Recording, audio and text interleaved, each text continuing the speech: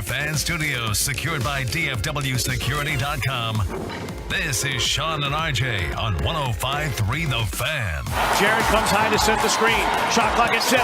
Jared to the cup. Baked it in with 17.3. It's a 5-point Memphis lead. Good morning, Metroplex. That was the call from Grizz TV. This is Sean and RJ here on DFW Sports Station 105.3 The Fan. Sean Sharif, RJ Chapu. We got Peyton Russell and Ryan in the back, running the fan cam, Twitch, and YouTube.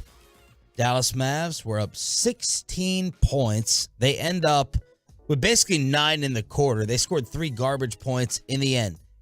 12 in the quarter, 9 when it really counted. Kyrie couldn't buy a bucket, and the Mavs lose to the hated Memphis Grizzlies. No one's dying. Only good thing about Memphis Grizzlies is the aesthetics. It's an aesthetically pleasing court. I find the contrast of the light color of the wood with the blue to be very aesthetically pleasing. Other than that, I don't like that team. I don't like Dylan Brooks. I don't like his haircut. They do a big bag of nothing for me. Some people got worked up last night when I said, man, these guys are trying to be the modern day version of the Pistons. It's not possible in today's soft NBA, but I love it. I mean, they make it interesting. They're interesting. They make it ugly. They're willing to fight with everybody. They're willing to trash talk everybody. They got the thing with the Warriors going on. But last night, I mean, it showed Ja Morant maybe the most sane of all these dudes. Jaren Jackson acting like a wacko, completely undisciplined with his Draymond, Pat Beverly act. Dylan Brooks. Oh, I gotta hear a sit-down interview with this guy. When did he turn? When did he go full absolute heel as Kyrie Irving, who is Mr. United Nations and best friends with everybody out there on the floor? Kyrie Irving did not accept Dylan Brooks' jersey. He did not sign it for him. Brooks afterwards, after the jersey exchange, said, I'm just going to sign it myself and put it on my wall. When did this guy go full heel? They make it interesting, man. They do. I don't know how you can't see it. You might just hate them. Oh yeah, they don't entertain me. I don't enjoy their act, their get up. Plus the whole Memphis thing, they've been calling it the grind house for years. It's like organizations don't have styles for decades. You know, like it just doesn't work. Like they're just trying too hard to keep this grind house thing. And they weren't even grindy. They had Euros. They had Marc Gasol and Pau Gasol. Like that, they're not grindy players. They're soft, man. Last night had all your typical Mavs things, though. Jason Kidd not calling a timeout. The 16-point lead was evaporating.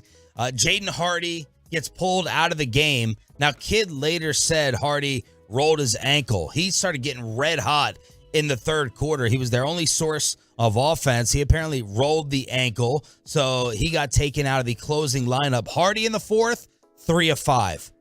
Rest of the Mavs, 0 of 16. No, that's not. 0 of 16 from the field. Jaden, 3 of 5. And then Kyrie ended up re-injuring he was in a walking boot after the game. Says he ended up re-injuring his big toe. We'll see him next year. And he also, thanks Bassick, and he also was worried about a sprained ankle. Yeah. Even though the test results showed no sprained ankle, said he's going to try to do everything in his power to play against the Warriors on Wednesday night. Well, and he got hurt. A lot of people thought dirty play, Dylan Brooks. I mean, on that play, Dylan Brooks did get offensive fouled by Dwight Powell. Dwight stuck out the tush and pushed him into the MRI and the X-ray. I mean, they just don't know what's inside there. Kyrie knows. Yeah.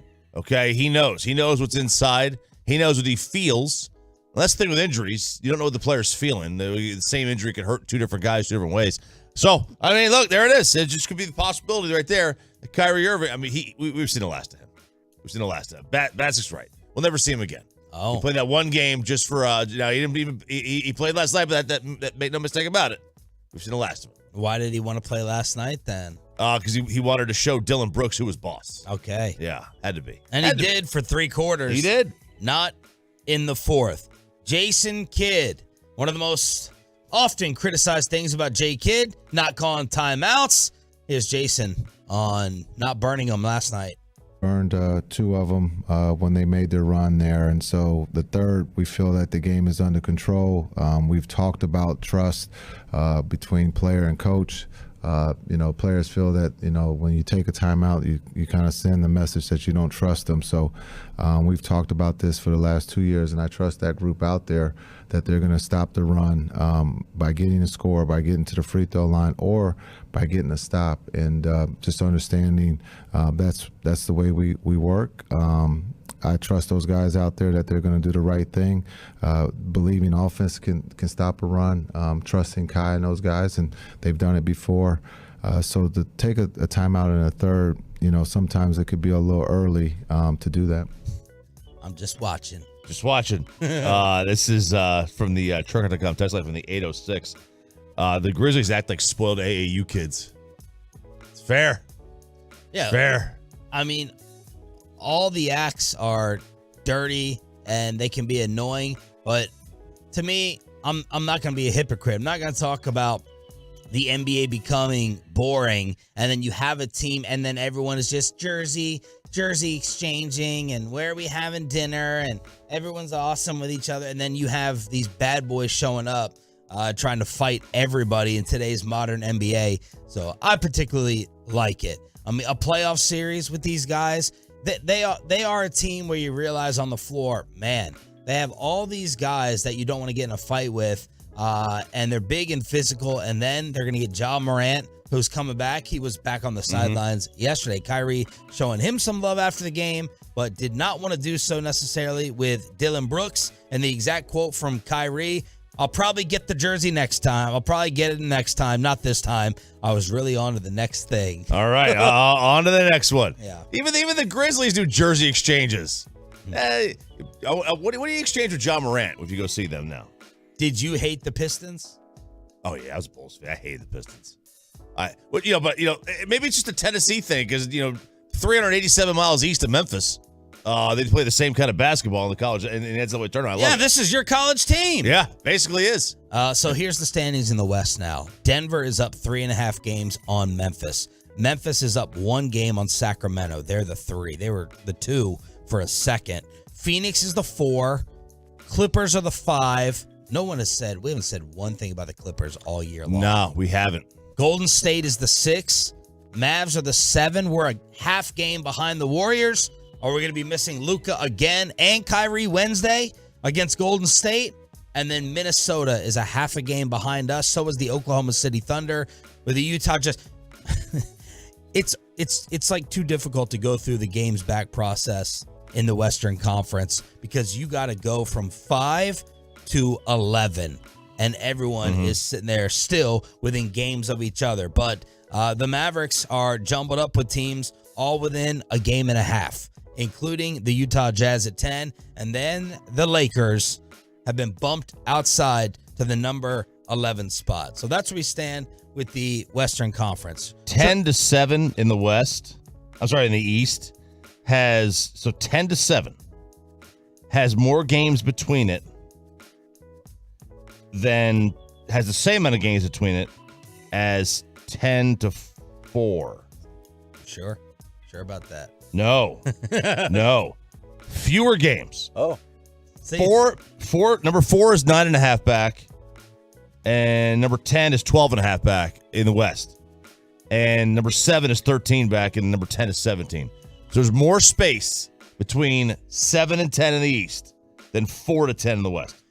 Meanwhile, after the Mavs loss, you could shift on over to the World Baseball Classic. Did you watch the walk-off? And how many in DFW are actually watching this baseball tournament? Plus, we got new coaches to announce. And is today arrest miss? That's what's trending on social media. Arrest missed all over the place. It's the Tolo Tuesday edition of Sean and RJ. Brandon Cook speaks for the first time as a Cowboy. It's all coming up on The Fan. Coming up in the next G-Back Nation.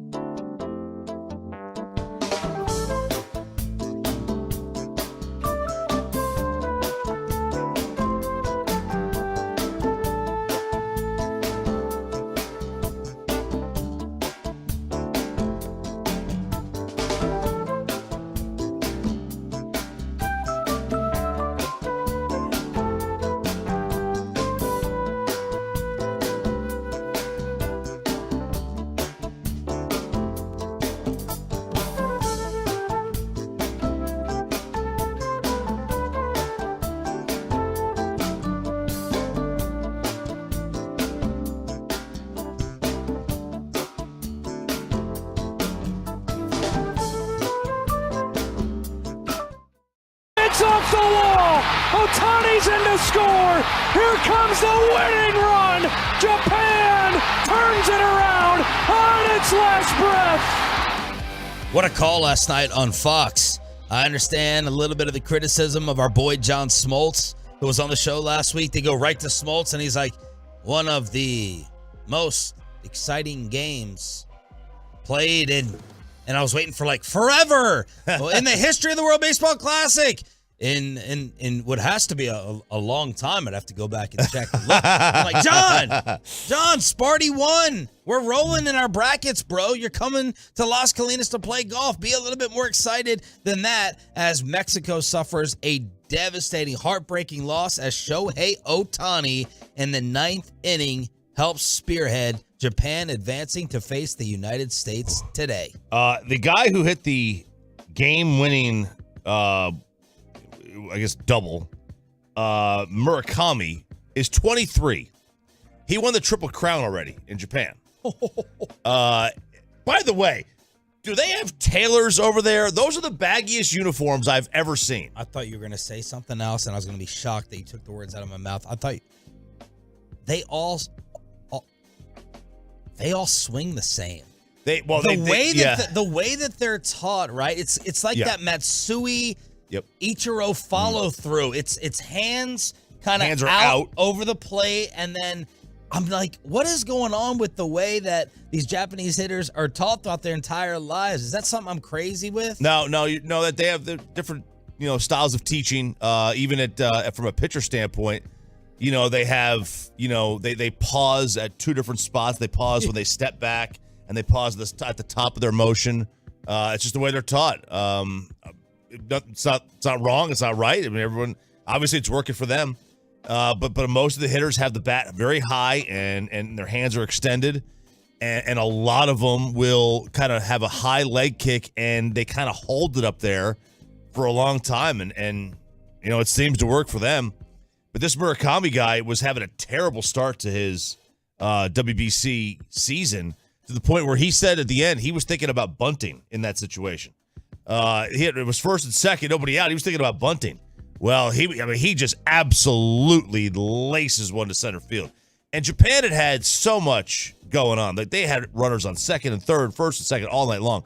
And they were hitting laced beams just right at people, hitting right to Rosarena, right to the shortstop, whatever. Nothing. And they finally started breaking through in the 7th inning, and they were kind of unstoppable after that. And now, as Barstool tweeted, Shohei and Trout have led their countries to the WBC final. Just imagine if they were on the same team. Yeah. Shohei's not going to start, which I'm very disappointed by. He's going to be coming out of the bullpen. He plans to pitch, but it's going to be in a relief role. Yeah. The last time he came out of the bullpen was in 2016. He was 22 years old for the Ham Fighters, threw one blemish-free inning, and he threw 2 fastballs clocked at approximately 102.5, harder than any pitch he's thrown in 5 years with the Angels. But he last started 5 days ago. He threw 71 pitches.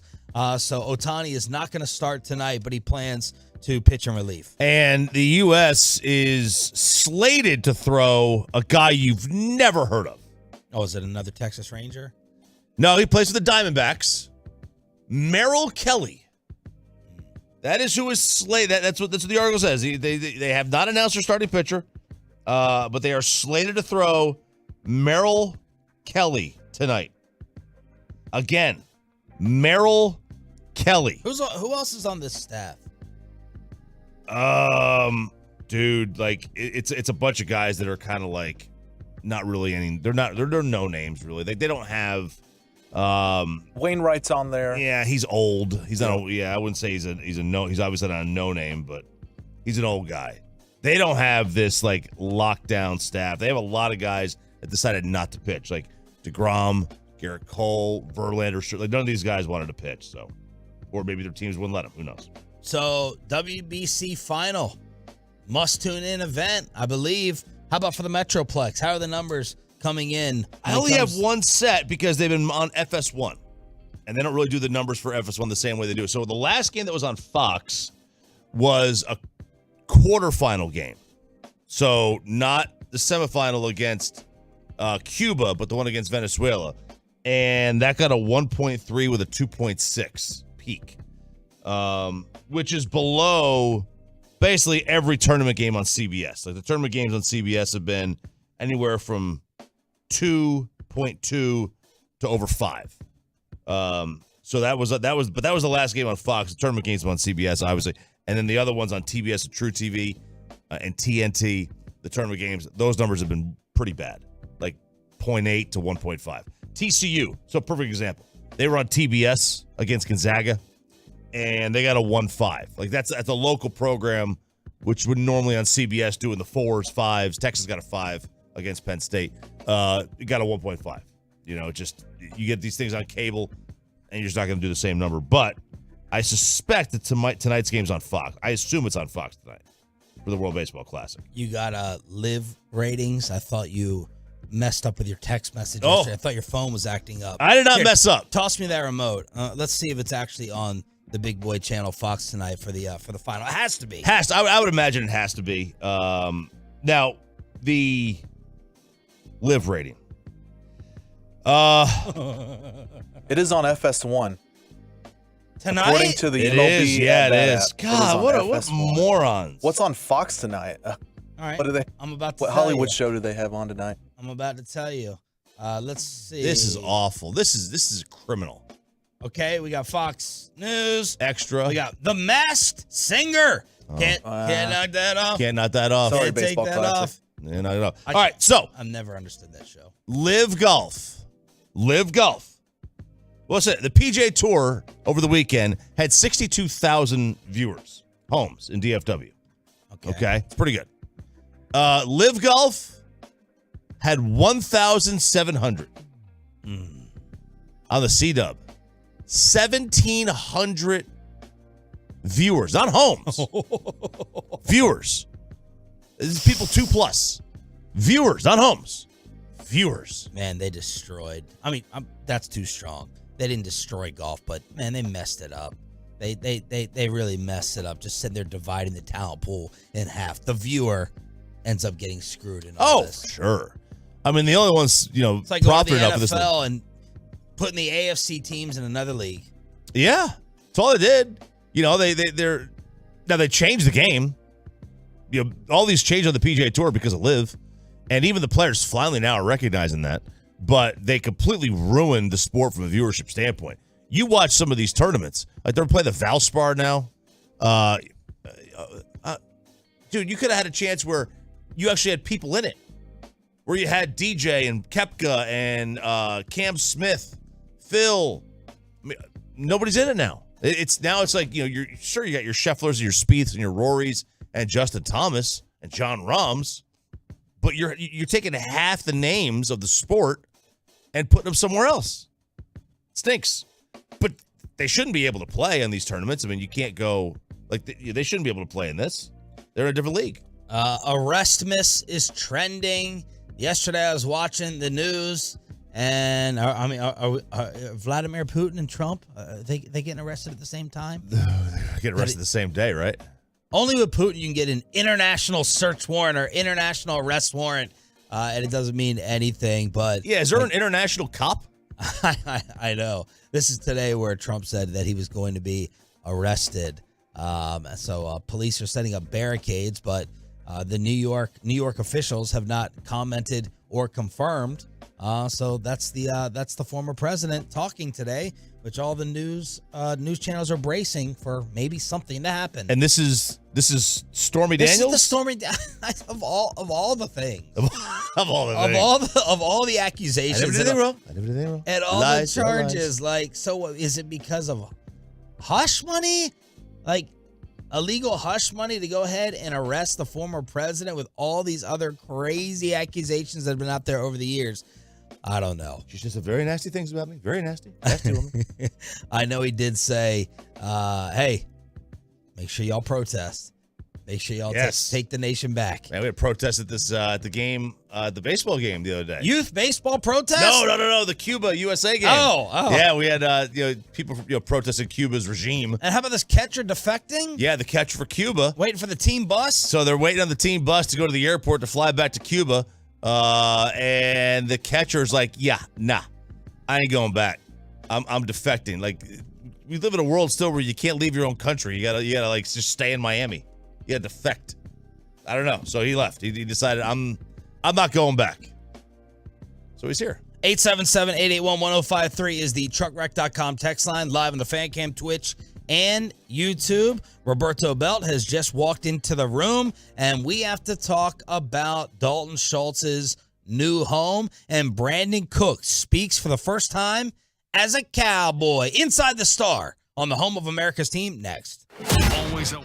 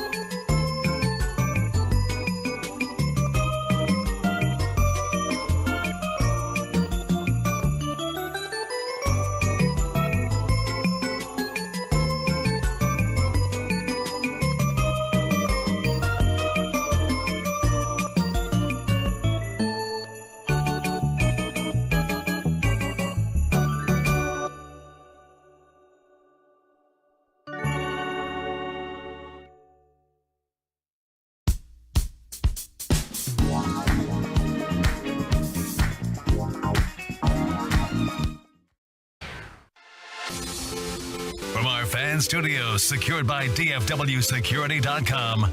This is Sean and RJ on 105.3 The Fan. From news and notes to the coaches and players for America's team, let us go inside the stars on 105.3 The Fan. Good morning, Metroplex. It's a Tolo Tuesday. That is Bobby Bell here on Sean and RJ. Glad you're being a Tolo. That stands for Turn It On, Leave It On. Before we get to Brandon Cooks and his first comment as a Dallas Cowboy, the news came out that Dalton Schultz signing a one-year deal up to $9 million, according to Tom Pelissero. So Dalton Schultz, now the reaction to this, RJ, was Schultz makes a huge mistake, turned down 3 for 36 at one point. His agent came out and said that report is untrue, but the 26-year-old is staying in the state, now a member of the Armpit. All right. Happy for Dalton Schultz. Glad the Cowboys didn't spend, 10, 12 million on him too. I just spent $7 million on him. Seven. But yeah, look, I'm happy for Dalton. I thought Dalton was going to get more money than this. Way more money than this. And more years. Bobby, what's the truth to this 3 for 36 being turned down? This is And what was his best option as a Cowboy? Did they ever? It felt like throughout this whole process, going back to last year, they never really offered him a long-term deal. No, they offered him the outcome. It's one of those things where you guys have talked about this before. When the rush to get the number out there, the agent, a deal gets done, the agent sends out a text that goes, "We just signed for this," and then you end out having all the reporters tweet it out, and it's that famous Winston Churchill quote: "A lie gets halfway around the world before the truth gets its pants on." And so what happens is that at that point you find out the reality of this deal is it's not what that agent texted. That's just contract terms. It's now the flip side of this, where people are hearing from the Cowboys, which, make no mistake, this is stuff coming from the Cowboys, that, hey, we offered him 3 for 36, which is not really what his market would have been had he been on the market last year. But the other aspect of that is, if I tell you, hey, it's 3 for 36, and then we look at the details and say, it's 12 million total guaranteed, which means it's 1 for 12, and they'll just cut him after year one. It's not the exact details of it, but that's the type of thing where they go, this isn't true. This is on paper, it says this, but the reality of it is that was not even a 3-year deal. It was a 1-year deal because they'll move on from him. It's the same sort of thing, and I think that's why they're pushing back a little bit and why they view it as, this wasn't us betting on ourselves. This wasn't us making some critical error. This was the Cowboys are quoting a number that is not the reality of how the contract would have been. But this is not a win for him, right? This is a big loss. No, and I think it says, what it shows you is the fact that 1 year, $9 million, that's cheaper than what the Cowboys paid him to be here last year. He's a security blanket. He's tight with Dak. The fact that there was no chance of him coming back even for 1 year, $9 million, I think tells you what we've kind of talked about here, which is he was not in the business of giving them his prove it deal again, because he felt like, you kind of messed up my market last year by tagging me after you guys had talked like you were letting me go the entire way up until you tagged me. And I think that was frustrating to him, and he decided, well, I'm not gonna do this again. I'm not getting into bed with you guys again. The scary thing, if I'm Dalton Schultz, is I got to go and have another prove it year with a brand new rookie quarterback, whoever that is. Now, the good news for him is that generally young quarterbacks love throwing to tight ends because they're safety nets. He might have 100 catches this year. That's a big part of it, is that the one thing you can say about Dalton Schultz, he's where he's supposed to be. He is a reliable chain mover, third down, red zone. He's very good. There's not a lot of weapons in Houston.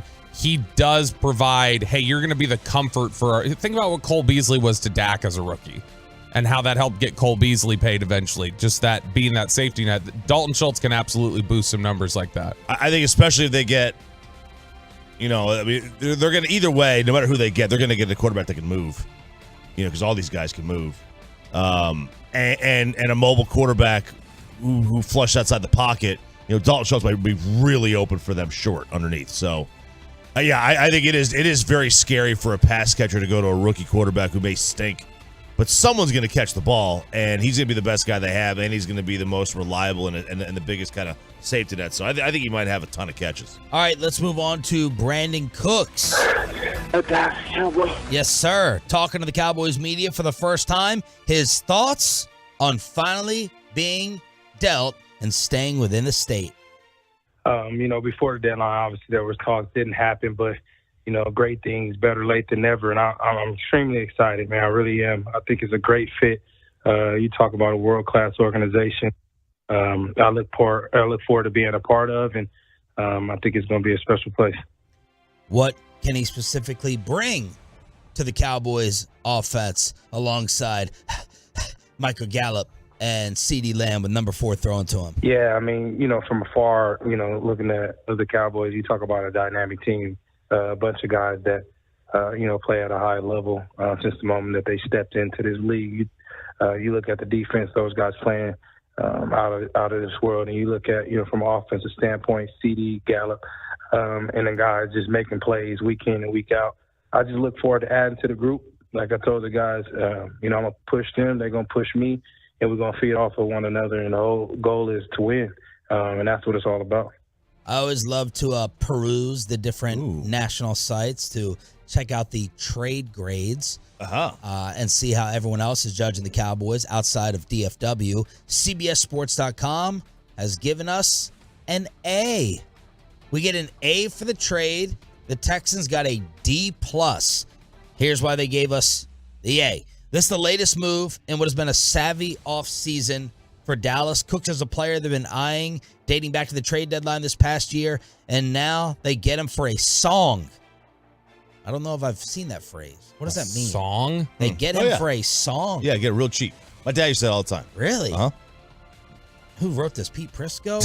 Not only do the Cowboys only give up a pair of day 3 selections, they also have the Texans paying $6 million of the contract. He's an ideal speed threat who will complement Lamb and Gallup, able to put up numbers no matter how inconsistent his quarterback play has been. And then Todd Archer reported yesterday that something else was done to the Brandon Cooks contract. Yeah, they went ahead and restructured his deal, so his base salary gets lowered to $4 million this year. His contract now at this point, they've added 2 voidable years to the back end of it, which basically voidable years are accounting measures. It means, hey, at the end of these 2 years, when your contract is up, there's a trigger that cancels out these last 2 years on the deal. It basically allows them to spread out the bonus over a longer period of time, delay the hit.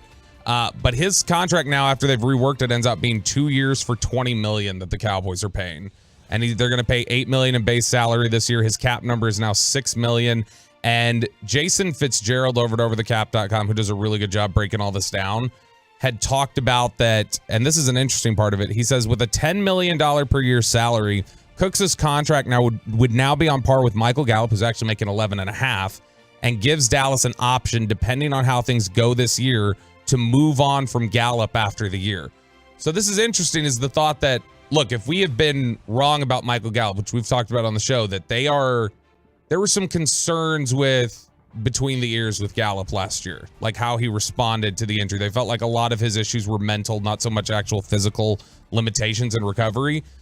It's an interesting hedge from them that just says, hey, if we need to buy ourselves a year, Brandon Cooks maybe gives us a chance to move on from Gallup and then reload next year at receiver. Well, a lot of Tolos were excited, Choppy, because they were looking at more money being freed up. And everyone's like, what are they saving for? What are they looking to spend this money on?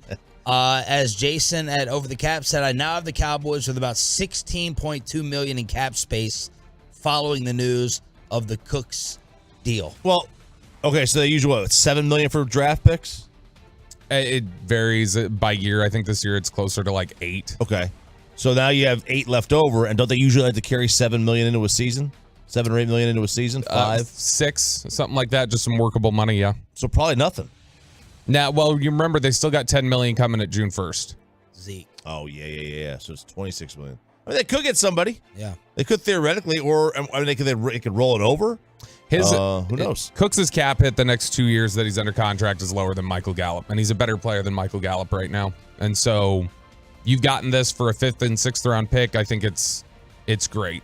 Brandon Cooks with the Cowboys media yesterday on his brand new quarterback. I think his mindset that he brings to the game. You hear how his approach, his work ethic, and the leader that he is, and his story really, his perseverance, the way that he bounces back, throughout his career. I think when you got a mindset like that at quarterback, it takes you a long way. And so I'm looking forward to have a leader like that. All right, you have some analytics being done on Twitter. The reception profile for Brandon Cooks had a career-best success rate against man coverage last year, 71.5%. Developed a ton of intermediate routes in Houston, still has speed. This type of receiver we think is exactly what Dallas needed. That's over at Reception Perception, breaking down the wideouts. Yeah, and this is that. Now, you make the point there that he had the best success of his career against man coverage, and that's great. The area where people have always had some questions about Brandon Cooks is how he runs routes against zone. That's been his biggest knock throughout his career, is how well he handles that. And as we know, there are a lot of people who think that's Dak's biggest struggle, is zone. So in that sense, is it the strongest pairing? We'll see. But it is something that's worth noting. If you want to take a little bit of a, hey, here's a knock that you can look at and just have some understanding of, there's that. One thing that I think is interesting to point out about Brandon Cooks, because I saw somebody say this on Twitter yesterday. They were talking about, well, isn't Brandon Cooks too small? I thought McCarthy doesn't like small receivers, and Robert Prince doesn't like small receivers. So it's important to note that they don't care so much about the size as long as they believe that smaller receiver can play outside. So Brandon Cooks plays outside the slot most of his career. It doesn't matter that he's 5'9" and 3/4. That's the difference between him and somebody like Cole Beasley, where Cole could only really play in the slot as a smaller guy. Cooks, as long as they think he can get off press, he can do things on the outside, they're fine. They don't have a height limitation. It's more a, can you do things across the formation for us? And I still have this quote burned into my mind from Jimmy Ward after the Niners put us out again. Bobby knows exactly where I'm going. Dak isn't good against zone, and that's an issue. So that from Jimmy Ward in San Fran. See, that's the problem, because now like other teams obviously know this, and if you run into a zone team, like Brady was always nails against that Pittsburgh zone, nails. He throws that zone up against him, he is going to pick you apart for 45. Some guys are, Manning was terrible against 3-4s, terrible. And I mean, we talked about during the year when you guys asked me, I don't remember, a month ago or whatever, Sean, when you said, give me your most critical statement on Dak. What is the most critical thing you can say about him? It is, he a lot of times does not see the defender sitting in the zone in the shallow areas. Like if there's a linebacker, kind of sitting, having the flat or whatever, like there's just times he does not see that linebacker there. Dak's reads are always really good pre-snap. The biggest criticism has been post-snap. How quickly does he recognize things that are disguised? And that's still where he needs to get better. Our boy Adam Thielen told Pat McAfee he had some conversations with the Cowboys and the Broncos, but ultimately settled on Carolina. He thinks they can win a championship there. He hasn't given us any love back on social media. He liked those posts we put out after Super Bowl. He did? Yeah. On Twitter? Yep. Okay. I'd like to see a retweet. Maybe a sharing of an Instagram of something. Maybe something. Yeah, that's true. You want to get in media. Maybe, I don't know if the Carolina fan station is there, but fan. I will say fan in Charlotte. You're paying the same base salary to Brandon Cooks that the Panthers are to Adam Thielen. And while we like Thielen, Cooks still, I think, has more left. All right, 877-881-1053, truckwreck.com text line to hit us up here on DFW Sports Station, your home of the Cowboys and Rangers. Jared Sandler will be joining us from Surprise, Arizona at 8 o'clock to give us a Jacob deGrom Ranger update, a recap of the WBC as well. So the Sandman at 8 o'clock, we got a Sonic ticket giveaway during the Expressway. Is Kyrie hurt again? Did Jason Kidd screw up again? And what Vegas thinks about all your favorite teams in DFW after this. But let's get you over to K.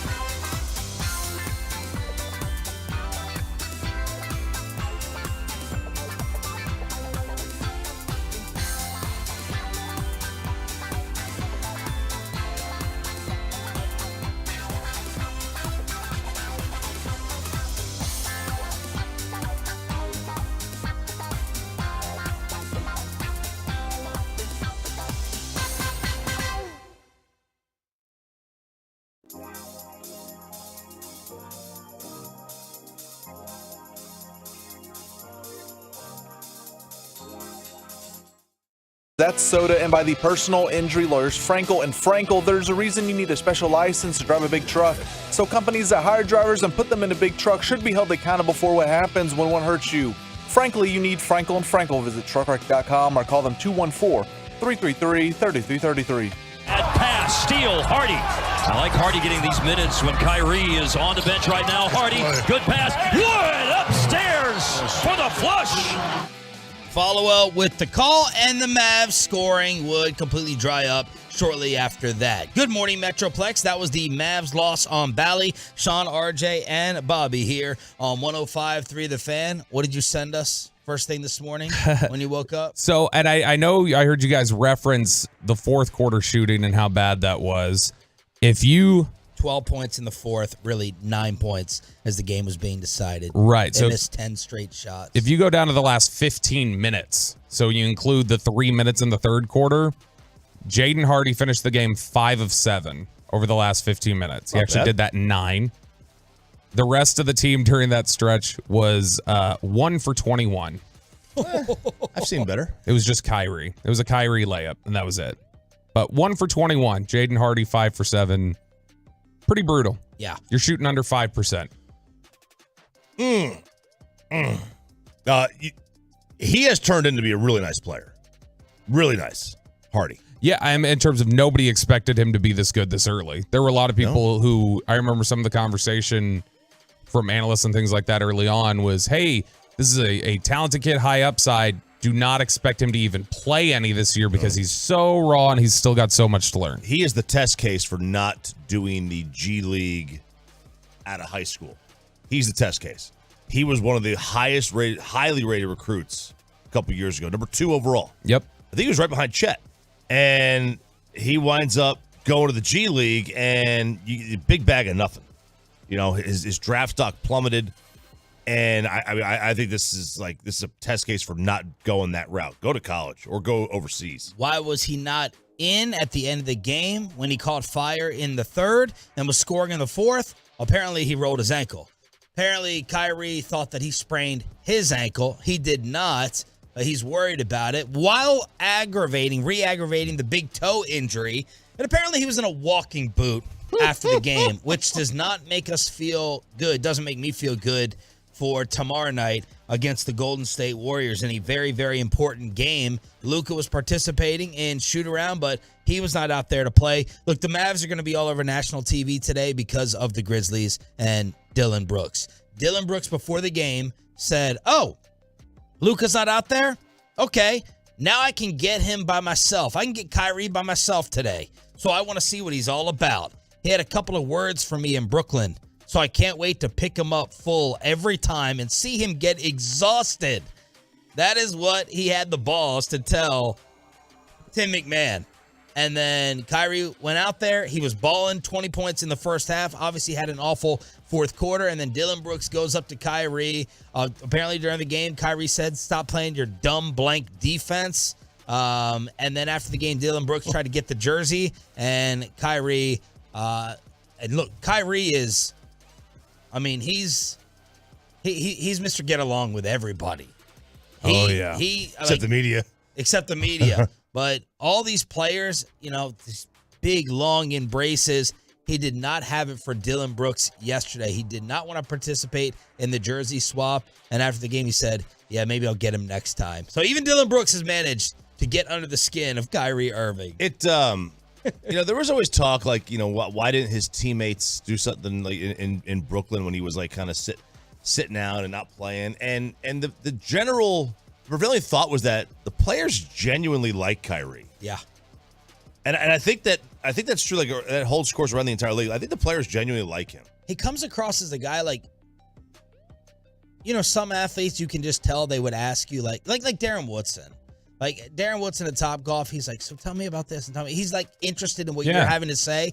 It appears like Kyrie is so interested and so well-rounded in life issues. I could see him being a guy on the bus so talk to me about this. No conversation would be beneath him or insulting. I don't know. That's just a theory as to why everyone likes him, even though he's such a bad teammate, has been in terms of being out there and demanding trades and trying to quit and get out. He's the least reliable friend that you have, but Yeah. you still have him hang around because you still like him. Yeah.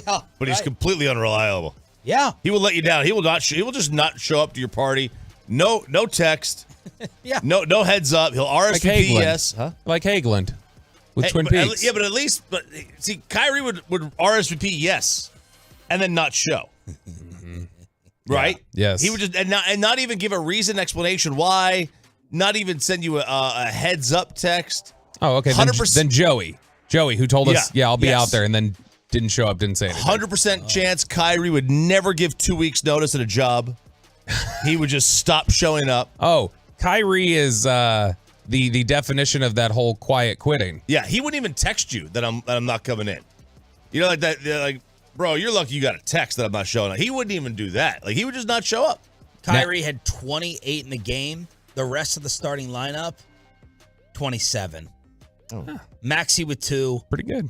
Bullock with 7. Dwight Powell with 6. And Josh Green with 12.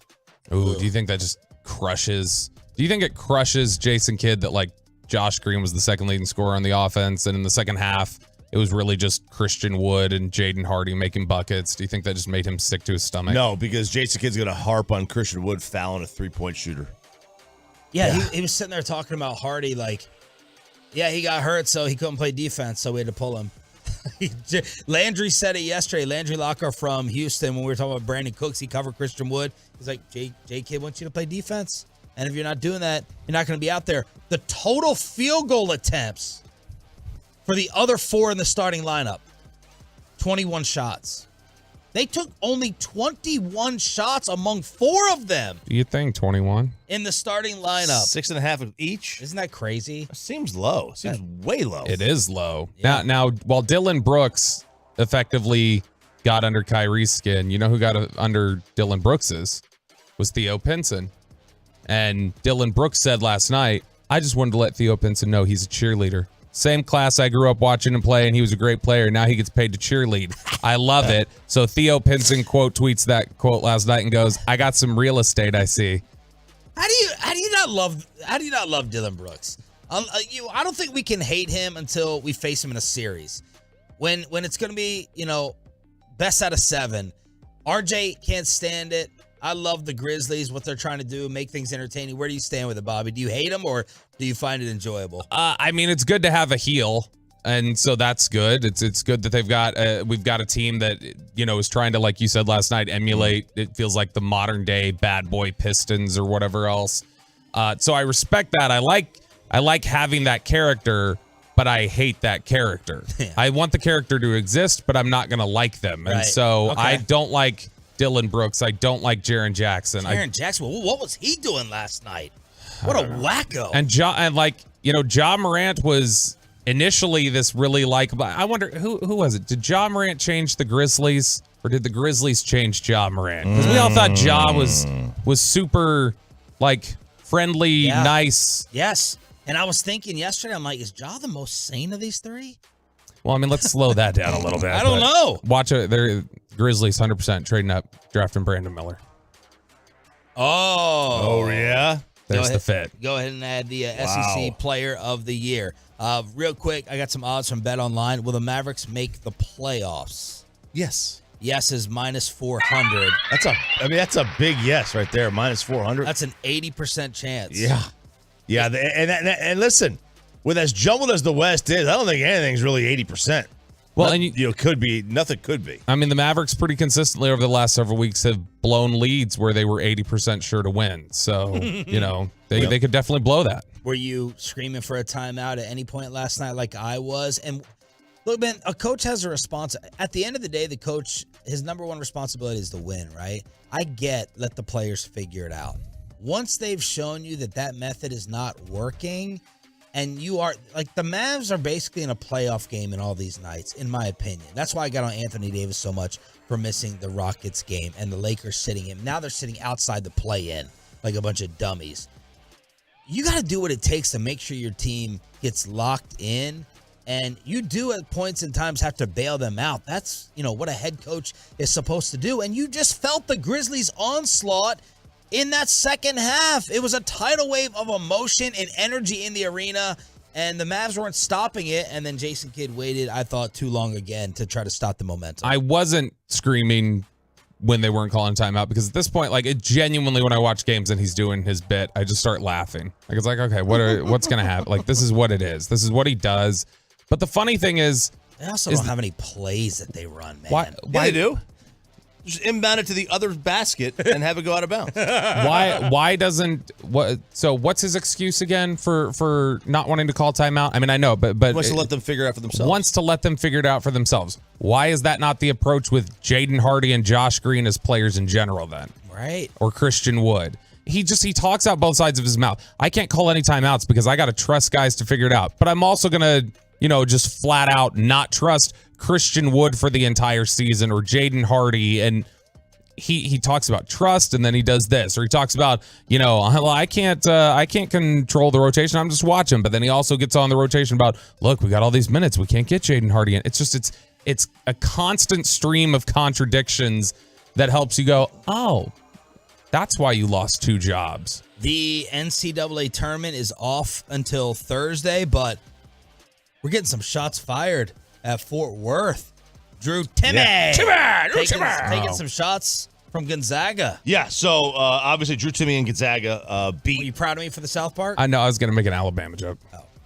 Beat shots fired. Beat TCU. Froghorns. The other night. And Froghorns. so the TCU fans were coming at Gonzaga on social media, coming at the game, coming at Drew Timme, who has been in NCAA basketball for, I think, 11 years. I was like, is this a brother? Is No. this someone else? COVID. He had the COVID extra year eligibility. So Drew Timme had some choice words for TCU.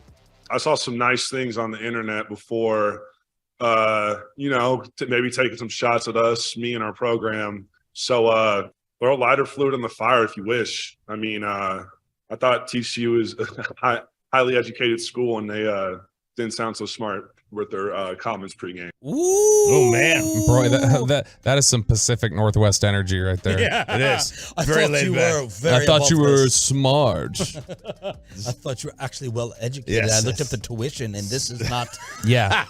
Your handlebar mustache screams smart. It is. He does have that Fu Manchu thing going on. That Hulk Hogan, the Paul Tuttle. This is a very unbecoming comment from a school of your GPA caliber. Yes, absolutely. So there it is, some shots fired at Fort Worth. after Coastal Gonzaga Elite. Had the Coastal Yes. Elite. A major league player who's a friend of the station tells us to stop crying about the World Baseball Classic injuries, and RJ wants to defend Micah Parsons after he apparently was throwing shade at a future NFL player yesterday. That's all next with Sean, RJ, and Roberto right here on The Fan. Well, let's get you over to Boomer Jack.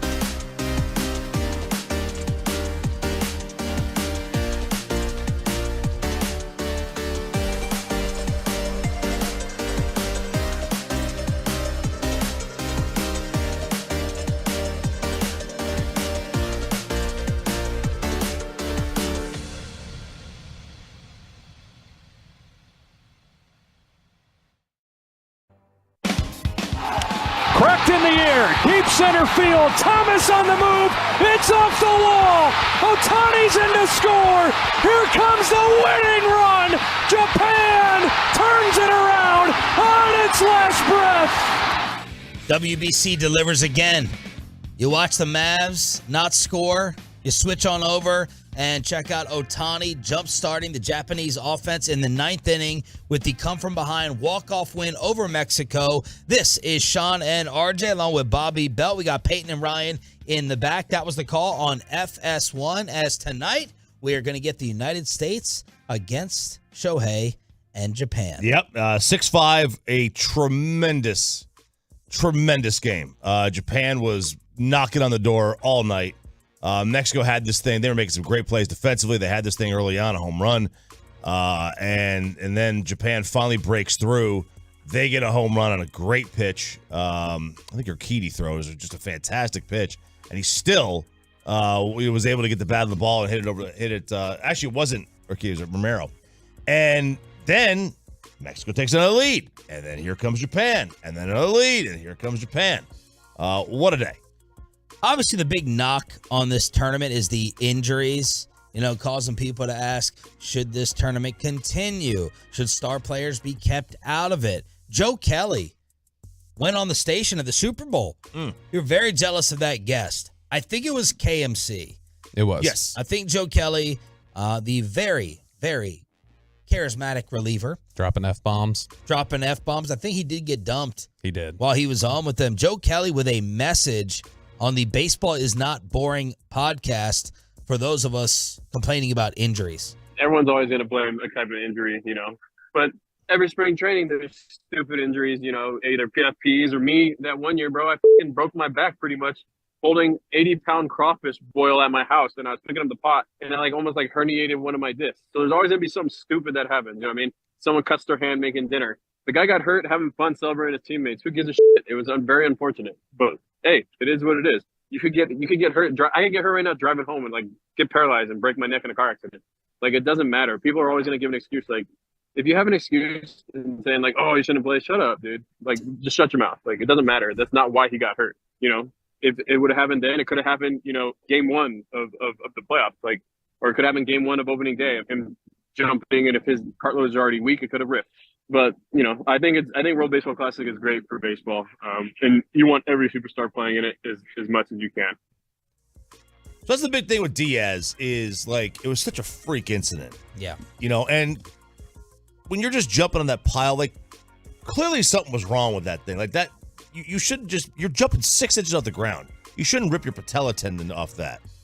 The Altuve injury, and then Arenado getting hit on the hand, that's a baseball play. That can happen in a game. The likelihood of Edwin Diaz happening again in another World Baseball Classic is probably 0. But the likelihood of Altuve or a player like him breaking a thumb by getting hit on the hand, that's much more likely. That's a much more likely outcome of an injury. One was on as in a celebratory fashion. But yeah, Joe's right. You can get into a car accident. You could trip over a dog. I think it's what Derek Holland said happened to him. He tripped over his dog or something. Tripped over Wrigley. It happens. I heard there was maybe skates involved in that. I got to ask Derek. I don't know. But yeah, Altuve is so much more in the confines of the game. It's early on in the year. Pitcher's command might not be where it is or where it needs to be. How would you have felt if you were Jerry Jones watching or knowing CeeDee Lamb was playing in the Pro Bowl flag football event? Oh. That worry you more? Wouldn't that worry you more than if you were Ray Davis with Martin Perez out there or not? How would you compare the worry? Football for sure. I got to say. Flag football. But I think flag football freaks me out more. Especially after watching the way that they're playing, because they are a little more, you're trying to just evade getting the flag pulled or whatever. And so they are trying to be a little more shifty, and they're making these hard cuts. CD on the second touchdown he scored, you remember he did a juke and then a spin and stuff. I know we are going to get, if that flag football game stays around, we're going to have torn ACLs in that game. Because it's just guys cutting so fast and trying to juke guys out. And so I'm actually not totally comfortable with the idea of Cowboys receivers or whatever else playing in in that flag football game, more so than probably the World Baseball Classic. But to your point, and to the point that Joe Kelly's making, and I don't think that this is enough of a reason to stop it, it's just devil's advocate. When you look at, yes, it's a freak injury. Altuve, or not a freak injury, but it's an injury that happens in baseball. It could have happened in the regular season, whatever else, because you get hit in the hand or whatever else you have there. I think the argument from the other side would be, but you're unnecessarily increasing the number of chances for that injury to happen. Yes. So if you are out there playing in these games, you're increasing the likelihood that happens. If they don't play in them, then just the odds say that it's less likely to happen because you're doing it over a smaller period of time. Why'd you feel the need to defend Micah Parsons yesterday? I think Micah Parsons and it's the media. It's the media, Sean. Alpha people. Alpha people. The West. Terrible. MSM. The headline is Cowboys Micah Parsons throws shade at NFL hopeful. I do believe that was a misrepresentation of what Micah Parsons tweeted. I do believe. So before Iowa's Pro Day, NFL Rookie Watch on Twitter posted a video of a 6'5", 269-pound D lineman named Lucas Van Ness. And the tweet says, it's a video, Lucas Van Ness taking these bags out like they're nothing with the eye-popping emoji. Like, oh my God, the surprise face. Like, this is terrifying. Like that emoji. Is this what the beginning of the end of Jalen Smith that we witnessed in Oxnard when he couldn't do this? Oh, no. These are not the, no. Oh, those were the sleds. Those are sleds. These are just these little stand-up things that you just pop down. Yeah, you literally are going around when you pop it, you swivel out the other side, and there's like a line of 4 of them. And it says Van Ness looking to be the first Iowa DN selected in the first round of the draft 12 years, currently, scheduled to work out at Iowa's Pro Day, yada, yada, yada. Micah responds to this and says, bro, with a bunch of laughing, crying emojis. Bro, it's bags. I've seen kids in middle school do this. Media is a scary place. And everyone's going at him saying he's throwing shade at this player. He's not throwing shade at the player. He said nothing about the player. He's throwing the shades at you idiots in the media who think this is a big deal. That's what he's throwing shade at. He did say nothing about Lucas Van Ness. Nothing. I'm sure you guys, when you go to a game, you've seen this. When you do shoot around in the NBA, they almost never miss. I remember watching Michael Finley hit like 63s in a row because it's never when they've got that muscle memory. When they're not hurried in the shot, they can just get up there, get their shots up. They make them all the time. It is similar. If you're going to draw a parallel, it's similar to if the NBA tweeted a video of Kyrie making 3 threes in a row at shoot around and putting up like a scared emoji and being like, Kyrie Irving can't miss. Oh my gosh, what's going to happen? It's like, this is literally practice, and this is like hitting a ball off a tee for them. That's what Lucas Van Ness was doing, and he was not popping the bags any harder than you normally see guys running through the drill. So I totally back Micah on this. Yeah, he's not throwing shade at Lucas. He's not throwing any shade at all. Yeah.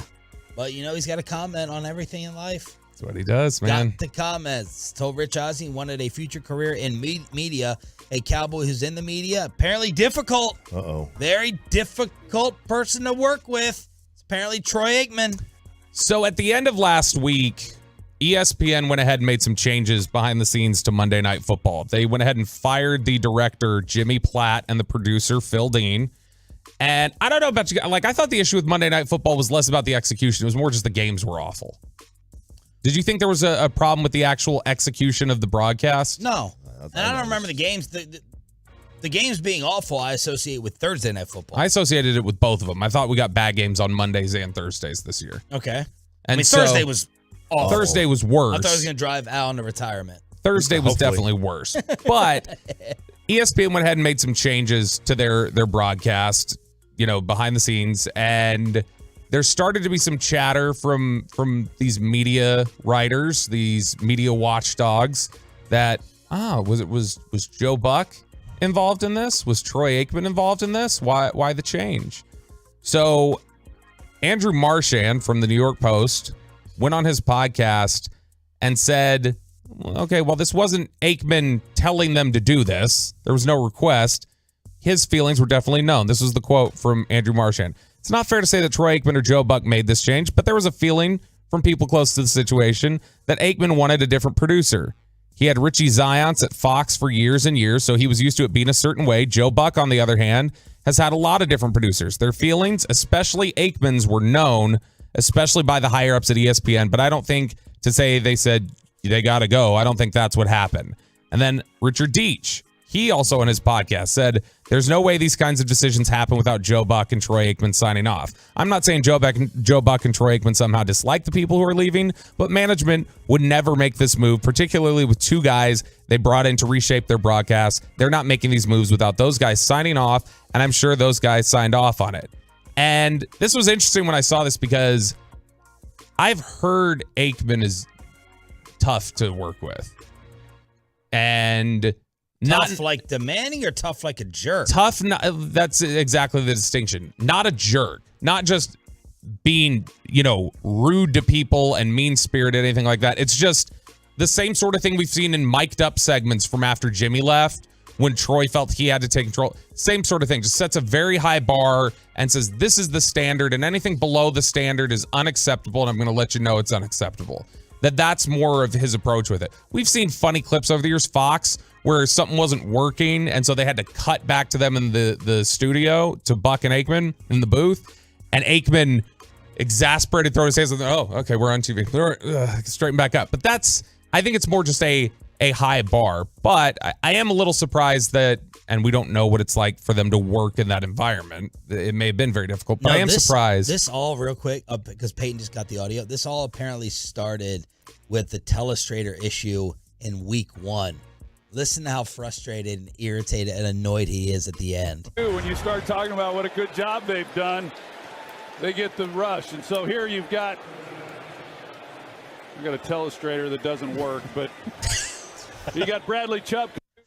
All right, so then it happened again. Oh, no. And Troy was apparently furious, and the people behind the scenes told this website, or told this report, the reason Troy doesn't know how to work it is because Troy doesn't show up and prepare. Ooh. Oh, no. He doesn't come ahead of time. He didn't try to establish and build these relationships. One night when I was out to dinner at Nick and Sam's, I saw very good coordination there. I saw Witten roll in with Tess.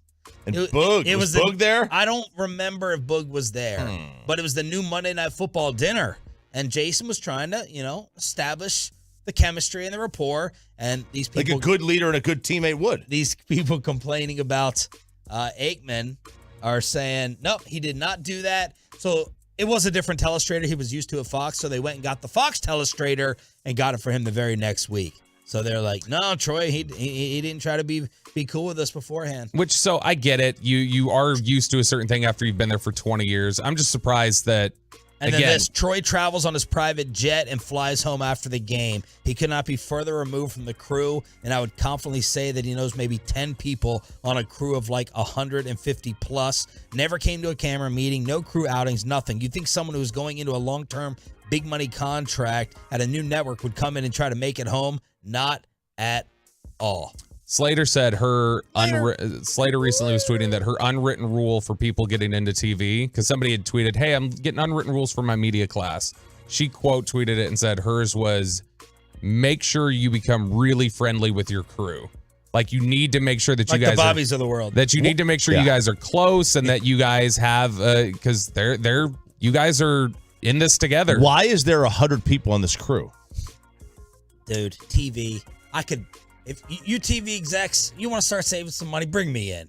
I'll start right with Bally, slashing salaries. Slashing them? The amount of starting with Mike Bassick. The amount of staff and the amount of money that television throws out compared to radio. It's pork barrel spending. It's crazy. Yeah, but seriously, like I get it. Like, it's a big broadcast, right? You probably have, 15, 16 cameras for a game.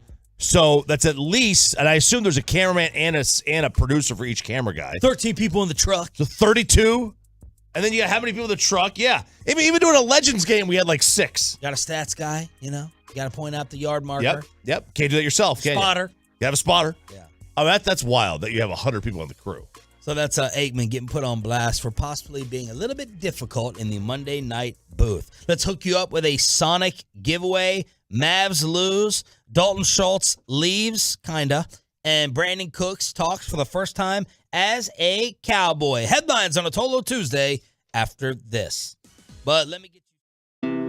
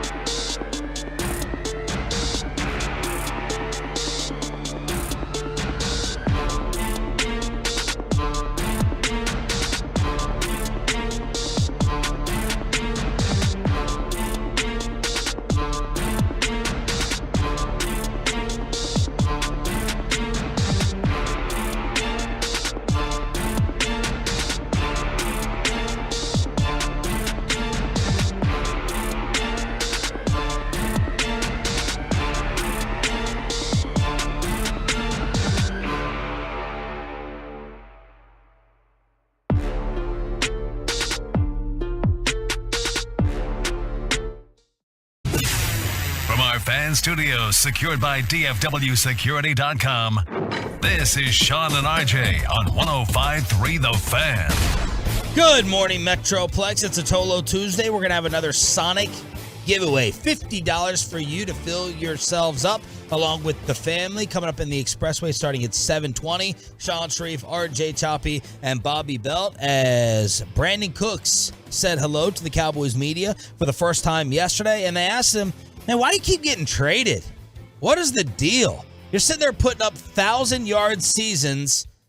Brandon Cooks on feeling disrespected or underappreciated in this league?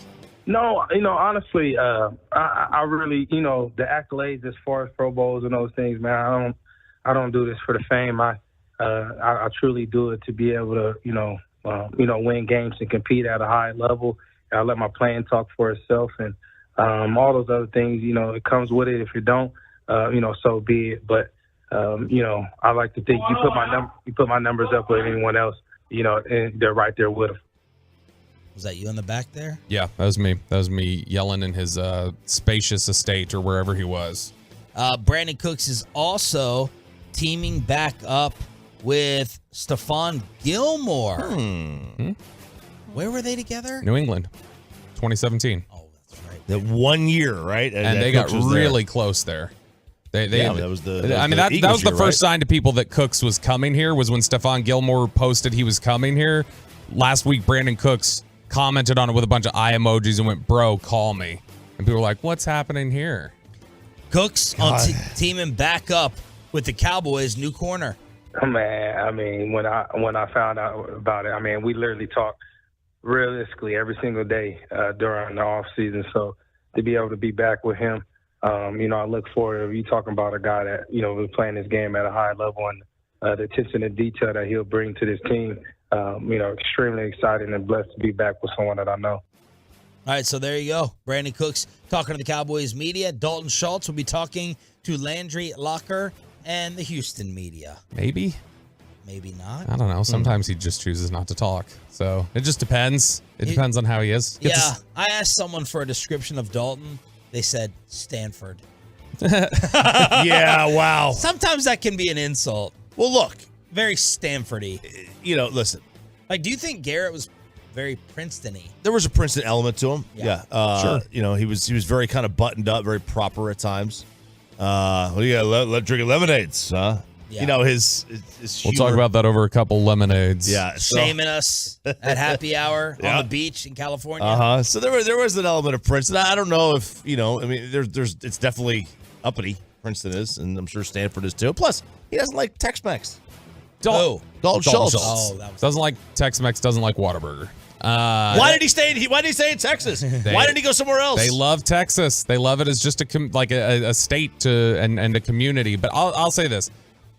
He was very prickly in the locker room. It was and he was not always that way. Like his rookie year, I remember he used to joke around, do some stuff, and whenever he did do media availability, he was usually a strong quote. He was a good quote.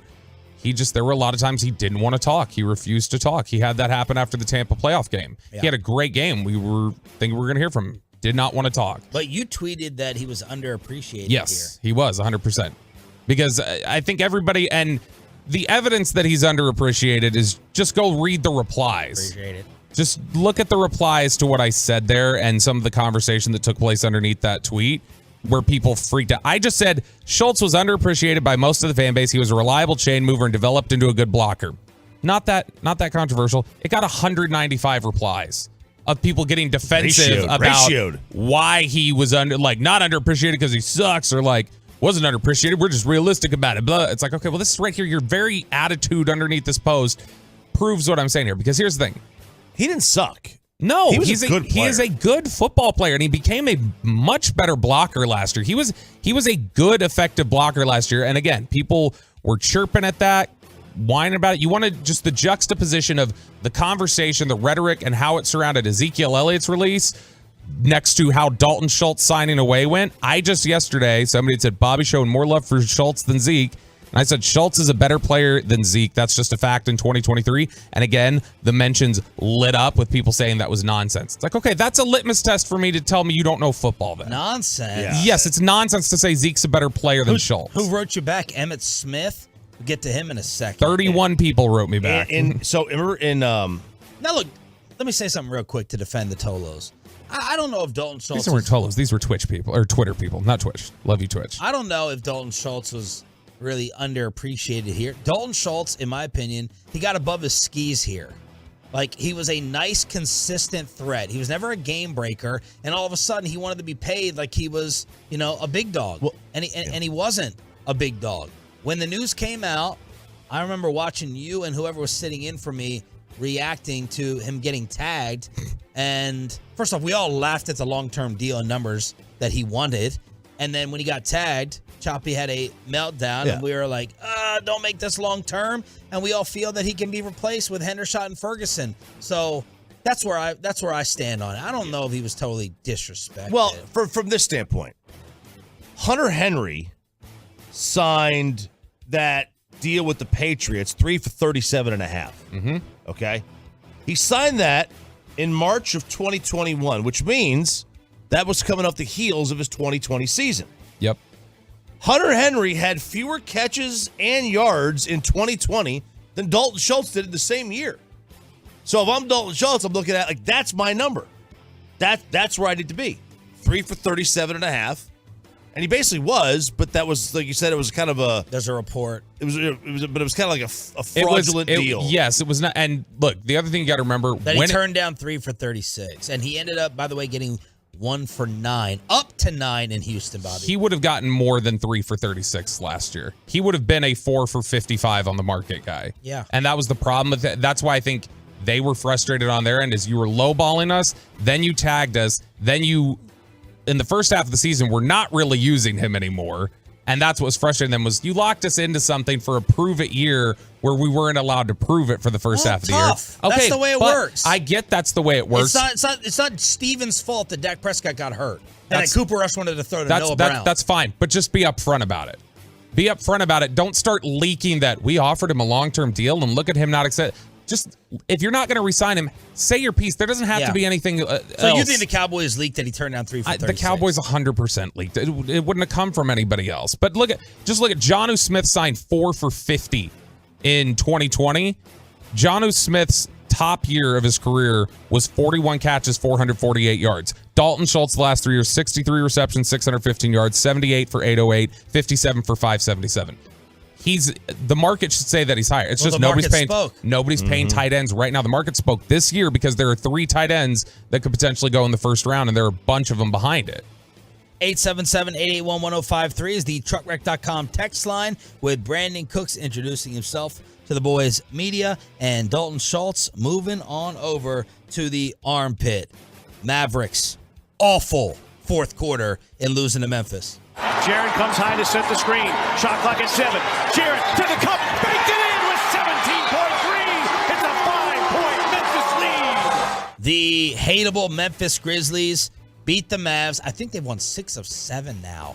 6 of their last 7 with no Ja. He could come back tomorrow. He was on the sidelines as Kyrie is trending because of his snubbing of Dylan Brooks, but Kyrie went ice cold at the end of this game after a 20-point first half. He and Dylan Brooks trash-talking throughout, and the Mavs end up losing. Yeah, that's a really it's a good piece of coaching for them, because, listen, last year they started 19-2 without Ja.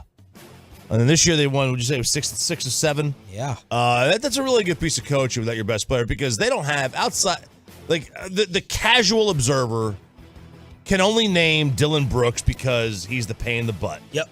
The casual observer, Jaren Jackson, this guy Roddy, no one knows who he is. Yeah, Roddy Boubois. Roddy Piper. No, not Roddy. Rousey. Not Roddy Piper, but I like where you're going there. Thanks. So, like, that's a really good piece of coaching. It really is. Yeah. And this was a really bad piece of coaching on the Mavericks. Jason Kidd. Just last night. Let him figure it.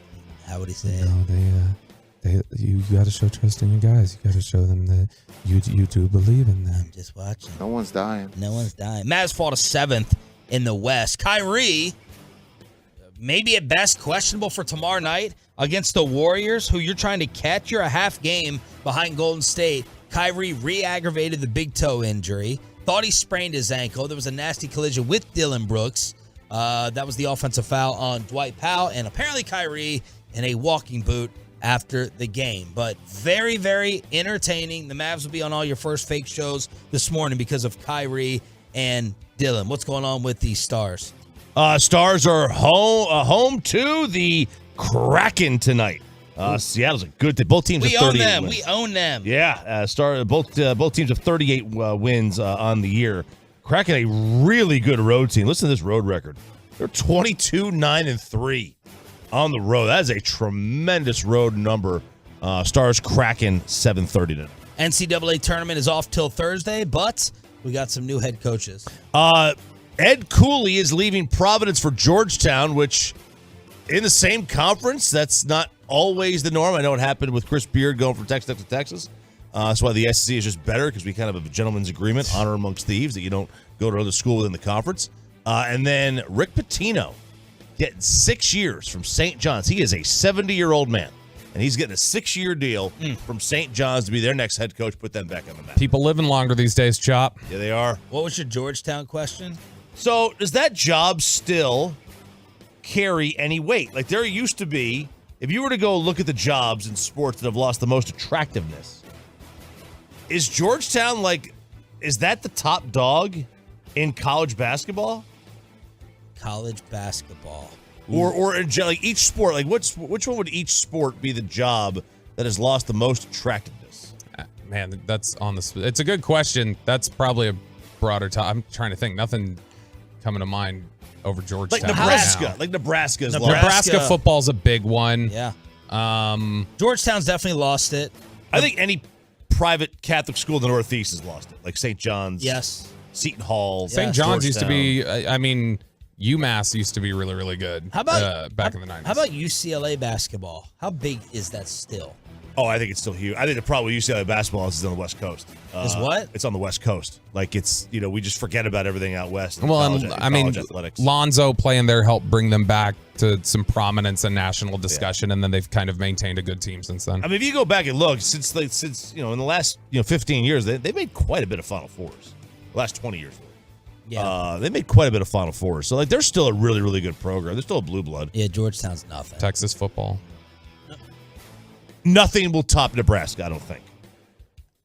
In terms of it being lost. Of being lost. Has Hurricanes, you were about to say. I was about to say Miami, Florida State. Florida State's going to be the favorites to win the ACC along with Clemson. Florida State won a national title in the last decade, too. That's right, they did with Jameis. That was a decade? Yeah, it's 2013. Wow. All right, there it is. Headlines here on Sean, RJ, and Bobby. The truckwork.com text line is open at 877-881-1053. 877-881-1053. Jared Sandler on the World Baseball Classic and the Rangers spring training update at 8 o'clock this morning. Brought to you by Sonic. Good. Let's give away $50 worth of Sonic and ask Reddit. What movie has the greatest opening of all time, and what is the dumbest myth that people still believe today? Ask Reddit next on The Fan. But first,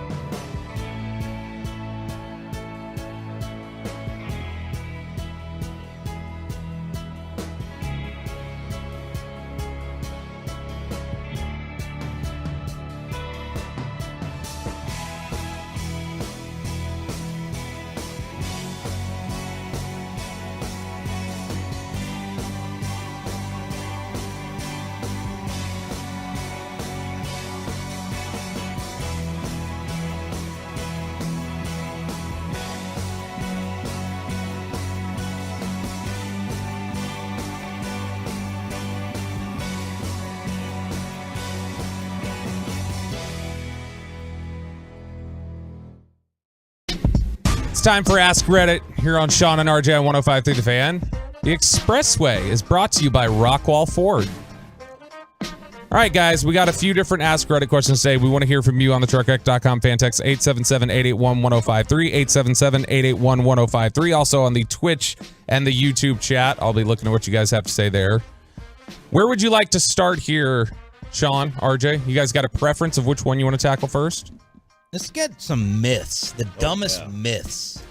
What is the dumbest myth that people today believe? And Chop was telling us during the break that he's prepared for all these. He's already thought these through, feels like he has pretty good answers for everything. So, I hope so. We'll see. Chop, what's the dumbest myth people today believe?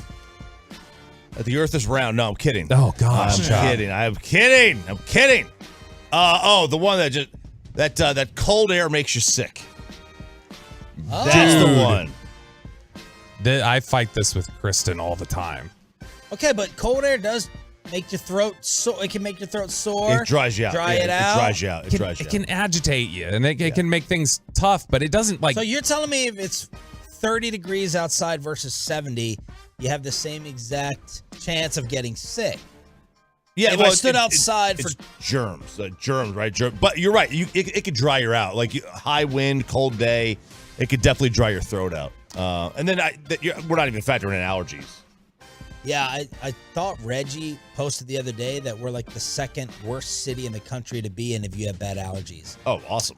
Yeah. Dude, I have to take Zyrtec and nasal spray just about every day because I have year-round allergies around here. Whenever we go out of town, when we go to Oxnard, or if I go to another city, I don't have to take my allergy medicine while I'm there. I'm always stunned. I just forget to take it. I'm like, oh, this is what it feels like to be normal and not foggy. And the American Heart Association says that what it is cold weather keeps people indoors and viruses spread more easily in close quarters.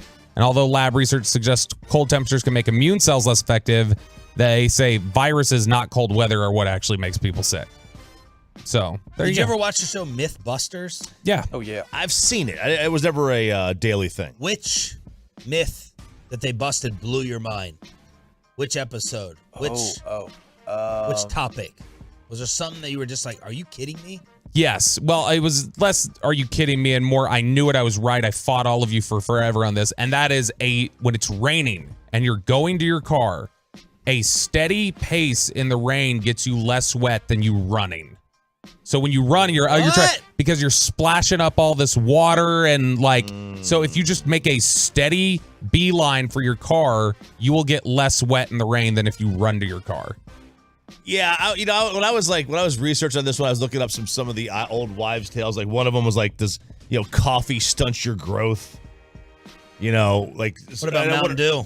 Yeah, what about Mountain Dew? There you go. Like, which one of these actually is true? Chip, I'm all jacked up on Mountain Dew. I'll tell you, one of mine, and it's one that Mike Bassick, I know, recently believed this myth, and that's that there's a second R in the name Sherbet. Oh yeah, Mike calls it Sherbert, and it drives me nuts. So does like half the country. But biggest miss. Let's get some on the truckwreck.com text line as well. Goldfish only have a 3-second memory. We only use 10% of our brains. If you go swimming right after eating, you'll get cramps. Oh yeah, that's a myth. I wonder how many of these were just made up by grandparents to keep the kids in line. Dogs only see in black and white.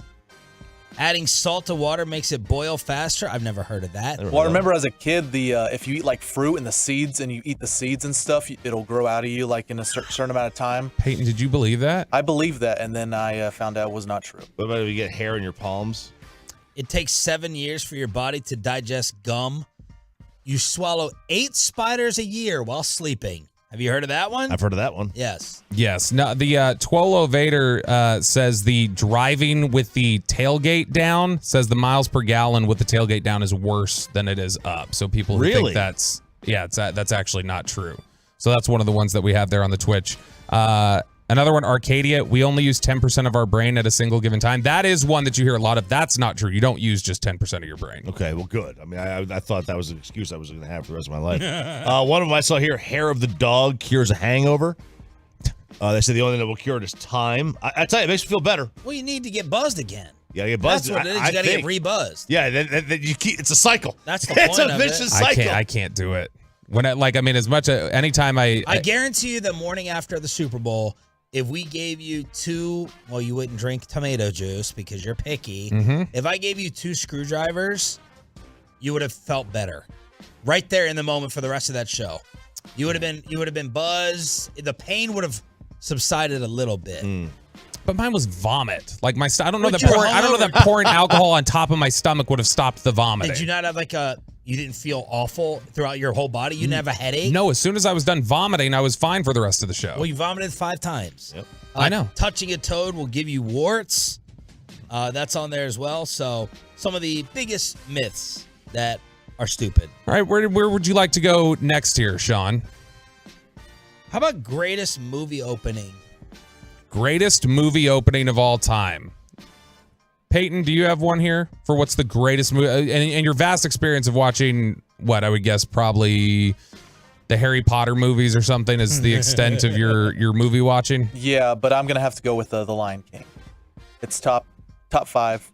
Probably number 1, The Lion King. The opening, where it holds up Simba and stuff on the cliff and all the animals are jumping. You realize it beats everything. Got a great soundtrack. I looked this up on movieweb.com.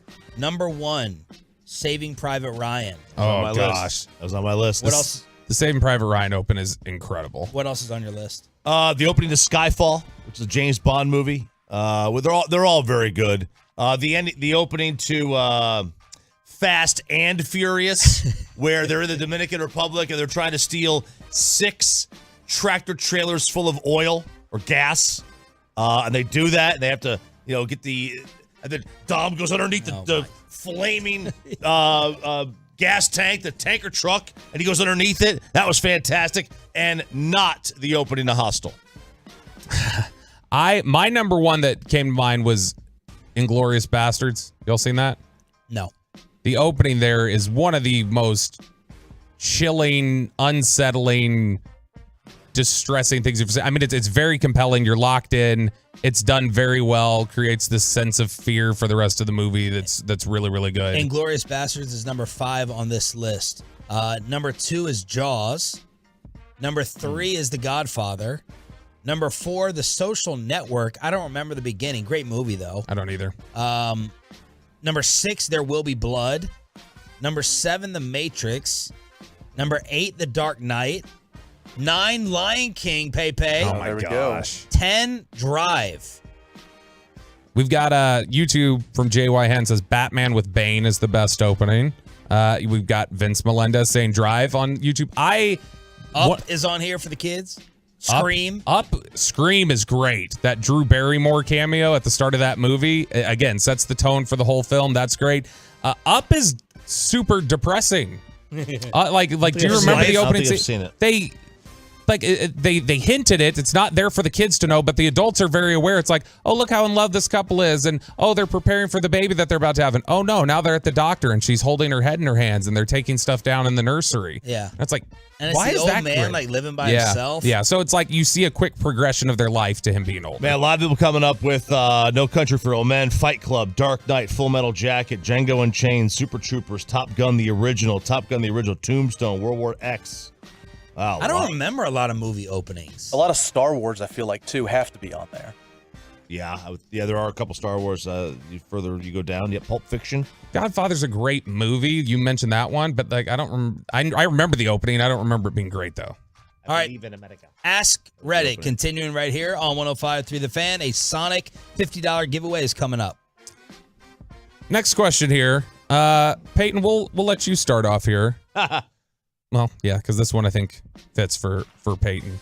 Is it the single one? What's the best thing about being single, Peyton? By the way, Peyton, just so you know, in the commercial break, Bobby was breaking you down. Like, I think I figured out Peyton's dating problem, and I let him go for like 2-3 minutes. It was the first thing I said when I walked in. Yeah. First thing. 5:55, he says this. It dawned on me last night. And finally, I stopped him and I said, I don't think you're qualified. Now, Jesse Ollie has been tweeting this nonstop. Stop listening to us. But particularly Bobby, I called him the Dave Gettleman of dating. He's a dinosaur. He's been out of the game the longest. I don't believe when you were single that you really had notches on the belt. I don't think you had a Fave 5, whatever that was on the phone. Fab 5, yeah. So I I'm just taking up for you. I call him the Dave Gettleman of dating advice. Well, thank you, Sean. But I do feel like many minds do make light work, though. So I think a little bit of Bobby, a little bit of So Sean. you're telling me to, after I just offended you, No, you no, just no. told Told me to you, now shut scram. up No. and let Bobby's opinion add to the conversation because it's more helpful. We're putting words in my mouth. All right. Well, what's the question? Reddit question? Worse than Wolchuk. Yeah. Shut me down for a shot. What's the best thing about being single, Peyton? Definitely the money. You know, the bank account is always going up and stuff. I mean, my bank account has Racks not on been any racks. better. But I would say bank account, having more money and stuff, being single, which I guess it's an option because I guess if you're going to strip clubs and stuff, then maybe you don't have as much money. But Yeah, because I mean, when I'm single, I spend money like I'm going to Vegas. I'm going. You go on trips. I think you spend just as much money when you're single. No, you don't. You're about to find out. We always, so it's funny. We like I've mentioned before, we had 9 kids in my family. My dad always said that he was actually grateful that he had that much responsibility because he said it kept him from reckless spending that he would have gotten into if he was single. He's like, I probably would be in more debt if I was single. Best thing about being single for me is it depends what type of person you are. Choppy was the opposite. Is the alone time. I mean, good Lord, I love alone time, and I do too. it's gone. See you later. Now, when you're single, you get too much alone time. Oh. You're sitting there Yeah. Friday, Saturday, and you're like, I got nothing to do. I got no plans. I got nowhere to be. But you can get that, 3 hours, 4 hours of alone time. Watch what you want. Don't have anyone bugging around. That's probably the best thing about it. Yeah, I watched a lot more TV shows single. Dude. A lot more. Like I was binging everything. That just doesn't happen when you're in a relationship because you're with somebody else. I'll tell you this, and I saw this on the Reddit thread. I could not agree more. The ability to do the Irish goodbye, where you just leave the party. I have to do now the Montreal Mosey, where you have to kind of sit around and wait 15 to 20 minutes and say goodbye to everybody because you've got to say goodbye to everybody. Otherwise, you can just do the dip, pull out. I can play beer league softball, too. That's another one. I don't play beer league softball anymore. You can still dip and pull out if you want. I agree with both of these that you've picked. These were actually the two that came to mind for me. First one is being able to basically watch whatever you want. Because you've got to find something. Full remote control. You've got to find something that you're both interested in, that you can both tolerate. And the Venn diagram for me and Kristen is not close. There's a very thin sliver of shows where it's like, that's okay. And she goes, that's okay. And then we go, okay, I guess that's what we're watching. We end up binging shows we both think are just okay because we don't have anything else that we can agree on. And then it's the being able to stay home and like just do what I want with my time and just I don't want to go out. But there's a You'd also think it could be appearance, like that moment when you realize you don't have to like brush or comb your hair around someone else. You can just wake up and not do a thing. You don't think it's the reverse? Where when you're single, you've got to have some upkeep. When you're married, it's like, what's she gonna do? Leave me?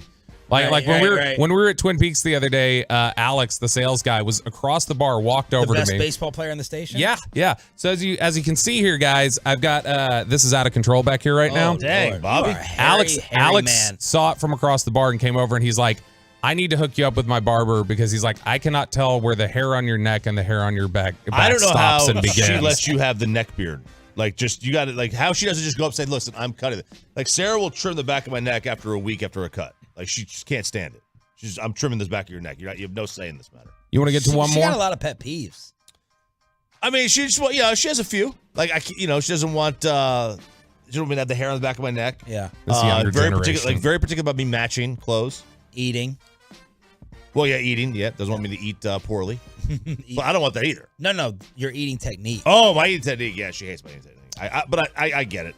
Everybody hates my eating technique. One more here, and I'm sure this will resonate with our audience on the Twitch, the YouTube, and the fan text here. What skill did you acquire in the 90s that you no longer use? There's got to be a lot of them. So many for the 4 years I lived in the 90s. Memorizing phone numbers. Oh. I was awesome at that. I was so good at that. Yeah, I don't know why, but I don't even know gun to head if I could tell you my wife's phone number. really. Yeah. I know my wife's phone number. I don't think I know anybody here at the station. But I know the wife's phone number. I know my dad's. Man, like, there are a few memorizing of them. phone numbers. That's going to be hard to beat. That one's good. I'll tell you, the one that came up in the Reddit thread that I had forgotten about, but I was like, oh yeah, that was me. Was texting using T9. Like, so when you'd have to cycle through, like, in order to text, to get to the letter C, you had to press 2, 3 times like or on whatever. a flip phone. Yeah, like on a flip phone. I used to be able to, I could safely text and drive. Oh yeah, because you don't even look. You're just Exactly. Doing this. Yeah. I used to have a Samsung Rant, and I would be driving, and if I had a nutty boss who was way on top of me all the time, wanted me to check in on stuff. So if I saw a text there, I could open it up, and without even just one hand on the wheel, looking forward on the road, I can just feel around the pad and hit it and hit send, and I would have 0 typos in there. How about reading a map? When did that stop? When was Garmin out? Roll the maps. I'm a map nerd. So like I still read maps. I want to know exactly how to get somewhere without having to use like GPS if I can. I love reading maps. I'm very nerdy like that though. We got Brian Towers on the YouTube says playing quarters. That's a 90s skill that's not used anymore. Yes. I loved quarters. I couldn't ever do that. I was awful at quarters when I would play that. The drinking game we're talking about. Yeah. I was always a beer pong guy. That's why Thielen and I are so close. That's right. Our golf game, What our else? There ability has to to be play. a ton. A skill from the 90s. Let's see. Using an encyclopedia. Yeah. Using an atlas. Boy. Duck Hunt. Remember playing Duck Hunt in the that's more 80s really. There's some really good ones in the Twitch. Juve Juice 98 says breakdancing. Twolo Vader says replacing a modem in a PC.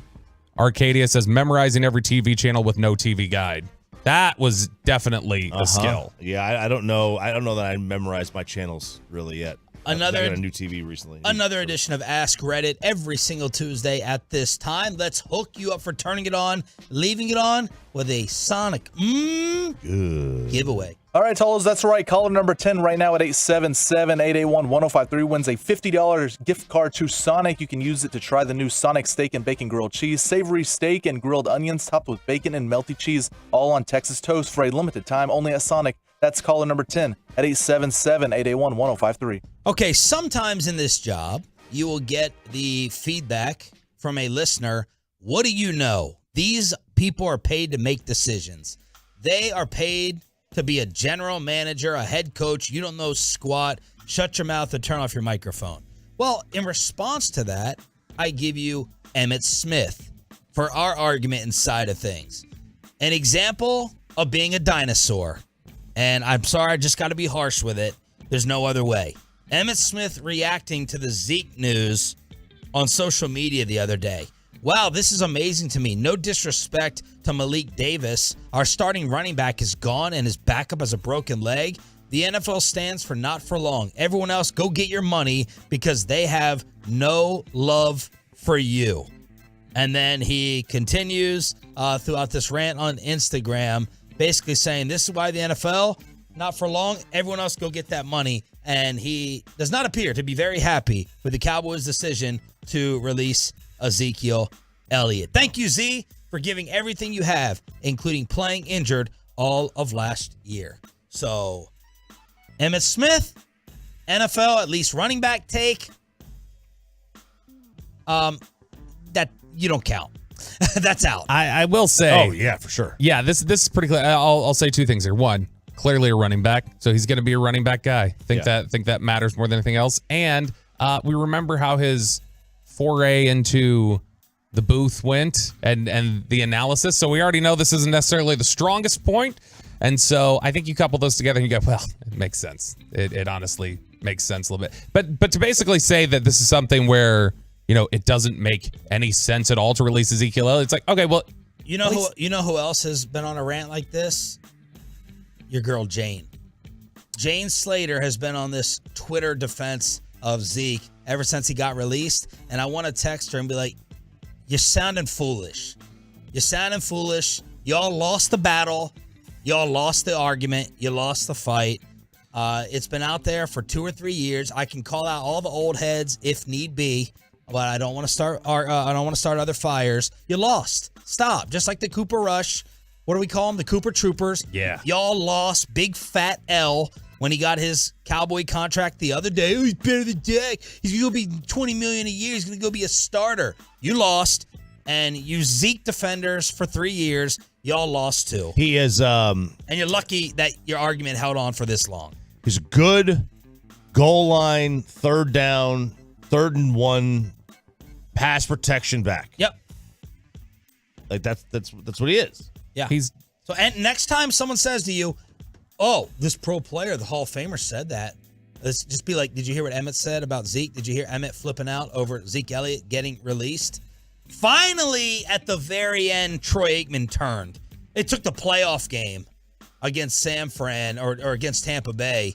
I think he was doing that game, and he's like, "Pollard should be getting more touches." But it took Troy years, and you got other dinosaurs who are trying to hang on. Establish it. We go as Zeke goes. All these ridiculous, absurd comments coming out of Frisco and from these analysts as well. the straw that stirs the drink was always my favorite. Like, The straw that stirs the drink. Now, this brings up a question that Choppy had the other day, and we do need to do this now because I don't want people to think that, we wish ill will for Zeke's future. You were asking ill will, rest in peace. what we were hoping for, right, with the next stop. Do you know anything? Oh, with the Bills. Yeah, there's a Bills connection, and then Do you want him to go to a place where he can win? yes, And that's or do you want him to go somewhere and suffer like we suffer? That's the question, right? no, man. When there's a Bills rumor out there, right? And theoretically, if he goes to the Bills, they're going to succeed, and because they're a good team already. They just lost a running back, though. Devin Singletary signed with Houston yesterday. Why are people thinking that Zeke is a better option than Devin Singletary? He's not. I agree. No, he's not. I mean, that's why. Like, This is people's. I told you this the other day, and I'm actually happy about it. This is people's human emotions. This is good. I thought that everyone was dead inside, but because of the way that Zeke sacrificed, everyone has this sympathetic feeling towards him now that it's the end. I was sad the day that the news came out. I felt bad for him. But that is what you see playing out on the truckwreck.com text line. You didn't find any of that over the past 2 years when we knew that we were trapped by the contract. So it's good for me to see people have this soft, warm feeling about him. And that's why I would love for Zeke to go somewhere and win a Super Bowl or, he's not going to be a feature back, but I'm rooting for Zeke in his next stop because I do think he made an awesome character transition around here. And he was selfless. Yeah. And he was a great teammate when Tony Pollard was emerging. So I'm definitely rooting for Zeke moving forward. So Jalen Smith, I didn't care. I'm trying to think of other Cowboys. Cole Beasley, I did not care. Zeke Elliott, I'm rooting for. I would like to see him do well. I don't know if I want him to win a title. Well, not if it's in the NFC. No. Let's say he goes to Buffalo, and the Cowboys are out of it. Are you going to root for Buffalo? I mean, it doesn't to get Zeke a title. It doesn't matter to me if Zeke wins a title because he's going to be like Gary Payton on the Heat. He's not. Zeke isn't winning a title as the feature main back. It's not happening. No. So if he wins a title, fine. You won one as a role player, whatever. That wouldn't bother me. But there's players you root for when they leave. There's players you don't care when they leave. You're Shady McCoy. That's what you are. You're Shady McCoy in Tampa. Yeah. I didn't even know Shady had a title. Who cares? Or is he in KC? Or both? Both. Yeah. He won one in 19 and 20. Same thing. Did you root for DeMarcus Ware when he went to Denver? Yes, I did. But I mean, look. Witten with the Raiders. Oh my God, I forgot about that. He was on the Raiders. I don't. You brought up an interesting point there when you talked about. All my points were interesting. They're interesting. They're not always good, but they're at the very least they're interesting. They're like Dylan Brooks. So I think that the Dylan Brooks of sports talk. I think stab myself in the neck. Would you talk about there that I think you're right that a large part of the warm and fuzzy feelings people have here for Zeke are about, man, he was a warrior. And look what he gutted through. I'm interested to know, okay, why is the perspective not he cost them? Why is it not because it's not his fault that they gave him the deal. But no. I'm not talking about the deal. I'm talking about what he did in the last 2 years here, basically refusing to come off the field when he was hurt. Because that's a respectable trait. But people crushed Witten for that out the door, and they're not with Zeke. And I don't know why. It's an admirable trait. You don't want to quit. You don't want to bail. Yeah, they didn't say they were Emmett too. Like they were upset that Emmett went. Oh, why would you want to go? I mean, they've done every fan base. You know what Zeke's did? Was it a mistake for Zeke to play hurt? Yes. Like, did he cost himself? Didn't Broadus catch heat for something yesterday? Oh, it was from Love of the Star. He had said that we were reflecting on Zeke. What's Love of the Star? It's the Love of the Star. It's an Odyssey podcast. You can find it on the Odyssey app or wherever you get your podcasts. Yeah. What a generic phrase, too. Every podcast Wherever says you that. get Get it here or wherever you get your podcast. Such a generic phrase. We got a preference, but I mean, if you get it somewhere else too, whatever. It all goes to the RSS feed. Downloads count the same. We were talking about Zeke and his legacy here, and Brian, I just tossed him to say what he wanted to say, and he had said that Zeke's first 2 years here, which I would agree or disagree with the second year, the first year for sure, but he said that basically the first 2 years here, Zeke saved Dak's career. That Dak is not saved his career. Like we have no idea what Dak's career looks like if he doesn't have Zeke protecting him the first 2 years. If he's having to do more of the offense on him, and he struggles with that because he was young and didn't have time to grow, then it puts him in a position where maybe teams check out on him and don't want him around anymore. So that Zeke protected Dak long enough to where Dak could develop into the player that he would become. And that got some Twitter feedback. Dak won Rookie of the Year, you dolt. How did he do this? How did he do that? Look, I get what he's saying. Basically, it's the whole premise of Dak was playing on a win-now team. He had help around him, allows you to transition into the league, be a bus driver to a degree. Saved his career? That may be a little strong. He definitely protected Dak year one. Dak was able to be as efficient as he was because Zeke was one of the... And any rookie quarterback wasn't coming in and lighting it up all over the place. Zeke was one of probably the 10 best players in football that rookie year. He was, 5 to 10. He was incredible. He was tremendous. I thought he was going to win and should have won Rookie of the Year. Remember, we were at the Super Bowl. When Dak was walking around with that trophy, and we're like, did he just win Rookie of the Year? That's the photo of me and Dak. Where I put my hand on his shoulder, and he looks at me like, "Who the hell are you? Get your hand off of me!" And I'm so upset because I had just gone up to him a few weeks earlier and played him all my songs that I wrote for him and sang. That was dedication, man. Every week. Yeah. Thank you. I had 11 songs in a row for Dak Prescott. And now think about where you are. You're like, get rid of him. You turned on him. Get him out of here. But he's my favorite player still. No. That can't be. That can't be. He can't be your favorite player, and you've turned on him, and you think they should get rid of him. That don't add up. That's not even a choppy world. He's still my favorite player. But he's your favorite person. Yeah. Maybe. But he's not your favorite player. Who's your second favorite player? Oh, I think it's Mahomes. Yeah, Mahomes is your favorite player. Yeah. He might be my favorite. Come on. I like I said, and I like success. I like greatness. And Brian didn't get universally killed, as it is with anything. When you talk about Zeke or you talk about Dak, it is 50% are screaming at you and 50% are cheering you on, no matter what you say. So whatever position you take, half of them are yelling at you that you're an idiot, and so Brian just took his opinion and he argued it well. And I agree largely about the first season. Second season, when he was averaging 4 yards flat and was suspended for 6 games. I don't know how much he protected Dak then. But I think that when you look at the way Zeke refused to come off the field the last 2 years here, I just find it interesting the way the discussion surrounding somebody like Witten versus Zeke was, because I think if you're being consistent, you would either praise both of them for that or criticize both of them for that. Like Jason was selfish with the reps. Right. 877-881-1053, truckwreck.com text line to hit us up here on Sean and RJ. Bobby Belt, Peyton and Ryan got us on the Fan Cam, Twitch, and YouTube. And then someone asked what was up between you and Broadus yesterday on G-Bag. So, I don't know. Brian did not want to. We were just talking about Dalton Schultz. I had made reference to, Gavin asked me, are we being too hard on Dalton Schultz? I was like, I don't know. Where y'all? I just jumped on. And Brian just immediately was like, yep, I am. Anytime he comes up, I'm going to be difficult on him. And so we just had a little bit of a back and forth about Dalton Schultz's handling of the media. And my argument was that's separate from what we're talking about him as a player. Just like I didn't last week talk about how Zeke was with the media. We just talked about him as a player. And Brian said that's part of his responsibility. And so just a little bit of back and forth. All right, let's play a little bit of it, Peyton. Let's see how contentious it was. Do you think we're being too tough on Dalton Schultz in the media? I don't know. Were you all kicking him? I didn't listen. I always I didn't will. hear it, but were you all kicking him? I always will. Yeah, junk? sure. Absolutely, yeah.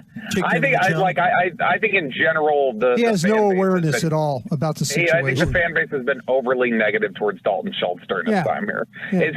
Does he have his flaws? Absolutely. But was he?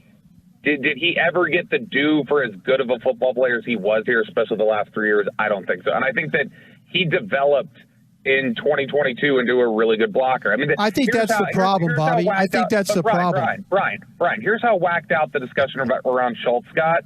I just tweeted a few minutes ago that in 2023, it is a simple fact that he's a better football player than Ezekiel Elliott in a vacuum. And I got crying, laughing emojis in my reply. That's how insane people have gotten about Dalton Schultz, that they can't recognize he is a better football player than Ezekiel Elliott, and it's not a debate.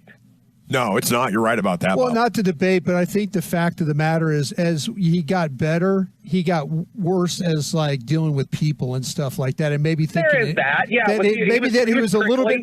Maybe he's a little bit more important than he really is. Yeah.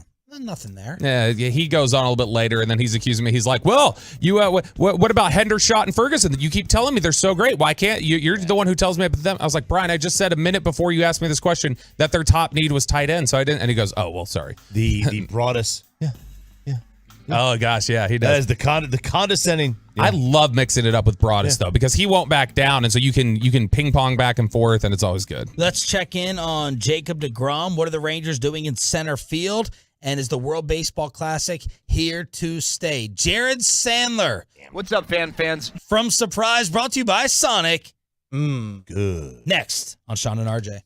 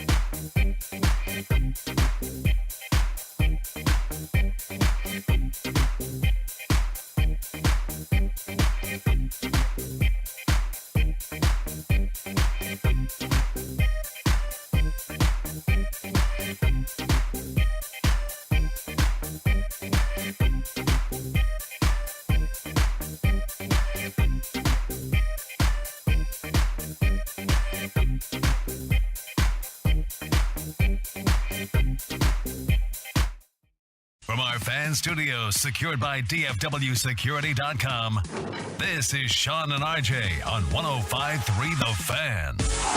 Cracked in the air, deep center field. Thomas on the move. It's off the wall. Otani's in to score.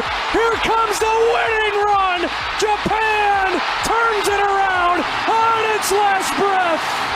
Good morning, Metroplex. That was the call last night on FS1. This is Sean, RJ, and Bobby on your home of the Rangers, joined from Surprise, Arizona, the site of Rangers spring training by our Rangers insider Jared Sandler, brought to you by Sonic. Good. How much longer are you out there? Well, I don't know. I don't even know what day of the week it is. I come back Friday. So whatever today is, I come back however many days it is until Friday. Okay, cool. So you're back tomorrow. Today's Thursday, so only 24 more hours. Excellent. Well, I know today's not Thursday because I know Thursday's a night game. Okay. And we don't have a night game. I was just messing with you. It's Wednesday. You got a couple more days. Your thoughts on the World Baseball Classic? Oh, I guess this is Peyton telling us to ask you about the Tay-Tay concert you attended out there first. Why are you breathing deep? Worst artist in music. Really? Awful. Oh, no. I hard disagree. So bad. Jared, Wow, break the tie. I was about to defend Bobby on Dalton Schultz, but I guess not. Dalton Schultz sucks. He's the worst ever. Yeah, I mean, so... All right, but real quick. Choppy read an article saying that the two Taylor Swift concerts in Glendale was going to generate. Yeah, they said the people. There was an article that said the people in Glendale said that was going to bring them more money than the Super Bowl. Can you believe that? Yeah, I don't know how to determine that. Does that include the entire week leading up to the Super Bowl, all that stuff? But just based on the concerts themselves, yeah, I absolutely believe that because it's you guys have been to that area, the Westgate area attached to State Farm Stadium. There's all sorts of restaurants and shopping, and people were just absolutely packing that place in the several hours leading up to the concert. The concert itself was packed. I can't imagine what it's going to be like at AT&T Stadium in a week when they have 3 straight sold out shows with 700,000 people there or whatever. I mean, guys, I'm not a huge Taylor Swift fan. I like her, the popular songs that you hear on the radio, some of them I think are catchy and I know some of the words, but a few things from the concert. One, neither me nor Emily are Swifties or whatever they're called, the super fans. I'd look at Emily sometimes. I'd be like, what song is this? She'd be like, I don't know. I have no idea. We won the tickets in a lottery. We were not going to pay thousands of dollars for these tickets. At any given moment, you could have asked me to find someone crying inside the venue, and I could turn around and there would be some girl who was crying just out of overwhelming joy that she is in the same zip code as Taylor Swift. The second thing is, prior to that concert, I would tell you that the moment Jose Bautista hit the home run in 2015, the Rogers Center was the loudest I've ever heard a venue in my life, and that has now been surpassed by the Taylor Swift concert. Wow. Yeah, it was deafening. And I mean, Josh Smith was there from the Rangers with his wife, and he said the same thing. He was trying to scramble to get earplugs. Now it's in part because you got however many thousands of people were there. 85% of them represented the entire teenage girl population in the greater Phoenix area. And so you got tweens screaming. That's, a shrieking sound that probably carries more, but I mean, it was packed. And I will say this, I'm not the biggest Taylor Swift fan. Like I said, I like her stuff. I think it would be incredibly tough to go to that show and not be at minimum impressed by the entire production, what she does, everything that goes into it, whether you're a fan or not. I mean, she sang for 3 hours and 15 minutes with no intermission. Wow. And dancing and move. I mean, it's pretty impressive. And Sean, you and I talk about greatness, how everyone always hates when teams are good or players, and you and I and others love, are fascinated by whether it's a team or players' greatness and love watching it. Yeah. I mean, I'm not, like I said, it's not like I wear a Taylor Swift jersey, but she's one of the greatest artists of her generation. And it was pretty cool again to see her do her thing. It's also cool to see Bobby's eye roll on the fan cam. Let's move on to baseball. World Baseball Classic, another great moment last night. You get a walk-off. Has this been an absolute hit that baseball needs to keep around? And what do you say to the injury argument of what's happened to Altuve and Edwin Diaz and others that they need to alter it or maybe even stop it? Yeah, I mean, Edwin Diaz's injury was a freak thing. You know, it wasn't within the flow of the game that was celebrating. Yeah. The Altuve thing, I mean, it's karma coming back to the Astros. So that's right. You tell him. You tell him. No, I mean, that could have happened in a spring training game anyway. Yeah, no, that's like Gavin Lux. Gavin Lux, tore his ACL running the bases in a spring training game. You know, like these things happen. There's no way. You always hold your breath every spring training because guys get hurt. You know, so I understand a couple of things. One, I understand that to the fan of say the Astros or the Mets, they don't care as much about, especially the American fan, right? The American fan of the Mets doesn't care about Edwin Diaz representing his country as much as he does about the Mets winning a World Series. Same with, the guy in Houston who's a huge Astros fan, right? Right. But it means a ton to these players, and it's not anyone's, it's not anyone's right to tell these players how much it should or shouldn't mean to them. It means a ton to them. Now, the team, the Rangers, the Mets, the Astros, whatever, the team has a right to say, hey, you've got a sore hamstring. We don't want to send you. But beyond that, it means a ton to the players. And I saw a tweet last night that the game tonight between the U.S. and Japan might be the most watched baseball game ever. Like ever. What? The game last night was watched. It was on more TVs in Japan than the most watched World Series game in Major League history. And so now you throw America into the mix to go along with Japan, and you're going to have eyeballs. And it's great for the sport. I think it's great. I think Mexico would have presented an easier matchup for the U.S., even though they beat them already. But I think it's great that Ohtani is in the final, just the name recognition. I think it's great for baseball. Like I said, it doesn't change my thoughts on it in that it's not like I've been glued to the TV the entire World Baseball Classic. I still think it's kind of bogus that Brady Singer and Adam Wainwright are representing the U.S. on the mound and Merrill Kelly starting tonight. With all due respect to Merrill Kelly, he's a really good pitcher. You're not getting the best of the best on the mound in America like you are in other countries, but the lineup is incredible. And I'll definitely watch tonight. It stinks that baseball is the way it is, where there's not really a perfect time or way to execute this tournament. But, I guess the month of March is probably the best of bad options. So, but good tournament. Definitely should keep happening, and it's good for the sport. Jared Sandler joined us here at 105 through the fan. There is not a perfect time, but there's a perfect channel, and they refuse to put it on there. Why is this continuing to be on FS1? Yeah, I don't know. So someone told me the other day, I guess I didn't watch maybe one of the games over the weekends, that it was on Fox. Yeah, and I think Saturday. The US, okay, yeah, and then I think Sunday as well, the U.S.-Cuba game was on Fox. So I don't know. You guys are way better at figuring that stuff out. Well, what's going to have more viewers? What's going to have more viewers tonight, The Masked Singer or this game, or last night? Yeah. Would last night's game have more viewers than The Masked Singer? There's your ratings. There's your ratings decision.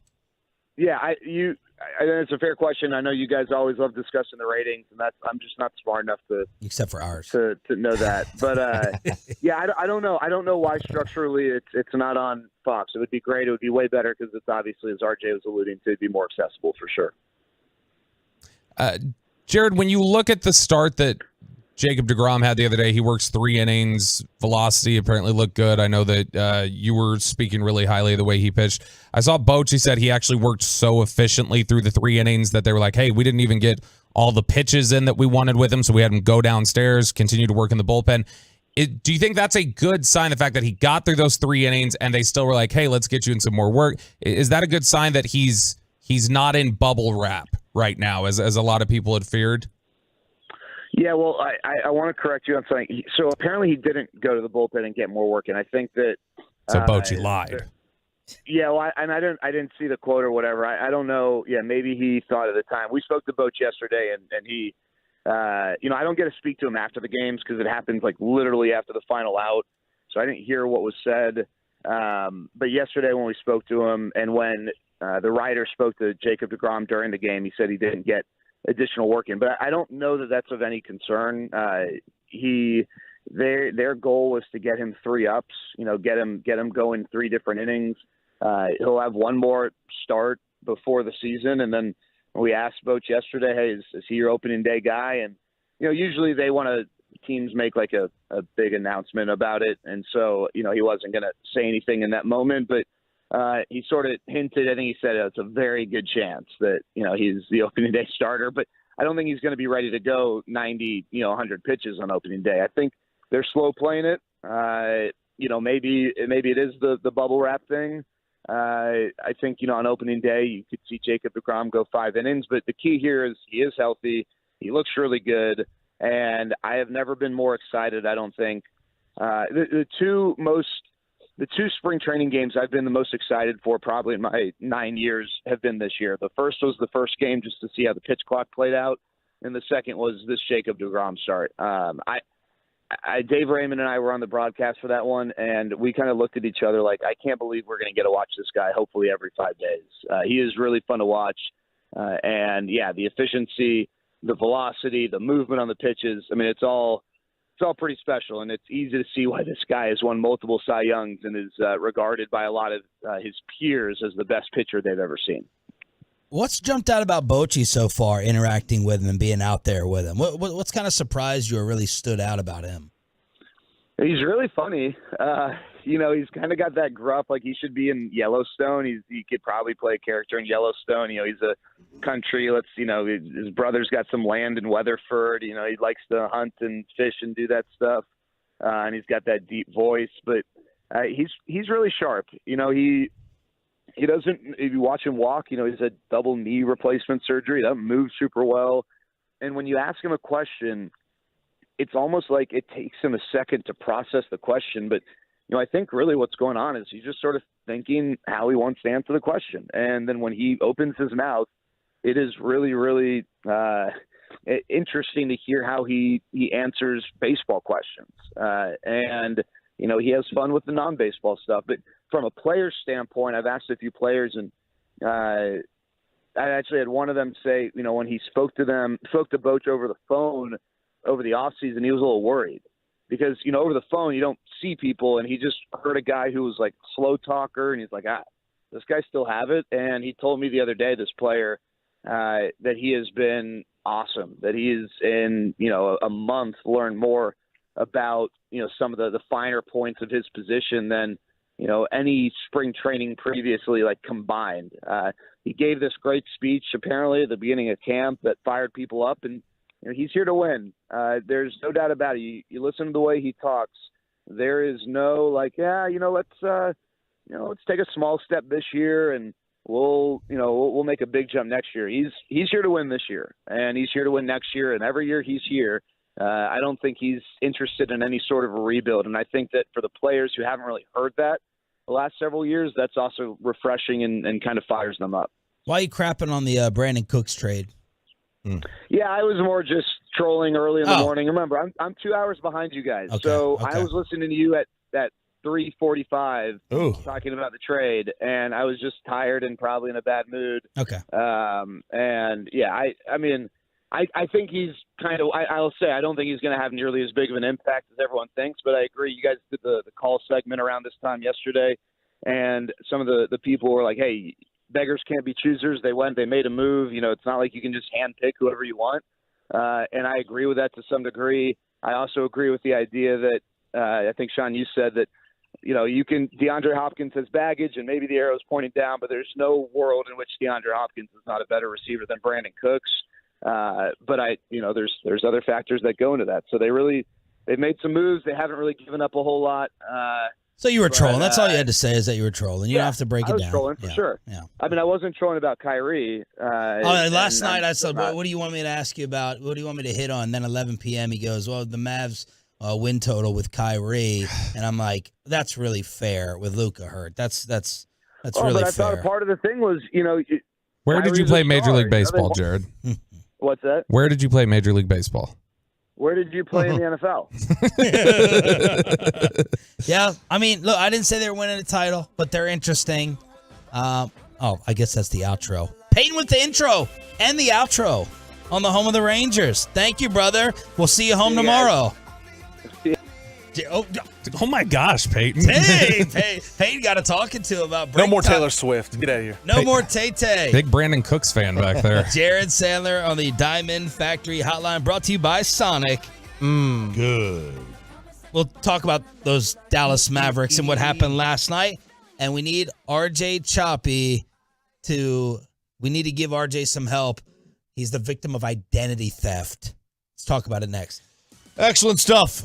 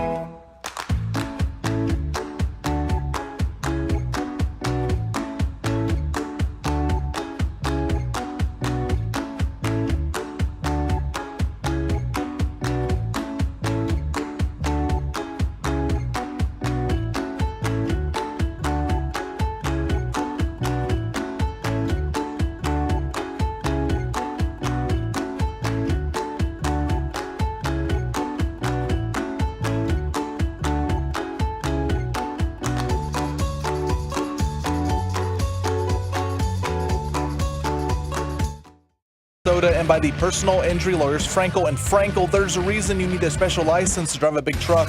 So companies that hire drivers and put them in a big truck should be held accountable for what happens when one hurts you.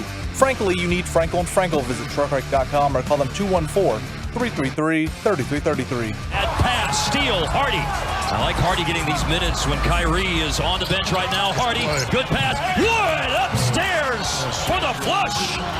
Yeah, unfortunately, we didn't get Jaden Hardy at the end of this game. Jason Kidd saying that he turned an ankle.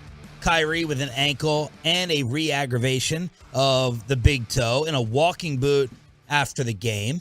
And he says he's going to try to play tomorrow night against the Golden State Warriors. No Luka on top of it, and the Mavs blow a 16-point lead and lose to Memphis in the grindhouse without Ja Morant. What an awful name. Grindhouse. It has so many different meanings. It could go horror film. It could go something into the more salacious realm. I think of the Tarantino movie, Grindhouse. Yep. That's what I think of. A lot of things. A lot of kind of deviations you can go with there with that name. No, it was awful. This is getting. We talked about it earlier. The last 15 minutes of the game, when you get Jaden Hardy as the only guy sinking shots, he was 5 of 7 in the last 15 minutes. The rest of the team is going 1 of 21. Like at that point, it's like unless Jaden Hardy is asking to come off the floor, like let him stay. He's the only one making shots for you. Yeah. Well, he was hurt. But if he's asking to come off the floor, he didn't look like he was like, hey, pull me. It sounded like Kid was just like, well, I didn't know how effectively he could play defense, so I pulled him off. You think it's more likely that told him to wait in the truck was because of defense or his ankle? If you tell how me the ankle impacted his defense is what I think it is. I mean, I guess it wouldn't be that surprising. Jaden Hardy, this team's only offense for a large portion of the second half. They only scored 12 in the fourth quarter, and Jaden Hardy caught some fire in the third, and then a lot of Tolos were like, where did he disappear to? What happened? Yeah, I'd like to say this was fluky. Like, you're never going to have your team go 1 for 21 outside of one guy.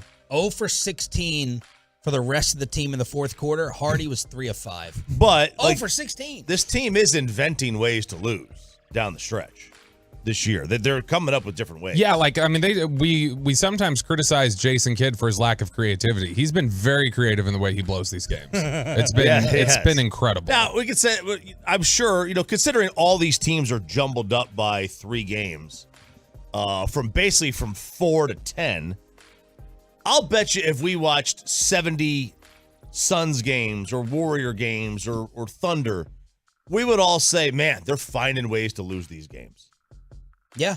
None of these teams are any good. Probably. There is always every fan base has a bubble where their issues are accentuated and everybody else's grass is greener on the other side thing. But there definitely has been recently, when you blow the lead to the Lakers, when you blow a 16-point lead with no Ja Morant on the other side. Like, those are things where I don't feel like that's happening consistently to everybody else. I can't believe I'm the only one who appreciates what the Grizzlies are doing for the sport.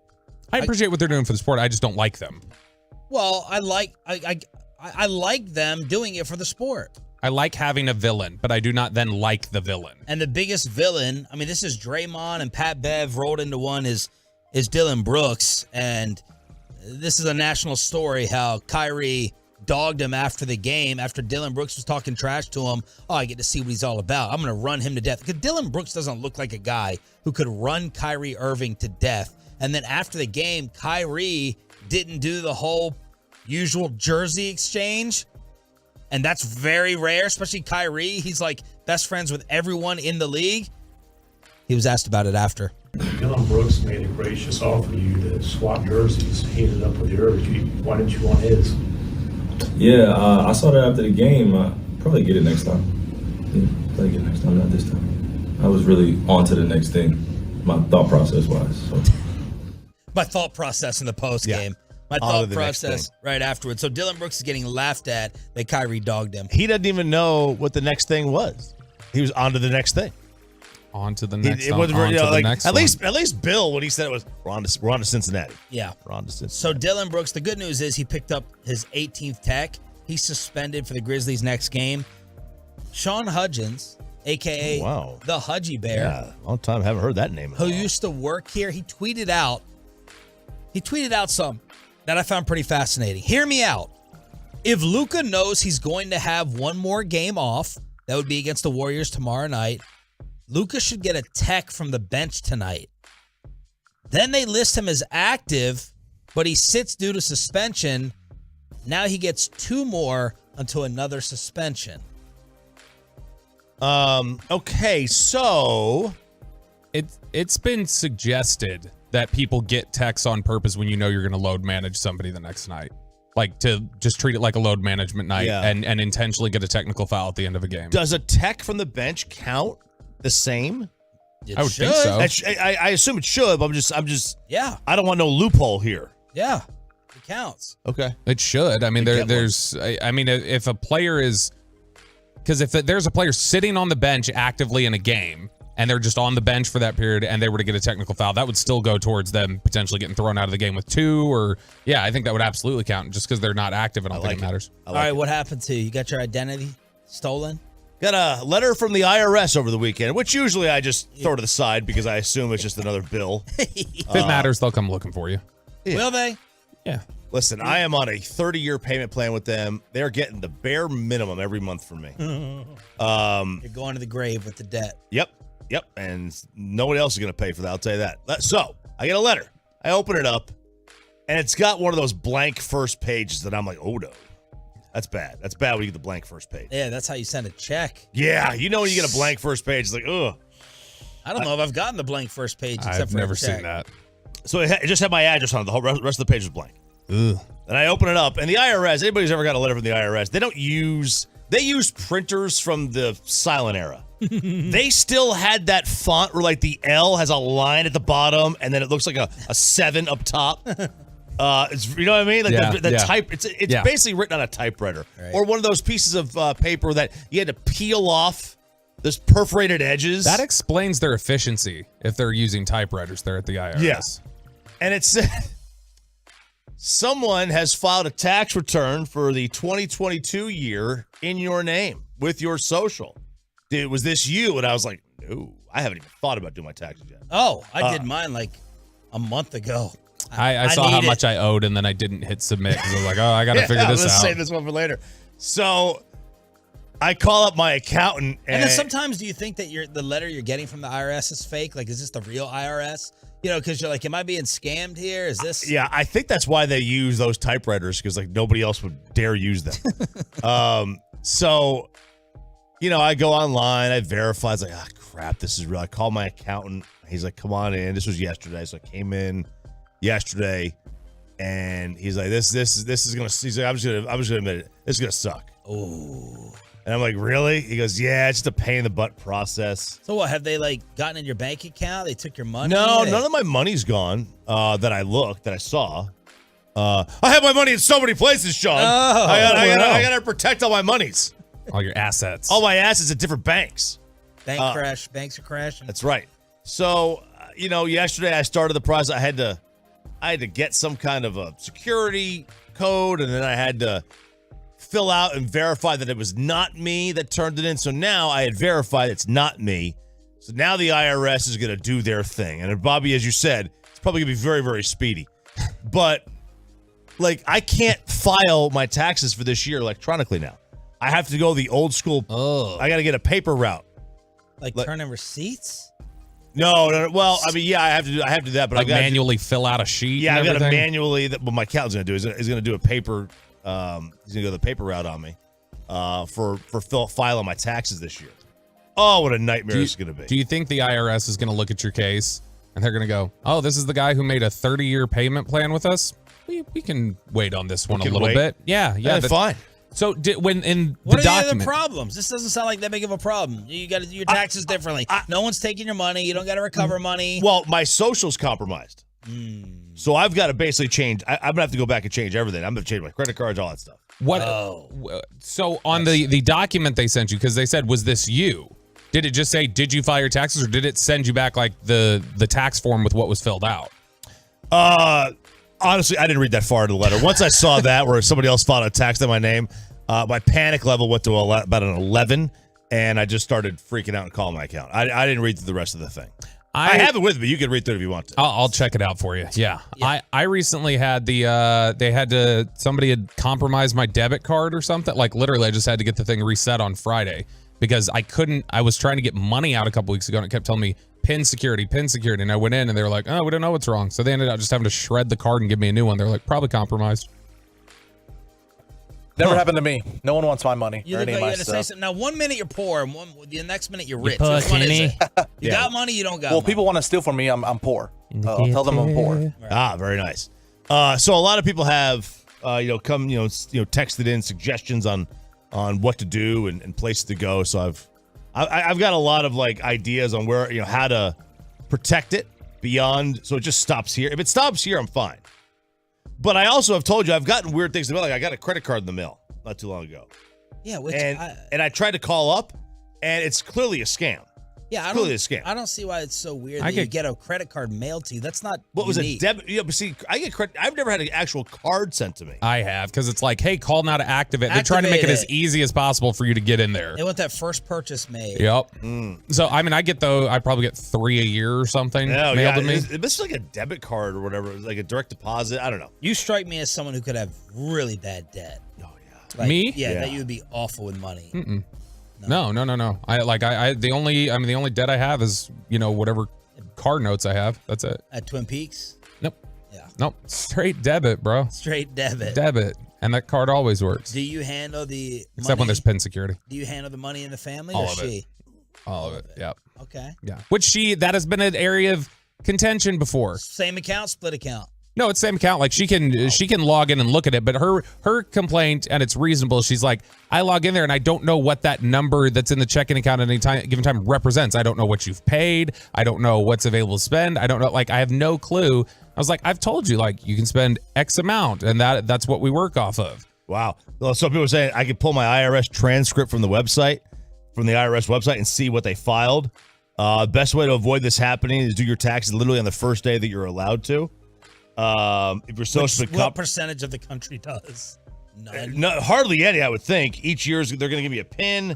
No need to change all your info. I've had this. I've been with the IRS for years now. You might as well have to just do throw your phone number out like people do on the radio sometimes.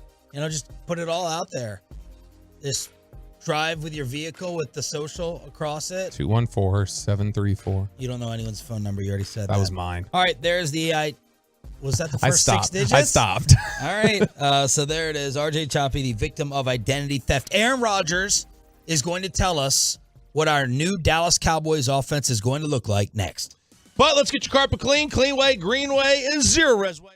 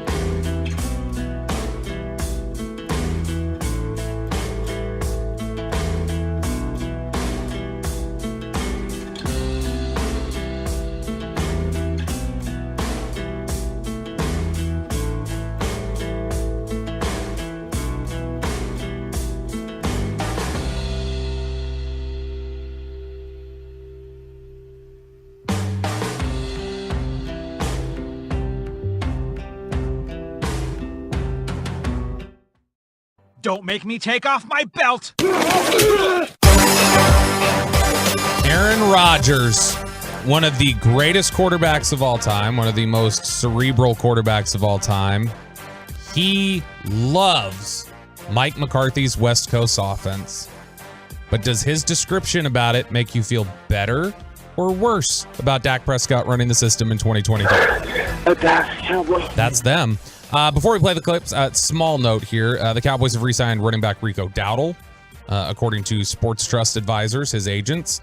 Cowboys really like Dowdle a lot. He's not been able to stay healthy. I think they like him more than Malik Davis. But Davis has been healthy. Davis is nice, well-rounded back. What about Rojo? No movement there yet.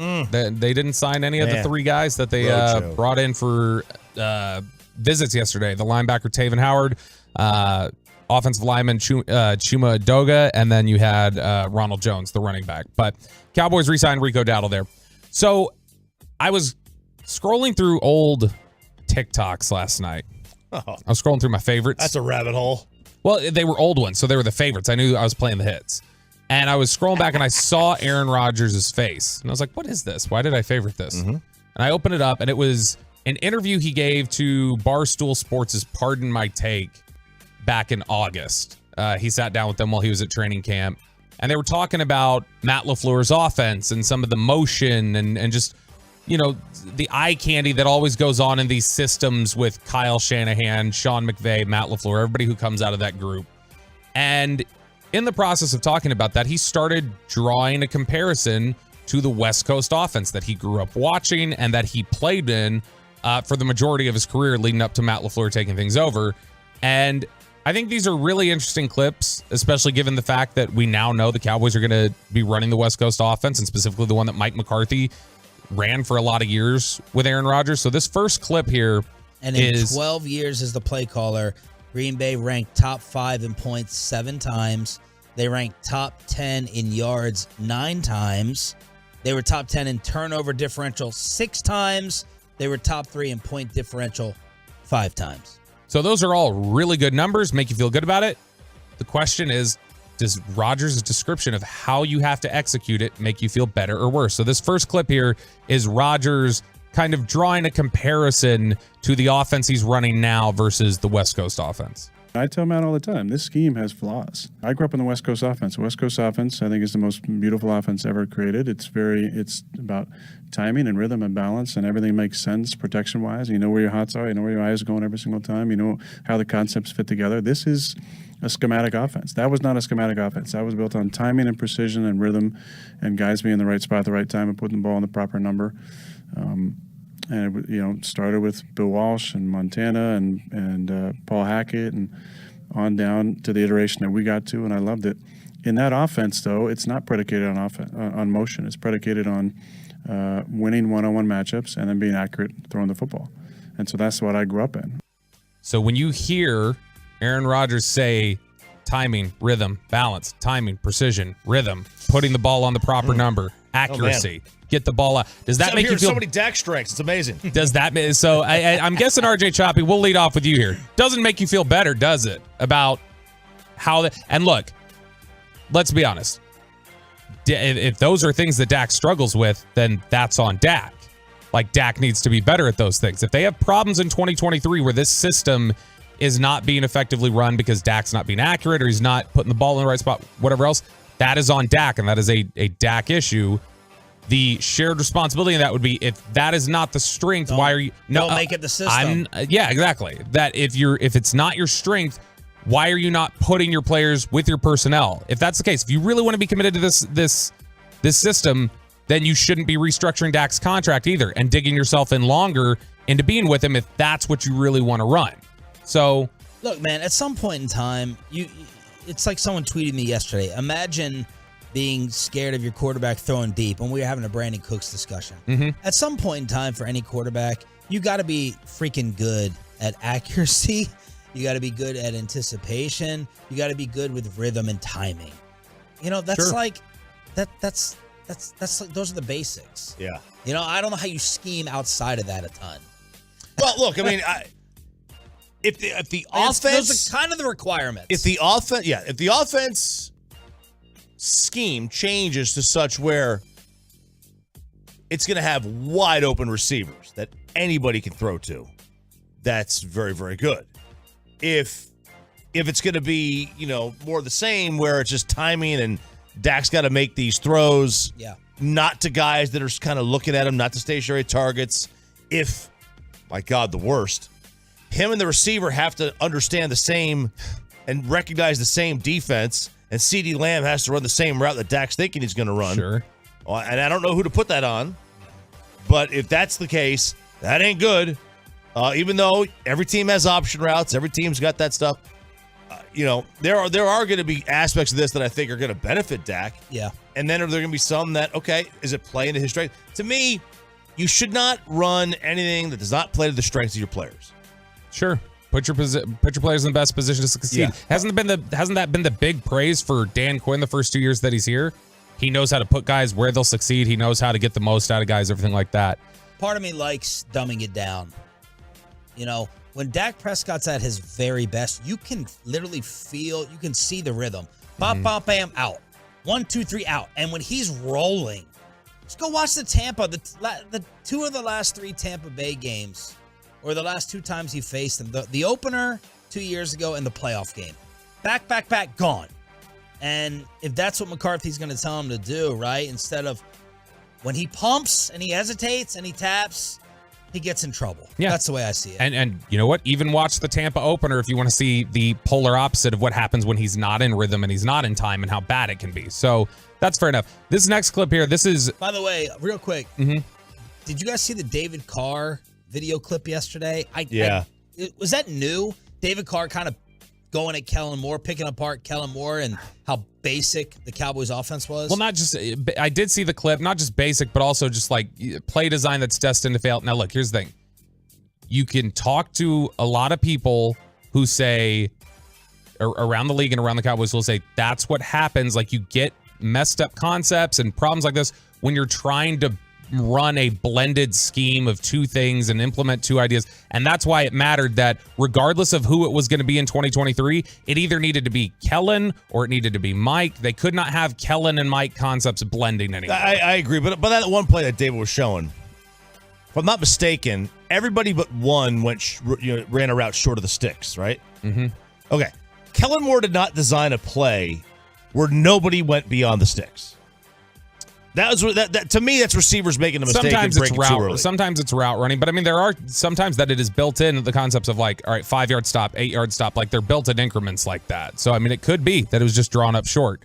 This next clip here, this is Aaron Rodgers going a little bit more in detail about the motion aspects, the lack of motion that typically exists in the West Coast offense. We love motion. Every football fan loves motion. And why Aaron Rodgers loves when there isn't motion in an offense. I marveled at Peyton Manning during his prime would run all 2x2 and 3x1 formations with no motion, just because you want to look at it and use this cadence variation to get movement, and then be able to go with tempo as well. When you have so much motion, it's hard to get tempo going. It's because you always got to make sure you're set, and you got a motion, maybe a double motion, maybe this thing, maybe this adjustment off of it.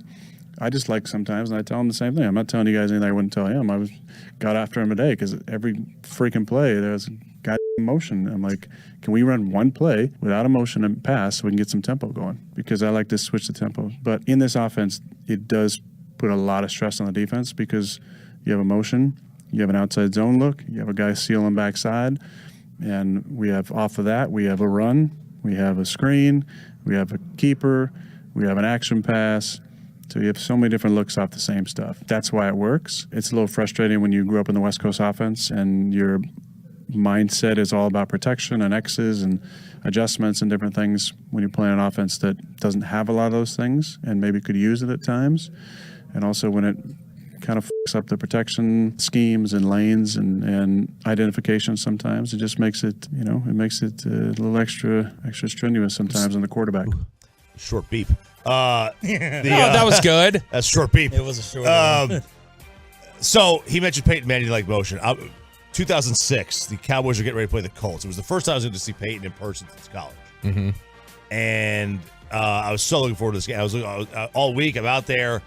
At all the press conferences that Bill had, and he busted out with they're really easy to to scout because none of their players move. They don't go in motion at all.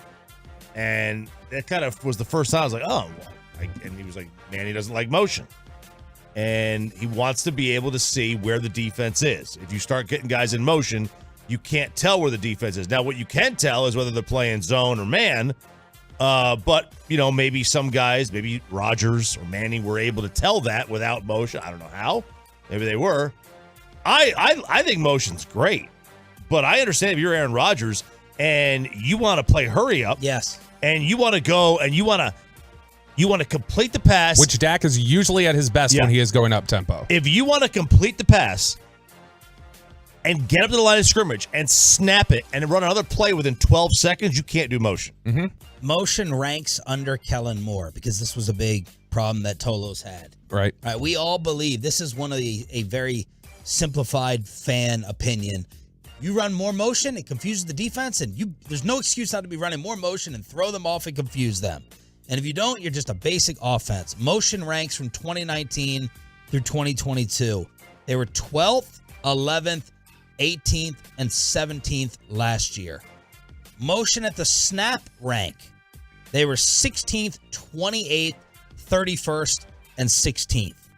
A lot of fans would look at those numbers and say, that's not enough. That's not enough. That's part of the Kellen Moore problem. You're not creating enough confusion. But there's Aaron Rodgers saying he wanted it to stop sometimes. Yeah, absolutely. And look, when you listen to Aaron Rodgers describe it, that sounds very much like you just beat the man in front of you. You're better than the man in front of you. We're not going to scheme that up. So I would just say this. When you hear that, fans, when you hear that, Cowboys fans, that sounds a lot like what Jason Garrett's philosophy used to be and the Scott Linehan philosophy used to be that used to frustrate people. And I know Kellen was frustrating too, but beat him straight up. There are benefits here, obviously. The protections are safer, like Aaron Rodgers talked about. There's no questions. You can identify everything and block it up. You can go up tempo. You can get that. But also, you're going to have to just count on your guys being better than the ones across from you every single snap. Jason Garrett, beat your man. I love league. Yep, I love that. I'm a fan of that.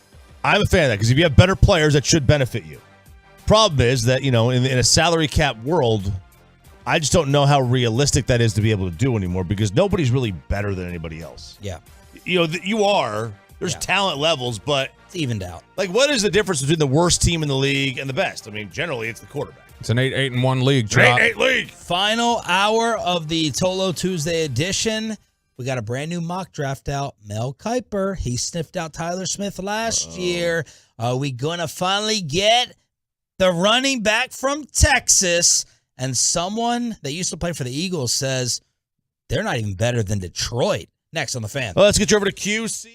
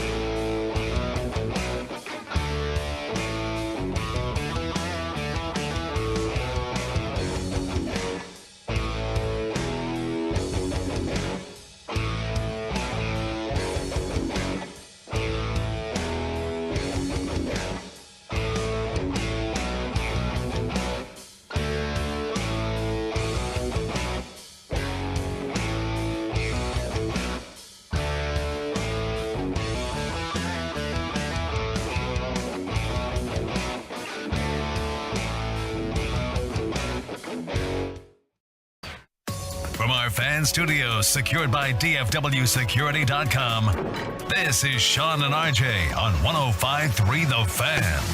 Final hour, fist pump time on the Fan Cam, Twitch, and YouTube. Thank you all for checking us out. That's a Tolo. That means turn it on, leave it on. Sean Sharif, RJ Choppy, and Bobby Belt. Tolos, what it do? On your home of the Cowboys and Rangers. Yesterday, we had a lot of talk about Bijan Robinson. Could he possibly fall? Would the Cowboys take him at 26? Not that they don't have any obvious glaring holes.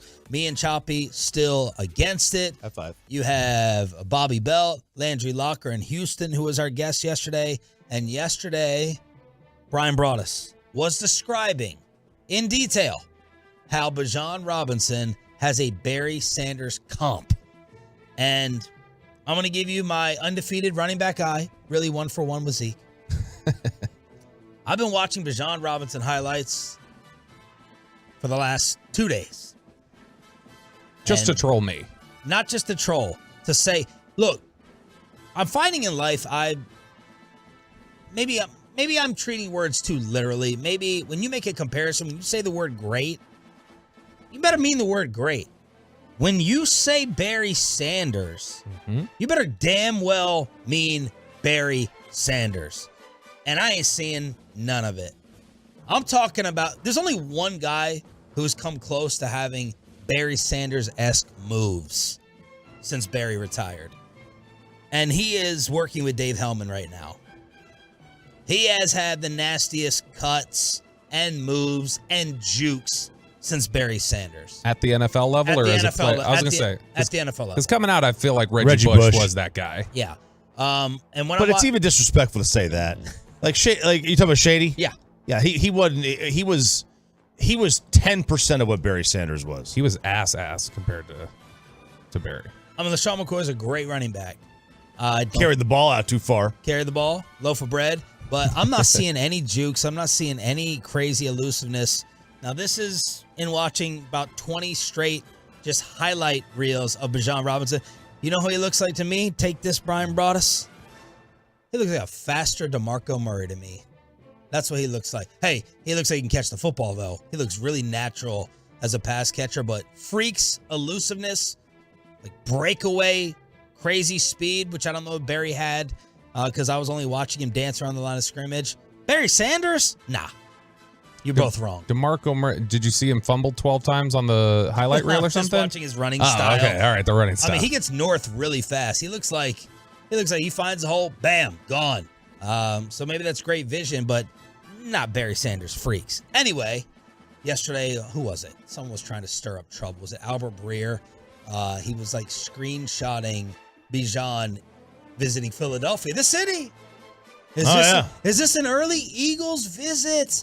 Let's get to Mel Kiper's latest mock draft, the only one who nailed Tyler Smith to the Cowboys last year. And by the way, before we get to the Panthers on the clock, Frank Reich coming out and saying size won't matter. Size does not matter, according to Frank Reich.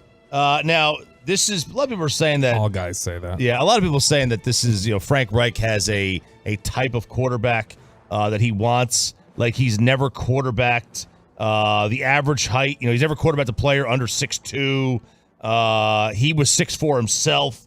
A majority, like some of the best quarterbacks he's ever had, Luck, Manning, Rivers, Ryan, have been 6'4" or taller. In a related story, Frank Reich has never been in control of personnel. Thank you.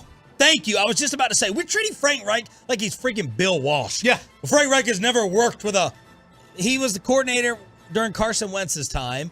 They tried to bring in old dudes of Phillip Rivers and Matt Ryan. Stop talking to me about Frank Reich's quarterback factory. Well, here's just the aspect that you got to consider, though, and why I think people have said this. I'm not saying that they're not going to take C.J. Stroud. I'm just saying all this, what's a Frank Reich prototype? Yeah, I know. It's like, come on now. Get out of here. But in terms of, there's this. So one of the things that, for instance, the Cowboys operate as, their scouting staff does great work, like it grinds 12 months out of the year, basically, on the draft, and they really trust Will McClay and that scouting staff to pick the players. They want a roadmap, though, so the scouting staff, as is typical in a lot of teams, will get what do you need? Like, you tell me, like, go to the position coaches, tell me what you like in a player, and I'll go find the player who fits it that I think is the best player. And so they get their parameters so that they go, okay, here are the parameters that this coaching staff wants guys to fit into, and I'm going to go find the best football player that fits that. So you think Howie does that? I think it's possible. And that's what I mean, though, is that if he's worked with these sorts of quarterbacks during his career, he may not have made the picks, but it could be that personnel departments were operating off of parameters that he told them, this is what I like. Okay. So, I mean, that's fair. That's fair. I'm just, I just, to me, if I'm the GM, I'm like, I'm picking the best player from a positional value standpoint, and that fits within the system. That fits within the system. All right, if he doesn't like a 6'4", I don't care if he likes a 6'4" quarterback or not. Mel Kiper with his latest mock draft. Let's see what happens with the Cowboys after they sign and traded for, Brandon Cooks and Stephon Gilmore. Nice. CJ Stroud, number 1 to Carolina. Number 2, Bryce Young to the armpit. Number 3, Indianapolis moves up. The Colts trade with Arizona and move up 4. Have you both looked at this? Do you have it open? Yeah, I've got it open. Yeah, I do. Will Levis, quarterback, Kentucky. Will Chambers Levis. Will Levis looks like he was chiseled out of granite. Are you saying Will Chambers is jacked? No, it's Kentucky. Okay. Just making sure. He looks like he's chiseled Will. out of granite. It's unbelievable. Will's thin. Will is very thin. Very, very thin. And, what's with the, I've been noticing Will rocking the Marty McFly vest. That's always been a Broadus look. Will starting to pick it up now? Will's starting to pick that up now, Interesting. yeah. South. 4, Arizona takes Will Anderson, Alabama outside linebacker. Had somebody tell me in Indianapolis that is the safest player in the draft. Said there will not, there's zero bust potential there. You know who hasn't been mentioned so far in the top 5? Jalen Carter? Yeah. Jalen Carter. Let's see how long it takes. 5. And then I want you to make the phone ring noise when you want Dallas to make a call, depending on how far Jalen drops. I got you. Number 5, Anthony Richardson, who Landry Locker, our guest from Houston, crapped all over yesterday. 5 to Seattle, Anthony Richardson. Probably has the highest upside of any quarterback in the draft. Yeah, but there just pure ability. There is a major sticking point. He's one of he had really good talent around him at Florida, and he just struggled to win games. It's the Josh Allen question. He has the biggest bust potential and the biggest boom potential. Number 6, the Detroit Lions take Jalen Carter. Falling down the board. Well, what would have been your number? Falling to what? Probably. Got to include capital given up. Early teens. Something Okay. like that. Mid-teens, maybe. 26 for me. 7. You're not moving up at all. For maybe the best player in the draft, Mr. Talent. I don't move up for defensive players. I move up for a quarterback. Las Vegas Raiders take Christian Gonzalez at 7. Falcons, Devin Weatherspoon. So back-to-back corners. Chicago, Paris Johnson. Ohio State tackle. Number 10. The Eagles take Peter Skoronski. Oh, Bob Skoronski's grandkid. He's good. He's really good. So I looked it up. He is the grandson of the Packers great Hall of Famer. Well, Bob Skoronski. He's really good. He's really dominant. I really like it. He's very similar to Rashawn Slater a couple years ago. Northwestern tackle that a lot of people think the arms are just too small and he'll have to play guard. Number 11, Tennessee takes Tyree Wilson. Texas Tech defensive end. Texans, Nolan Smith. Jets, Broderick Jones. Georgia tackle. New England, Joey Porter Jr. There's been some Cowboy tie-ins there. Penn State cornerback. Green Bay, Lucas Van Ness, the one that Micah Parsons thinks is a bum. I'm joking. That's a Micah joke. Green Bay takes him at number 15. Emmanuel Forbes to the Commanders at number 16. Forbes at the Combine was 6'3" and 166 pounds. What? He would be by far the thinnest built corner taken in years. 6'3", 166. What's Nashawn Wright's height and weight? Oh, Nashawn was like 6'6"? No, Nashawn's like 6'5"? 6'4", and he was like in the 180s. Okay. Smallest guy I've ever seen, thinnest guy I've ever seen in the NFL in person was Ashley Lee. Oh yeah, the old Broncos Denver. receiver. He had his. I'm not joking, Sean. His ankles and calves were as wide as this post right here, as this microphone stands. Seattle at 20 takes Jackson Smith and Jigba from Ohio State. Rockwall zone. Dalton Kincaid to the Chargers. Who needs Dalton Schultz for Kellen Moore? Dalton Kincaid at 21 to the Chargers. 21. Minnesota, Quentin Johnston, TCU receiver, 23. Jordan Addison, USC wideout to the Giants to give Daniel Jones another weapon. So Bijan made it. Bijan has made it. Yes. Boom. amazing. But the Cowboys have finally learned from their ways. What are you talking And they about? don't repeat the Zeke mistake. And take, oh God, You want me to do it? Adetomiwa Adebayor. Adebayor? We'll call her Vita from now on. Is Ada. According to Northwestern, it is, and I've not gotten this name down yet. You haven't watched the tape? No, I haven't gotten the name down. I've watched him. If you watch the tape, how do you not have the name? That's all we do. We go to YouTube and listen. It's The tape is coach's selling. film. Yeah. I have coach's film, all 22. Wow, what an arrogant way you I'm just said saying that. it's muted. I would never watch go rewatch a game. You're watching Bijan on YouTube, Sean? I have the coach's tape. I have the coach's tape. Well, you know, y'all's demeanor here is why y'all don't have the coach's tape. Well, okay, all right. No, we can sign up for the all 22 as well. Yeah. No, you actually can't. You can't get Whatever. it publicly. Adetomiwa Adebawore. So Addy. I don't know how you get Adebawore. Where is that? The last name is spelled We'll call her Vita from now on. The last name is spelled Adebawore, and it's Adebawore. Where is the W? I don't know. Northwestern DN. That's all that matters. Mel Kiper. I never would have gotten that. I would have guessed Adebawore. Adebawore. I don't. Careful. know. Let's There's slow down, There's Chop. no H in there. You might remember Adebawore. Is that what we're going with? It's Adebawore. What's your basketball reference again? Vita. We'll call her Vita from now on. Vita here from You Northwestern. might remember Vita from his performance at the NFL Combine, where he ran a 4.4940 at 282, putting up the fastest time of any player over 280 at the Combine since at least 2006. Yep. Kuiper wrote at the time he was going to rise, and he's likely going in round one now. He was not super productive in college. 9.5 sacks since 2021, but his talent is undeniable. Ida played almost 75% of his snaps at DN, but he can move inside at the next level and work as a 3-technique tackle for the Cowboys. We know Dan Quinn values versatility, and Ida could get reps all over the line. Tank turns 31 this offseason. They need to keep adding young players to their rotation. He's got a lot of impressive traits. He's very twitchy. He uses his hands well. He's got a pass rush plan. Problem with him, he rushes to the chest. He rushes to contact. His length isn't the best. He's 6'2". His arms are under 34 inches. He's still developing his football IQ and his instincts. And so you'd be getting a mold of clay there. That's no guarantee with him. He could definitely boom, but it's no guarantee. And shout out to the Tolo, Stephen Hughes, who tweeted at me 2 days ago and said, this is who the Cowboys are going to take at 26. And he said, it seems crazy now, but in a month it won't be, just like Tyler Smith was. And at number 27, the Buffalo Bills take Bijan Robinson. They're running back. They win the next 10 Super Bowls. Yeah. Look, I mean, they need to because their window is closed. But I would applaud this. First of all, the Bills can make these kind of moves because they got Josh I think you're Allen. going to applaud the Cowboys pick. They can make. I would applaud. No, but I would applaud the Cowboys pick as well. If Bijan Robinson went to Cal, and not Texas, not a single person would in this state would be talking about drafting him. Not a single person. True.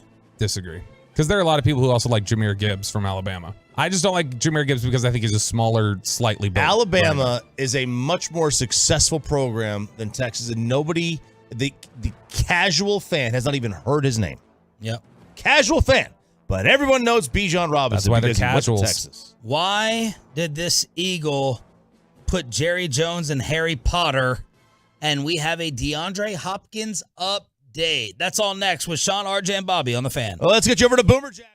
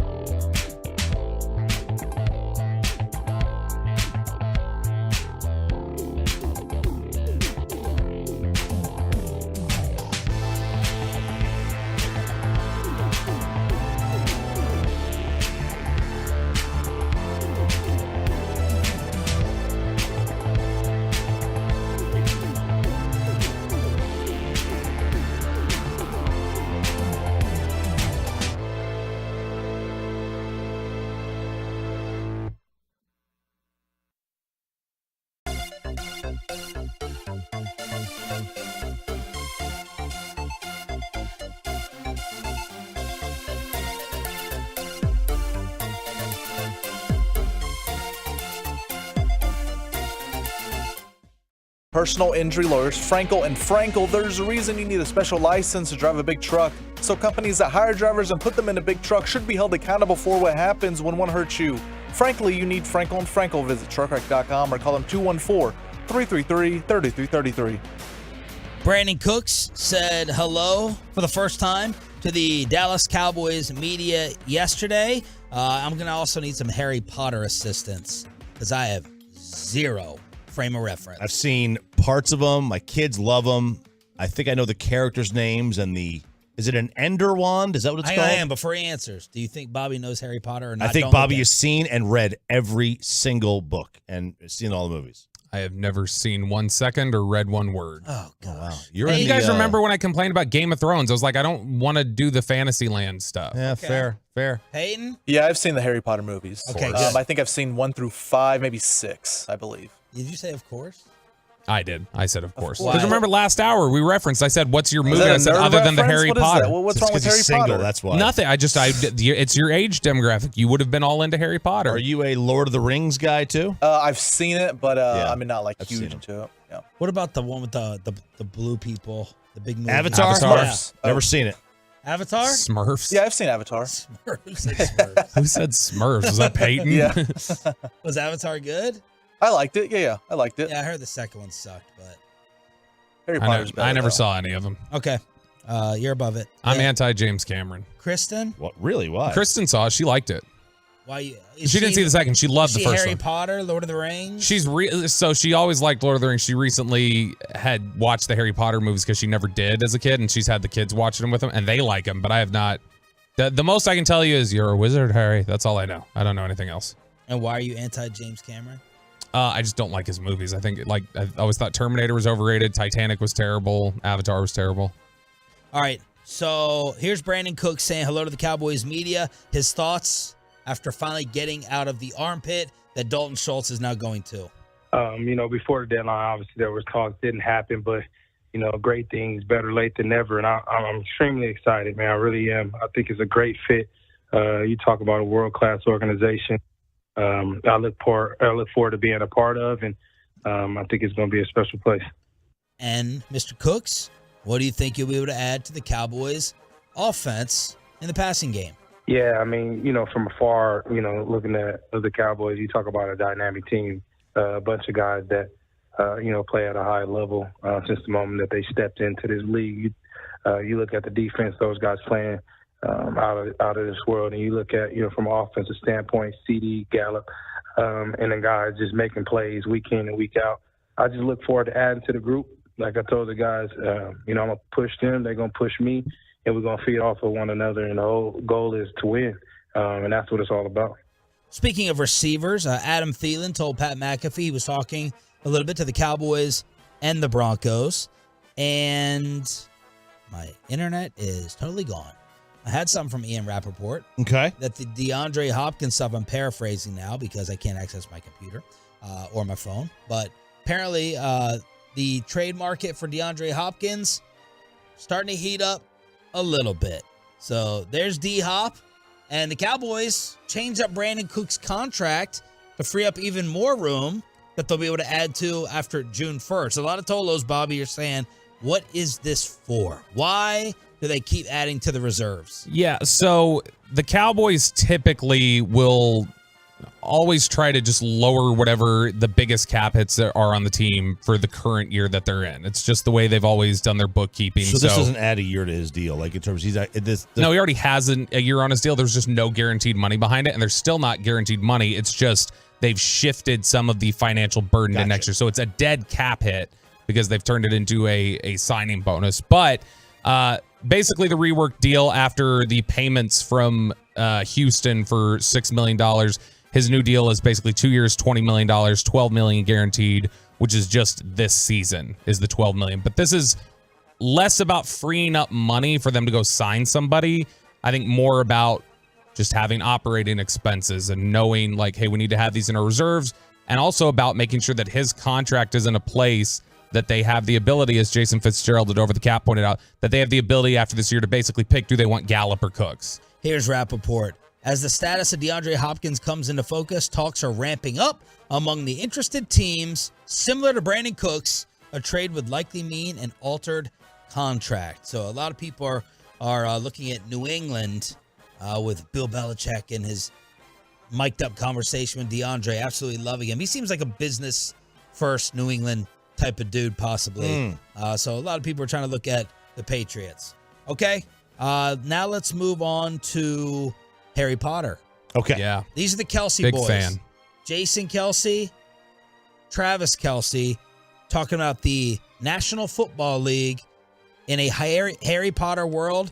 on their podcast. Jason, can you please sort NFL players into Hogwarts houses? Trav, which house is Harry Potter in? Harry Potter's in the Magic House. Do you want to go down the list of players? Start throwing names at me. Let's see how it All right. happens. Where's Jason Kelsey? I mean, I'm going to put myself in Gryffindor. Come on, baby. What? You can't just put yourself in the best house. That's where Harry was? Harry, Ron, Hermione. Do I get in Gryffindor? I'd put you in Gryffindor. You're in Gryffindor for sure. Jalen Hurts. Gryffindor. We can't put everyone in Gryffindor, Jason. You're asking me all my friends. Who doesn't Jason know? Kirk Cousins. Ravenclaw. Ravenclaw. Smart. All right. What about Patty Mahomes? Patty Mahomes, man, I want to throw him in Slytherin because he just whooped our ass in the Super Bowl. But I got to say, I do think Patty Mahomes is a Gryffindor guy. Russell Wilson. I think he's in Slytherin. Slytherin? I was thinking he was like a Hufflepuff. You know what? I'll do that. I'll go Hufflepuff. Ask me a coach. Bill Belichick. Oh, Slytherin all day. What about a guy like Tony Romo? Slytherin. I mean, anybody on the Cowboys is Slytherin. So is Jerry Jones is he like the head of Slytherin? Yeah, Jerry Jones is for sure Slytherin. He's Lord Voldemort. He's probably got Horcruxes scattered all through the United States. Jason Garrett being one of them. What's a Horcrux? Well, a Horcrux is when somebody separates their soul and they put their soul into another object or person. You see what I'm saying? You see where we're going in this? It makes sense now, right? All right, it was time to retire. No, you don't need to Google anything. Peyton, translate, please. What does all that mean? So Slytherin is like the These are different houses? Yeah, different. So there's 4 houses in Harry Potter. Gryffindor is obviously like the top of the top, the best one. All the main characters are in there. Slytherin is Is it like a nicer looking house, like a mansion, or versus? No, like, it's not. It's not like a legit house. It's just dividing the people up that go to Hogwarts and stuff. Okay, and a Hogwarts is It's like what? your team, basically. Hogwarts is Sister Jean. That they wear those stupid scarves. Okay. No, I'm serious. Those scarves that Loyola Chicago wear. Those are the Hogwarts It's the scarves. exact same colors and everything. Oh, okay. Look at that. All right, translate the rest. So when he says Slytherin, that's like the bad guys. So he's obviously going to throw the Cowboys in there. We're gonna need you to do this for Sean because he's a Ninja Turtles guy. You need to break this down in Ninja Turtles world. Like who's the bad The guy? Cowboys are the foot, is what he said. None of the Ninja Turtles are the bad guy. Who's the bad guy? Shredder and the Shredder. foot. Oh yeah, Shredder. Yeah, none of the turtle. All the turtles are good. All right, this is. I did believe that RJ didn't know this initially. Now I think he does know it. Name the Ninja Turtles with the colors, the Bobby. I can't do the colors. Try. I have no idea. So what are the colors again? There's a purple one, right? No. Do you know the names of the people? Yeah, Of the turtles. So I forget. I know now. I couldn't think of the D at one point. I thought it was DeAndre. Oh, I thought it was DeAndre. It's Donatello. Donatello. Shut up. Sorry. So there's Michelangelo, Leonardo, and Raphael. Good. Do you know their weapons? Who has what? So one dude's got a sword. Yeah, who was that? No idea. Okay. It's Slasher. That's not one of the 4 you just named. All right, so Who I is really the- don't know. You know the nunchucks. Who's the cool one? I have no idea, man. No, I really don't know. He doesn't know the Ninja Turtles. What about the rat? You know the rat. Cowabunga. I know the rat. I don't know his name. That's Bassick. Splinter. Knock on the window. Get Splinter? Bassick in here. Mm-hmm. I want to see. Okay, who hold knows on the one Ninja sec. Turtles. So you got Leonardo. Yeah, no, Leonardo, Michelangelo, Raphael, and then Yeah. the guy I thought was DeAndre, but it's really Donatello. Donatello has the bow. Okay. Bow and then arrow? Leonardo has like the sword. Let me see real quick if Mike knows it. Bassick, do you know the Ninja Turtles? Okay, let's just see real quick. Name the four Ninja Turtles. Donatello. Good. Do you know is what I color don't know he the is? I didn't know that. I know that there's 4 different colors. There's purple, red. Yeah. Is it yellow and green? I'm Oh, not. yeah, Or yeah. blue. There's blue's one of Yeah. them. But All right, who are the other 3? Michelangelo, Leonardo, Donatello, Starts with an R. Ronaldo, That's all we need. Thank you. And who's the bad guy? Splinter. He's the sensei. Splinter's the rat. Yeah. Who's the guy and The guy with all the metal? Shredder. Shredder. Yep. And Casey Jones. Yeah. Casey Jones. Casey Jones is the guy, the hockey. Yeah. The Mavs trainer. Thank you. And the weather reporter. The weather reporter, Mike. Is that April O'Neil? April O'Neil. Yeah. April O'Neil. So there you go. Living out 90s memories. But there's the Kelsey boys taking their shots. There's what you learned in the 90s that doesn't matter anymore. Yes. Hey, man. Ninja Turtles. I love Ninja Turtles. Fantastic. I didn't get it, but you know what? In the infamous words of the worst coach in the NBA, nobody died. Hey, I don't like timeouts. What are you doing? Why is he coaching? I don't like doing timeouts. I have no clue who to put in to substitute. I don't know what's going on in the basketball game. I only watch. It's pathetic. Felt the avalanche of momentum that was taking place. By the way, real quick, CJ Gardner-Johnson says, "No, my new Detroit Lions, we got a little bit better talent. That's just me." When comparing to his old team, Philadelphia. Well, I don't know that their talents, but offensively they may have more weapons. Although even still they wouldn't. They don't. That wouldn't be true either. I mean, they're a good team, but they're not more talented than Philadelphia was last year. Yeah, this They've is funny. signed a ton of guys. All these Eagles turning. Javon Hargrave giving an interview this week saying, like, look, if Brock Purdy plays in that game last year, we're in trouble in Philly. Did he say that? Yeah, he did. Wow. There's no bow and arrow. It's a staff. Here comes all the 90s babies. Jay, on Twitter. All right, let's Jason Kidd crosstalk with KMC next on The Fan. Well, let's get you over to the greatness of diamonds.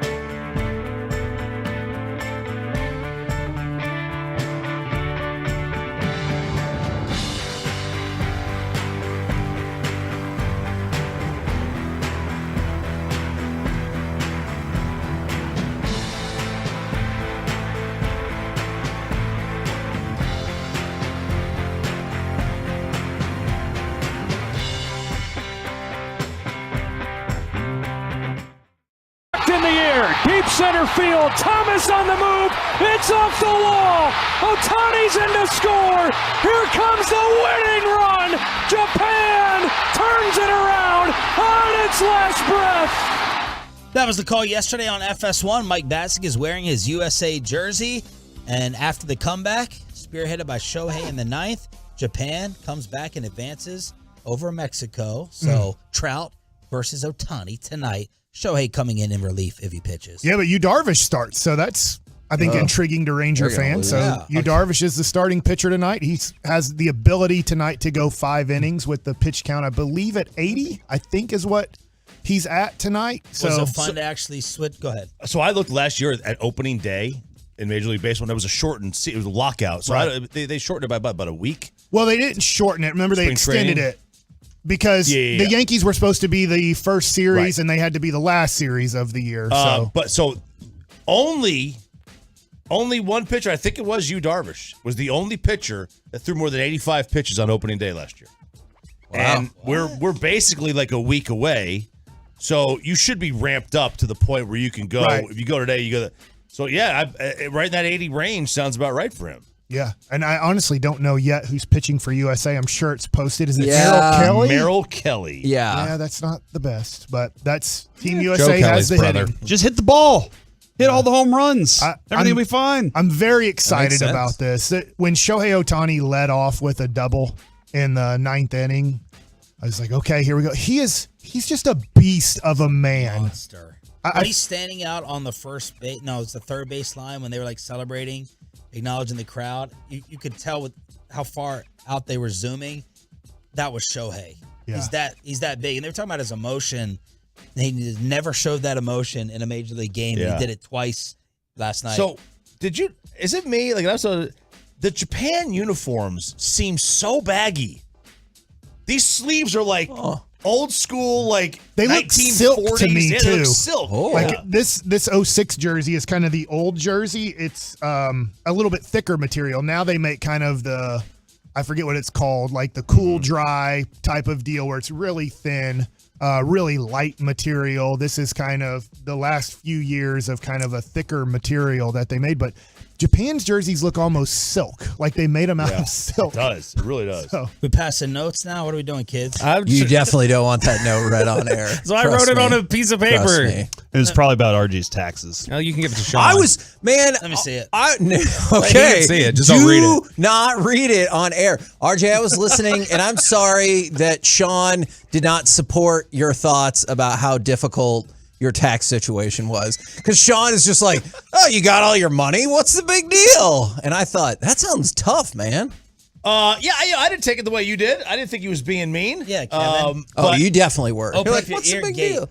No, he said it was going to be a nightmare and nothing was stolen or, compromised. I mean, it was compromised because somebody tried to file taxements on his behalf. Yeah, so something's compromised. I got to get. I got a few people that have hit me up and told me some advice to do. Remember how I mentioned the credit card? One guy said it's actually illegal to send credit cards in the mail. If you get one in the mail you didn't apply for, it means someone was waiting at your mailbox for it to come in. Oh, that they've applied for a credit card in the mail. You got it, but they missed it when it came in. So, have you ever been breached? Can we? Now, we're talking about taxes. We're talking about taxes, right? He came out head first. Can we save that? Good way to say it. God, did you see his smile after he did it too? He's like, I know. So it happened to me once on eBay, and I guess I lucked out and intercepted the last 2 phones. So what somebody did was ordered 4 like jailbroken or whatever iPhones off of my account with my credit card and everything like that. Wow. And I saw how they did it was they changed my mailing address, but before the second 2 were sent off, I changed my address back. And so those 2 came to me, and then I turned into the police the address and everything. What about the phones? That those 2 phones eventually came to me, and I still got all my money back. You have the phones still? Nope. The banks have been so great at just reimbursing you, but now I'm worried. They don't have anything left to give us. Because you yelled bank run in that segment, too. I heard that. Yes. Real quick, Bassick, Fantech's saying that it's not Darvish tonight. They've already switched. Oh, really? Yeah. They switched. They knew it was a high-pressure situation, and they probably shouldn't put him in there. To be fair, Bob Nightingale reported it. Yeah, so Nightingale reported it, so it's probably wrong. But Shota Imanaga. Okay, I mean, the guy last night is the Phenom, who I believe is signed with the Mets for $100 million. Last night, the Japanese pitcher throwing 101 miles an hour. 19 out of his 20 pitches hit 100 to start. How much of this did you? How'd you split up Mavs and baseball? I was at my son's practice, so I was on my phone, but then I got into conversation, which was tough. So I was watching quite a bit of the World Baseball Classic and not really the first half of the Mavs. I haven't. That was when they scored. You missed everything. I haven't totally quit on the Mavs, but this isn't a good team. Like, they're not a good team. I know we're trying to make them a good team. Yesterday, we tried to make them a competitive I thought they could win this game. It's what we do sometimes on Bally's. Like, after when, do you think this is the win that'll turn them around? I'm like, I don't know. They have 140 games left. Like, they're going to have ups and downs throughout a season, and they're not a very good team. This is the Rangers last year. And the Mavericks they're not a good team. They're never going to be a good team this year. It's a disjointed, not a good team, a horrible head coach that needs to be fired as soon as possible, but I get why he's going to be the coach next year. Why? Because he took him to the Western Conference Finals last year. Okay. And so it's like, we're going to give you, it's kind of a little bit of Jason Garrett. I know he never got to the conference championship game. It's like, but he went 12-4, like, and then the next year he'd go 4-12. Like, give him another year. And somehow he'd always save the next season and making the playoffs. So then he'd have a bad year. And like, but what about the year before? Let's give him another year and see if it happens. So I did watch most of the second half of the Dallas Maverick game. So I watched all of the fourth quarter. I watched most of the second half. Jaden Hardy was great. That's the one positive of the game, is that he better have. I hope everyone understands when I say this. He better have a hurt ankle. He better. Oh, because of when he rolled the ankle, they took him out. Yeah, that better have been the reason that he was taken out. I just think Jason As Kidd opposed to is just benching him. I think Jason Kidd just scored. He's just watching a basket. He's literally telling us the truth. He doesn't know when to call. How come you didn't call a timeout? I don't think he understands when to call a timeout. How could he not? How could he not as a player in the NBA? Well, he's in the flow. He's in the flow of the game. He's trusting his guys. Let me ask you these, Jason. Trusting his guys. By the way, here's Jay Kidd on not using timeouts after the game. Earned 2 of them when they made their run there. And so the third, we feel that the game is under control. We've talked about trust between player and coach. Players feel that, when you take a timeout, you kind of send the message that you don't trust them. So we've talked about this for the last 2 years, and I trust that group out there that they're going to stop the run by getting a score, by getting to the free throw line, or by getting a stop. And just understanding that's the way we work. I trust those guys out there that they're going to do the right thing, believing offense can stop a run, trusting Kai and those guys, and they've done it before. So to take a timeout in a third, sometimes it could be a little early to do that. All right, I drew up a little Jason Kidd Wheel of Misfortune in honor of you guys. Which of these 4 is most surprising, considering he was a Hall of Fame player? There's 4 things here that make 0 sense that he's terrible at being an all-time great point guard. 1, talking to the media, like some of the things he's been saying. You forget maybe that he's, had how many press conferences Jason Kidd had in his entire life? Yeah. Thousands, right? Media. 2, drawing up plays. It's like all-time great point guard, right? You think he could orchestrate plays, especially at the end. Dealing with timeouts. He's felt runs against him and for his teams, or dealing with young mistakes. As I heard you talk about, we tolerated, oh my God, Jason Kidd made this pass, but Jason Kidd made that mistake. You got to learn with it. I think it's that one. The one that is the most foreign to connecting him to a playing career. The plays, the one thing I do kind of wonder is sometimes if, like, maybe he's just saying, like, when I was out there, I could just see it. Like, I didn't draw it up. I could just see it. He's like, I know I go to another sport, but let's face it. Everybody who is great at basketball is a pretty damn bad basketball coach, because they actually are like, you should feel this. What Jason Kidd is saying to his team is, you should feel it the way I feel it, the way I slowed down the game when it was getting a little bit out of hand, the way I sped the game up because we needed tempo. You're a special player. You're one of the 10 greatest point guards in basketball history. Now, I do know that Kyrie is great, and so is Luka.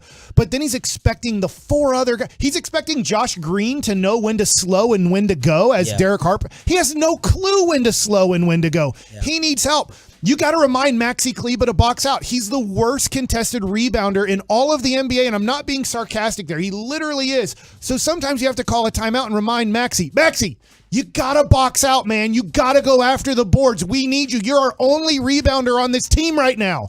But Maxi will completely and totally forget of his assignment of, I got to battle for a rebound. Like, he expects all of these guys, just the way Ted Williams, from listening to Tom Grieve or Bill Fahey or the guys that played for Ted Williams, he just expected you to understand the strike zone. He expected you to take the ball the other way when the ball is pitched the other way. He expected you to pull the ball and hit the ball hard on a 2-0 count. Like, sometimes the greats are like, why don't you understand this? This is so basic. I give the benefit of the doubt on this is that, we all thought he did a really, really good job coaching in the postseason last year.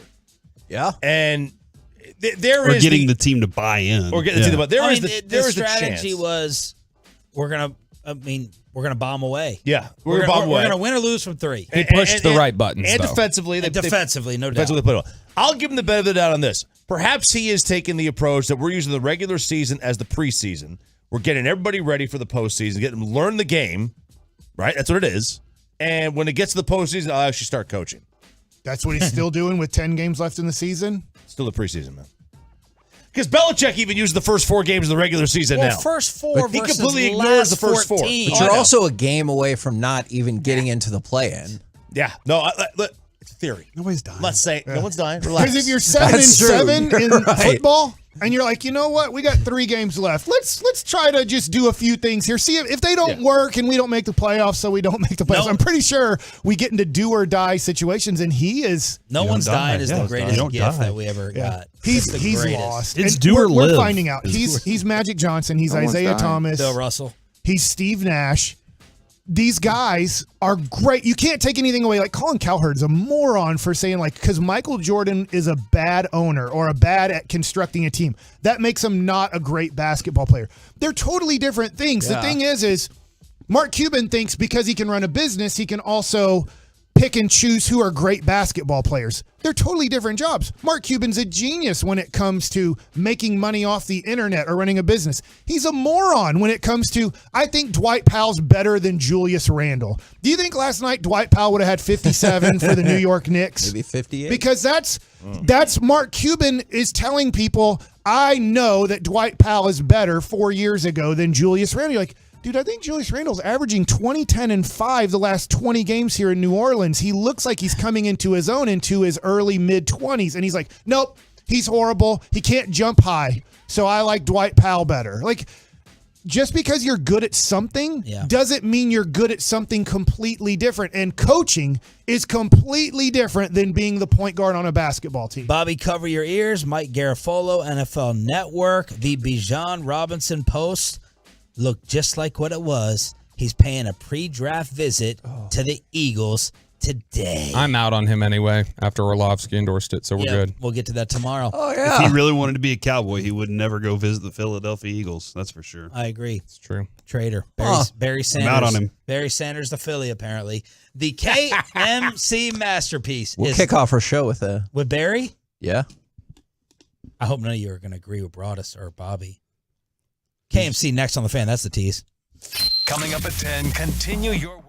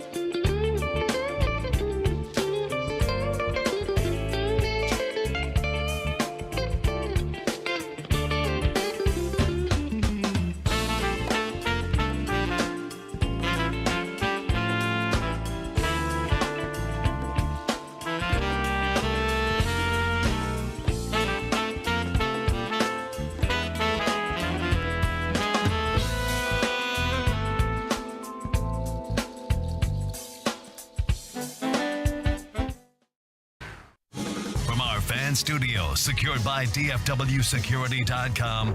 It's the KNC Masterpiece on 105.3 The Fan. KNC Masterpiece right here on 105.3 The Fan. Cowboys fans, do you want to draft this player, and would he scare you in Philly? 877-881-1053. Also, Corey, you made an interesting statement this morning, and we kind of pieced this all together. Do you think that the highway gods know if you got it too easy and they will make you pay? Because that's what it felt like happened today. Nah, I think here's what happened. 2 weeks ago, Plano they said, hey, spring break. And everybody else in the world was like... I like how you said it just like broke out. Like Friday night the week before, they were like, all right, no more school. I just got locked out of the computer. See? Oh happening? My gosh. What's going on here? Change that password, Corey. So 2 weeks ago, they were like, all right, Plano. So it was a light drive for a lot of people around here because the Plano areas. Last week, Mike, everybody else said, hey, let's have spring break. And so nobody was on the road. Mike, driving into work last week was glorious. I got in here so early accidentally that I was able to go to the restroom downstairs on floor 2 because that's where everybody goes. How long did that take? It's a private bathroom down there. As much time as I want, dude. I could scroll. It does smell down there because everybody knows that's the poop floor. Yeah, but it's a private bathroom, so that's what makes it okay. You're like, I'll deal with the smell as long as I don't have to. You can take hear- a shower after Oh you my poop God. if you want. Because I was so nervous. That's what you were about to there's say. a private shower in there too. Okay. So there's a tolet and a shower in every one. Okay. So then last week there was Plano, and then on There's Monday humidity with the poop. Too. yesterday, and no fan. There's no fan in there to get anything out. So but we have 105.3 The Fan up here, Kevin. So then Monday, there are people that are still traveling back from spring break or decide, you know what, I need one more day. And then Tuesday, that's the day where it gets back to normal, where it's like, you know what? Now everybody's going to be on the highway getting in wrecks, needing to call the Frankels. I felt like the highway made me pay. It was bad today. And then I found out it was an accident on 75 that made everything break on 30. It was bad traffic coming from South Dallas today. So I know Probably you because guys idiots were looking at the other side. They're Okay. like, golly, a wreck? I ain't never seen one of those. Why are you using that accent? Because, to call look, somebody man, dumb? It goes back to this too. Go ahead and talk about how you just berated all the old country people. I just and young country. I just think you suck at driving, and this is where I wish the giant crane could lift your car off the road. If you slow down to stare at an accident, if you can catch it while you're still driving, cool, good for you. But like most of these accidents are just run-of-the-mill accidents. I was like, is this your first day you've ever been on a road? You've never seen an accident before? Come on. So like my dad grew up in Oak Cliff, and so they would go to Campese's Pizza. It was the only Italian, somehow it's the Egyptian lounge, but it is serving Italian food. It was the only place to get Italian food back in the 60s in like the Dallas area, okay?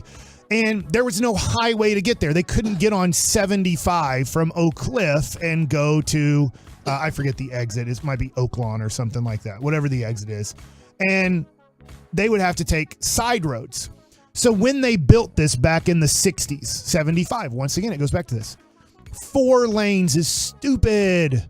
8 to 10 lanes. If you are constructing a new highway, Frisco already effed this up. I've been way out there to where people live, where you're like, it finally ends. The tollway or whatever, 75 finally ends, and it goes into whatever the name of the like cities are, way out there. Frisco. Yeah, past Frisco though, because then it's like Lovejoy or whatever, and then finally it's like we've ended the highway. They effed it up too, because when you get to the Star, which 20 years ago. Frisco was farmland, maybe more than 20 years ago. 25 to 30 years ago, South Lake, Frisco, it's all farmland. I remember my buddy Chance Capel went to A&M, first round pick by the Cardinals. He lived out in the farm in South Lake back in the 90s. But if South Lake and Frisco were smart, they would have built 8-lane highways each way, so 16 lanes. That's what you need for highways. So when a wreck happens, we can shut down 3 lanes. We still have 5 flowing. So the Nimrods who are in 2 lanes can look at the wreck and go, wow, let's look at this wreck and see if anybody's dead.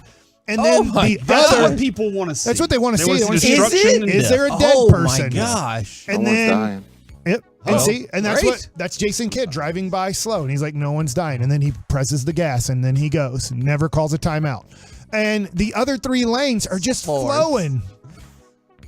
That's a great point. I'm sorry I get caught up with. That's why everyone watches. That's why, like 635, like they had to build another 635 because they were like, "There's too much of this crap." They did. So They just build 2 of them. All I think Austin doesn't Austin have 2 highways? Yes, too? and it boggles the mind. The first They time have the fastest on and off ramps in the history of ever. It's like you have 1 second to get to 8. That was the first time I was like, hold on, I don't totally understand these roads. It's like they're like, you can go in the tunnel or you can go above. Yeah. Oh, did they go different places? Nope. Just kind of trying to loosen traffic up. It took me a minute to figure that out. All right. So my question, because I know this has been a debate among folks for a while, is essentially about Bijan Robinson, because you brought it up. How dare he even go on a visit, to Philadelphia? If you don't want to go to Philadelphia because you want to be a Cowboy, then you don't even visit that city. But doesn't Mike tell us all the time about people like money and stuff? Yeah. And so if you I signed with the Phillies. You know what I like? Loyalty and money. Okay. So loyalty. Those 2 things often don't go together. And so if they're like, hey, you can go pick number 10 maybe. Like, I don't think 10 or 11. I don't think it would be that high. But like, just theoretically, why don't you come on down for a visit as opposed to 26? Don't you think you'd be like, oh, yeah, okay. You get more money as a Cowboy. Eventually, even if he was picked lower, he would eventually get more money as a Cowboy. You can win be more.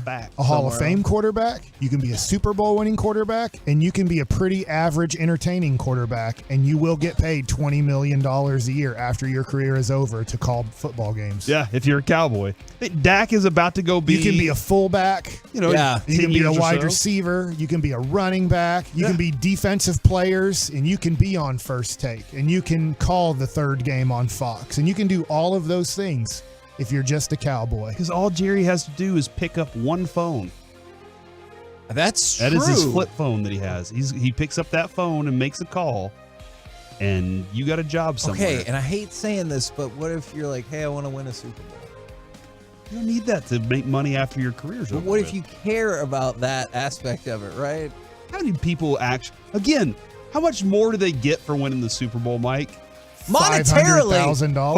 $500,000? Monetarily, in the NCAA tournament, the school keeps the trophy. You don't even get the trophy and the money. Yeah, they get the money and the trophy. And I told you yesterday, Justin's comes out and they pay for your ring or Balfour or whatever. You get a bag of Fritos and they're like, "Hey, and don't forget about that sandwich that's in that box." And you're like, "This is a terrible sandwich," and they're like, "Eat the Fritos then." That's it. So yeah, man. Okay, fine. But would he scare you on the Eagles? Yes.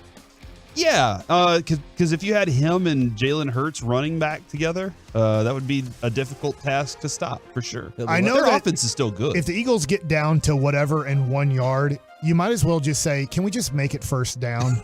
That fart knocker Hurts is just going to pile drive everybody for 1.5 yards, and so it's That's a fact. I've never seen anybody be able to do that. But then if you did have the UT running back there, I will say this. I'm in between Sean Sharif and, let's say, you, Kevin. Okay. Is that I think he's better than what Sean is saying, but I don't see, and maybe you're not as far as this, I also don't see the Barry Sanders comps either. Yeah, and I mean, look, and that's probably unfair. I do think he can... And the game's very different from back then, too. Absolutely. I do think he can stop and start and redirect, maybe like Barry Sanders. Like, if you're just looking for, like... Barry dance, though. Well, yeah. You know? Well, if you're... And if you're just looking for, like, one skill set potential comp, maybe that's it. But I think comping anybody to, like, maybe the best running back of all time, that's tough. That feels like a difficult comparison. And everybody has different styles, because I remember Le'Veon Bell. I never seen a guy attack a hole so slowly. It was like, let me get behind an offensive lineman, stop, and then he would dart through a hole. And I'm not saying that's what Bijan looks like to me. He's not Le'Veon Bell. He has his own style. Adrian Peterson he was able to make guys miss, run through people. He was kind of, to me, very complete. Not as good as Barry Sanders, but a very different running back. I think he's his own style, and he's really good. And in today's game, I think he can have an impact. And at 26, if the Cowboys drafted him, I'm all in on whoever the Cowboys draft. I feel like it's going to be a good pick. They're just really good at this. There are a lot of, yes, I agree with Mike on that completely. They're going to hit it at whoever they decide to go with. And they might even pick somebody that you're like, who the heck is that? Why did they go Tyler like that? Smith. And then you're like, you're like, good job. Wow, that was really great. I mean, Travis Frederick was that guy that you're like, what is happening here? And they made that one work. I'm watching him, Kevin, and there are moments where I'm like, I can't decide if the Big 12 just has really poor tackling. That's true. Or if I watched TCU in the championship. Or if he's that great that he just makes everybody a poor tackler. But there are a lot of moments where there's like 6 or 7 people that just like they slather off of him. Is that the word? Can I use that word? Yeah. It's like you're Or trying slobber. to go. Yeah, you're trying to slobber. Yeah, they're slobbering all over him, and they just can't get to him. And I don't understand that. I think it could be It's a little combination of both. exactly. I think it could be a combination of both, and But he has really good vision. And that's why I wanted to kind of bring up this double question, is because we talk about this before, is what players bring fear to you when you have to face them, like in any sport. And so that was my general thought, is if Cowboys fans, and I know there's a lot of them who are like, don't draft a running back in the first round. Although I do see some people who are like, I'm fine with that, just don't give him the second contract. But there are a lot who say don't draft a running back in the first round. So then my question is, he goes to the Eagles, are you concerned? Because I think then I would be concerned about that. Not if we have a great defense, Kevin. If I have a great defense, then I'm going to be just fine. Everything's going to be okay. So if he goes to the Eagles in the first round, I'll have to draft a great defender that can stop him, somebody that can tackle. Okay, clearly these dudes in the Big 12 could not tackle him. I like the idea that you're going to counter program your draft pick in the first round. You're like, hold on, they took Bijan Robinson. Well, maybe we need to switch. That's what the Cowboys typically do in free agency, is they let free agency happen, and then they say, okay, now what do we need to do to be competitive in our own division? And then they say, all right, well, we'll make they got a receiver. We're going to need to add a cornerback. They went beefy for the offensive line. We're going to need to make sure that we can stop them with the run. That's what a lot of what are we that can be competitive in our own division? That's where they start. This year they were like, hey, we're going to tell people that they got to chase us. And that's the thing I think everybody's excited about, is the Cowboys said they countered their own counter. So that's usually what they do, is they counter whatever everybody does in free agency with their own subtle free agency. And in terms of the loyalty thing, everyone who's a fan of Texas but also likes the Cowboys, if Bijan went to the Eagles, you need them to stop rooting for him. Is that the loyalty angle? Yeah, absolutely. You can't root for Bijan Robinson if he goes to the Eagles. That's just the way it is. Okay, I don't root for Jalen Hurts. And he went to Oklahoma. Yeah, one of the greatest Oklahoma quarterbacks of all time. That year that he played. Oh my gosh! Troy Aikman. Oh yeah, Troy Aikman was. How many people know that Troy Aikman But he couldn't run the started wishbone. at Oklahoma? Very few. Okay, He was like, I'm not running the wishbone, and they were like, well, I don't even know if. Well, let me ask you this real quick, Slim Scotty. Where did Troy Aikman go to college? UCLA. Okay. I didn't know if that. I didn't Did you even know he if they know started at that. Oklahoma. I did not. I did. Yes, I This knew is that. a well-known thing. Yeah, he I couldn't know. run. I think that's what we're Oh, establishing. okay, yeah. He couldn't Is run if the you're wishbone. our age, maybe. Oh, if okay. you're Okay. Yeah, I thought it was just UCLA. I had no clue. Was it Marietta or Henrietta, Oklahoma? Henrietta. Oklahoma. That's where he thought the Super Bowl was going to be one year after getting concussed against the 49ers, and he did play a few days later. Yeah. The good old days where you're like, you're fine. He's Your fine. Look at him. Yeah, your head's just a little cloudy. Get back in there. Look at him now. One of the greatest broadcasters of our generation. Yeah. From the 940, I'm fine with the running back late first round, just not in the top 10. Well, that's the good news. I think we all came to the consensus a couple weeks ago is trading up, especially trading up a lot, is not what we're looking for. But if he fell at 26, and then people are still bringing this up, and I totally understand it, is Devon A-Chain from Texas A&M, and I hear You love him. I hear you on that. The speed is incredible. It is like he's literally like a track star with his speed out there. I don't totally know about his future as the lead or feature back. I'm not saying he can't do it. I'm just not sure about that. I will say this. I decided to watch Barkley because I remembered really liking Barkley out of college. And I think he's turned into a fine pro. Obviously, there Round mound to rebound. lots of concerns. That's Different Charles Barkley. But like Barkley, he was very similar things. But Barkley's cuts were violent. You know, like when he cut hard. And Robinson doesn't have that. He looks smooth and delicate. His footwork is really nice. And See again, a little Tomlinson? man, I'm going to have to go back and watch LT run a little bit. But Bijan as a receiver is a bonus, too, that comes along with it. So we're the KNC masterpiece, but he's going to Philly. Coming up next, I just wanted to prepare you just in case that happened. What the heck happened? If he gets drafted by Philly, no one's dying.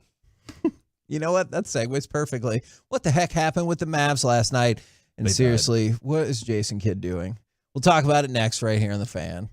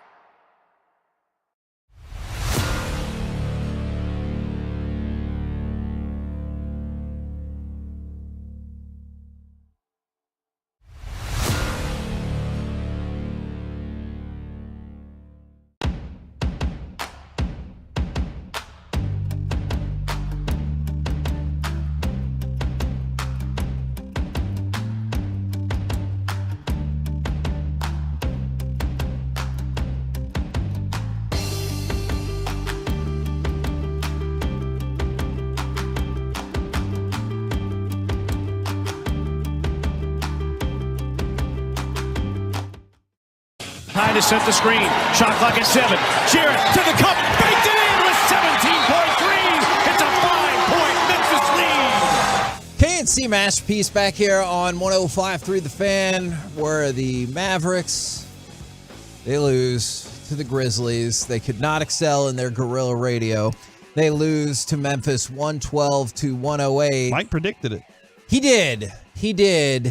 And for 3 quarters, Mike, I was feeling really good about the conversation that we had yesterday. If they shorten games to 43 minutes in the NBA, the Mavs are going to be one of the best teams in this league. And I was feeling really good because we had the conversation of you had won 2 games in a row. You beat the Grizzlies in a game that even without Ja Morant, you were still the underdog for. Then you've got the Warriors coming to town, and I know the Warriors just finally won a road game, but I still feel like you should win that. Then back-to-back against Charlotte, and all of a sudden, are you talking about a 6-game winning streak? And the Mavericks are like, ha, no lead is safe with us. They were up by 16 points, and then it just fell apart. But for 3 quarters, I was like, oh, yeah. It was 96-80, and then the next thing you knew, it was, I can't remember, 101-100 or 102-101. Memphis had taken the lead. You're like, we scoring 6 effing points or 5 effing points, and they've scored 20-something. And it didn't get any better from there either. I just remember Mark Followell with under a minute to go is like, and the Mavericks have 9 points this quarter. And it's just like, well, I guess we didn't take a timeout, so that didn't work. Let's see. We took out Jaden Hardy, who was our best scorer in the second half. That didn't seem to work by keeping him on the bench. Like, it's just, I get the Mavericks lack talent. Now, people don't want to listen to me when I say that because they're like, Kyrie's going to get the most out of these guys. Well, didn't that seem very much like a Luka basketball game where Kyrie does a lot in the first half and then they start changing their defense up, trying to make the game a little bit more difficult. He gets a little bit tired. I know that also he got a little bit hurt in the game, and I do believe he's going to be out for at least a week because he was in a boot after the game was over. So I just, all of a sudden, hey, Tim Hardaway Jr., you know, he took shots at Luka. Let's be honest here. And Luka tried to trade Tim Hardaway Jr. So they both don't really like each other. And Tim Hardaway Jr. is like, well, the reason I'm so good now is because Kyrie's hitting me on time and I can make every shot. Well, he's gone back to Gallo.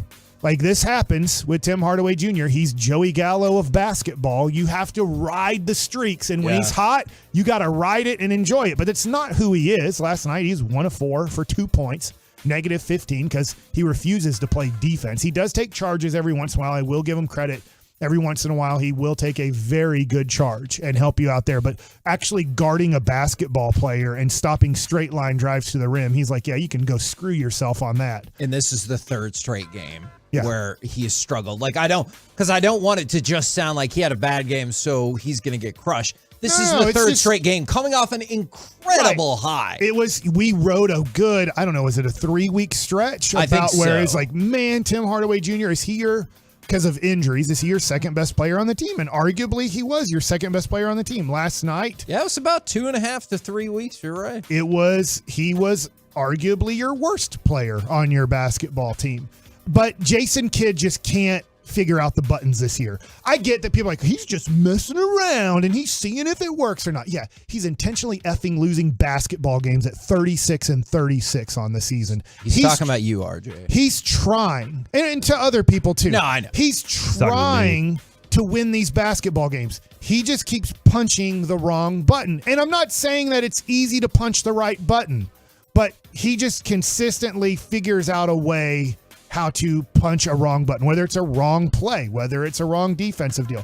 Well, I don't know whether it's I didn't call timeout or I called too many timeouts. It's just whatever he does this year seems to go wrong. Mike, we established last week while Kevin was out doing whatever he was doing, that he's not a coach. He's a mentor. Like that's what he's here to do more than anything is, look, I'm just here to guide the ship. When you talk about what does he do on the court, I don't know either. I think, and I don't know what he does off the court. I don't know what the conversations are like between he and Luka, he and Kyrie. I don't know those things, but it doesn't appear that he's here because of strategy. If you were here because of strategy, Rick Carlisle would be the coach for you. Yeah. But he lost the player. He didn't have the respect of we the player saw how much anymore. Luka hated him the other night. And so that's where this like, okay, do you have to go back to a strategist? Because I think that Jason Kidd's more like, nah, those guys get it. They see the game the way I did. I'm going to let them figure it all out. And once they figure it out together, whenever, you know how when you give somebody an idea, but you make them think it's their idea and then they take ownership of it? That's what he's trying to do. It's just failing in the regular season for them really badly right now. Yeah. And what's even worse is we haven't gotten the opportunity to see these two play together at a high level. Yeah, and and that's I do what think- we think would be awesome would be if they could click for 3 games. And I How think awesome Kyrie's would it out be? the next 3 games. Yeah. And it's hey, he's hurt. His foot hurt. He got hurt again last night. He's in a walking boot. He's probably not going to play tomorrow night. He's probably not going to play the night after that or the night after that. I believe he's going to miss at least 3 games and then try to come back. And I think that Luka's going to try to come back tomorrow night. But then it's going to be Luka playing without Kyrie for the next 3 games. So you're going to get to the end of the year, very Brooklyn Nets. You traded for Kyrie, and they're going to have about 5 games together if they're in the play-in situation. And Kyrie did say, and there's a few different things there, that the walking boot is just precautionary, but still alarming. And he said he did not hurt his ankle. He's concerned that he re-aggravated the foot or the toe injury. So you know what I hate about that scenario for tomorrow night then? Because that's going to feed back into the narrative of Luka and Kyrie not playing together again. And we might be stuck with that for the rest of the week. And there's not really anything I can do about that. And really for the rest of the year. There's so You few might be games right left. about that, yeah. They're, You might be they're right about only that. going to play Yeah. about 5 to 7 games together by the end of this year. And then you're going to expect that they're going to have great chemistry on the court. Like, it is what it is. This has been a waste of a year. I can't wait for it to be over, to be honest. Would you rather, I'm swear I'm not kidding. Yeah. Would you rather them just miss the play-in than be in the play-in tournament? Yes. Because I need it to be assigned to Cuban and to Nico and to Finley and to Kidd. This is, there needs to be extreme changes here. Extreme changes. The biggest one that has to happen is you have to have better talent at rebounding and in at least interior defense. You got to find somebody that can do that. Totally agree. Because if they can't make a stop late in the game or get a rebound late in the game, that's what puts them in these. Hey, we're up by 10, everything's fine. Well, the opponent made stops and you couldn't. That's the problem. Or to your point, you make a stop, but you give up an offensive rebound. And then you make a stop again and they get another offensive rebound. They put the ball in. They actually shot 33% from the floor on that possession. They still got 2 points. Because they more than doubled you up on the offensive glass. I'm not saying I want this to happen. I'm just asking if you think this is a viable thing, because this sounds like something the Mavericks would do. They miss the play-in tournament, or they're still in the play-in and they end up not making the real playoffs. But Mark Cuban and Nico and everybody comes out. They get Kyrie back and they're like, well, they just didn't have enough time. This is the team. Oh, 100%. And that's what I'm afraid is going to happen. Yeah. Well, and the other thing too is, let's be honest. They tried to trade Tim Hardaway Jr. Nobody in the NBA wanted him. Yeah. I talked to my dude in Cleveland. They're like, they actually think the Mavericks actually wanted something back. We're like, look, we'll take him off your hands, but we got to send a horse crap contract your way, like with it. Like if you want Kevin Love or something, we'll do it because we're going to release him anyways. But it's like, Tim Hardaway Jr. is not a wanted player in this league. Christian Wood, unfortunately, in a weird way, because he did contribute a lot last night, is not really a wanted player in this league. So you just start going down your list, and Wood's a free agent anyways. They're just going to let him walk. But you just start looking. Reggie Bullock's not really a wanted player in this league. He's a contributing player. I don't want to take anything away. Actually, Tim Hardaway Jr. can be a very good contributing player for about 30 games a year. It's just the other 30 that you're going to have to live with, that he is a negative player for you and really hurting your basketball team. The positives I can take out of this year, because it's, I'm like, dude, this is not good. This is not a good basketball team. It's not going to be a good basketball team yesterday. And I get, like, Kevin, you weren't doing anything wrong. You're like, hey, it's a good basketball team. They beat San Antonio, and they ended up beating the Lakers. It's like, look what's happening. They've won 2 in a row. Can they win a whole bunch in a row? Yeah. I'm like, I don't think they can. And can I just tell you the thing that is frustrating about that, Mike, is I would feel so much different if you just didn't see the signs at all. Like, if let's just say the Mavericks lost by, 14 points, or they lost by 4 points because they made this Herculean comeback when they were losing by 12 points in the fourth quarter. The thing that consistently infuriates me is there are stretches in the game where you're like, you probably should have won that game. Like, I think it is not too much to ask if you're winning by 13 points going into the fourth quarter that you win the damn game. And that's the part that infuriates me about this team is there are moments where I'm like, we've dominated this whole game. Why don't they win? So let's be honest here. Rick Carlisle was probably a D-head to Jason Kidd, to Dirk Nowitzki, to Luka Doncic. He's not probably the most likable coach. He's probably one of the least likable coaches, but he is one of the best coaches in the NBA. And I guarantee you guys will remember this. Do you remember, and this is different because it is playoff time. Do you remember when Portland came back from like 15 down in the fourth quarter in game 4 and beat the Dallas Mavericks to tie the series up at 2? I thought we were screwed. Did Rick Carlisle say, well, I wanted them to figure it out on their own? Oh, you know what? I'm just watching like you guys are watching. No one died. Or did he go, just so everybody can remember who forget this, did he go, that was on me. I did a horrible job in the fourth quarter of stopping their momentum, of coaching differently, he took all the blame. He said it's not anybody's fault. It's not Sean Marion's fault for the way that he guarded Brandon Roy. It's my fault. I am the one to blame. I'm going to, he didn't say this, but he's pretty much, I'm not going to sleep tonight because I felt like I didn't help my guys win in the fourth quarter. I left them out on an island to lose. Rick Carlisle says, I leave them out on an island to lose. Blame me. Do not blame anybody on this basketball team. Have you heard at any point this year of Jason Kidd going, I'm the reason we lost this game? No, because instead, last night, what I know agitates people is you got this. Earned 2 of them when they made their run there. And so the third, we feel that the game is under control. We've talked about trust between player and coach. Players feel that, when you take a timeout, you kind of send the message that you don't trust them. So we've talked about this for the last 2 years, and I trust that group out there that they're going to stop the run by getting a score, by getting to the free throw line, or by getting a stop. And just understanding that's the way we work. I trust those guys out there that they're going to do the right thing, believing offense can stop a run, trusting Kai and those guys, and they've done it before. So to take a timeout in a third, sometimes it could be a little early to do that. He's trusting them. Jason Kidd was drafted in 1994. Dirk Nowitzki was drafted in 1998. Sean Marion was drafted in either 1999 or 2000. Same with Jason Terry. Like, these guys had spent over a decade in the NBA on all-star teams, 40 to 80 playoff games. He's acting like he has the 2011 Dallas Mavericks, and they're going to figure it out. Yeah. Josh Green's barely played in the NBA. Like, when you start looking at these guys, they look to the bench going, I don't know. I've never made an all-star. One dude out there, Kyrie Irving's actually considered like a well above average basketball player. Christian Wood is considered around the league as a stupid basketball player. Let's be honest. Dumb people are dumb, and we have to call them out sometimes and go, they're dumb. I have to help them. That's fine. Help them.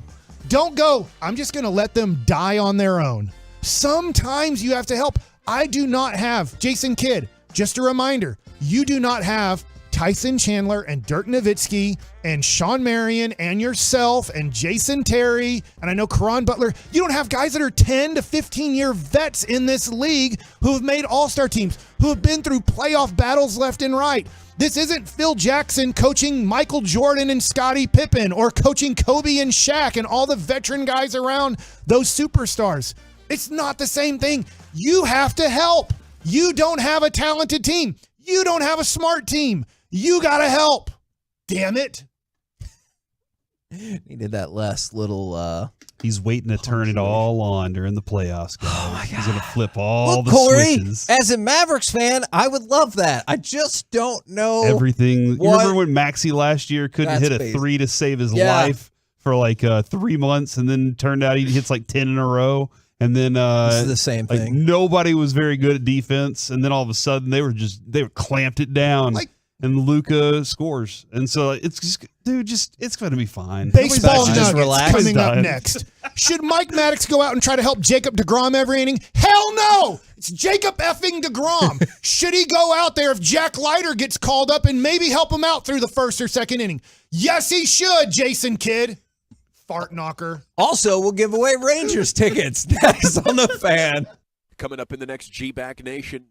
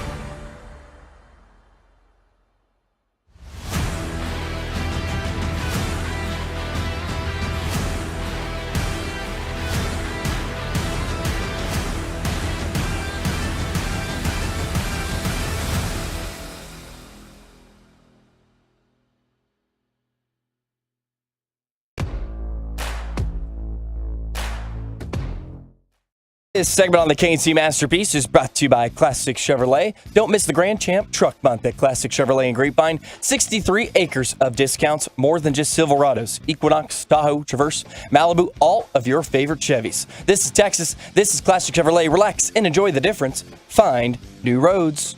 KNC Masterpiece back here on 105.3 The Fan. It's time for Baseball Nuggets. And remember, all week, we will be giving away Texas Rangers opening weekend tickets during Baseball Nuggets.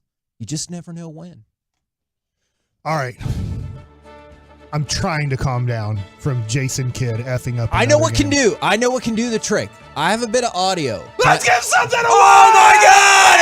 877. I was not prepared for that. 877-881-1053. Wins all the time. Caller number 10 now will win a 4-pack of tickets. And we're not calling a timeout. To go see the Rangers play the Phillies Saturday, April 1st. A 4-pack of tickets and the Rangers replica cap giveaway presented by Comerica Bank. Caller number 10, that 4-pack of tickets, 877-881-1053.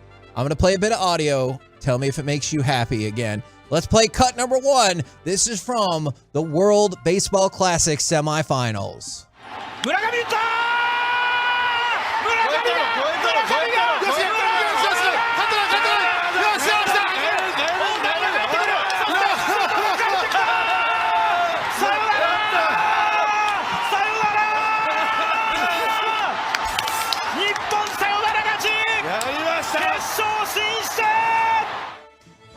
That was the game-winning call. That was not Mexico's game-winning call. They would have been much sadder because they lost.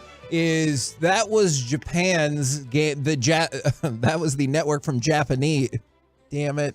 Keep going. That was a really good call. Yeah. So they're from Japan. That was the Japanese network broadcast is what we were shooting for. I don't know what happened in my brain. I was excited like them with the victory in the semifinals, come from behind because they were trailing the entire game. Yeah, in the 7th inning, obviously Japan ties it up. Yeah. So that was pretty special, but then Mexico immediately comes 5-3, back. yeah. Man, it was a really fun game to watch. I will say this real quick. I think that the environment would have been better tonight if it would have been Mexico versus the United States. Just because Phoenix, Arizona. So I think that obviously you have the American-Mexican population and people from Mexico obviously traveling to Phoenix. So I think that the environment would have been nuts tonight. But I still think the environment's going to be really good tonight. Do not get me wrong. Great last night for sure, yeah. The environment was great, but I just think that United States versus Japan, we don't celebrate sports as much as Latin people celebrate sports. Or even the Japanese. Right. But Japanese is they quiet celebrate too. baseball this way. Wow. They're loud They with are. baseball. They are. They do have obviously, but it's a little bit more, I don't know the right words, but I don't know if humble comes to my butt. Respectful, because that's the same thing in wrestling. Like they will cheer and they will sometimes they'll get loud, but a lot of times they will just Randy or sit there and clap. Yeah. and mean mugging everybody the way that was awesome. Now, one interesting thing I saw about this, Mike, and sorry to just jump in there. Baseball Nuggets with Mike Bassett. But it is about baseball. Yeah. Is the Japan versus, so the ratings have been building like crazy for this in Japan. Okay. So Japan versus Korea was viewed by 55 plus million people. Italy versus Japan was 62.5 million people. The most watched World Series game ever was 54.5 million. In Japan? So this will be the highest rated, you would assume, the highest rated, most viewers ever for a baseball game. Okay. So you're assuming like 70 million tonight in Japan? I think for sure. Okay. Maybe more. And last night, a guy named Sasaki pitched and I got him confused. He has not signed with the Mets. He is the 21-year-old phenom free agent, and he's not coming over to the United States this year or anything like that. Like, it's probably a few years away. And I did think he was a little green, as in I thought he was somewhat predictable with his pitches. Okay. When I was watching him, and that's why I do think Mexico eventually got to him, is he was staying with the same sequences, if that makes sense. But I did love his stuff. I thought his his forkball or split finger, split finger forkball, they're a little different, but very similar, is it started getting flatter. It started getting up in the zone. And usually when that pitch gets to be above the knees, it's a very hittable pitch. It's when it looks like it's going to be at the knees and it drops below the knees where that becomes a very, a great pitch. And it's one of those things that a split finger fastball or, a forkball, that is a Japanese pitch. That is, yes, there are Americans that throw it too, but I mean, that is almost when you talk about Ohtani, you talk about his fastball and his split finger fastball is his kind of 1-2 combination.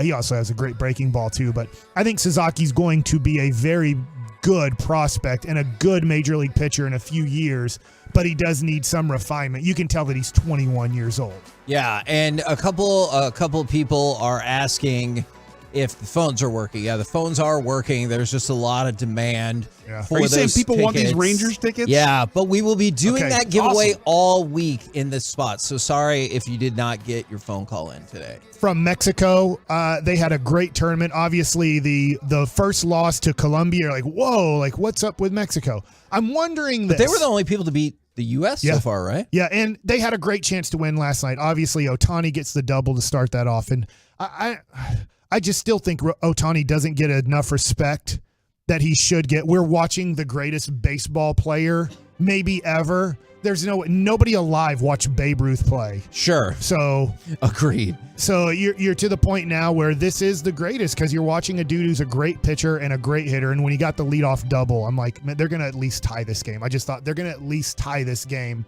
And they quickly won the game there in the bottom of the ninth inning. So it sets up the dream matchup, really, that this is United States, their lineup versus Japan, where Ohtani did say last night he will be used in relief. Okay. Now, I have this. If they're down 6-3 in the seventh inning, he might not be used. They might be like, hey, we're not going to use you. We understand your importance to the Angels this year or to Major League Baseball this year. But I do expect Ohtani to pitch, and I do expect this to be a heck of a game. And I believe this and now is... Darvish isn't pitching, supposedly? Yeah, or at least isn't starting. I don't know about his availability other than that. This is the 5th World Baseball Classic. These teams have won 3 of the 4, with Japan winning 2, the United States winning the last one. Yeah, so this is... Dominican Republic won the other one. This is really exciting. I'm really excited for tonight's game. I think it's going to be a great game. The United States hitting is on fire right now. Going back to Mexico, though, and I wonder this. I don't know this. I wonder this. I wonder if a run like this, managed by Benji Gill, former Texas Ranger, he was a shortstop phenom. It didn't end up working out for him. The build up to his career didn't end up. In fact, you have it on the run sheet at some point, kind of maybe the Ranger that you thought is can't miss. And yeah, Benji Gill would fall under that. Like Benji Gill is going to be. He was supposed to be part of the Pudge Rodriguez, Juan Gonzalez, and Benji he had Gill. some moments, yeah, he had but moments, not. Yeah, I'm not trying to take shots at Benji Gill, the player. I'm just wondering, Benji Gill, the manager, I just wonder if affiliated teams, what I'm talking about is like the Rangers or whoever is needing a manager, looks at Benji Gill and go, man, he got the most out of that Mexico team. I wonder if he would be a good manager. And I do think this does help, that he does speak Spanish and English, that he's going to be able to relate to whoever it is. He's going to be able to communicate well. And not saying that Bruce Bochy can't communicate well to Adolis Garcia. There's definitely ways you can communicate without speaking the language, but it does help that when you call him in the office, you can speak the same language as the guy and have a conversation in their language that they feel comfortable with. Yes. And that's what I think too is, and it can make you feel, I think comforting was a great word because it can make you feel more at home, even if it is a strange environment and not everyone speaks the same language as you. So I'm definitely with you on that. When we had Leote on and I brought up one of the dishes from his country and how he just like immediately was like, hold on. So yeah. He wanted to hang out with you then. I know they won't change this. And this goes to Major League Baseball and their kind of marketing. I get it. We knock Major League Baseball a lot. I think finally people are coming around to how the NBA ain't marketing that great either. Yeah. By sitting out games and just diddling around for 3 3 months while I spend my money or time watching crap-ass basketball is tonight the game's on Fox Sports 1. Yeah. And I totally get this. Nothing against any other country. If this was Puerto Rico versus Japan or Dominican Republic versus Japan, I understand maybe why in the United States it would be on Fox Sports 1 a little bit. Yeah. Because the United States isn't in it. But if you're Fox, why wouldn't you go, we're blowing out whatever we had on Fox. For us, it's Channel 4. I know it's a different channel everywhere, but for Fox here, why wouldn't you put the United States versus Japan at 6 o'clock tonight our time? Why wouldn't you put that on your major channel? So I do have a thought about that. Not saying it's right or wrong. This was the same strategy that ESPN did when they were launching. And I know FS1's been out for a while. Right. When they only carried Duke and Carolina on them, because let's face it, like the amount of people who know and watch FS1 is really, really, really low. And so I would even say only 50% of your viewing audience has that channel. Yeah, so I wonder if they're trying to say like, hey, this is our push. I'm not really sure. Yeah. I'm really curious, quite frankly, even though it's a way bigger brand, in 3 years when the Super Bowl's on ESPN, if people are going to freak out. Mike, at 6 o'clock our time, Fox 4 News is on. Well, they have news every hour for like 17 hours of the day. They have news at 5 and then ends at 6:30. So we couldn't get all the news in at 5. Fox at 4 and first. then Fox at 5. At 6:30, they have extra. So you can't miss extra. And then at 7, it's 911 Lone Star. All right. And then at 8, it's regular Accused. 911. I don't know. Yeah. So they're the things that they got. They're like, we cannot interrupt this broadcasting and the local news. Jennifer Love Hewitt would not allow it.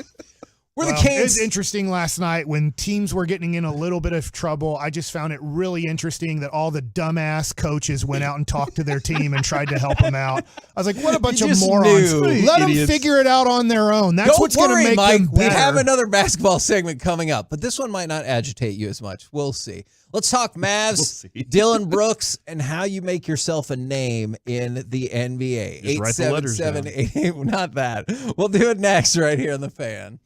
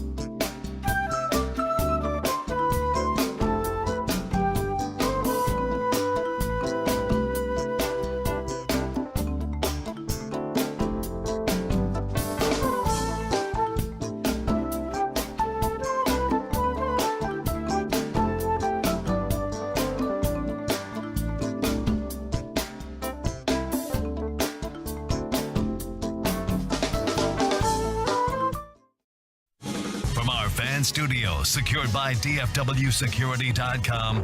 It's the KNC Masterpiece on 105.3 The Fan. KNC Masterpiece right here on 105.3 The Fan. So we're back to basketball, but it doesn't I'm good. Nobody have died last night. to be a conversation about the Mavericks. It can. If you still want to get your Mavericks thoughts in, text us at 877-881-1053. But I was more fascinated by the discussion about Dillon Brooks, Patrick Beverley, and how you make a bigger name for yourself in the NBA. Because, like, we were talking about this off air, is the whole world is clutching its pearls this morning because of the Kyrie Irving, Dillon Brooks non-jersey swap. And we were having a conversation off air about, like, if you're Kyrie, who gives an F about You're Dillon supposed to Brooks? swap jerseys. You're a dude. That's the rule now, I think. I thought we got rid of that. What happened? Yeah, you can't do that anymore.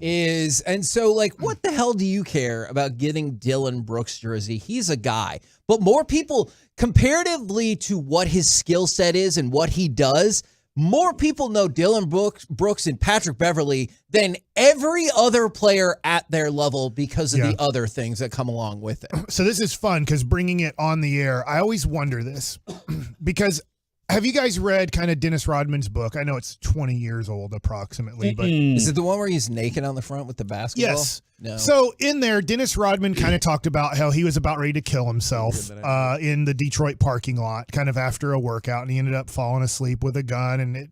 But he was like, I'm going to have freedom here, but I'm going to make a name for myself. Dennis Rodman was a great basketball player for the Detroit Pistons for their back-to-back championship teams, made the NBA Finals 3 years in a row. But he wasn't really getting much recognition. And then, obviously, meeting people and deciding, you know what? People are going to think I'm crazy, and he kind of is.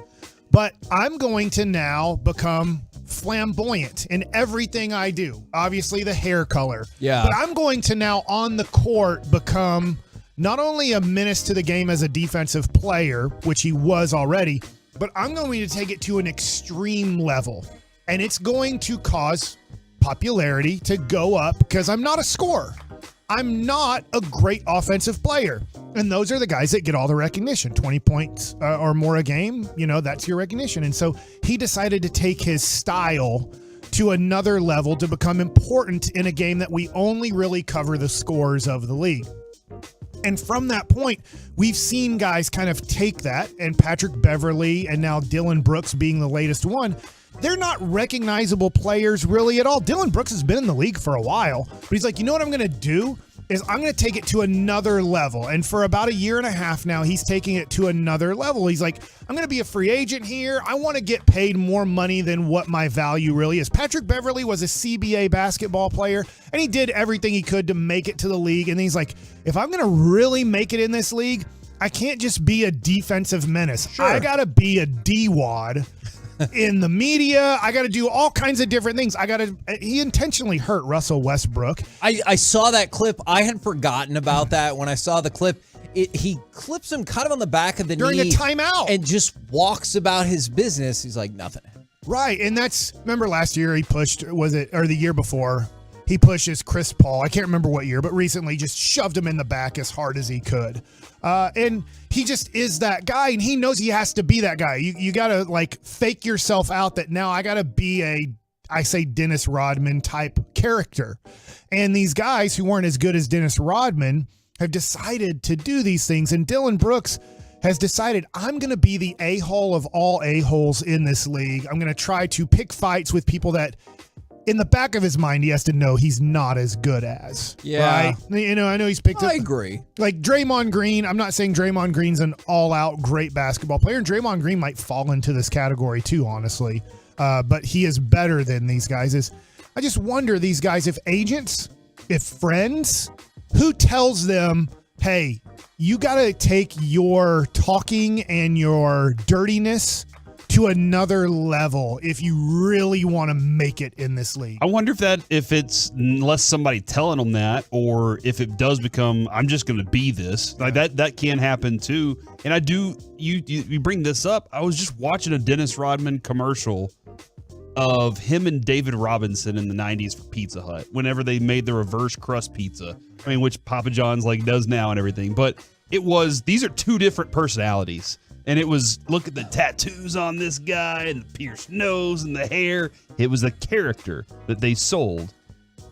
You're looking at me weird. I got a quick question I need so we can move on. Does reverse crust mean stuffed crust? Mm-hmm. Okay. But it was reverse crust because you eat it backwards first. I remember that. Yeah. They're like, eat pizza backwards. And it was like, no, the best bite is the best bite of pizza is the first bite, which is the corner, the very corner, the tip of it. Okay. I do think that is the best bite of a piece of And nobody can disagree with that.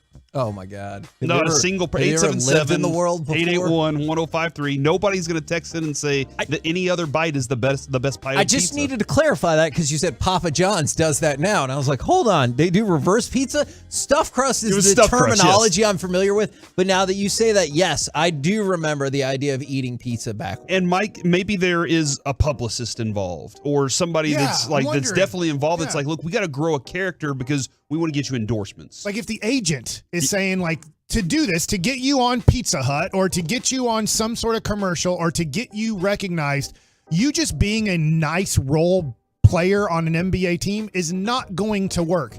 You have to now go to extremes. And whether like Dylan Brooks is suspended the next game for getting that technical foul, he can't play in the next Memphis game. But I'm just wondering, he's done the calculations. I do think Patrick Beverley is smart. I do think Dylan Brooks is smart. I think they do the calculations, or their agent does the calculations. If you do this, yes, you will miss a game check here and there. Yeah. But it's going to get you more money in the long run because it's going to make you more of an individual than just a player on a team. Hell, what if Dorian Finney-Smith did this, right? Yeah. We were joking this morning about the Cowboys quarterback position or being a Cowboy and what it gets you, but the reality is that it does get you something later on. Building a character matters. It really, I mean, just think about wrestling for a second, dude. Like, there's not wrestlers that just go out there and go, look at how great of a wrestler I am. No, look how hard of a worker I am. That doesn't work. You're right. And because I don't think anyone would go back. And I actually have an MMA example of this as well. No one would go back to the 80s and be like, you know who is the greatest wrestler? Hulk Hogan. And just in terms of wrestling, nobody thought that, but it was the whole package. The person I thought of is Conor McGregor. Conor McGregor was a nobody. And so he won a prelim fight, then he won another fight, and then I think he tore his ACL and he's out for a year or whatever. And then he comes back and headlines an event, and then headlines another. And then all of a sudden, he gets a title shot quicker than one might think because that dude was electric because he talked people into the building. Don't get me wrong. It was Red Panty Night. Yes. Right? Yes. That was the thing that I was like, whoa, what's this guy talking about? Exactly. And he would talk people into the building. He's a good fighter, don't get me wrong. But there are some people who are like, who's the greatest fighter of all time? Which is one of the dumbest things I've ever heard. But people gravitated towards him because of that. He fought one of the greatest boxers of our generation. And we all knew that he was going to lose. But I had to see it. Everybody knew he was going to lose. I had to see it. But we all had to watch it because we had to know what this guy was going to do. Yeah. And so I wonder with Dylan Brooks, or you can use Patrick Beverley, because you know what's funny about that is because he joined the Bulls and immediately my son, as opposed to whatever other player of equivalent skill set, is like, we got Pat Beverley, look out. Yeah, and he's done. He's not a good player anymore. He's a well below average player. And still Mavs fans were like, can we get Patrick Beverley? I'm like, have you seen him play basketball the last 2 years? I get the personality. I get that now he's on ESPN and he's trying to make his way into, he knows his career is coming to an end. And so he's starting to do a lot more media stuff to be like, I want to be on these shows. And this is what I want to ask you guys, because I wonder this.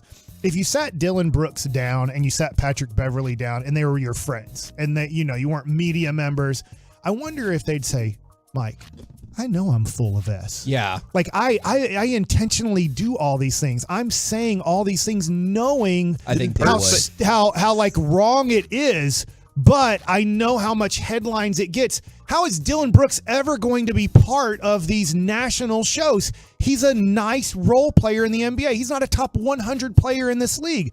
But by me doing these things, I now become a focal point of the NBA. This is interesting. I think yes. Because when we talk about Draymond Green, there is a he is a different dude, right? Like he says what he feels. He's very open about those things. I don't think it's an act. Just listening to his podcast, when I listen to it, I'm like, that's not an act. That's how he really talks about everybody that he talks about. And whether you disagree or agree with him, I think it starts small. And then as it grows for somebody, they're like, hold on, people are reacting to this. I'm getting this and this because of it. Okay. Then they start to buy into their own self and their own ego a little more. And then that becomes a new character for them to play with. You know what? I think you might have changed my mind right there, Corey, because I keep thinking about it from the Muhammad Ali perspective. Not everybody is Muhammad Ali, right? Where this is all meticulously thought out and everything. And obviously Muhammad Ali was great.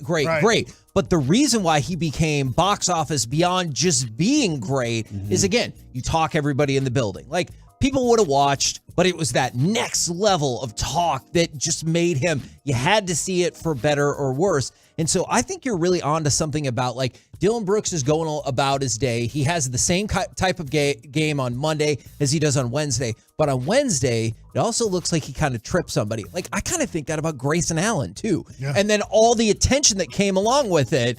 And he's like, oh, hold on. Now people care about me. And sometimes I'll trip more people. Yeah, well, it doesn't matter what kind of attention. Good attention, bad attention. Right. Attention is attention to some folks. I can't remember Bruce Bowen being outspoken, but one of my financial advisors has way better clients than me. And one of his clients was Ray Allen. And Ray Allen's like, Bruce Bowen's the dirtiest player in the league. And most players agreed. Like, he's intentionally trying to hurt people randomly in a game to help his defensive status out. He'll undercut guys and put his foot underneath guys so that they land on, and maybe they're out for a month. But that's part of Bruce Bowen wants you to think every time you take a jump shot, this might be the time I stick my foot underneath you and ruin your season. And then maybe end your career. To be random. Right. And so it's like, now, and so some guys, to your point, I think they intentionally will hurt people every once in a while, but very randomly, to be like, are you kidding me? Like, I'm just playing defense. He was the one who jumped forward. It wasn't me. And they know that, look, I'm not going to do it every time, but I need them to think I'm going to do it every time. And I might not do it for 3 straight games, but in that 4th game, I do it. And to remind everybody, when you shoot on me and you think you have space, you might not have the space that you have. And Dylan Brooks might be doing it in a different way where you can't do it anymore because it is it can be a flagrant foul now for doing it, thanks to guys like Bruce Bowen. So you have to do it in different ways. You have to hurt people in different ways, and then you have to do it randomly and not a lot to make sure that everybody in the NBA knows I'm dirty. I'm going to maybe hurt you every once in a while, but I can deny it because I'm not doing it every night. Pitchers used intimidation on the mound, and then every once in a while, I'll be like, dude, it just slipped out of my hand. Yeah. Like, Nolan Ryan, right? Yeah. What's the best fastball? Nolan Ryan underneath your chin is the best fastball. It opens everything up for me. They're going to be scared for the next few minutes because they don't know if I have control or not today, but most likely it's coming in hot. I'm sorry, I got distracted because even to this day, there's Conor McGregor people out there that just don't square reality with their version of reality. But if you love Conor McGregor, there was a time when he was really good, but you can save me with all that GOAT nonsense. Who is we discussed this the other day. It's kind of Silva and Jones, and Jones. Jones is hard to argue Jones' against. character's like an unintentional bad guy. You know, he's just like, I just land in these. I'm a bad guy, and things just happen to me all the time. I get caught. I remember Thunderlips was the first.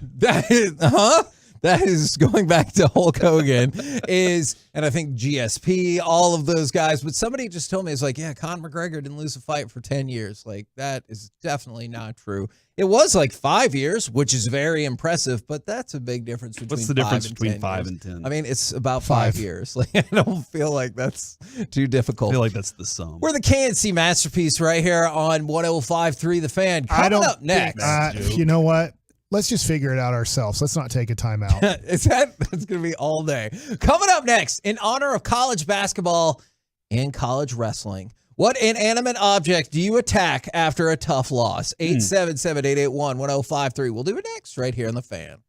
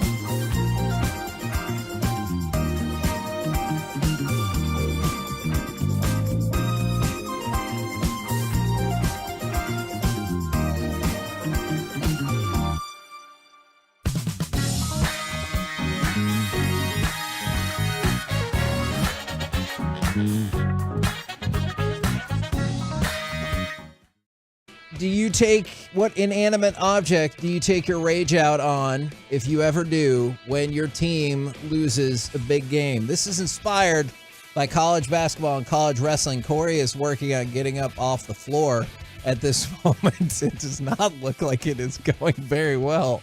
He foam rolled it during the break. That lets out a lot of like toxins, right? Whenever you massage and whenever you do stuff like that, your body has tension and inflammation, and then the toxins are kind of released. That's what the massage out of your lady told me. intestines? No, out of your back, like out of the inflammation area, out of the area that's inflamed. Like out of your pores? No, just like from the muscles. You know how like whenever you have what's the word? Lactic acid? Yeah. And then you have it all tight and everything, and then you loosen it up and then it starts to flow again. And now I'm starting to feel the drugs. Feeling the flow? Yeah, feeling the flow, working it. Now, this is going to be based off of college basketball and college wrestling, but real quick, I want to tell you a college football story. Did you see more information has come out about the suspended defensive back for Alabama, Tony Mitchell? He was driving 141 miles an hour. What is happening in Alabama? That's a good question. Holy cow! Get over in the Sweet 16. NIL money, man. That is true. It's going crazy. You're blaming the NIL money. He attempted to flee police in Florida last week before being arrested for having and allegedly the intent to sell and deliver marijuana.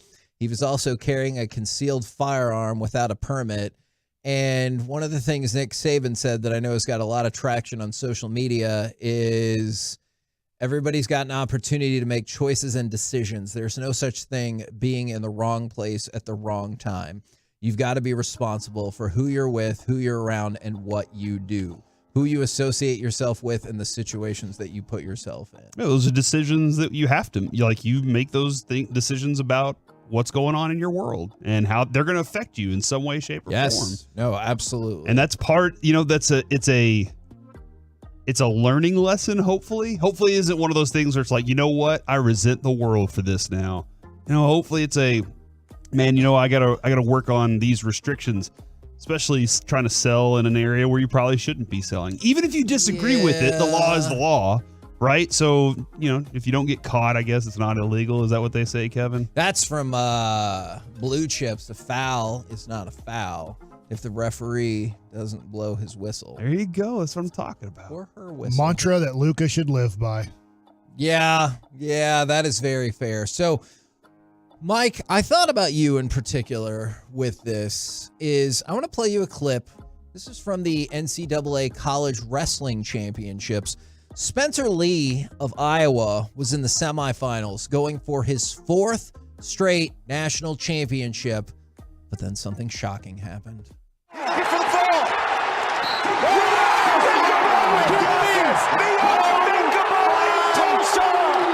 Not survive that match. Oh, and that's unfortunate. That's unfortunate to see, but this is what happens here, Jim. Yeah, There's so much at stake here.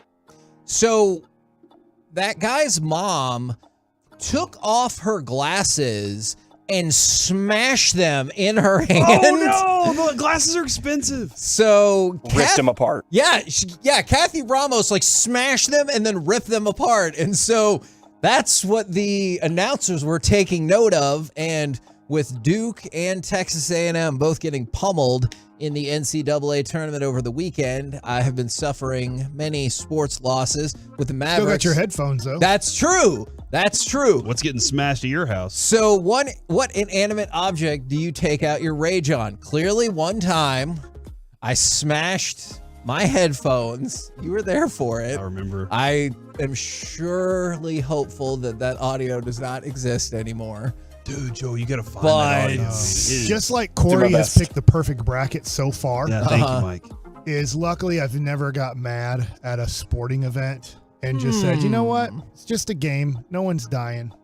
And so I've never done anything and broken anything or screamed at anybody.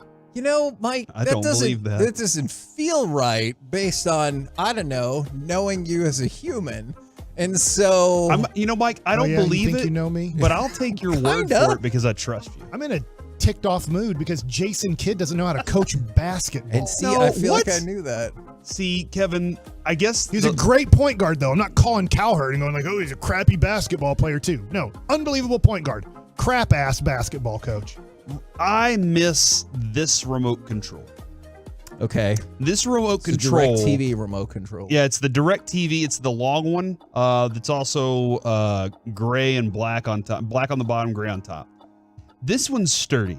You can chuck this one at anything, and it's gonna hold up for the most part. All right. All the new ones that they've made, they're weak. They're weak sauce. Even the one that I have for my LG TV, I can hold that, and if I just hold Very it inclusive. the wrong way, what do you no? If I hold it the wrong way, it'll like fall apart. Okay. My phone, sturdy, because that's what iPhones are. Hold on. Is your iPhone sturdy or is the case sturdy? Look, the OtterBox is fantastic. Yes. The Zag shield that I put on it also has a lifetime guarantee, so I can always go back no matter what. If it's cracked, I'm good. But Kevin, I've thrown this phone. Usually it's throwing something into the couch. And it's usually the Cowboys that make me do it. This is why I'm afraid to go out to watch Cowboys games with other people.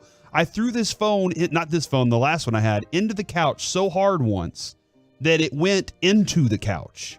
Like, like that little area where the black sheet is or whatever that's kind of between where the springs are. It went into that area.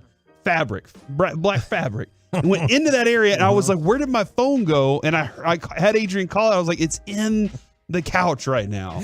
I'm really intrigued by this story for the 817. Were you trying to find a band name the other day on Twitter? Were you asking? Because I feel like if you named your band Black Fabric, that Black would be Fabric. Yeah, it was Electric Shrimp or Throw It in the Cup or something like that. I don't know. You're trying to think of a band name, right? Yeah, And then when Throw you it just said in the that- cup. Black Fabric. Throw it I in the like cup's that. not my favorite. Not bad. Is from the 817. Catch it in the cup. Mike, I need you to address these accusations. Mike, that's BS. I was with you at the Fan Sports Lounge like a decade ago screaming at the Mavs game. Then you proceeded to call Arnie Spaniard a liar, and the rest is fan history. True. Yeah. Oh, no. I didn't throw anything there, but Arnie was fabricating the truth tremendously, and Colby Sapp was there, and he was just like, go to break.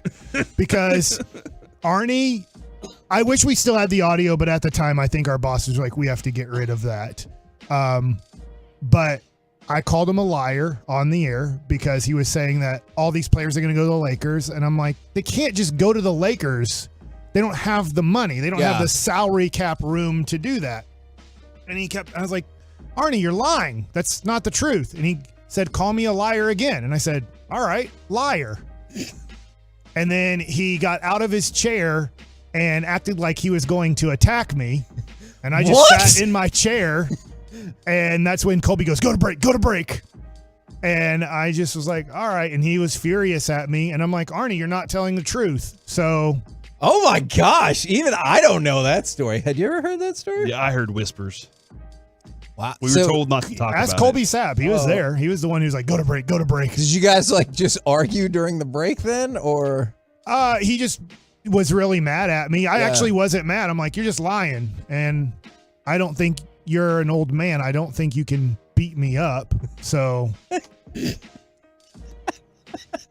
From the 806, I have a punching bag for working out, but it's been a game changer for me with sports too. See, I can see that. Usually it's my water bottle that takes the brunt of it because I'll always have like a water bottle nearby and I'll usually throw it because it's pretty resilient. And like if it's not, it costs $1.50 and I can get a new water bottle. Do you throw it when it's full? Sometimes. Somebody just said sheetrock, like that you don't want to put a hole in the wall. And you can hit baby Noah. Yeah. That would be mean. I do not believe I've gotten super angry because then baby Noah will look at you and you're like, maybe things aren't so bad. See, I usually throw it at the ground, not sometimes it slides. Yeah, sometimes it slides across the floor, but I don't like throw it up in the air because I'm afraid I would hit somebody or smash a hole in the wall or whatever. So that is very fair. From the 405, my PS4 controller got the blunt of it when Marquette lost. And I saw another person from the 903, my PlayStation controller. I get so mad when I lose in Madden. My buddy has, because it has those little knobs on it, right?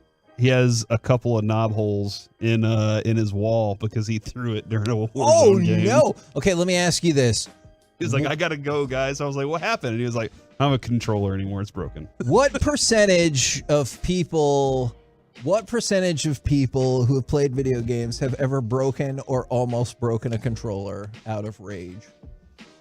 A lot. 80%? 85, I would say. 85. Yeah, it's got to be up there. I always threw mine into the bed because I was like, if I throw it at the bed, then it's going to be okay. Because I didn't want to pay for another controller.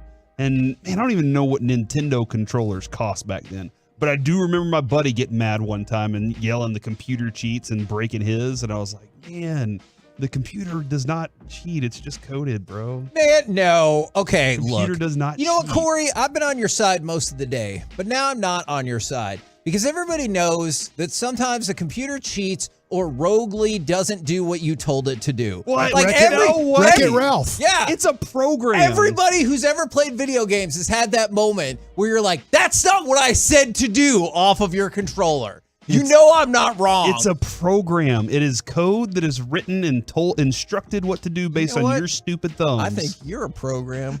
How about that? I don't know what that means. One time I told Alexa I was going to effing kill her. What? Why would you say that? Because she wasn't listening to me well. She wasn't understanding what I was saying. What? And she didn't appreciate that. So if you ever want to say... What did she say? Please don't. I can't remember, but if you can say it to your Alexa just to see, like, Alexa, I'm going to effing kill you. And then see what it responds with. Well, some people are probably listening on their Alexas right now. And they're probably like, oh, thanks. From the 512, oh my gosh. One time I almost died from a cut I got smashing my controller. I was drunk. From the 945, PS4 controllers broken plenty. PS5, none. From the 817, I shattered my TV screen when I tossed my controller at it, and computers do cheat. Yeah, Computer see? never cheats. It's you. You're the one that's not good at the game.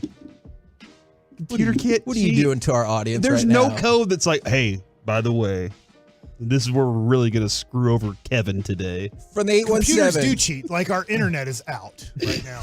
Is that cheating? I grew up poor, so I only threw the controller where I knew it would land safely. Yeah. And I get that, but I distinctively remember, I don't remember what the game was, but I took my Nintendo controller and threw it at the Nintendo because I wanted them both to pay because I felt like I had been wronged by them. Do you think it would be more conducive for your lifestyle if you had some sort of wall made of foam or something and ninja stars, and like they were sitting next to you all the time while you're watching sporting events, and then you just picked them up and threw them as hard as you could at the wall? My wife got me a box of things to break. That is a true story. God. Fix your anger, Kevin. I've been trying. That's what Talking Doctor is for. Fix your But see, anger. here's the problem. Every time, Corey, I think I fixed my anger, I just suppressed it. And so, like, I'll go like a year without being mad, and then I'll flip out and smash my headphones because I do not do a good job of releasing the valve of anger along the way. I don't kick kids because I want to. All right. It's not intentional. I'm not trying to harm them. It was an accident on the water slide. So when it comes to guys, tell me if this is a trait.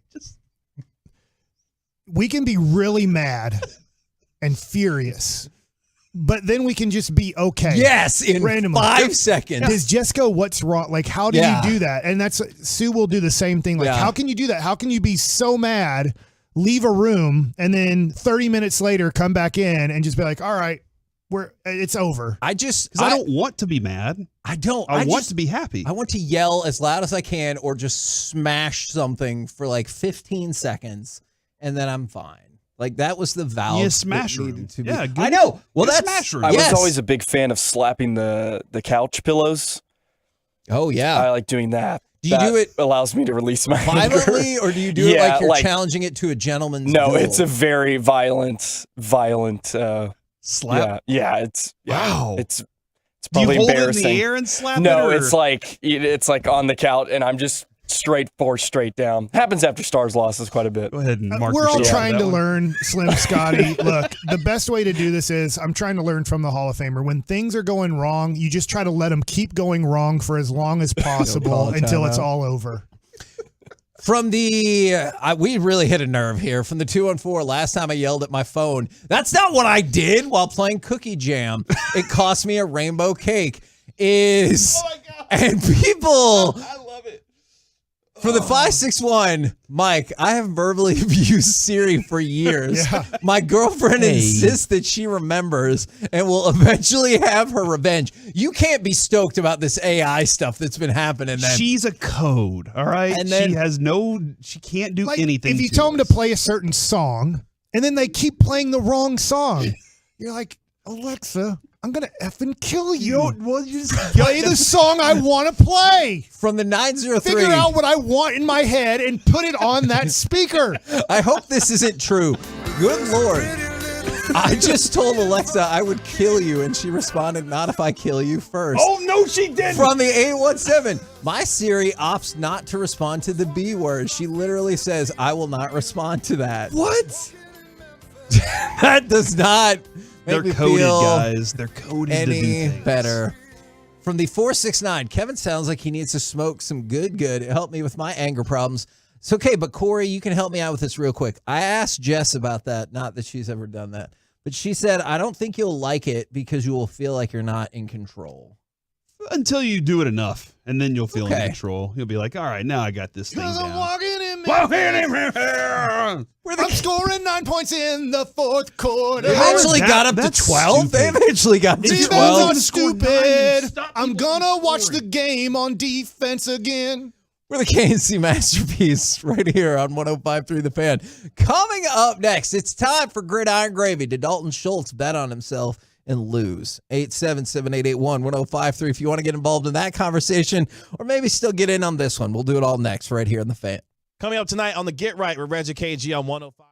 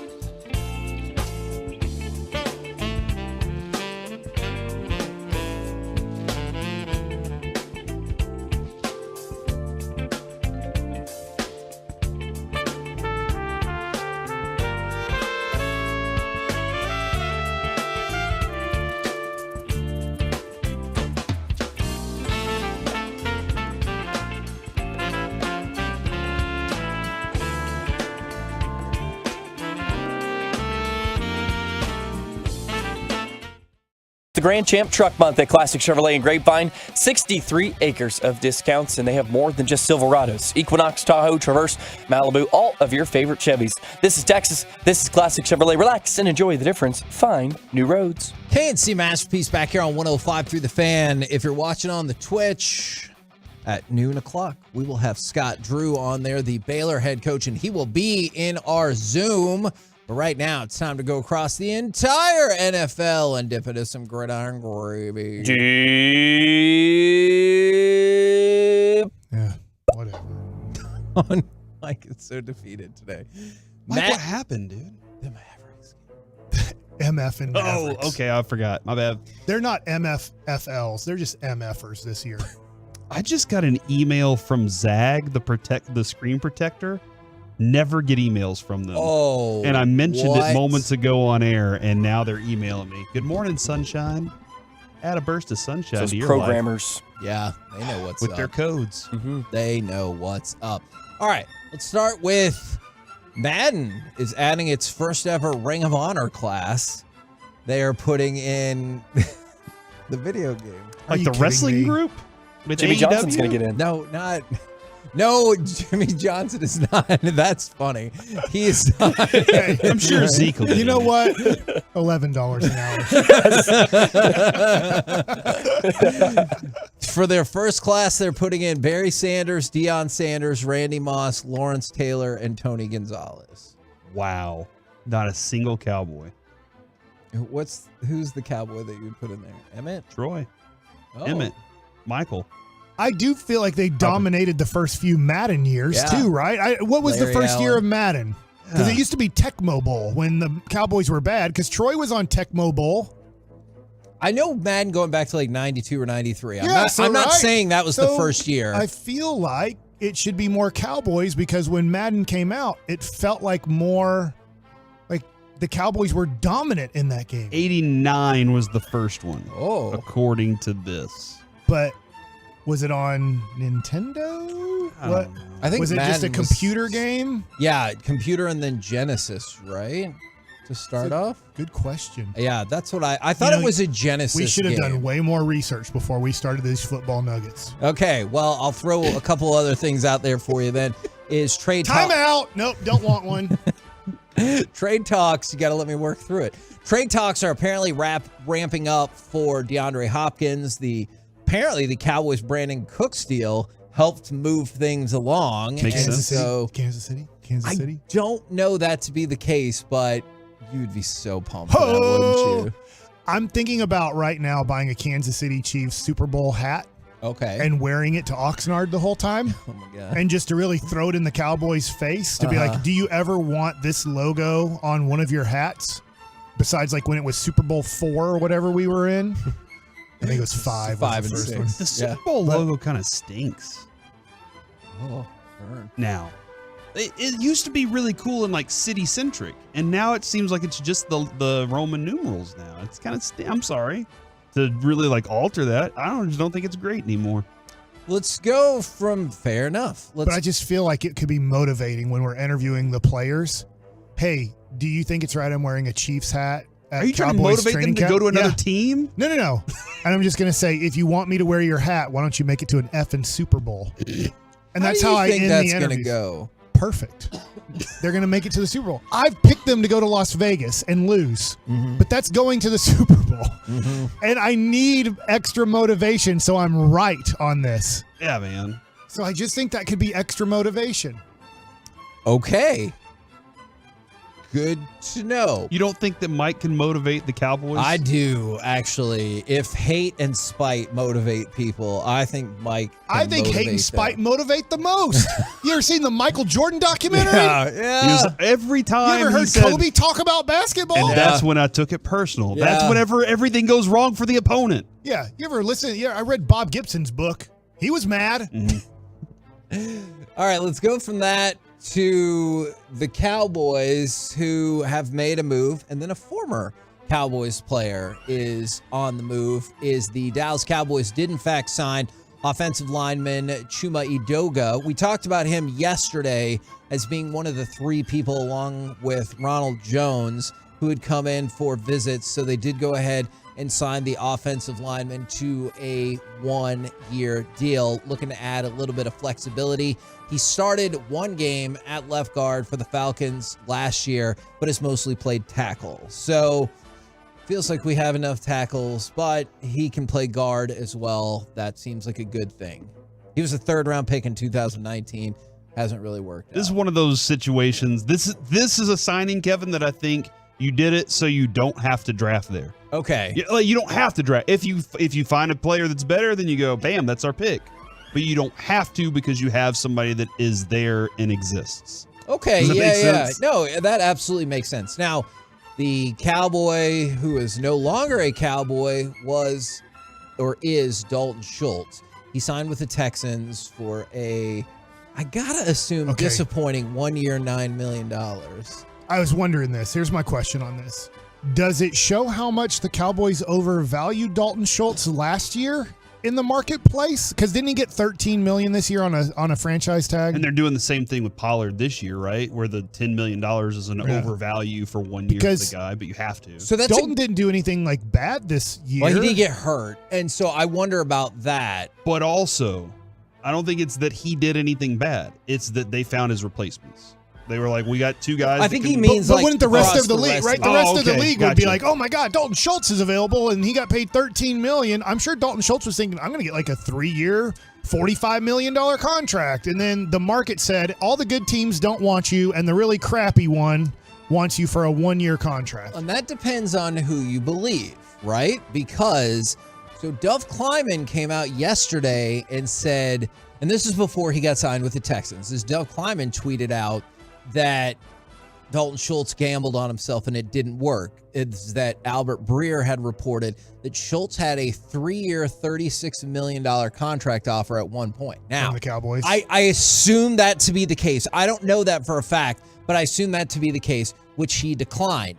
But then Schultz agency came out and said that is 100% inaccurate. And now nobody wanted my client, is what he said. No, he just said that's 100% inaccurate. And it depends on where you fall on this. Some people were like, well, obviously the agent knows best. And other people were like, or is the agent just covering because you gave up $36 million and now you got a 1-year deal worth up to $9 million with the Texans? Not even a $9 million base, up to $9 million. What's the most tight end signed for this year? Do we know? I don't know. And I do wonder if the tight end market is just in a different place this year. If they're like, if the rest of the world's like, there's 2 good ones. You know, there's. Well, this goes to listening to the G-Bag Nation a lot. Do a lot of teams look at Dalton Schultz and go, we think there's 5 or 7 better tight ends in this draft? That supposedly this draft is deep in tight ends.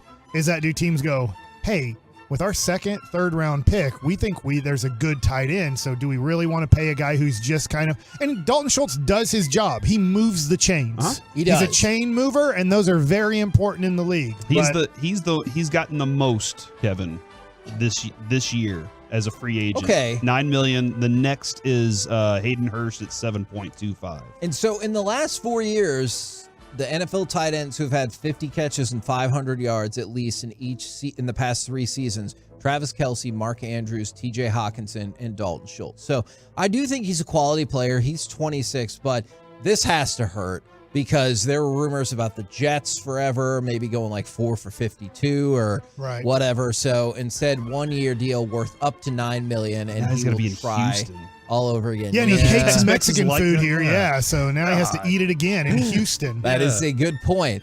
Somebody who will get decidedly more money is Roger Goodell. They are closing in on a contract extension for Roger Goodell.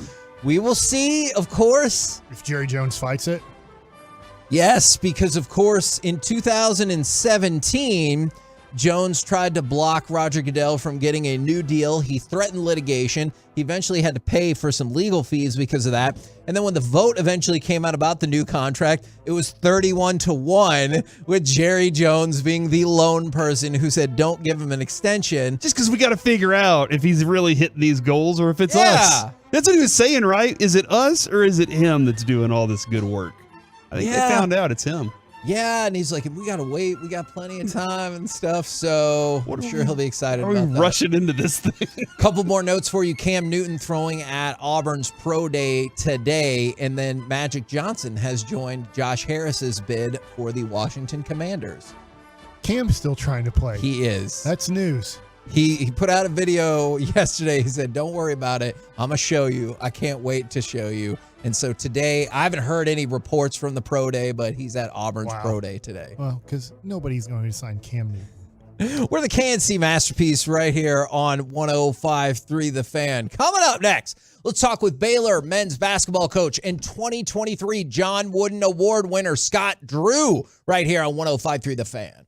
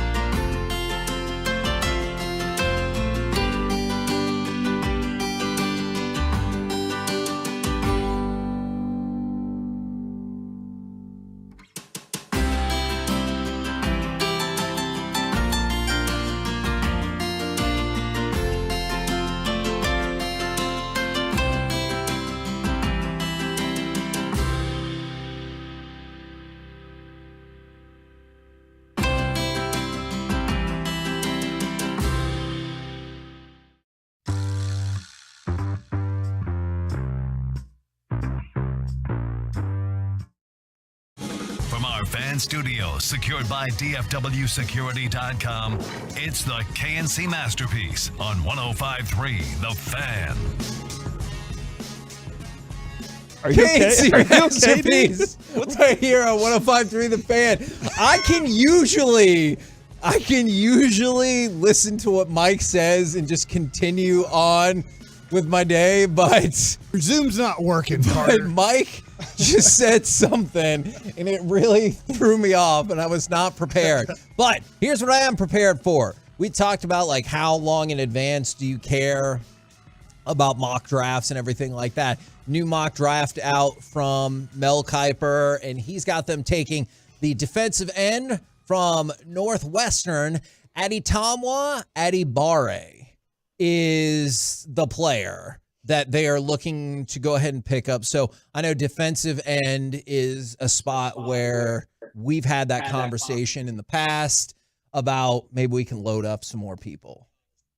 Sorry, I'm still laughing about what Mike said. I get it. Said a few minutes ago. I get it. Because that happens, dude. When he got into the Zoom, as we're going to talk I just got in the Zoom. Sorry if you heard little good vibrations there. That was my computer giving us feedback. He said, do you always think about the zoo? Oh, yeah. Do you always think about the Zoo movie? Because we were talking about Madagascar, and then he goes, the Move It song. What's that one guy that's in it? Ross Grubb or something? And we were like, what? David Schwimmer? And he goes, yeah, he plays Ross on that one show. Yeah, it's called Friends. Yeah. Chandler Bing, Joey Eishen, whatever the other guy's name is. Joey Binger.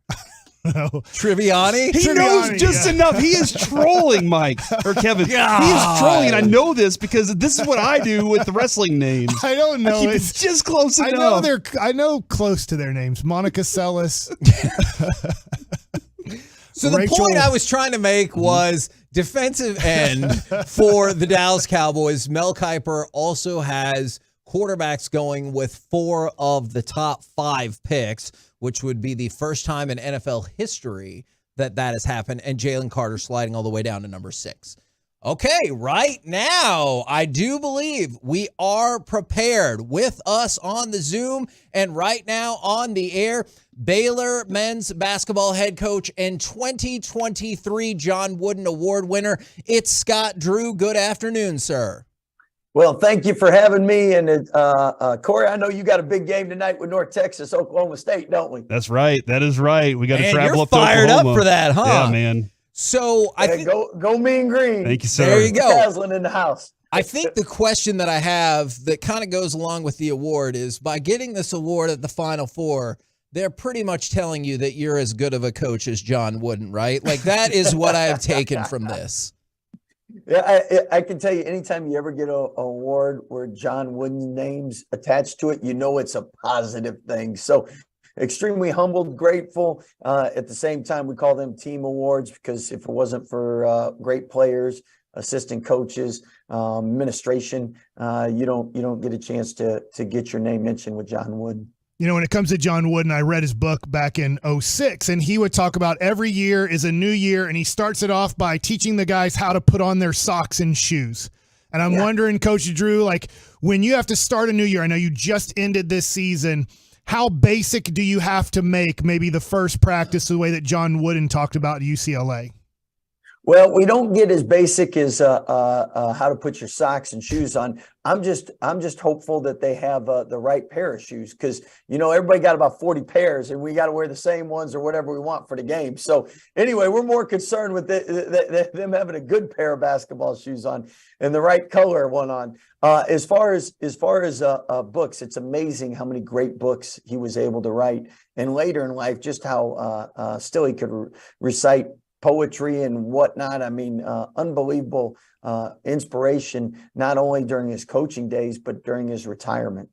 I got to go to the Legends of the Hardwood breakfast when Del Harris got the John Wooden Award, and we have a ton of respect for Del Harris. Life Award. Yeah, man, it was a pretty great moment, great breakfast. Are you gonna eat? Are you gonna actually take in some food before you speak, or is it one of those where you're like, nope, can't eat first? Well, I know what I will be doing is drinking some coffee because I'm not a morning person without that coffee. So I will have that. Del Harris, unbelievable man, great coach. love what he's done since he's been out of basketball. Does a Bible study for coaches in the area. So much respect for Dell.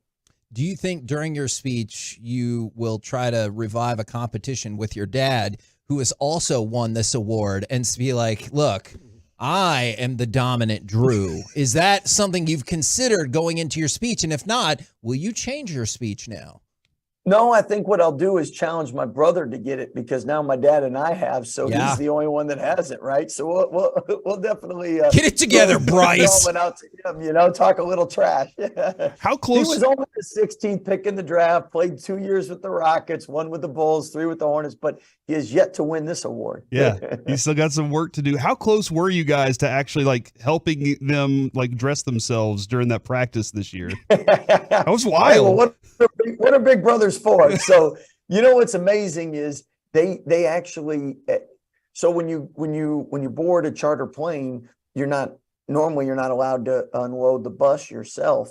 And the people that unloaded just forgot to check the one panel that had all their basketball stuff. So unfortunately, Dick's Sporting Goods didn't have mini size 15, 16, and 17 shoes. So they had a tough practice. We helped them with the uniforms, pads, and whatever else they needed. But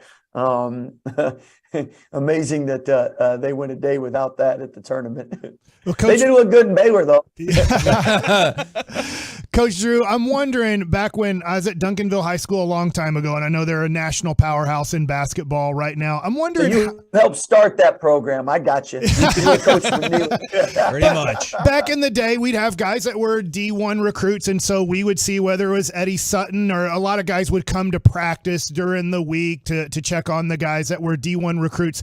I'm wondering how much now, when the season's over, how much do you have to go visit high schools around the region, around the country? How much is high school basketball worth versus AAU basketball when it comes to trying to get the kids that you want to come to Baylor? Well, I think, first of all, whenever there's AAU events and they're at Duncanville High School, it's amazing what college coaches are talking about. They're like, can you believe these facilities? This is a high school. Darn right. In Texas, we do it bigger, right? That's the way. Anyway, it's great that Duncanville's been a hub for so many great tournaments in the summertime. Makes it easy for us, an hour and 10-minute drive. As far as during the year, we're able to see high school basketball. We're able to see AAU basketball.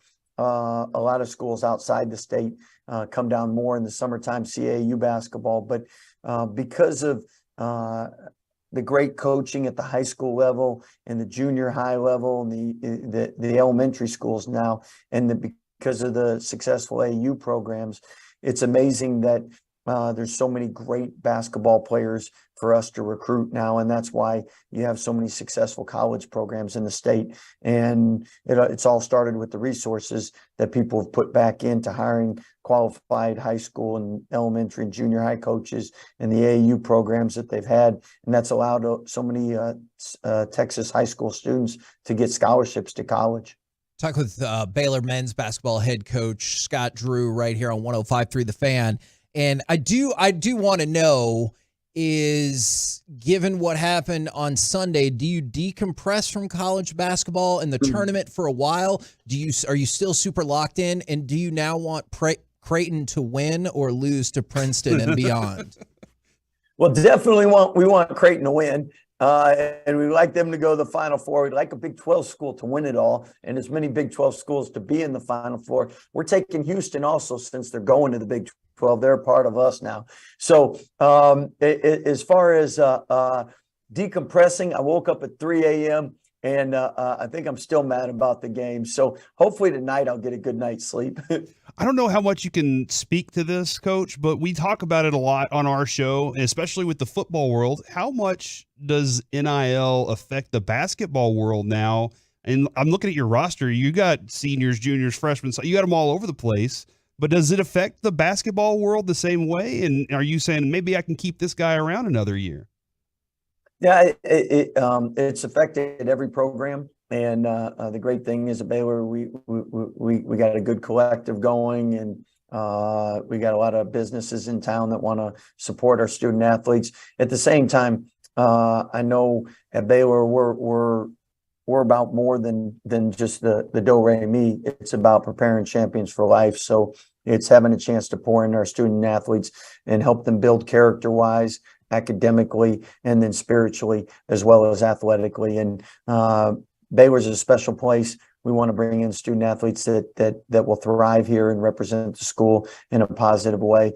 And hopefully they're in position to make serious money in the NBA, because after they leave here, most of them have aspirations to play in the NBA. And we've had so many players that have gone on to be successful and have generational changing wealth. And for those that haven't, they leave with the degree. And even the ones that are playing, once they're done, hopefully the Baylor experience helps them be successful in life after basketball. I'm really curious. I know it changes by player basis, but how do you show your players once they're in the program and at the school that you mean all the things that you said? Because obviously going from recruiting visit to recruiting visit, coaches will tell you, everything that you want to hear. I'm not saying that's what you're doing, but how do you convince them that that's really what you care about? Yeah. Well, and it starts with let's go academically. They have great academic advisors. We're constantly reminding them, talking to them about academics. So it's easy to see that that's something we all care about. We explain the GPA, and one day, if you're a CEO, you're going to want to hire someone with a higher GPA rather than a lower GPA. Yeah. Just the importance of a degree. And then as far as character formation, Baylor as a Baylor Built program, which gives our student athletes opportunities to basically, because they're playing sports all the time, they don't get a chance maybe to do some things that students would be able to do, job fairs, how to interview, different things like that. So it's kind of Cliff Notes version of if you had more time, maybe you could have done this. So we're going to give it to you so you're able to leave and not miss out on anything. And we all know how important character, work ethic, interviewing, selling yourself, all that is, working with others, being a great teammate. And then spiritually, Baylor's the largest Baptist school in the nation. Denominations don't matter, but we can pray with our guys, and we can spiritually help them grow. And that's what's great about college. There's 363 Division I schools. There's different schools, different levels, different types for everybody. And we always pray that God gives us who he wants us to have a chance to impact and help grow. And that's who we want to coach. Man, that's amazing. I love that answer. I want my kid to play for you if he ever got good enough to play for you. So that was great. I like that he puts his own kid on blast. He's like, he's not ready. He's got some work to do. 5'7", 14-year-old. Hopefully your son's really good. All right? When it comes to, I know I'm not trying to have you lose any more sleep. I know how tough losing can be, and waking up and thinking if this moment would have been a little bit different, would that have changed the momentum of a game? I'm wondering when it comes to in the second half of a game against Creighton and they're shooting the ball well, how much you go, well, I want my guys to work through this, or I'm going to use a timeout to kind of try to stop the momentum. Well, definitely you're going to use timeouts. You're limited to 4, so you got to pick and choose. And you always want to save 1 or 2 for late game situations. And so there's in the NCAA tournament, especially, the media timeouts are longer, so you have more time to convey with your student athletes what you want. But I mean, there's certain games that you lose, and then other games where your opponent beats you. I mean, Creighton went 22 from the free throw line. That tied an NCAA record from 1971. So I mean, that's a 53-year-old record. I mean, and then they shot exceptional from the 3-point line. 46%. Thanks. And he knew the numbers. He knew how old the record was. Guarded. Yeah. We all year long, we had the first or second best offense analytically, and we had shots that were good looks. There were some that they defended well, but we had good looks that we missed. They had good looks that they made. And a lot of times, I always say in the NBA, it's a make-miss league. Now, what you try to do is you try to defend better, you try to rebound better. But Creighton won the game. We didn't play well enough. At the end of the day, You look at it, we're the 9th overall seed going in the NCAA tournament, so that's a lot to be proud of. One of 4 schools to be a top 3 seed in the last 3 or 4 years. And our program going into this year was the winningest Power 5 program in the nation. So we might be number 2 now. So we really had a lot of success, and a large part for the state of Texas, helping produce great players for us to coach. It's always interesting at the end of a season, you hear guys kind of looking around a room, and even in pro sports, and they're like, this won't be the same team next year because guys are going to go elsewhere. And that, what are you going to miss about this Baylor team specifically from this year? Well, this team was really a great high character group of guys. And the older you get, the more you realize life is short. And you don't want to spend time with people you don't want to spend time with.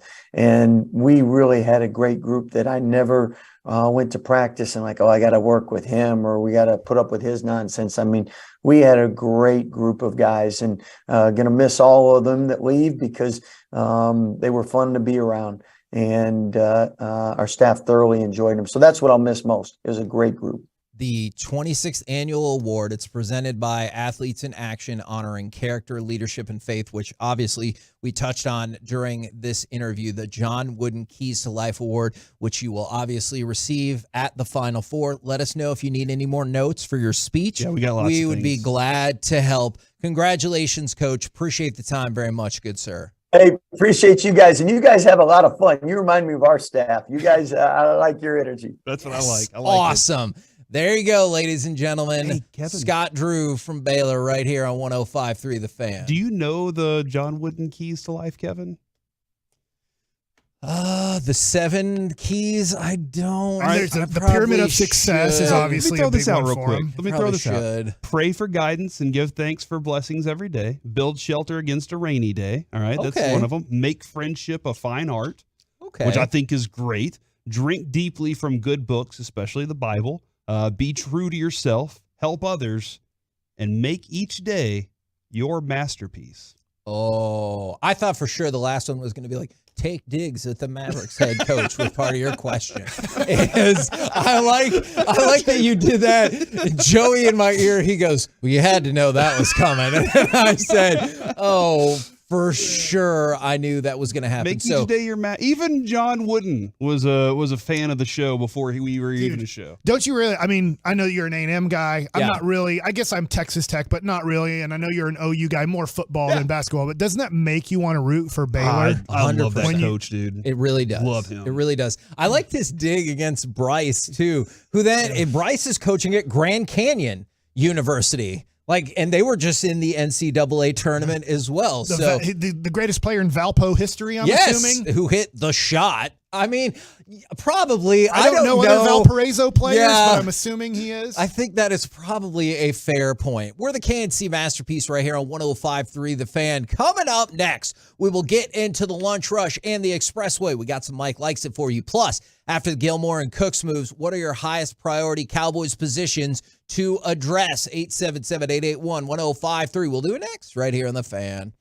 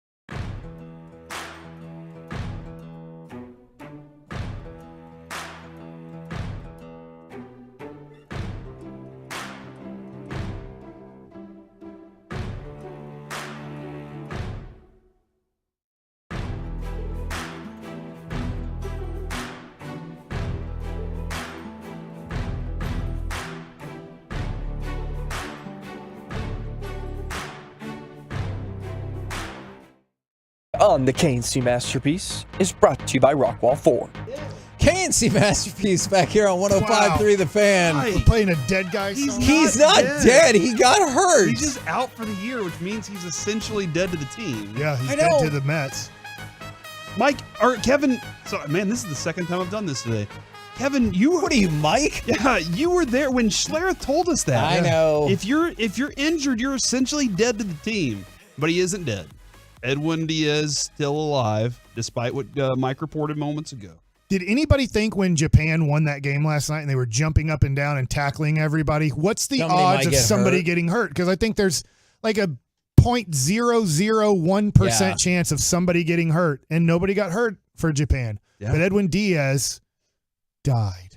He got taken out on a stretcher, and we won't see him again until 2024. Okay, which will prove the point that he is not dead.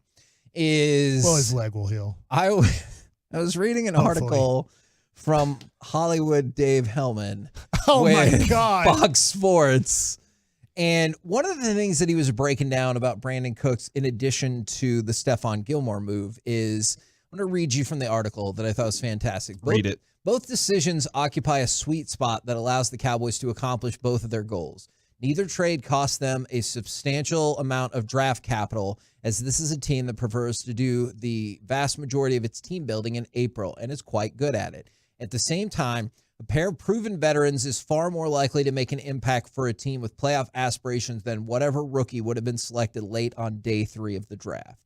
And so I think it's spot on, because not to say that a 5th round pick can't become awesome, like we have seen that numerous times, but in terms of the first year, you feel way better about Gilmore and Cooks if you're really going for it than whoever they would have drafted in day 3. And I thought that was just a really astute observation by him. Absolutely, man. Like you don't even know if the 5th round pick's going to even make the team at some point. That's John Ridgway. Yeah.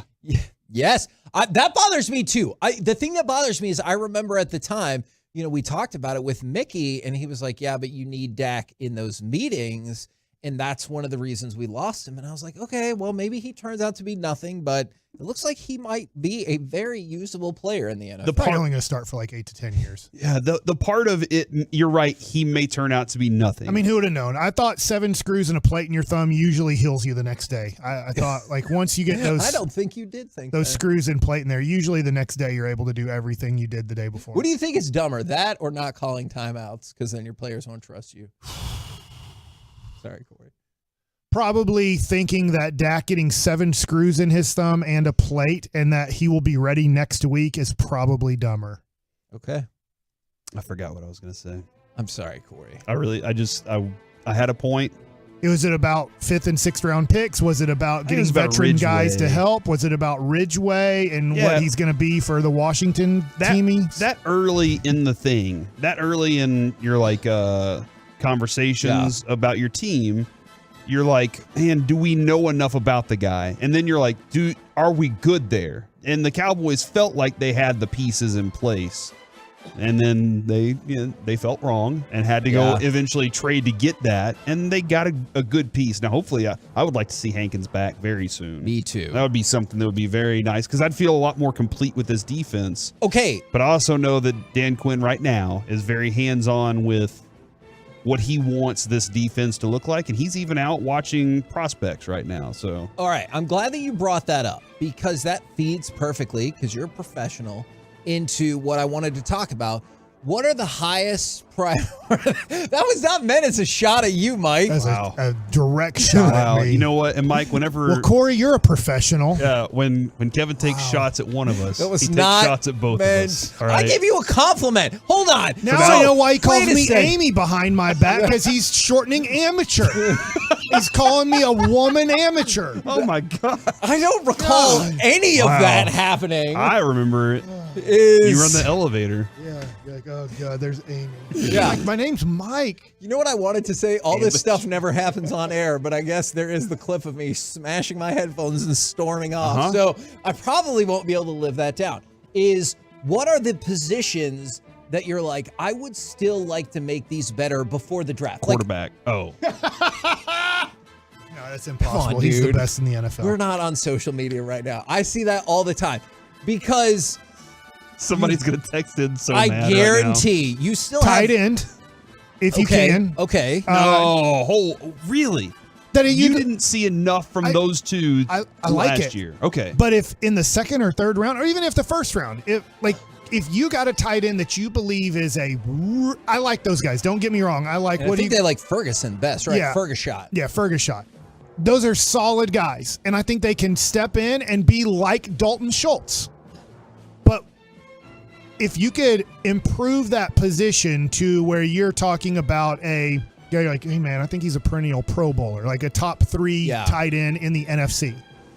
I think that could really improve your team. Maybe that's not number one, but I do think tight end could be one of those positions where, look, Dak likes that security blanket. And honestly, we need to get back to security Dak rather than free Willy Dak. Okay, that is a fair point. And when I know listen, at quarterback, when I say that, would everybody want to get better at quarterback? Yes. I bet Kansas City doesn't. There's probably two. Okay, there's that probably is fair. Them and Cincy, maybe? And maybe Jacksonville. Jacksonville's probably like, we're pretty good right now. Trevor needs to improve. Yeah. He's like put his name into top 5. I'm not saying he's top 5, but we have start having a conversation about my guy, old T-Law. Yeah. But I think if you want to fight the law and the law always wins, he has to get better. There was wearing a Jags onesie today. Yes, there are a bunch of teams out there Better that are not probably spit up on saying, gosh, if we had that guy, So I'm just, but not in the draft. Can't do that in the draft. I got Corey, you and Mike, this is y'all's fault. From the 972, Mike, I think you're a professional. Thank you. And another person texted in from the 972, Mike, I think you're a professional despite what Kevin thinks. Don't shake your head at that, Joey. That was not what I was trying to get across. I'm trying my best, man. You know what? Just pretend I'm Dwight Powell. Just say I'm good. What part of me makes you think that I would just accept somebody because they're nice? You know I would get rid of that person. He would. And you know what? He knows. That's why I want him buying the Dallas Mavericks. I would work all the time, and I would come on the show and be like, you know what? I don't know what the hell I was thinking with that. I really screwed it up. I might be wrong here. I might be completely off. I want to be even better at edge. And this is more thinking about the future. And I know you just extended kind of with DeMarcus Lawrence's when you restructured his contract, you put that money in other places. I don't know how I feel about Sam Williams off the field. What we saw on the field, I think, Mike, you and I both really like what we see on the field. I have concerns about the dude that wrecked his car that he just bought that day. And had some other things that were in college that you were like, maybe it'll work out. As far as Lawrence goes, I got some stuff that I'm like, how much longer can we squeeze that out of him? I asked that question earlier. And Dorrance Armstrong, can I get better there? I know Mike is good. But we saw this year Micah wear down because of what the physical toll offensive lineman took on his body. So can I do some things where I still can get Micah to be a fly to the quarterback kind of guy while also having another guy opposite him or even right next to him that's just as elite? Let me ask you a question then about that specific player that, again, we still got more than a month till the draft, or about a month till the draft. But Mel Kiper was mocking the defensive end out of Northwestern, Aditamwa Adibare. And here's the issue that comes along with a player like this that I'm curious what y'all's take is, or maybe we carry this over to tomorrow, is here's all the positives. He ran a 4.4940, which was the fastest time of any player more than 280 pounds at the combine since at least 2006. He has what people will tell you time and again is an undeniable talent. He played 75% of his snaps at defensive end, but there's also some people who think he can move inside and get pressure from there as well. Now, here's the flip side. What actually happened on the field? Since 2021, so in the last few years, 9.5 sacks total. So I think that's where like somebody like that is rocketing up the boards. And I'm not saying without good reason, because the pure talent is clearly there.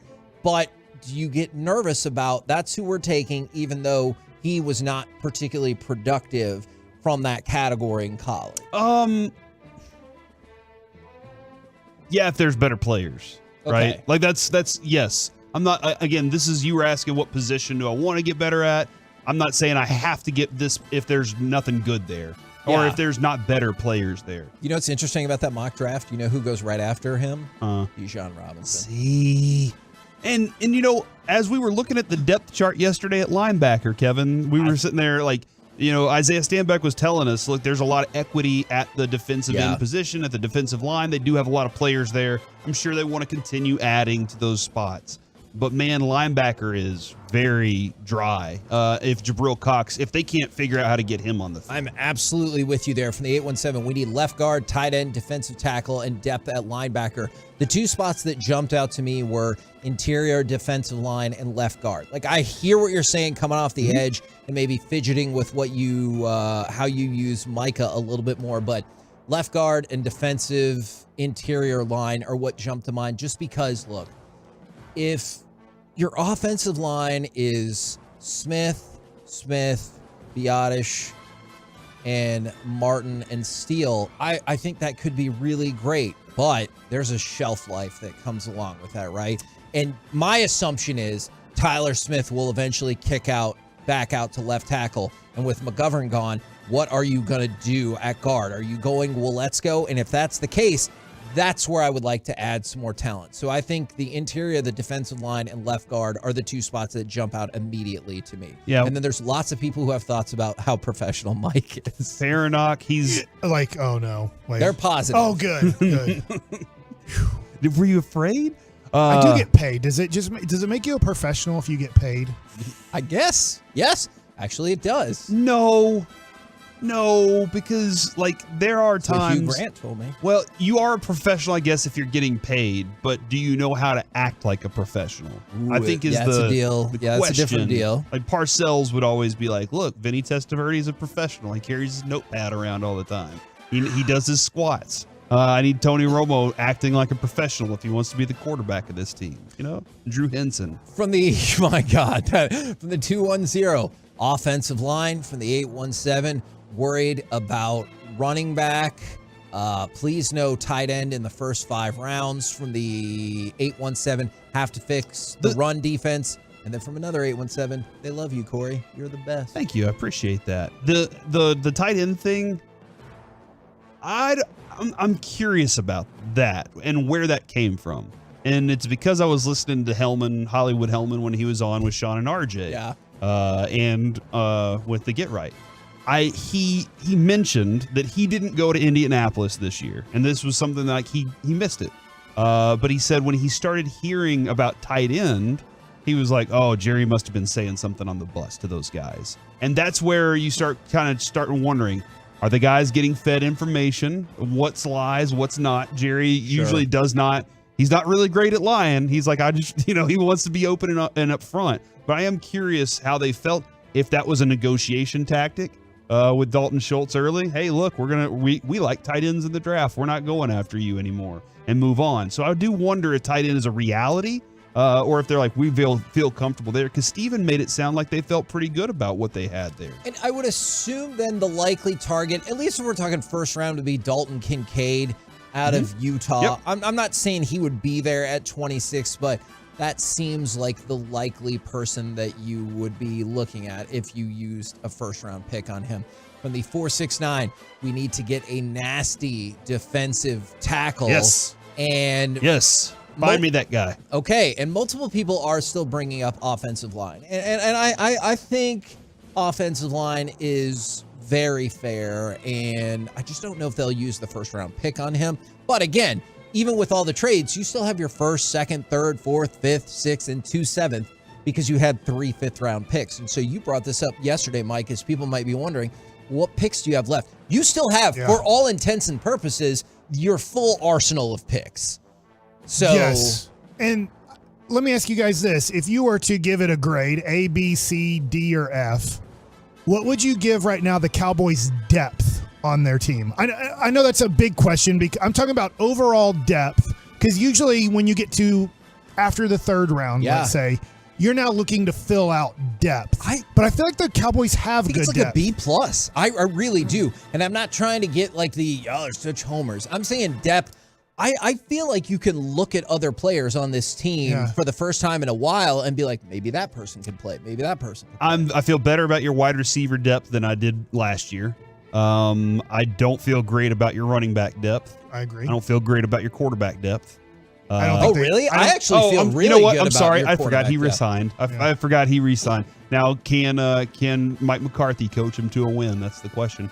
Offensive line, you have a bunch of guys that haven't done anything as far as depth's concerned. That's fair. Like Josh Ball and Let's Go. Like, you're like, what do we know about them? I almost forgot Josh Ball was still on the team. So, and then linebacker is a spot where I'm still kind of like, I don't know. So I understand. I feel like I would probably say B, C plus B. So average to above average. Yeah, which you're probably going to have that across the league. I think that's good in the sense that if you've traded 3 late round picks, one being in 2024, to get 2 starters on your team, it's also sometimes a sign of maybe the Cowboys are thinking, hey, we have pretty good depth. Yeah. And really, when we get to the 4th through 7th round, we're looking at guys that maybe could affect us special team wise immediately and maybe have an impact in the second half of the season or in their second or third year in the NFL.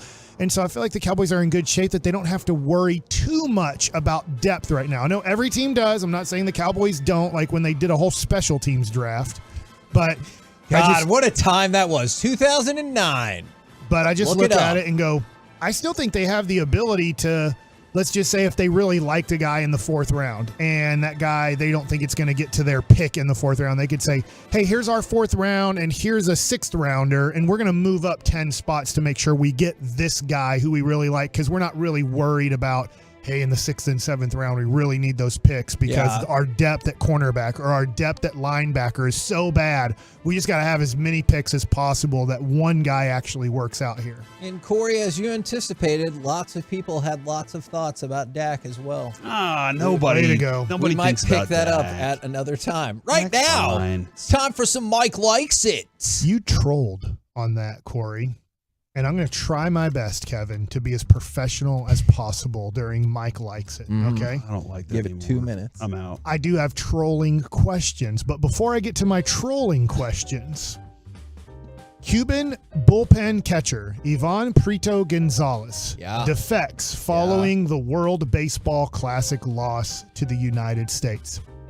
And I always wonder this because I was in Havana for 3 weeks. Yeah. I'm wearing my United States jersey. From that, right? From that tournament, the Olympic qualifying tournament in 2006. Can we just stop on that for just 1 second? Let's do it. If you're not familiar, Mike Bassick was on the team in 2006 that qualified for the Olympics. They qualified by winning a tournament in Cuba where people were standing on top of the stadium with machine guns just in case things went wrong. They won the gold. That team qualified for the Olympics, and America in 2008 won the bronze medal. Yes. That is the actual jersey from that actual tournament. Yes. We're not making that up. Yes, that is true. I've also been to Havana, Cuba.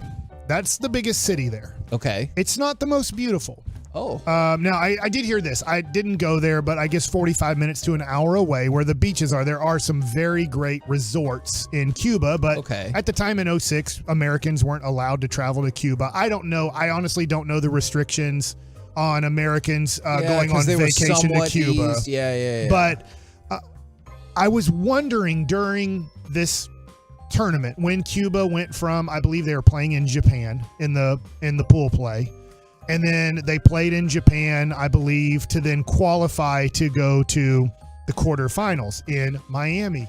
I was just wondering where the Cubans are given propaganda on how bad the United States is, and then they fly into Miami, which is a beautiful major city with a whole bunch of Cubans that are there.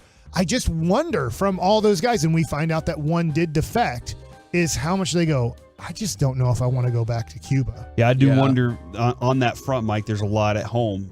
Do they have family there that they, if they leave them behind, are they going to be affected? If they don't, it's easier to come here. And I do think the Cuban community there, I don't know this, obviously I'm not Cuban, but I do think that they open their arms up to the defectors, to the people that find their way to the United States and go, we're going to take you in. We're going to help you for a while, and we're going to maybe get you a job that's not going to be the best paying job or whatever, but we know how to survive in Miami, and then hopefully, they end up thriving later in life, stuff like that. But I also wonder, too, is what happens next to Ivan Prieto Gonzalez is, I know that from my buddy Danny Baez, who I played with, who defected. Like, he had to go from Canada, where he defected from a world, game type of situation. They drove, this is before September 11th, 2001. They drove through the United States of America down into Mexico, where then he kind of went into hiding because they're kind of trying to find him. Back then in 99, 2000, I think there was way more. Cuba's going to find you and punish you for this and try to bring you back. And then after a while, they're like, fine, we kind of give up type of deal. But I wonder for him, does he just hang out in Miami? What does he do now? How easy is it for him to just be like, all right, I want to be an American. I'm wondering through this article where they don't write everything that I want to know. I'm like, well, now how easy or difficult is it for him to just stay in America? So I have a couple thoughts about that based off of, this will sound weird, but I promise I think they're connected. Okay. Is Jess, Brandon, and I work with this refugee program. Right. And there's essentially this giant apartment complex where not everybody, but the vast majority of people there are refugees from other countries. Is it just north of here? Yes. Okay. I think I know what you're talking about. And they were looking for a place with not like-minded people, but people with shared experiences. Yeah. So I think there is some legitimacy to, whether it's in Miami or elsewhere, is to find that group of friends that you immediately have something to talk about, whether you defected from Cuba or your parents did or anything like that, because I just think that makes the transition easier. Yeah. So I could see that, whether it's in Miami or elsewhere, that I don't know. Yeah. And I probably just need to read up more on what happens now if you are a Cuban person and somehow you're able to defect to the United States, what your beginning life is, especially that he's not a player anymore. He's a bullpen catcher. Yeah. It's not like he's coming here to then become a major leaguer. He's coming here to I just want to live the rest of my life or start a family, whatever it is. I want to be a United States citizen rather than be in Cuba the rest of my life. All right. So Corey, there's a PBS special, by the way, in 2000 that was done on this. We might want to go watch. Yeah. Okay. Thank you. When it comes to trolling, you kind of trolled with your Dak Prescott situation. Well, I'm trolling a little bit that I'm going to buy a Kansas City Chiefs Super Bowl hat, and I'm going to wear it in Oxnard, California. And I don't care what our boss says. I'm going to do it and just see what happens. When they see a Kansas City Chiefs Super Bowl hat on, I'll be like, hey, I'll wear your hat if you make the Super Bowl. I love when these decisions reflect on us as well. It's when you say... Yeah, they tell you, and I'm like, I don't care what they tell you. It's when you say, I don't care what our boss says, that people go, well, that's not professional. That's the line. True. That's true. Although somebody already on the first story, they go, how's that for professional? In your face, Kevin. That's fair. What team here are you frustrated the most with that you want to troll the most? Man, it's definitely the Mavericks. Right now, in this window, I've been very adamant about being patient for this thing because a lot of things happen.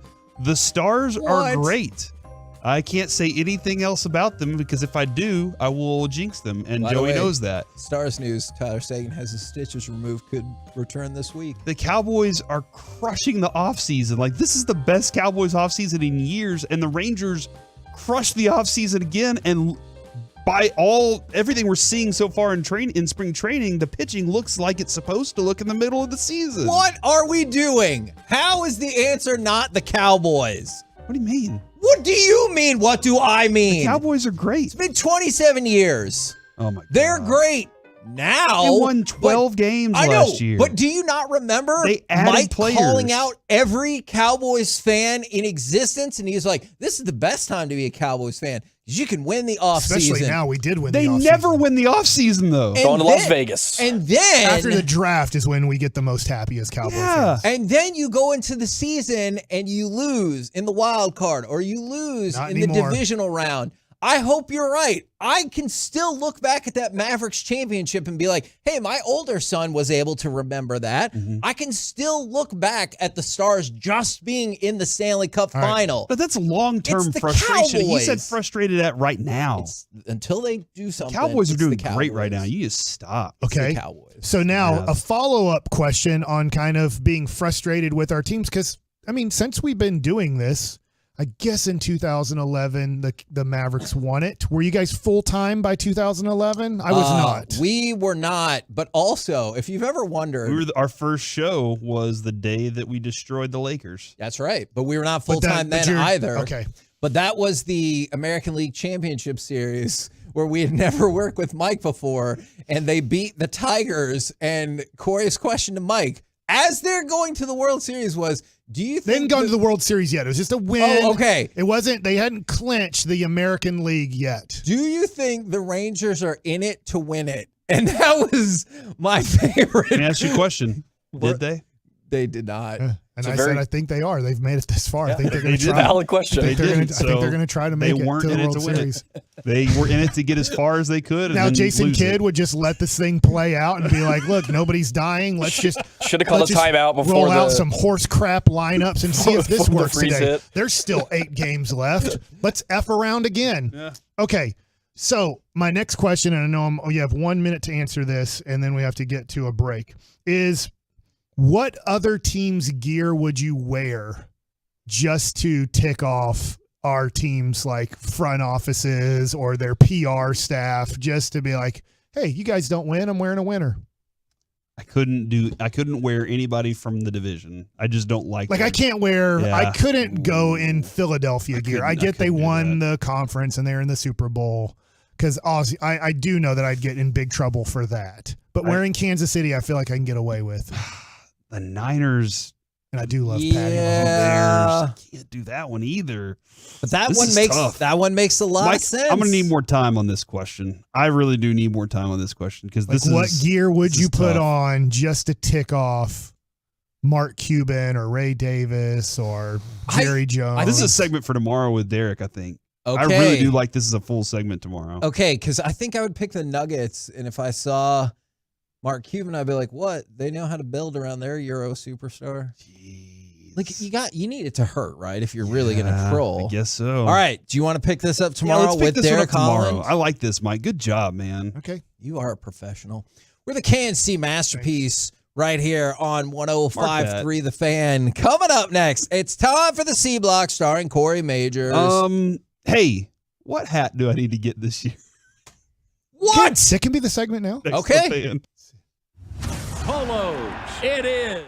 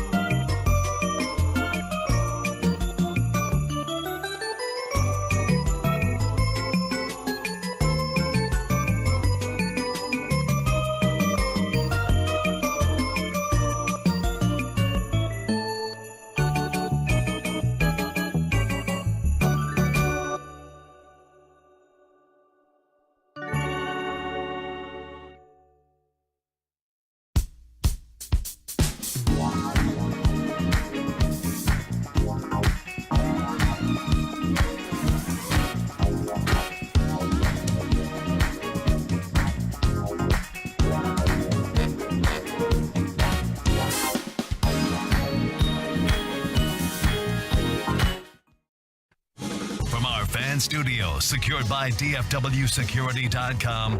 It's the KNC Masterpiece on 105.3 The Fan. KNC Masterpiece back here on 105.3 The Fan, where Fanatics, which took over all the card stuff, is taking over the NHL. That's going to be the official on-ice uniform partner of the NHL in 24-25. So there's that. They're also selling, I believe, Super Bowl hats. Mike was just looking at it. Mike is definitely carrying through on that Chiefs idea, I feel like. Check out. The boss stepped in during the commercial break, by the way, and told Mike, your room is based on what hat you decide to wear. Continue checkout. Oh! Right now, it's time for the C Block starring Corey Majors. Thank you very much, Kevin. I hope it's more about hotel room politics. I'm really invested in I don't really know much more for a deep dive on that. Oh, okay. 877-881-1053. If you want more of a hotel room politics. That's right. It says politics. I feel like people don't want that. No, like politics does not have to mean like you're voting politics. Politics in terms of like the maneuvering. If you work at a place where other people work, there's workplace politics. I hate to be the one to break that to you. What? Yeah. Corey, that's why we make a good team. I don't know what that means. Yes, you do. Jared had a better room than us, didn't he? Oh, Mike did check out. He did, but Jared also had to be there like a lot longer, right? Yeah, he's still there. Got to be there. You and Mike had a bathtub in your hotel room, and I didn't. I had just a stand-up shower. Don't worry, I had hot water 50% of the time. I had hot water 100% of the time. See? So I didn't know. Oh, man, my hot water worked fine. So Kevin got the hot water and the tub. But hold on, they don't tell you that when you're checking out, right? Where you're like, well, look, these 3 rooms are about the same. These 2, hot water, sketchy. This one will always get there like, you know what? Give Kevin There all were the 2 hot times water. where I was like, well, guess I'm not showering. Some people can take cold showers. I can't do it. If it's lukewarm, I had 2 hot showers, 2 lukewarm showers, and 2 showers. I just said I can't do it. Is the lukewarm, I can, like, as long as the water, let's say, is 85 degrees. Okay. I think I can do it. But when it's 75 degrees, I'm just thinking about jumping in a pool. I can do a 75-degree pool. Yeah. But just in a shower, I'm just like, nah. I don't know what temperature my shower is. You want probably 100 because my wife is like, she's on scalding. All right. Yeah. She's just like burn everything. And I get in and I'm like, I like being near you, but not this much. We have this little rubber ducky that we put in the tub with Noah. And it tells colors? the temperature. Oh, it does? Yeah, and so you want it to be, I believe it's between 89 and 95 degrees, but he's a baby. Okay. So you could probably handle 100 baby. degrees. Yeah. He's a baby. Oh, man, you got free shipping on NFL.com right now, too. All right. I saw this morning, and I wanted to recognize it. My Possibilities posted this today. We celebrate the beauty and uniqueness of every person with Down syndrome. If you want to get involved and make a difference, consider volunteering with My Possibilities. Here's something that I think this year the deal is wear funny socks. And I forgot to wear wild-looking socks today. Today? Yeah. Oh, man. Kevin, you love socks. I do. You know, my sock game is terrible. Usually I'm sockless. Gotta step it up. But I got a blister on my toe from Great Wolf Lodge. I get it. So I had to wear socks today. Well, you did kick him in the face. If you wear weird socks, then the idea is it sparks a conversation. So people are going to be like, hey, what's going on with your socks? And then you tell them today is we're celebrating World Down Syndrome Day. I hope this doesn't sound bad, is there are so many people at My Possibilities or people we've met along the way that will shatter your thoughts and expectations of that world, don't you think? Yes, absolutely. Absolutely. And it can be, honestly, it can be for better or worse. Like, I know I highlight a lot of positive stuff, but there is unfortunately some things that like people just don't understand everything that goes into it. And it can be for worse, but also just the triumph of the human spirit for so many of these people, whether it's their amazing art or cooking or just the amazing conversations that you have with them, and getting my wrestling knowledge put to shame by some of the people there is, it's a great place. And I know we do the Peace-a-thon for them, but if you ever want to donate the rest of the year, it's an awesome place. By the way, I haven't seen it yet. I'm going to throw this out. 75 North, just past downtown Dallas. I didn't see it, man. But there was a wreck that is shut down half of the highway, 75, yeah. and there's an ambulance, fire truck. There's a police officer that's just trying to loop around to get there. So if you're trying to get out of downtown Dallas and going 75 North, you're going to be stalled for a while. It's a struggle bus for sure right there. And it's weird weather out there today for sure. Like just been misting all day. I haven't seen the movie yet, but I want to. Jared saw it while he was Cocaine in Bear, Arizona. I saw it. It was awesome, Mike. In your face, it was awesome. It was Yeah, to Champions. you. Oh. With Woody Harrelson and Caitlin Olsen. Oh, yeah. And it looks like there are multiple stars in the movie with Is that Down one of the syndrome. Olsen twins? Nope, that's a She's the different gal movie. from It's Always Sunny in Philadelphia. Oh, yeah. Which I started watching recently. And My Adrian wife was- hates it because of I get it. the uncomfortableness I of get their it. comedy. But I was like, I'm gonna. So I just like picked up like in season 8. I was like, I'm just gonna start in the middle of They've had season 8. They've had to take out I some have of their no doubt about their that. comedy because whatever was funny, let's say 15 years ago when it started, It ain't gonna they, fly. They can't put Yeah. that on television anymore. So, But My that wife is also thought Cocaine Bear was that is a movie you could watch. wife's It's crazy. Champions if you would like to watch that and kind of see how they Yeah. handle that. Jared loved it, and Jared, by the way, does great work with Swinging for a Cause for Special Olympics. So we always appreciate him. Mike, I here's think my I'm going to go see Creed 3 with the family this week. 8. Okay, all right. Now, see, I had a conversation. I've seen This that has as well. changed. Now, Did you like it? I did. More than Cocaine Bear? Oh, probably. Yes! Probably, yes. Which one made you wanted to do what they were doing more? Did you want to The go out bear. and The train, bear, or for did you sure. want to do cocaine? That's the bear. No, see, I thought about the violence in there. I do not want to do cocaine. So I'd rather be a boxer than do cocaine. hey, That should be a bet payoff for G-Bag Nation. just do cocaine. Yeah, if they lose a bet, they have to do a line of coke. Should we at least give Or a them the bag. choice? Just a whole bag. You can go train to be a boxer or do cocaine. Yeah, that bear swallowed giant packages of cocaine. I mean, you know. Wouldn't a bear die if they did that? Well, A human would die. maybe the bear Bears does are bigger die, than Mike. humans. You haven't seen the movie? It seemed like it was on a rampage long enough that it didn't die.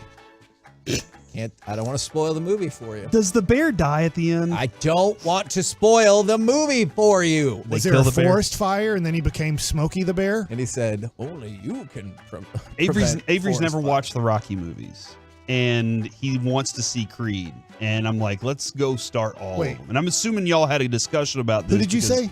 Avery, my oldest Avery. son. For some reason, I thought you said Adrian, and then I was like, wait. She's Seen Rockies? She's not. She hates Rocky, though, She hates right? Rocky movies. Because, yo, Adrian, we 'Cause did her it. whole Oh, life. yeah. I was didn't even Joey think Green. about that. I think you can enjoy the Creed movies just fine without having seen the Rocky movies because they give you enough backstory along the way. But I Yeah, they can show Apollo dead. Yeah, but I What can order see would you watch them in? how. Like, is there a machete order here? I'd watch Creed 1, then 2, then 3. That would be my order of the Creed movies. Whatever you do, just skip Rocky 5. You don't the even robot? really need. No, that's Rocky 4. You have to watch Rocky 4. Rocky 4, the best Christmas movie ever. That's right. But I think you might just take some more enjoyment, especially from the first two Creeds, if you've seen the Rocky movies. From the 972. So y'all are the people keeping the movie theaters alive. I saw bet y'all Cocaine think Bear Long- at home. Thank you They very said, I much. bet y'all think Long John Silver's is seafood too. Dude.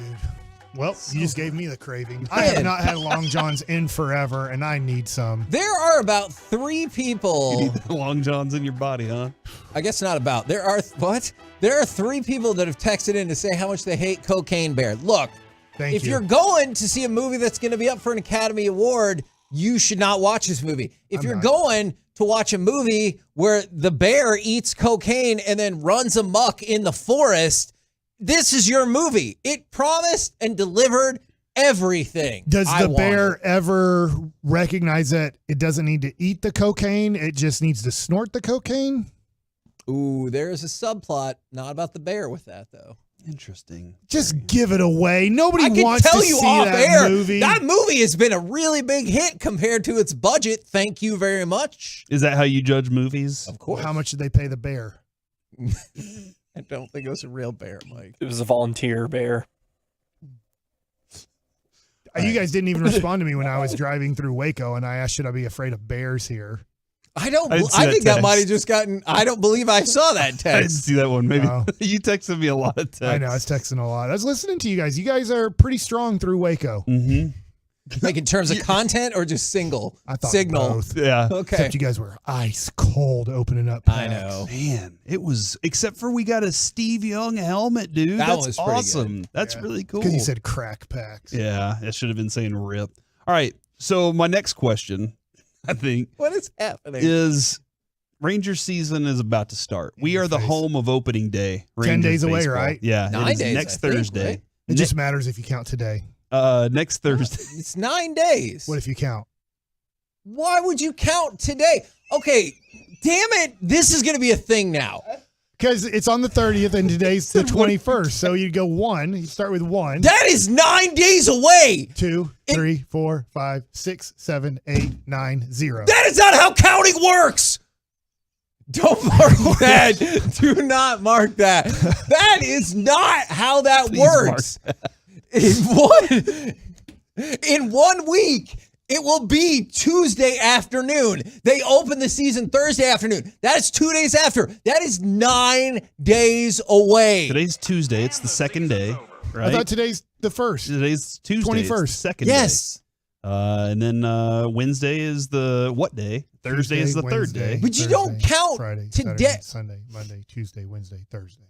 10. That's 10. So you think next Tuesday is 8 days away? Is that what you're telling me right now? Are you counting the weekends? I too? don't- Did you count the weekends, Mike? I did. And we're not having a 3-day weekend. There's no.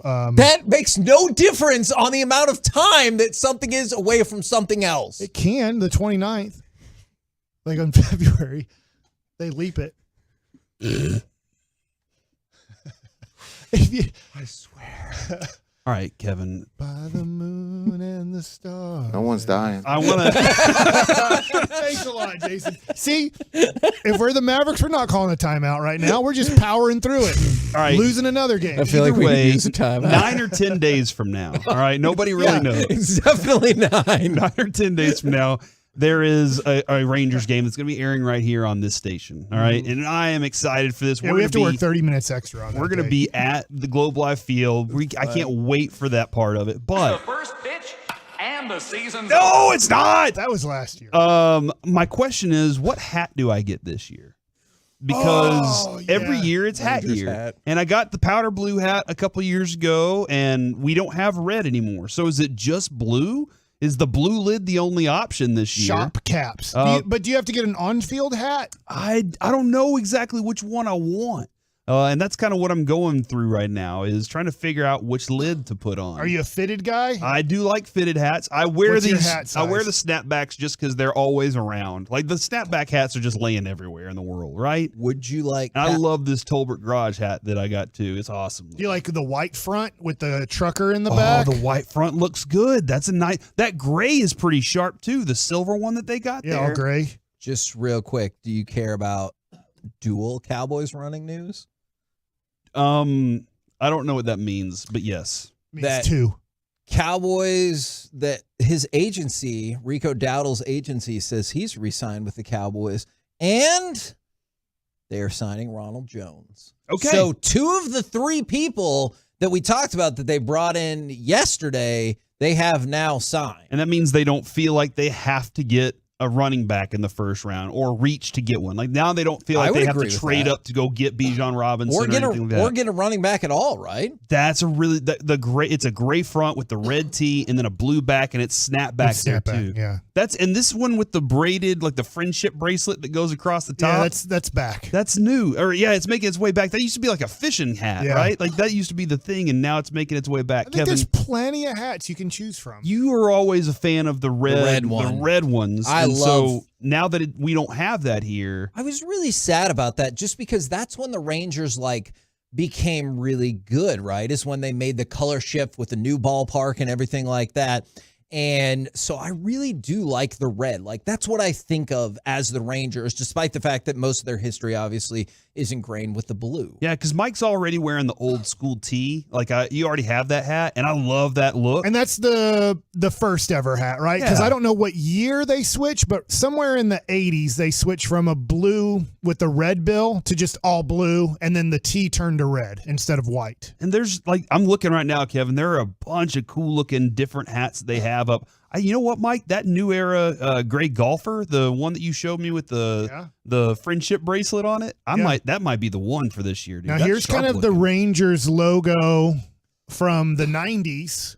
If you wanted to go, but that's blue. It's not red. I do like that logo, though. Yeah. So then, anyway, get your hats ready. Get ready to buy your hats for this season because I just got my Chiefs hat. 9 or 10 days from now, there will be the first game, and we're going to be there broadcasting and ready to go 9 or 10 days from now. You might not even show up on the right day now. Every day this week, by the way, which I don't know how many days are left in this week, but every day this week, we're giving away tickets to the opening weekend for Rangers, baby. There's 6 more days, right? I don't know. Nobody really knows the answer. Is Sunday to me is the last day. Monday starts. Okay, you know what? That might be a separate versus. Do you start the week on Sunday or Monday? Because I think Corey might not agree with that. But also, we're going to have Greg Maddux on the show tomorrow. Nice! And Derek Holland will be on the show with us. Look at that. That's pretty awesome. And coming up next, we could talk a little bit more about the Cowboys signing Ronald Jones, but also how much do folks stay invested in the NCAA tournament after the first weekend is over? Over under 300 yards for Ronald. He went to McKinney North. Be nice, dude. Per game? We'll do it next right here on The Fan. The latest from the Star.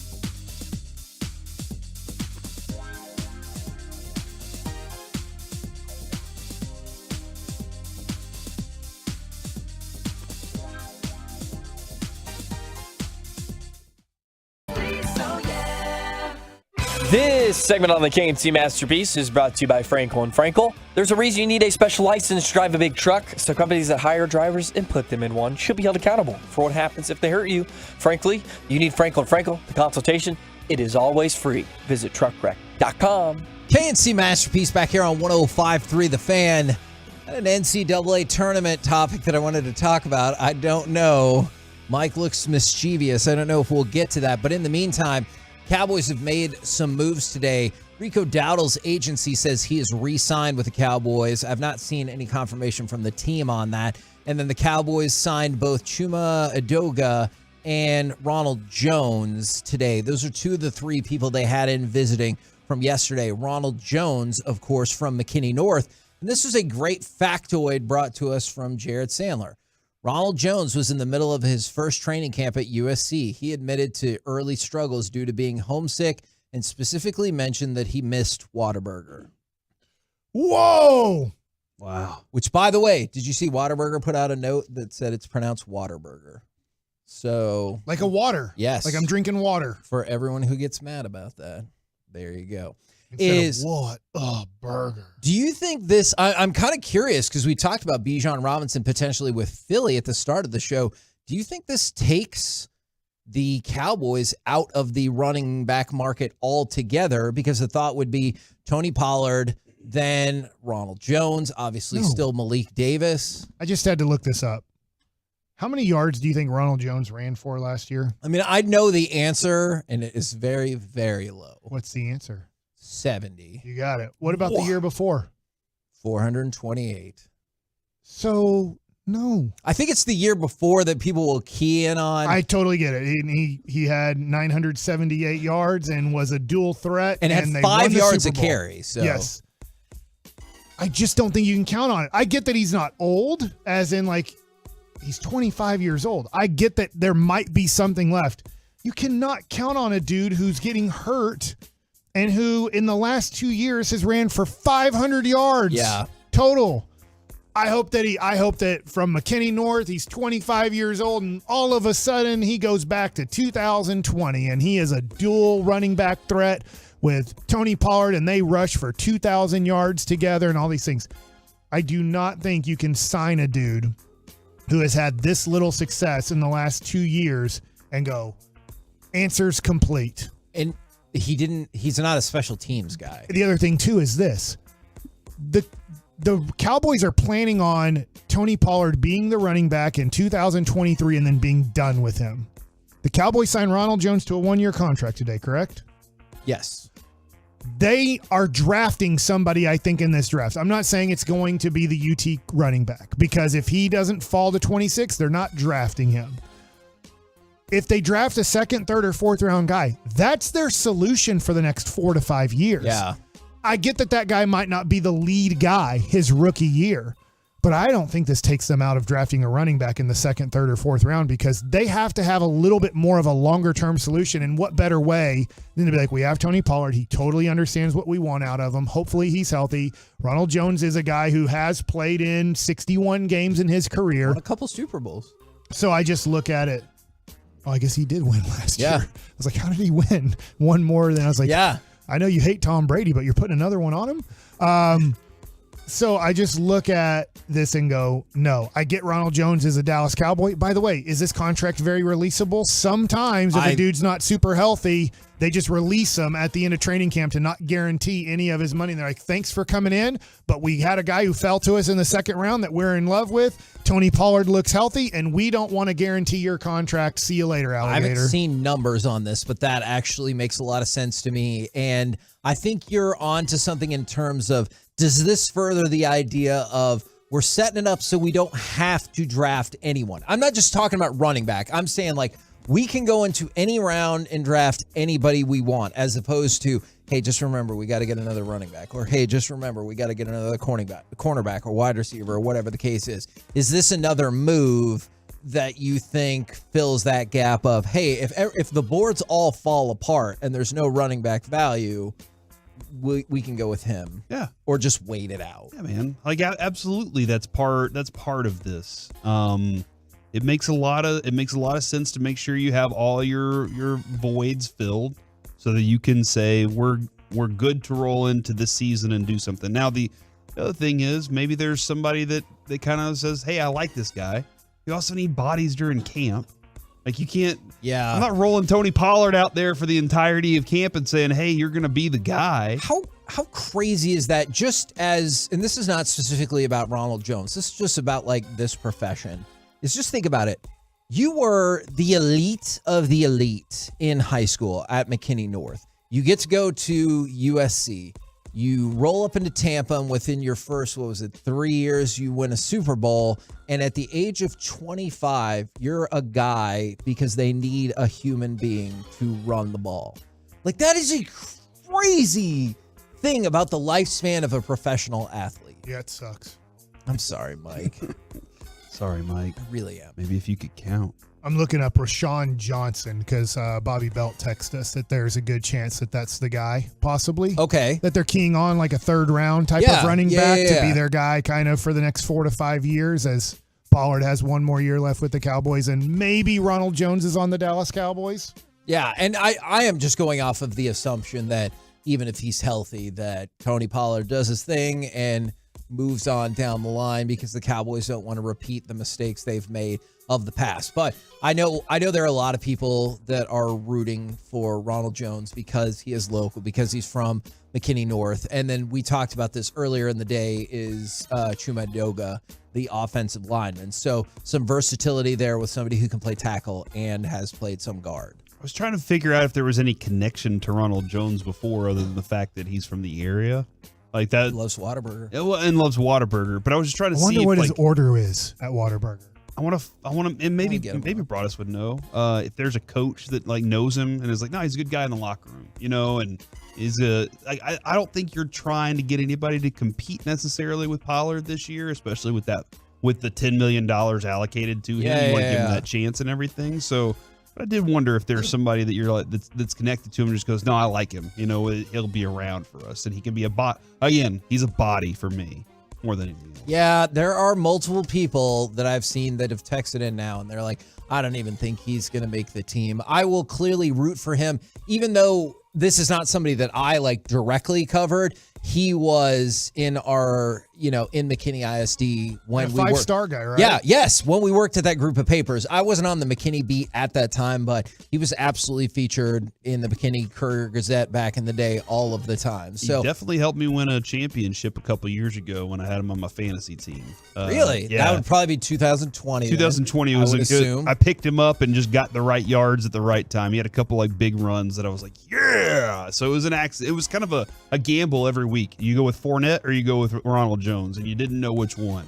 But he was definitely the one that year. So, and then we're getting a lot of great stuff in. Somebody sent a message in, is like, yeah, I think his parents still live in McKinney. I used to deliver mail to them. And then from the 972, Ronald worked at Hutchins Barbecue in McKinney. My buddy's the co-owner, and he raves about him being a great guy. So we at least, it's awesome. Yeah, and I'm not trying to crap on him, but it's the life of like. Of being a professional athlete. Yeah. It's like we mentioned earlier with Scott Drew, is if the personality is there or the local connection is there, it just makes it easier for you to like go ahead and root for that person and everything like that. All right, on the football front, I've talked about this before. I'm curious, are you now into mock draft season? Clearly, I rage against mock drafts that come out like November and December, but now's the time, right? In a weird way, I usually am because we're 10 days away from the Rangers playing, or 9.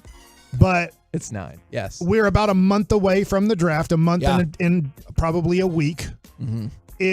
I still haven't got that into mock drafts. And it's probably because the Cowboys are picking 26th. If the Cowboys were picking 10th, like they were a few years ago, where we are looking at the cornerbacks, really. Honestly, Micah Parsons' name was barely talked about going into the Cowboys picking a guy at 10. And I wouldn't have loved it. And clearly that's worked out amazing. And they've been great at it. But I guess because The Cowboys aren't picking high. I still haven't really gotten into it. In fact, I didn't even know that guy Rashawn Davis or whatever his name was a UT running back. Oh yeah, he's the Johnson. non-Bijan Robinson running back. I was okay, who's this dude in the third round? And I looked him up. I was like, oh, he's the backup running back at UT, and we love the backup running back in the first round with Felix.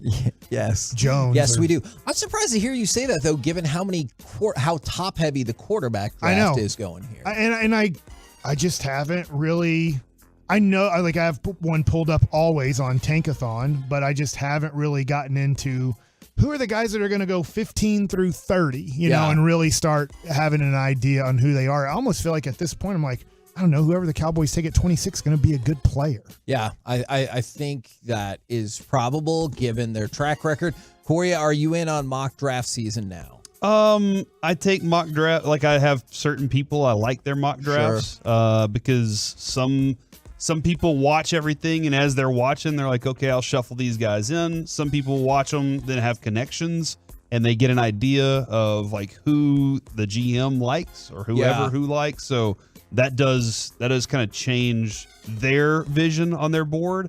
Kevin, I love mock drafts though, man. Mostly because I want to know, is this going to bug Kevin if I bring it up as a topic today? Yeah. And if it does, then we won as Tolos. You did. And a show.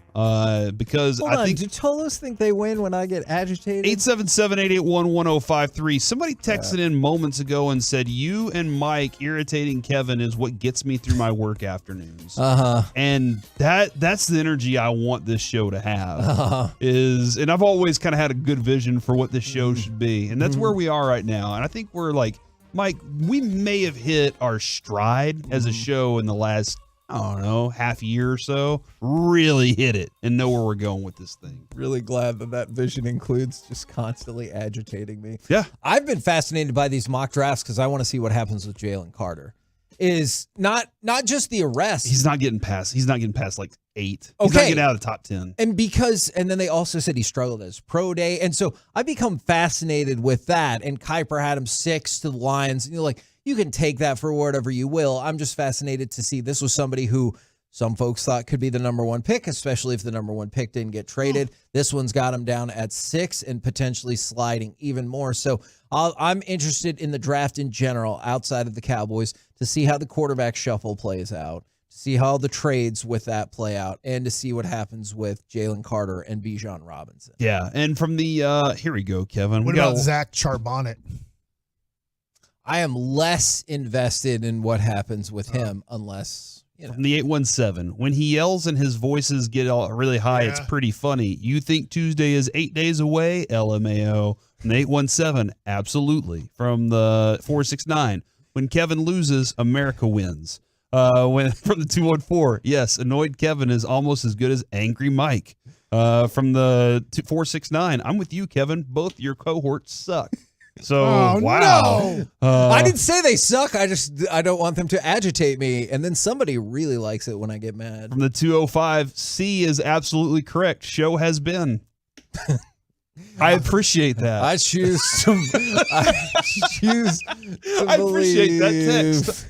They texted, and that's what matters the most. Because that's how we make our money. Did you know that, Mike? How do we make our money? By the texters. The more they text, the more money we make. Is that, man? I wish that was the case. Be rich as hell. I don't know how this whole thing works. Hearing Mike and Kevin fluster Kevin is beyond the radio gold that Gavin is always referring to. Yes. That makes me so happy because he says that every single day. I do too. I love it, man. I had to cancel baseball practice today because of this. Because of the mist? Yeah. Way to go, mist. That's my favorite part. Your oddly directed anger. I've said this numerous times. Mike is the most focused and unfocused person ever. Because, if he wants to talk about mist, you can't stop that from happening in a segment. I learned from my dad. You can try, but he's going to talk about mist in that segment. By the way, somebody said but they said that it was a fire emoji that didn't go through to our fan text. Okay. So, yeah, we don't get paid for the emojis. Do you think I should study Zach Charbonnet tonight? Yes. Yes. But then I'm going to study him, and the Cowboys aren't going to draft him. But and at then least I'm you going to know. waste all this time on Zach Charbonnet. Here's what's going to happen. Is that how you say his last name? You're going to study one player. Not Charbonnet. And then, like Broadus, you're going to get addicted. And then you won't be able to stop studying players. I know you. That's how it's going to happen tonight. So I don't get think started. so. You know what? Better not start than so you don't get addicted. True. From the 972. Like that bear. Mike, please tell me that you texted everyone and said baseball practice will be missed today. No, I didn't. Okay. I said baseball practice is canceled. Ride the bus home. 682. I'm a Kevin that's agitated at work every day too. But Mike and Corey's purposeful agitating of KNC, Kevin helps me feel better. So they're saying they are you. You get it. And then, but they feel better whenever we do what we do with you. We're the KNC masterpiece here. I think right here on 105.3 The Fan. Coming up next tomorrow. Can't promise. Same show, hopefully. We'll have Derek Holland tomorrow. It'll be different. So who the hell knows? The best of. Coming up next, we will chat with the fellas from the G-Bag Nation. And we will be live tomorrow. I want to make that clear right here on 105.3 The Fan. Chevy? Yes, I am. All right. Coming up tonight on the Get Right with Reggie KG on 105.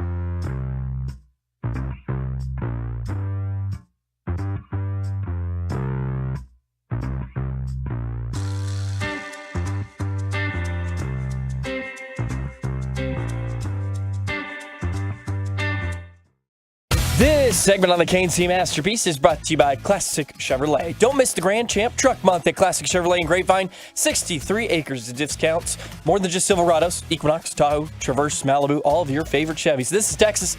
This is Classic Chevrolet. Relax and enjoy the difference.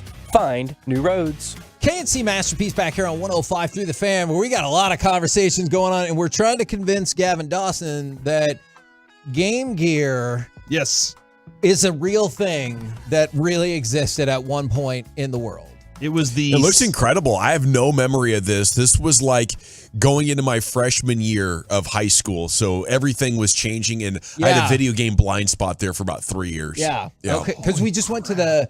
If you haven't been to the National Video Game Museum in Frisco, it's really fun. And so we just went out there and I saw the Game Gear. And of course, I was like, yes, the Game Gear. Now.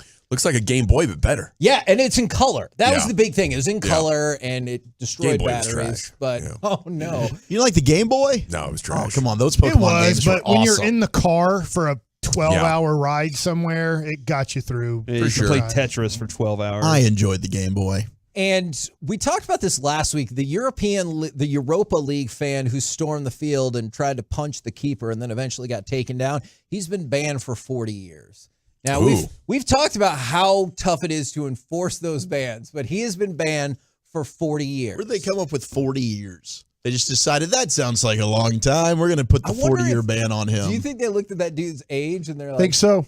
I think so. Yes. He'd be dead. Yes. Absolutely. Yep. It's a lifetime ban, or you'll be so feeble and old that you can't make it. You're not going to jump on any can't make it. keeper. Yeah. That is a very fair point. Now, tonight is the finals of the World Baseball Classic. I got to know, how invested are you guys in this game, and how much do you dig that 2006 Team USA jersey that Mike Bassick's wearing? It's still the same. They've kept it the same.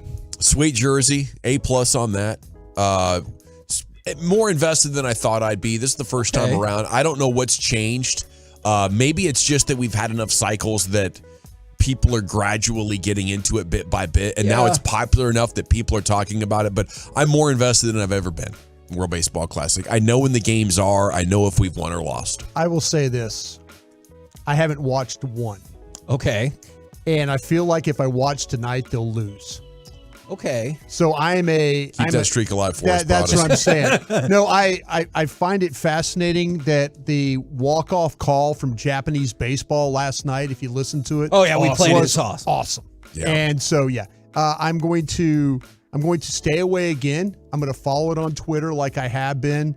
And I hope for the best for the U.S. You know what happens when you get this international competition, and you see a lot of it in the Redeem team? It's like, even if the country's not paying that much attention, internally, they're talking about doing it for the red, white, and blue. Mm-hmm. They're bringing in Navy SEALs to address the room. They're, calling it back all of this national pride stuff and whatever they got. And then when you tune in and you watch it on TV, there's a different energy coming off those athletes. And that's why I think what sucks you in is seeing how important it is and how much urgency they have about accomplishing their mission. There was a time earlier, and again, following reports, that they didn't feel like the U.S. was into it.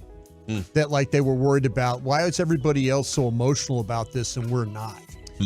So that's changed. You got to get it together. Well, they've certainly had some of their best players. Like Trout's been amazing. Yeah. Adam Trey Turner's crushed it. And the whole, you get Japan versus the USA, and you might get the Shohei Ohtani versus Mike Trout element to this is also Imagine a those guys playing a terrible team together. It's Isn't that amazing? The Angels have to be two of the best players for 30 on the Angels. Two of the best players in the world, and the Angels. What if are I terrible. told you wasted two of the greatest players in history's career? They had like 5 retired numbers up there, Broadus, and I think like only 3 of them were players. All the rest of, or 2 of them were players. All the rest of them were like GMs and stuff. Oh, yeah. That They're going to have 2 of the 10 greatest players in the history of baseball. Like when 10 years from now, when they re-rank the top 100 baseball players in history, Trout's already like on most. I think you're top sleeping 20. on Brian Downing a little bit. There, I think Brian Downing listens to our show. Yes, he lives around here. I have to say, you're sleeping him. You're sleeping on Brian Downing a little bit there. Brian Downing. Yeah. The United States is a slight favorite tonight, -140.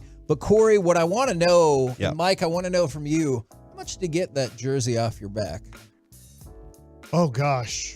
How'd you get that jersey? I bought it. I actually bought it on eBay when it came up for I had no clue.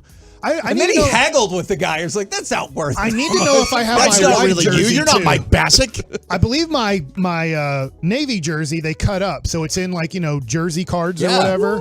But I think that my white jersey, I need to check like the attic or wherever I keep old jerseys and see if I got the white one, because I believe I got to keep one and I Didn't kept you the white say one. you traded it for booze and cigars when you're leaving Cuba? I did trade stuff. I traded shoes. I traded my hat. I traded stuff for cigars that I brought back to the United States Illegally. Awesome. But I need to see. Do I have my white one? I don't know. Why does somebody want to know? Is that somebody asking? Maybe we want to know. You trying to raise funds for next year already? Yeah, maybe we want to know.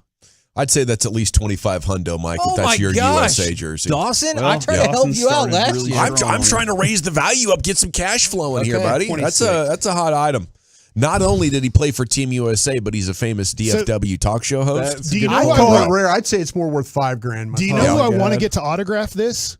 I want Darren Woodson to autograph this because 28. I picked 28 because in 2006 my favorite Cowboy we can absolutely get was that Darren done. Woodson. So Yeah. the reason I was 28 for the United States team was because of Darren Woodson. When I was picking a number, I was like, oh, 28's available. I love Darren Woodson. I'll pick 28. Because I was never attached to numbers myself. I didn't I am number. That's who I identify as. Mike, where do you want him to sign it? Where do you want him to sign on the back? Yeah, like on one of the numbers, Darren Give me Woodson. the jersey because I'm number. over at the Star. He's still over there, so I could just text him and Yeah, say, his maybe business is sign right this there in the jersey. Star. Would that be cool if like Darren Woodson jersey's signed it never and then coming I guess back. I sign it because I actually was the one wearing it and losing? I did lose to Venezuela. All respect by to the way. Woody, I think it devalues an item like that. Really? Mike. I think it's got to be all about Bassick And not about Yep. who I picked the number for. for the Bassick super fan. That's part of the story, though, and Yeah. stories Like, make things. Maybe more there could be a valuable. little placard with a backstory on why it is 28 Yeah, that I comes like with it. Okay. Oh yeah, like a little bonus item. Yeah. Okay, Take I the like thing that. off and give You it know, to we're Bravo. providing Maybe more Woody to the wearing item. the jersey himself. Oh, that'd be cool, Get too. a picture of him wearing the jersey, yeah. These are very good ideas. What do you fellas got coming up on the program today? More good ideas. Yeah, pure gold as always. We will do an NFL draft big board report and take a look at your post-week 1 free agency mock drafts at 3:40. BobbyCarellamavs.com at 4. What's going on? Looking forward to that. Roll home with the G-Bag Nation. We have been the KNC Masterpiece. Make your way back with us. Tomorrow, we got Derek Holland in studio all show long. So tune in 10 a.m. to 2 p.m. right here on 105.3 The Fan. 9 or 10 days. It's 9 days. 10. Hey, thanks to Rockwell.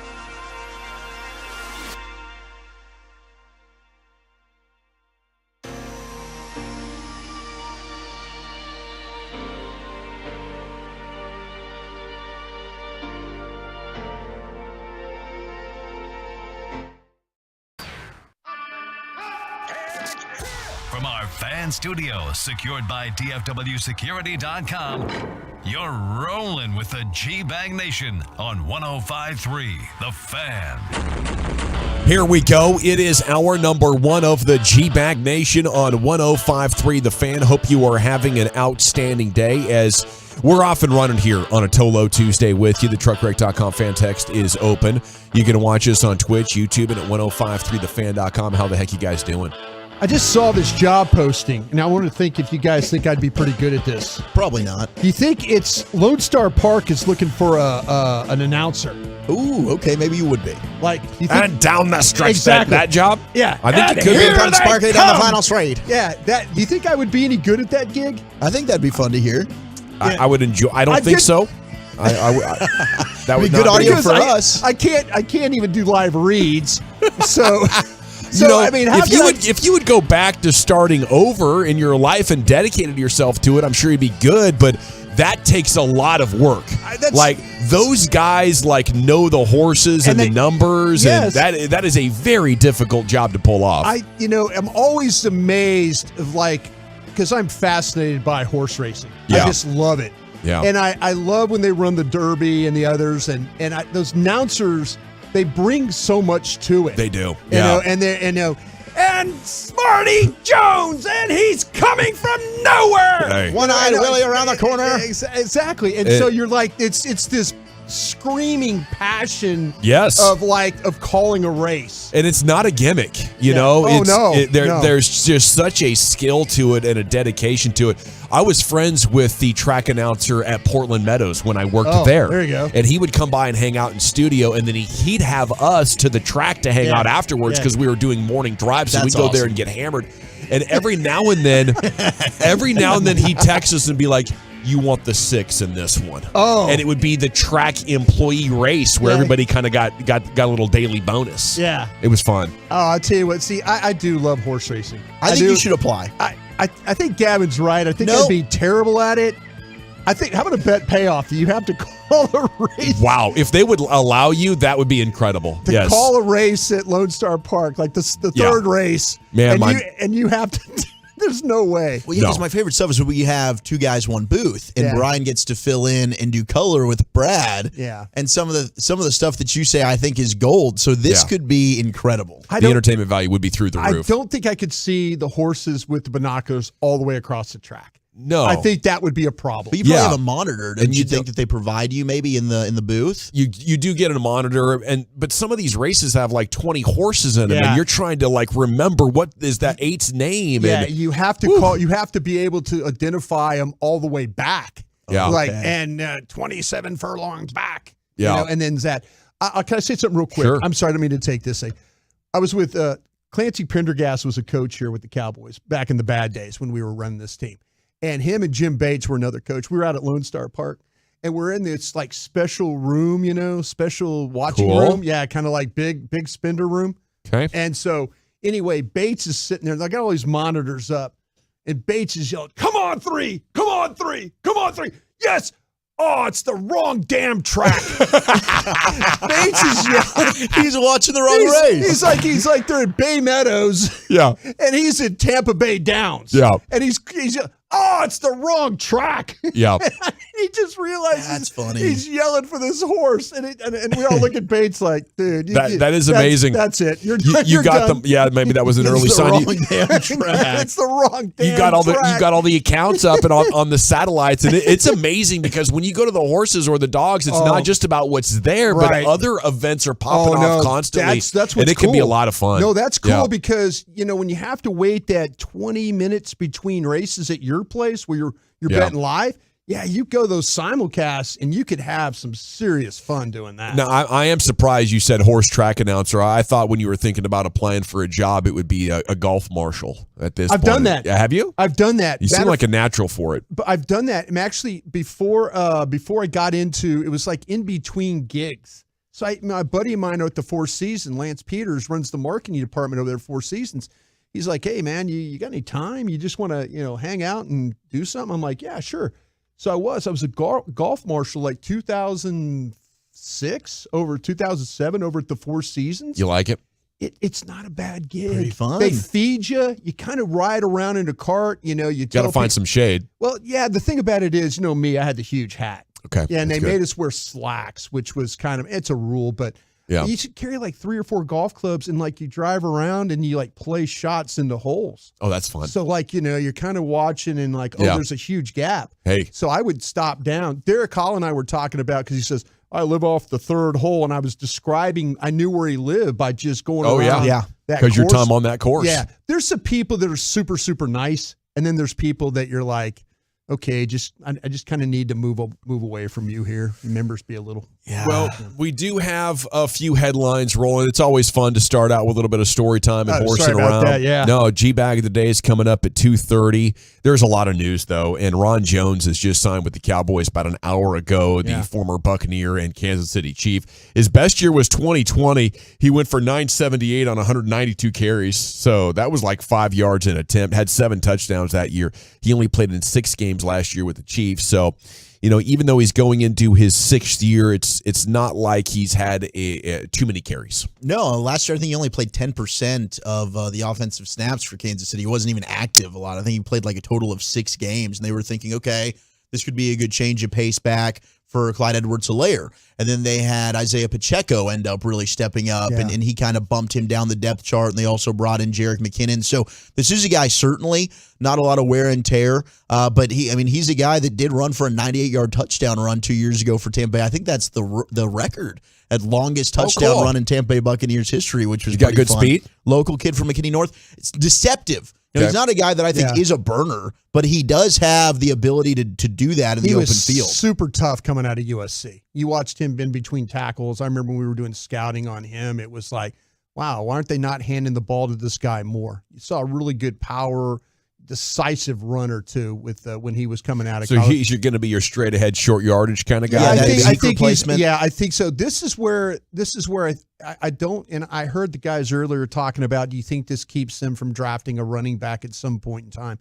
No, I really don't. I don't either. I think this is contingency. This is when Will McClay likes to protect his team. There you go. And he brings guys in like okay, hey, veteran guy, I don't have to rely on this guy, or I don't have to rely on this rookie to do this. I think they're still in the market for drafting a running back if the right one's there. I think they are as well. And, we mentioned a couple of names yesterday. We can get back into that later on in the show. Maybe it's not necessarily a first-round guy, right, unless you do have a Bijan Robinson slide to you. But I do absolutely think that they will still take a running back probably between rounds 3 through 5. Okay, they also signed the offensive lineman Chuma Edoga. We heard his name last year when Tyron Smith went down. He had been playing for the Jets. Last year he played for Atlanta and started 12 games? No, or he started a few games. Started 2 games last year with Atlanta. He had started 12 of the previous 24 with the Jets. So kind of like a borderline starter on bad football team kind of guy, just a depth insurance piece. I think that you're dancing the same dance right there. He's going to, what you want to do is you want to be able to, in training camp, be able to evaluate when you play these games.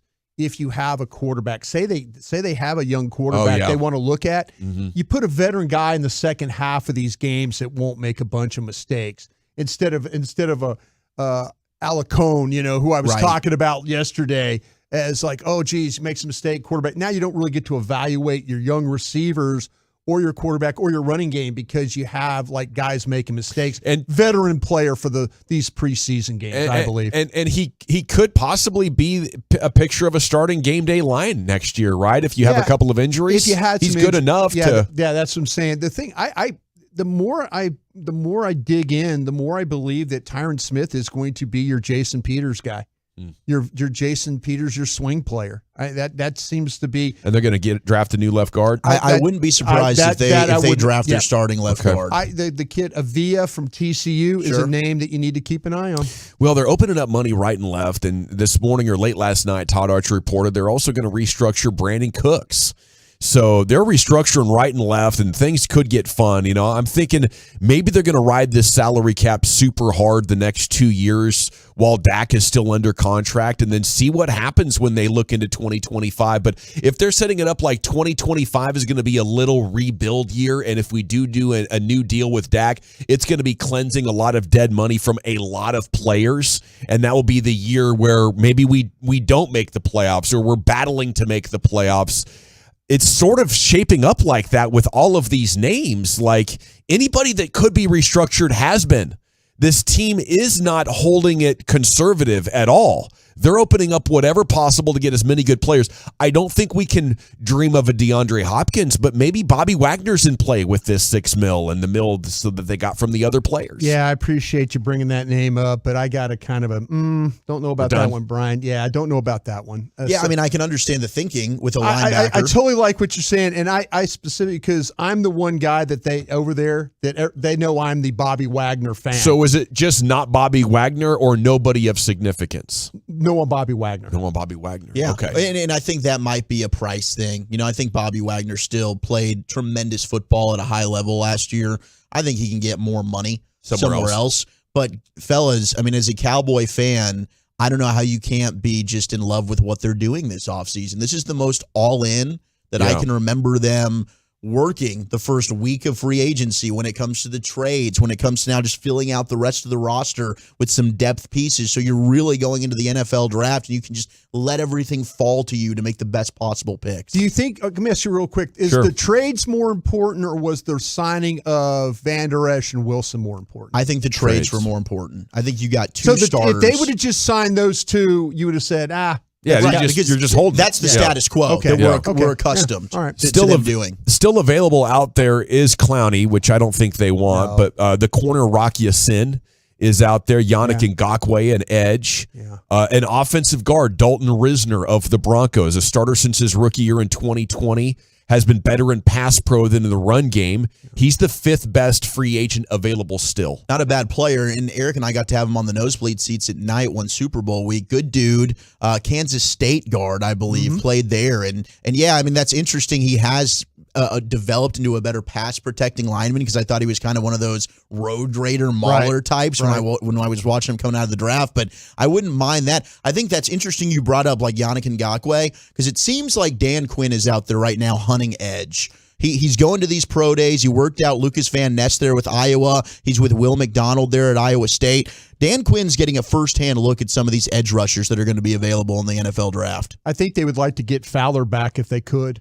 I think Hankins and Fowler are two guys that may be next on this checklist that they've got. Okay, so the OBJ thing was dead to me, and I hate to even bring it up, but every day that goes on, to me, I think it might come back into the range of interesting. How low is the number going to get? You know, now, do you need 4 good wide receivers? It can't hurt, you know, especially if you're not sure what you're going to get from Gallup. And if the number comes low enough, you get to add the celebrity type player. I think that's Tolbert too is a name you need to mention. Yes, Tolbert's a jobber. Yeah. I mean, he's not bringing anything to the table, so it doesn't seem like it's in their DNA, but if you're going for it and restructuring so many guys, the most likely explanation is it's money for Lambs and Diggs, right? And future contracts. But what else could it be? I hate to, I'm the wet blanket guy today. And to me, it always comes down to, you get excited about cap space and restructures and all that, and then they'll walk in and they'll set their tray down there at the lunch table and go, money's already taken care of, Brian. Stop talking about cap. Are we already there? I don't think they're there yet, but I think we're getting to a point. Todd Archer and I had this discussion last night. Okay. And Todd is I think Todd's one of the best when it comes to understanding the cap. I really, really do. And he kind of echoed the same thing. I'm like, why are they doing all this? And he goes, it's going to cost them money for next year. Yeah. I mean, and he started listing all the things that they have to pay for injury things, for going out and getting other players, for playtime bonuses, things like that. So he made it sound like to me that $15 million of cap space is already accounted for.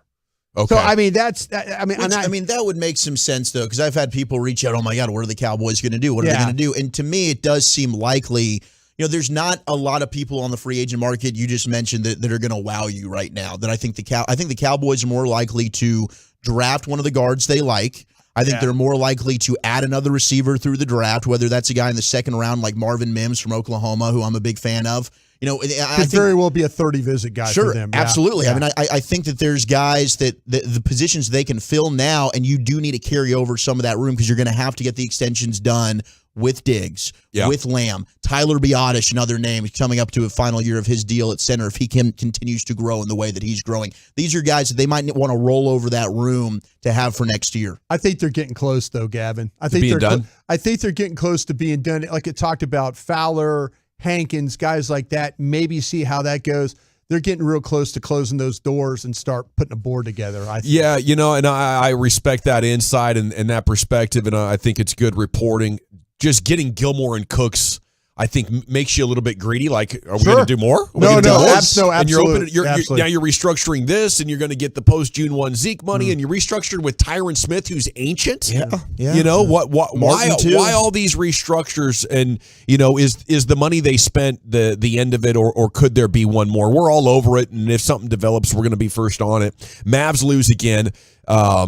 Kyrie had 28, but the Mavs go cold late, and it was a heartbreaking loss unless you want to see them sneak into the lottery. Stars host the Kraken tonight. Heated battle atop the division and the conference. They need a win here. Colorado on their heels. They've won 6 in a row, and Seattle's an above 500 team, so it's not going to be easy. No. Game starts at 6 tonight for the World Baseball Classic, USA versus Japan. For more on baseball, Wolchuk has a miniature edition of baseball stuff coming up next before the G-Bag of the day. Where are we heading with that, sir? Should we start thinking about this utility guy at center field, and how plugged in will you be tonight? Japan, USA, World Baseball Classic Final, next on The Fan.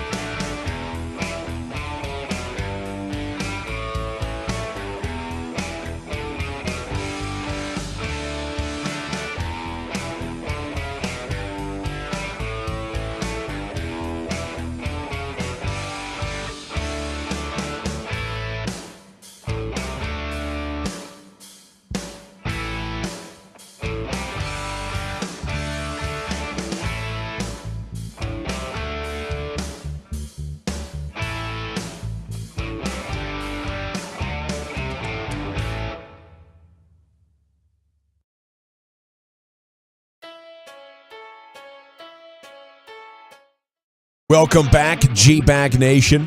Segment here is brought to you by Soda, that's state-of-the-art, and the Frankels. There's a reason you need a special license to drive a big truck, so companies that hire drivers and put them in a big truck should be held accountable for what happens when one hurts you. Frankly, you need Frankel and Frankel. Consultation's always free. Truckwreck.com. A legend, a Hall of Famer, an NBA champion, Willis Reed, passes on at the age of 80. That is some breaking news for you this afternoon. An epic figure. ESPN used to do these, kind of like look backs like NFL films. And the story of him coming out of not the tunnel, but like the fan section, because I guess you entered the Garden back in the day, like at the top of the 100 level. Yeah, you came down through the middle of the crowd is what you did. So he's hurt. He's not going to play. And the next thing you know, he's walking down through the crowd to join the game. And he only played for a couple of minutes, but he gave his team such an emotional lift to go on and win the game and the NBA championship. And that was his crowning moment, but an absolute dominant big man there in the 70s. Here's Zach Wolchuk with a miniature edition of baseball stuff. How excited are you for the World Baseball Classic tonight? It's the USA against Japan. Japan punching their ticket to this final matchup with a walk-off victory. They played at 2 in the 9th inning to knock out Mexico in the World Baseball Classic as Murakami, and he's a former Japanese Triple Crown hitter, one of the best hitters in all of Major League Baseball. Get to know the name because eventually he's probably going to transition to the big leagues. He's only 23 years old. He was the hero last night. So they get the 6-5 walk-off victory. Yeah, I heard he was struggling to hit, so he wanted to bunt. He was thinking about bunting. Yeah, I'm going to move the runners over, Skip. He's like, hit the damn ball. You're a Triple Crown winner. That's all he needed to hear, right? Yeah. All right, I'm just going to take a deep breath. And coming up in a clutch situation there. Yeah. Pretty awesome. And then he gets mobbed afterwards, and you're thinking, like, please, nobody get hurt this time. And thankfully, nobody did. But now we've got a really fun final tonight in the World Baseball Classic with Shohei Ohtani potentially getting to pitch against his teammate, Mike Trout. Now, both Ohtani and Trout have been unreal during this. So they've each played 6 games. Ohtani is batting .450 with 1 homer, 8 RBIs, 4 doubles, and a stolen base. Trout is hitting .318 with a homer, 7 RBIs, 1 double, 1 triple.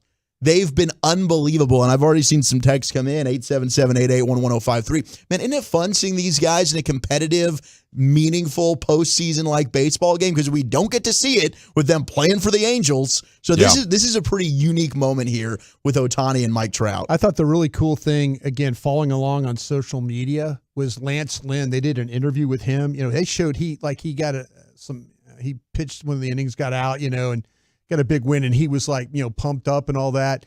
And the White Sox said, no, you're done pitching. You can't pitch anymore. He found out that Shohei might close tonight for Japan, and he basically called the White Sox and said, no, man, I got to go pitch. Yeah. I'm sorry. That's my guy. I'm sorry.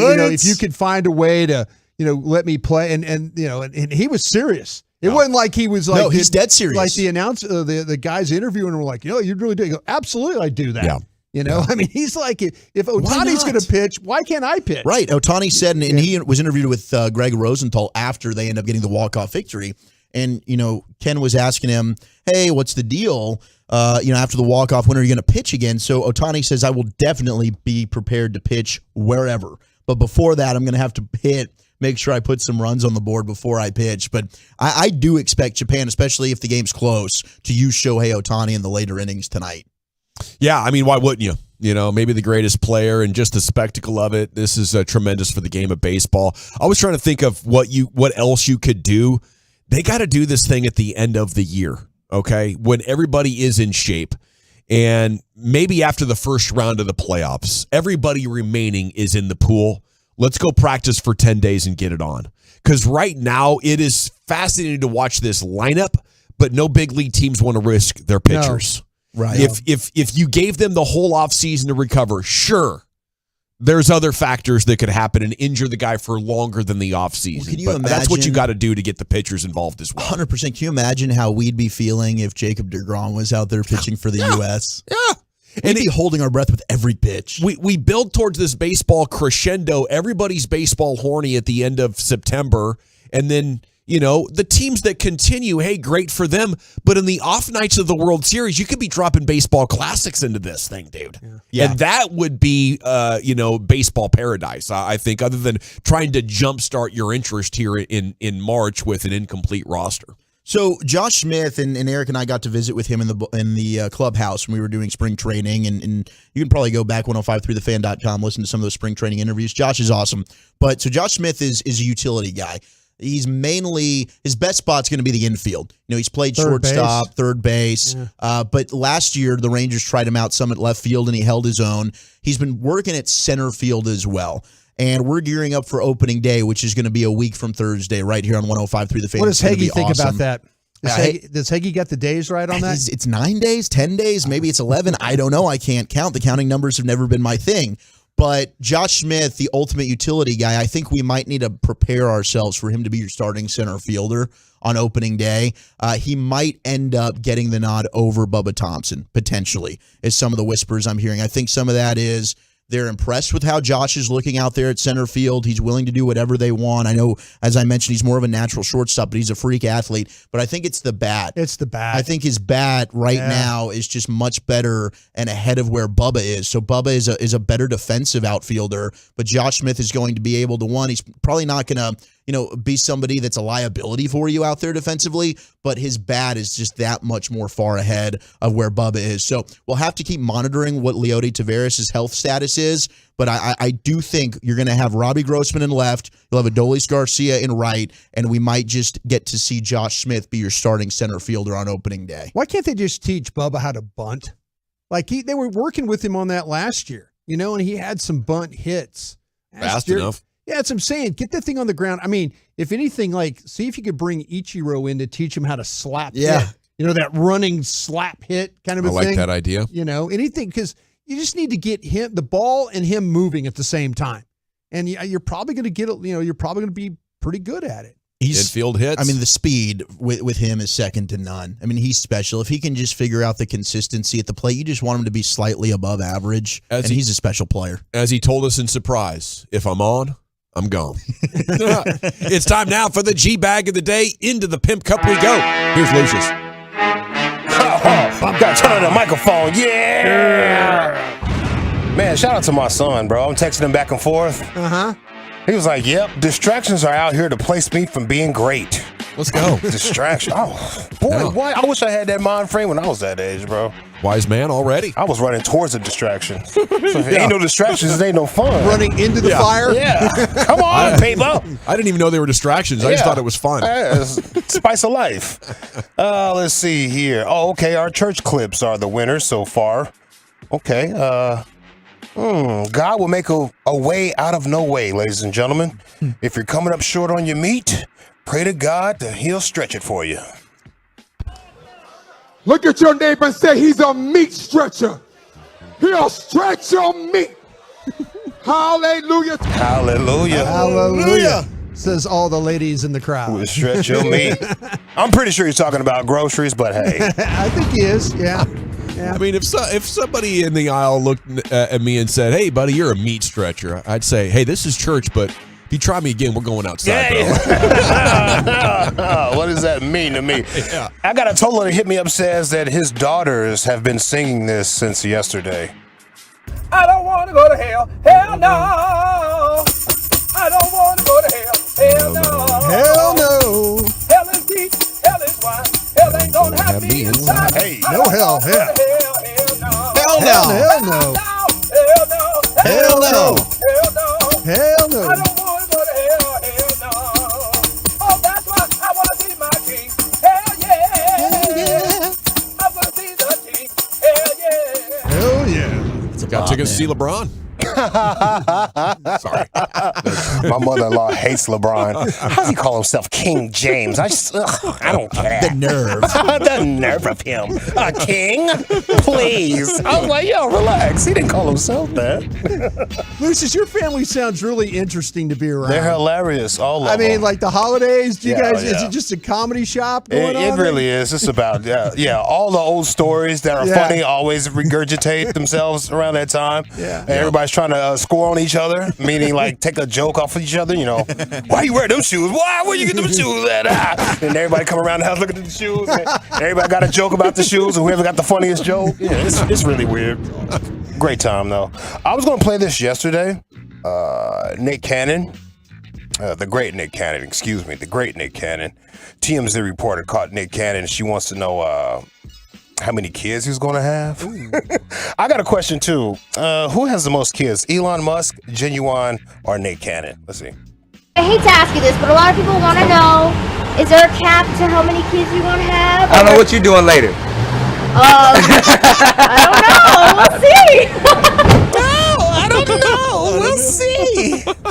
She said, I don't know, Nick. Oh. What's he doing, about one a year? Nick Cannon, man. he's got 12 of them. I don't know. Must be a charmed reporter, though. He is funny. You know, He is TV very star. funny. He's very rich. Yeah, talented. Successful guy. Sounds like she was ready to make it 13 for You him. think he's handsome, Dawson? You're pretty good at judging guys. Yeah, I'd say that's a good-looking guy. Yeah. Dawson's really good at this, bro. And funny. He can tell you. He can tell you who's hot. He's a handsome guy. Yeah, He's a I sexy got son of some a gun. blind spots. Sometimes I'm like, really? Who have you been wrong about? Have you been wrong about somebody? Yeah. Yeah, but I'm not good at celebrity names, so I can't name them. But I can picture them. Yeah. That's how I feel about that Ohio coach, Florida coach. What's his name? Urban Meyer? Urban Meyer. Yeah, when my girl look at Urban Meyer, I be like, what? Yeah. Really? What? Yeah. Seriously? Yeah. Oh, my God. Yeah. Let's go to Boca Raton, Florida. Speaking of Urban Meyer, home of the baller bellies. This is where you get rich and don't care about how big your belly is. Yeah. There's a woman. Her name is Ashley Cream. No kidding. No, you're not. No, you're not doing this today. And she has won a new holiday, so she goes down to the city council and talks about it. Good evening, everybody. Everybody's looking absolutely fabulous. A little bit serious, but I am here as a concerned citizen and voter. You guys might not be aware, but Florida has the largest per capita population of sugar daddies in the U.S. Let's go.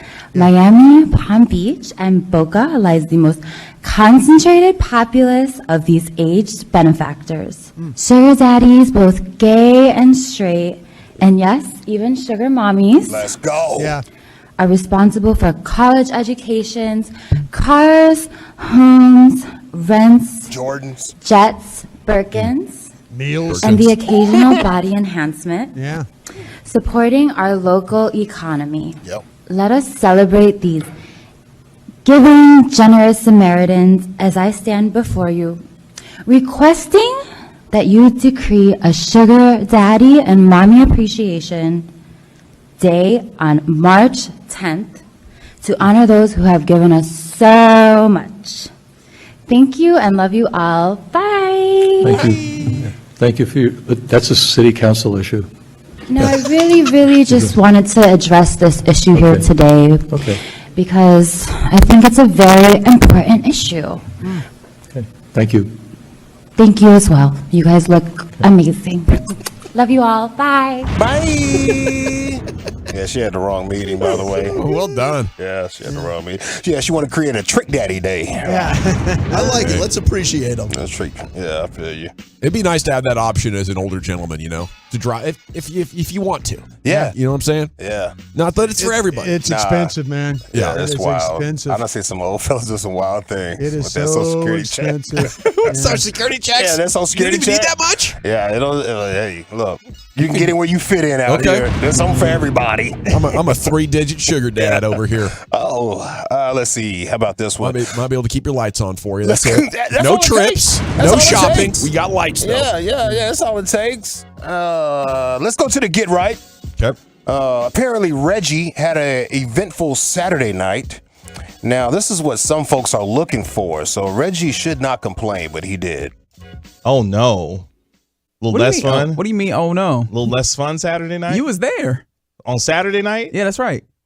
Oh, that's right. Yeah, Yeah. yeah, Shout yeah. out to Tolo, Rachel, and her son. We went out to the porch. Yeah. And my man to my radio right wasn't feeling too hot. Man, some meat hit me directly in the gut and the Yeah, head at the 'cause you same was- time. you was down bad. Down horrendous. That's unfortunate. That's really unfortunate, Reg. You know, when the meat hits you in the gut. Yeah. Usually it's good meat. Pretty sure he's biting a pillow or something. Didn't sound like it. I mean, you suffer something like that, you might need to head for the hills. Yeah, that's I mean, it sounds like pain, but they'd be liking it. It's crazy. Let's see. Do we got enough? No, we gotta go. Okay, is it the church combo platter? Is it Nick Cannon? TMZ reporter caught up to him. Sugar Daddy Appreciation Day, lady. Or the Get Right with Reg there didn't have the ideal Saturday night, sounded like. I mean, to some. To some, yeah. Yeah, to some. I'm going to go with the church combo platter once again, Lucius. What do you say? Sure. I'm with you. All right. I'll throw Reggie a vote. All righty. We're 2-1, Brian. I'm going to go with the combo platter today as well. By a score of 3-1. And still, your G-Bag of the Day champion at Sunday's church combo platter. And tune in every night at 5:40 for LA Live with Lucius Alexander. If you missed the G-Bag of the Day during his evening segment, he replays it for you and has some other fun times. My man Reggie said that meat hit him in the gut. And in the head, too. Yeah, I tore him up, man. In the head, yeah. He's in a bad way. Bad way. Or good way, you know. Ouch! Okay. You trying to hurt me?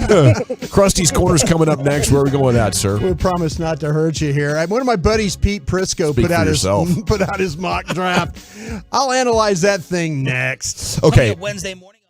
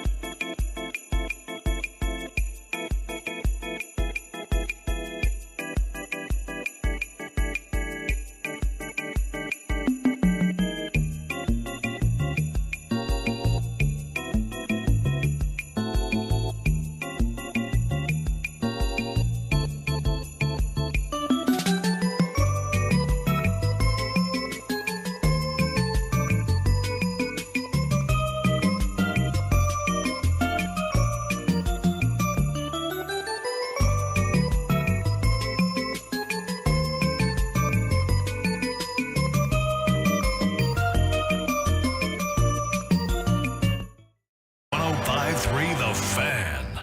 Don't miss the Grand Champ Truck Month at Classic Chevrolet in Grapevine. 63 acres of discounts, more than Silverados. There's Equinox, Tahoes, Traverse, Malibus, and all of your favorite Chevys. This is Texas. This is Classic Chevrolet. Relax and enjoy the difference and find new roads. Thank you, Lucius. It is the G-Bag Nation here on 105.3 The Fan. Time now for Krusty's Corner. Here's Broadus. Thank you very much. You and the Texans getting along over there? Yeah, we're having a great time. Maybe just some oversharing, or I don't know. It's funny. It's a safe space for a reason. Yeah. Some stories that are not safe for work or the radio. Yeah, I got you. Hey, you guys, real quick, you guys familiar with slam ball? Yeah. The Pat Croce's game? Love it. The thing, I don't know if it's Pat Croce, was the... Oh, the one they're playing at the park with the hippies. No, this is the one Isn't with it the dunking trampoline? situation? Basketball with trampoline. trampoline. Yeah, Pat Croce invented that, I think. Okay. Or at least he was the entrepreneur involved. Okay, this thing went away for 20 years. Yeah. It's coming back. Okay. It's coming back. Yeah, I remember it when AI was on the 76ers. Well, Chuck, what you got? Dante Fowler Jr. is re-signing with the Cowboys on a 1-year deal, according to Jordan Schultz. So the Cowboys are getting back one of their other pass rushers from a year ago. All right, let's see if they can get that tackle done. That's the thing. If they can get Hankins back too. Hankins would be huge. Literally. Yeah, literally huge, yeah. But yeah, I was this slam ball thing, I didn't know this. I didn't think it ever went away. It started in 2002. Mason Gordon and Mike Tomlin. These are the two guys that, and not the Mike Tomlin, the head coach. Yeah. But this thing, it's they've got like big time backers. Well, it's fun, going off trampolines and trying to dunk on people. And then like the guy bounces off the trampoline to block. Oh, it's super fast paced. I loved it. It used to be on ESPN The Ocho, I think, is where this is the first time I saw it. I'm saying that was one of those things when you would come in with like a little bit of inebriated, and you sit down and you're eating your taquitos and stuff like that from Whataburger, and that would be on. You'd be like, oh, well, okay. And you're fascinated by it because the guys are bouncing around and you're like, wow, all right. But it's I love it. We were at Urban Air for Abby's spring break on one of the days I took off. And it's just kids lined up on the trampoline with the basketball goal. And they're in a long line just trying to dunk on each other. And I was like, I'm just watching this. I'm entertained for a good hour. It is very entertaining. Yeah. And it's funny, real quick, too. You said something interesting. You see you're watching a lot of ladies college basketball, the tournaments. I am. I'm watching more of the ladies tournament. You're scouting them trying to think about Abby playing in this stuff? Yeah, I'm trying to see what it takes to as far as athletics and skill set to get there. So I'm watching the ladies game pretty close. And I'll tell you what, the UConn-Baylor game last night was incredible. But that's just a whole other kind of athlete. Some of those ladies are built like football players, and it's like the better you get, the wider the ladies get. Right. But they're still fast. Yeah. So some incredible athleticism there in that women's game. And last night was incredible drama up and down the slate. Yeah, this is the first time that Stanford just got beat over the weekend. Like Ole Miss went out to Palo Alto. First time they've lost a 1 seed in forever. Yeah, the Cavender twins at Miami knocking off Indiana last night. That was a crazy game. I'll tell you what, the Cavender twins can actually play basketball. One of them can. Yeah, they're a good team together when it comes for their NIL money stuff that they do. One of them's definitely better than the other one. I'm not sure which one is which. Yeah, it was. They're good players. I think they're good players. But anyway, all right. Hey, I mentioned Pete Prisco. He's got a mock draft. Pete's one of these guys that anytime he puts a mock draft out there, and Pete's a buddy of mine. Pete and I go way, way, way, way back to like Jacksonville days and stuff when he was like, they only had 2 reporters covering the team, and Pete was one of them there in Jacksonville, and he and I became really good friends. We might have to have him on here before long, just kind of talk with him. But his mock draft's pretty interesting. People give him a lot of crap for it because he is trolly at times. He's very he welcomes it. His top 100 players that he comes out with every year. That's the trolly, best. and he kind of welcomes it, and like he will go after players in college. Like he'll say, "Man, I don't see this," and then he puts them in his mock draft, and then people go after him like, "Damn, Pete, you Will Levis, the quarterback at Kentucky, you don't even like, but you mock him at 3, or something like." And so now Pete fires back, "Hey, you dumb A, it's not what I would do. It's the team. It's the team. It's it's that kind of that thing." So Pete, he welcomes it, but he's not afraid to clap back. He wants the smoke. Yeah, he's a great radio guest. He does. Yeah. He does want the smoke. There's no question about that. Okay, in his mock draft, I want to point out a couple of things because I'm going to try and make this Cowboys-centric for you is what I'm going to try and do. Because I think there's a couple of spots I'm going to try and get you to do something you might not want to do. Okay? I'm going to try and make you make it uncomfortable. I like it. I'm going to try and make it uncomfortable for you here. Okay.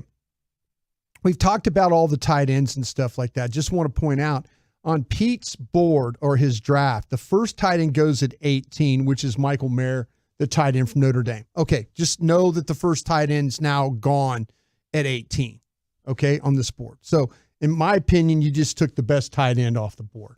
And is that consensus? I think that I don't know, Zach, would you call it consensus with Michael Mayer being the first tight end off the board or first tight end on a lot of guys yeah, and from gals? what I'm seeing right now, yes. Yeah. I think it's somewhat of a consensus. I mean, personally, like I've got Kincaid, but yeah, I think That's a okay. lot of teams like Mayer. Yeah, okay, yeah. There's so a lot of guys are mocking Kincaid to the Cowboys because Mayer's gone. Yes, I think that's he's going higher in mocks. So the thing that I wonder though, if Kincaid were to go first. Ooh, yeah. Okay. If Kincaid were to go first, but in this particular mock, he's gone. He's gone to Detroit at 18. All right, now we work our way down. All right, Lucas Van Ness is a defensive end. Earlier in the show, Zach was talking about that Dan Quinn went to Iowa to work out Lucas Van Ness. Mm-hmm. Is that their pro day today or yesterday? It was yesterday. Yesterday, Okay. yeah. So he's in Iowa City working this guy out.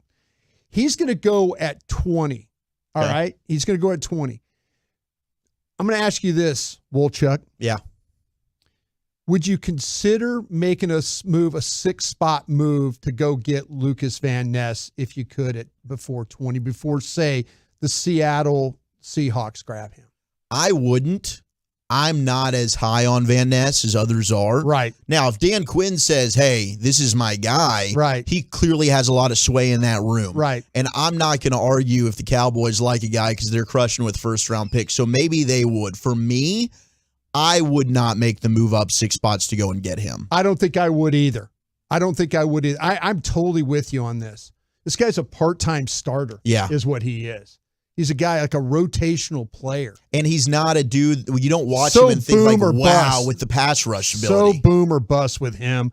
I'm not going up for him. I just wanted to see. I didn't think you would go up. No, I'm not into moving up for him either. Okay, at 22, we're going to start taking some of these wide receivers off the board. Okay. Well, let me go a little bit further up the board. I'm sorry. I'm going to take 2 wide receivers off.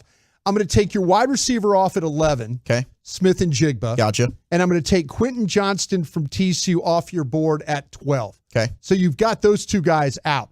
Now we're going to start getting some of these wide receivers going off the board. All right. What are we with what they've traded for with Cooks? Are we still interested in a first-round wide receiver? I still would be if there's a guy that you like that's there, yes. Okay. And there'd only be probably one for me that I would take. Okay.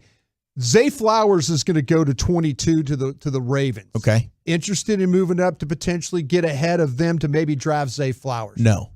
Okay. So the Cowboys, no. I don't think I would do the thing. I don't think I would do it either. Yeah. I like Zay I Flowers like him a lot. at Good Boston player. College. Yeah. We're too good in the 4th, 5th, and 6th rounds to be giving up picks. Yeah. Okay. Especially I'd wait and take Martin Mims. We're in a BPA situation right now. I'm very comfortable waiting at 26. Okay, here we go. Jordan Addison, the wide receiver from USC. So I assume we're thinking the same thing, right? Yeah. Not Yes. interested. We're not interested in going up for him. No. Not at all. Okay. That's at 23. All right. Now the defensive end, Nolan Smith from Georgia gets. He now gets to 24 to Jacksonville. Okay, this is going to be a small move for the guy that the tape really does match how well. This is a defensive end from Georgia. And when you're watching all these, you're watching all these Jalen Carters and all these other guys play, Nolan Smith was a guy that was showing up. He's got a little Micah Parsons in him. The ability he can go after the quarterback and play edge, and a similar size as well. If he gets that close, are you interested in trying to go? Nolan is a guy that I'd consider moving up for, yes. Okay. I think he can be an impact player for you. Okay. How about this one then? So we're thinking about if he got close enough, Nolan Smith, defensive end, edge from Georgia would be a guy that we consider a small I'd consider. move to go. We don't want any of the wide receivers. We're not moving up front of these tight ends or anything like that. Okay. Deontay Banks from Maryland. Not moving up 4. Not moving up. He's going to go right ahead of you at the Giants. Okay. Okay. Now, Pete Prisco picks Bijan Robinson for you at 26. Okay. All right. But behind him is another guy, Will McDonald, goes after you. He's another guy that Dan Quinn's working out, another edge from Iowa State. And then Dalton Kincaid, the tight end, goes after him. Okay, are we interested in do you want to pick somebody? Would you rather take McDonald or take Kincaid over Robinson for the Cowboys pick in that particular spot? I would take Robinson. He'd be my best player on the board. And I think he is under Gavin's situation where you're looking at the best player available, that would be the highest guy. He'd be the best player. Kincaid would be 2 for me over McDonald. I'm not as into McDonald as some others are, but again, it's interesting that Dan Quinn's working him out because I can see the physical freak nature of him, why people like him. I don't think Robinson's going to be there, but if I don't either. I hand that card in, I would absolutely. I know we talk about him a lot, but that's the one that will be the best player on their board if this scenario works out the way it is from Prisco. If you don't take him, the Eagles might. Apparently, he's in Philly today meeting with that team. Yeah. And they're picking at 30. Yep. We got to run, Nation. When we come back, it's time for hour number 2 of the broadcast. NFL News of the Day with Wolchuk. What do you have cooking over there, Zachary? Well, we'll refresh the latest Cowboys re-sign as Dante Fowler's coming back. Austin Eckler talking about his pursuit of a new deal. And could this team be interested in Lamar Jackson next on the Fan? Okay, let's talk Window Nation, though.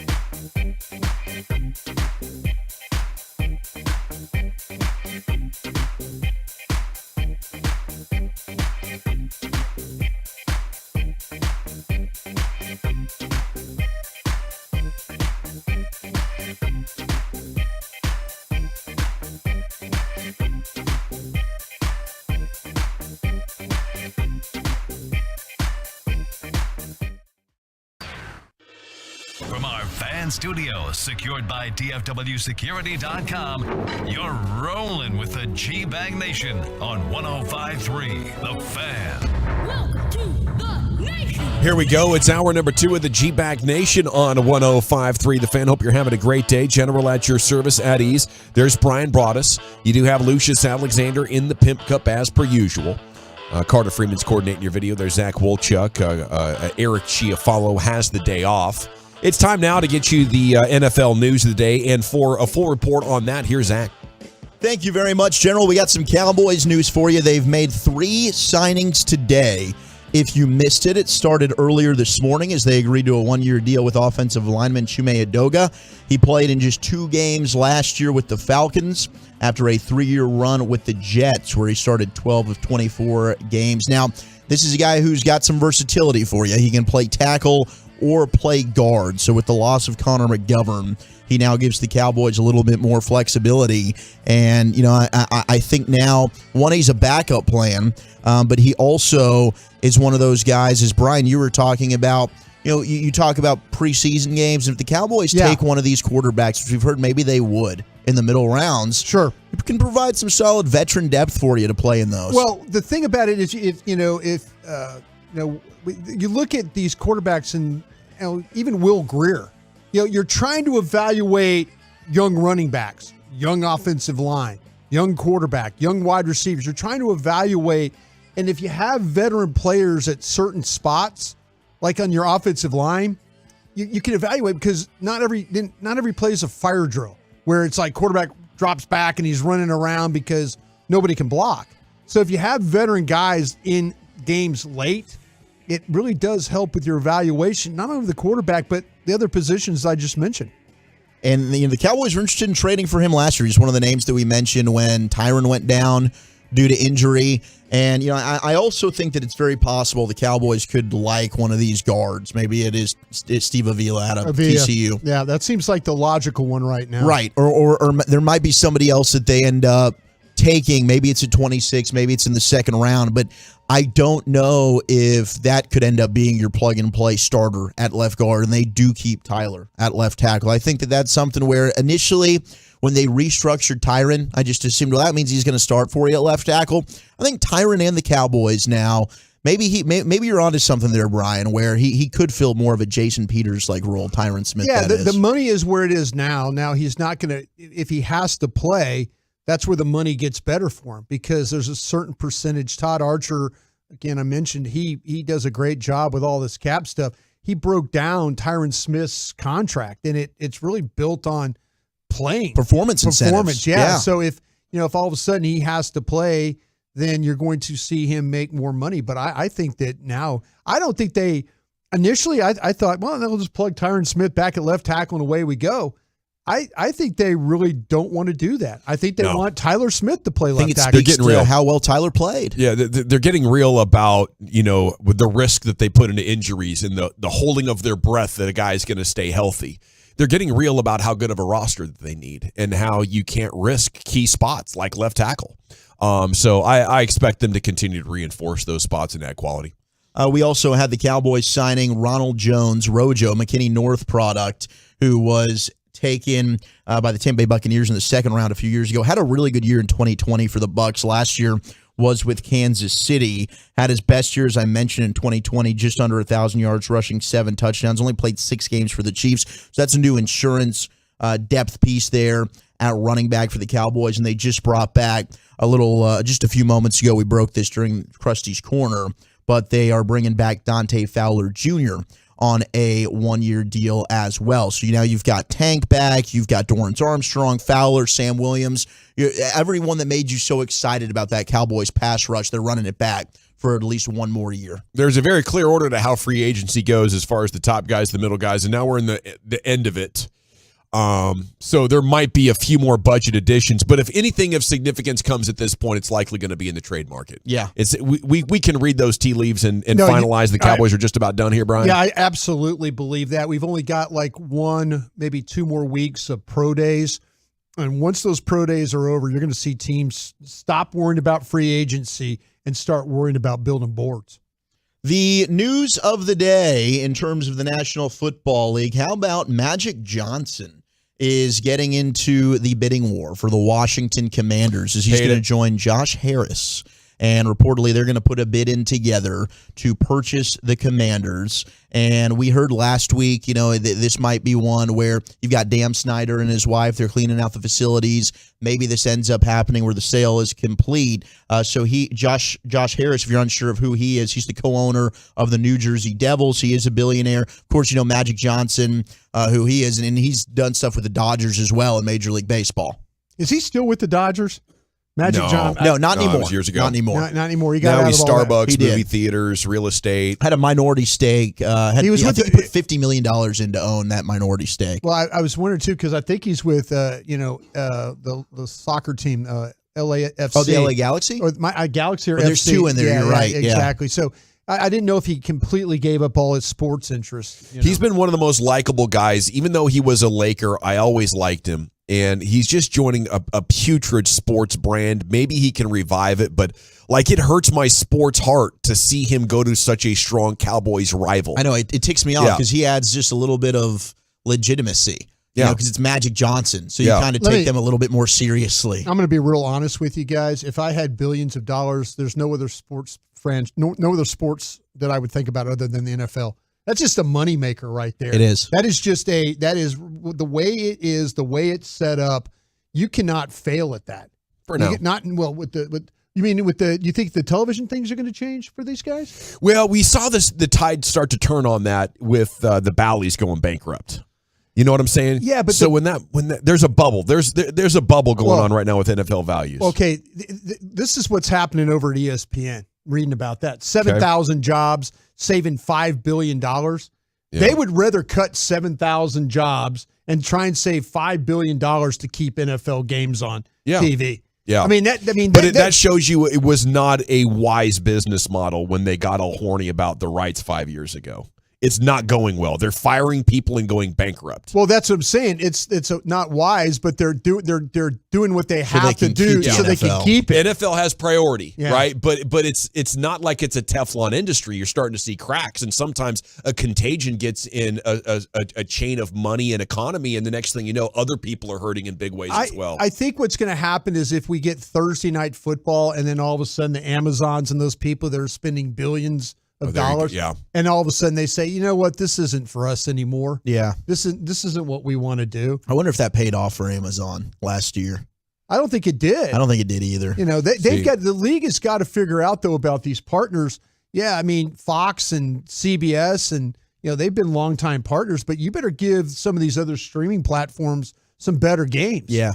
Or you're not going to have those billions of dollars. Well, I think they're looking into, the possibility of opening up the flex, the flex games like we talked about, with Sunday Night Football. They've done that the back half of the season. I think they're looking at potentially doing that for Monday Night Football where you have a bunch of stinkers, and maybe it'll end up happening for Thursday Night Football as well.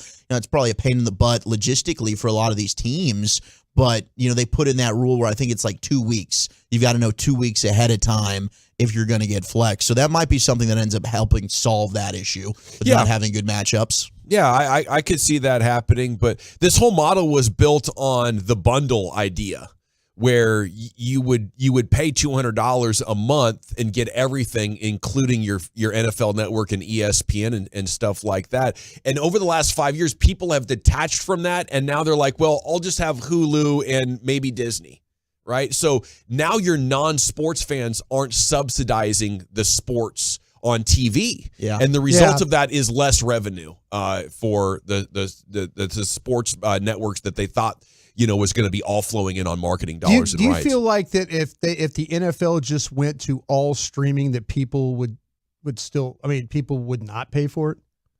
I think they would. But you'd get less eyeballs that are also watching it because it's a hot game, right? You will get football hardcore people that are buying that, but casual observers and casual sports fans who might stop on that channel won't be part of your ratings anymore. It'll only be your core audience that is signing up for that on a monthly subscription. According to ESPN, we might have a team that is interested in Baltimore Ravens quarterback Lamar Jackson. Stephen Holder, who covers the Colts, said that Indianapolis did not rule out having discussions with Jackson, according to a team source. However, the club has not taken any substantive steps regarding Jackson, and it is unclear whether they will do so. But they're the one team right now where it seems like maybe the door's open for them to at least talk with Lamar Jackson. Who's that? The Indianapolis Colts.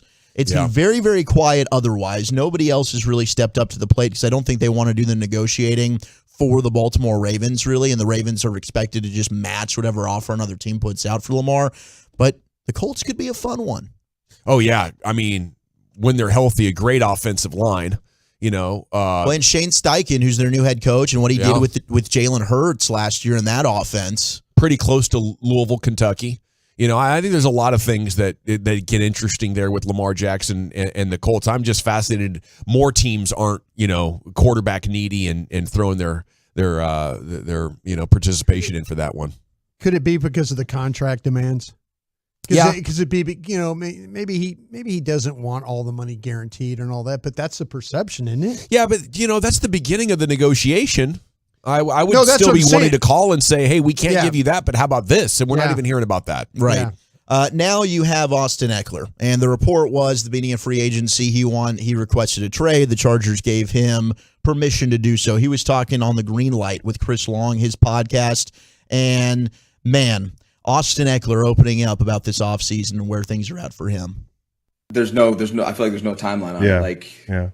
Look, man, I'm so underpaid right now as far as my contract and what I contribute to the team. It's like I am relentlessly pursuing this. I want to get something long term done. I want a team that wants me long term. Yeah. Right. Because look, I'm at the peak of my game. Right.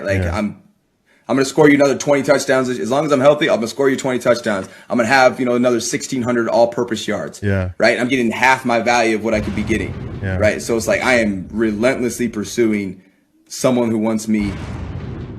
Relentless pursuit for Austin Eckler, and I feel for him, right? Because we've seen the running back market. It's just not out there this offseason. Austin Eckler, a hell of a football player. The key word there he used is if healthy, right? And that's been the knock on him. He's a smaller back. Last year he stayed healthy. When he's one of the most electrifying offensive weapons, period, in the sport. But the health issue and the running back market right now is just not dictating a big payday. Do you think he's seen what Kellen Moore did with these backs and is kind of having some regret, or do you think he's happy about it? Well, I know he's not happy about his money. I don't think he would be unhappy seeing how successful Tony Pollard was. Yeah, that's what I was thinking too. Yeah, I don't think it's a bad offense for him. No, it's been a really good management by the team to not tax him too much, but he's had 6 good productive years now. It's just sad. I think running backs should be immune from the franchise tag, and I think they should be free agents 2 years into their career. You cannot hold these guys hostage for 5 years and use their body up.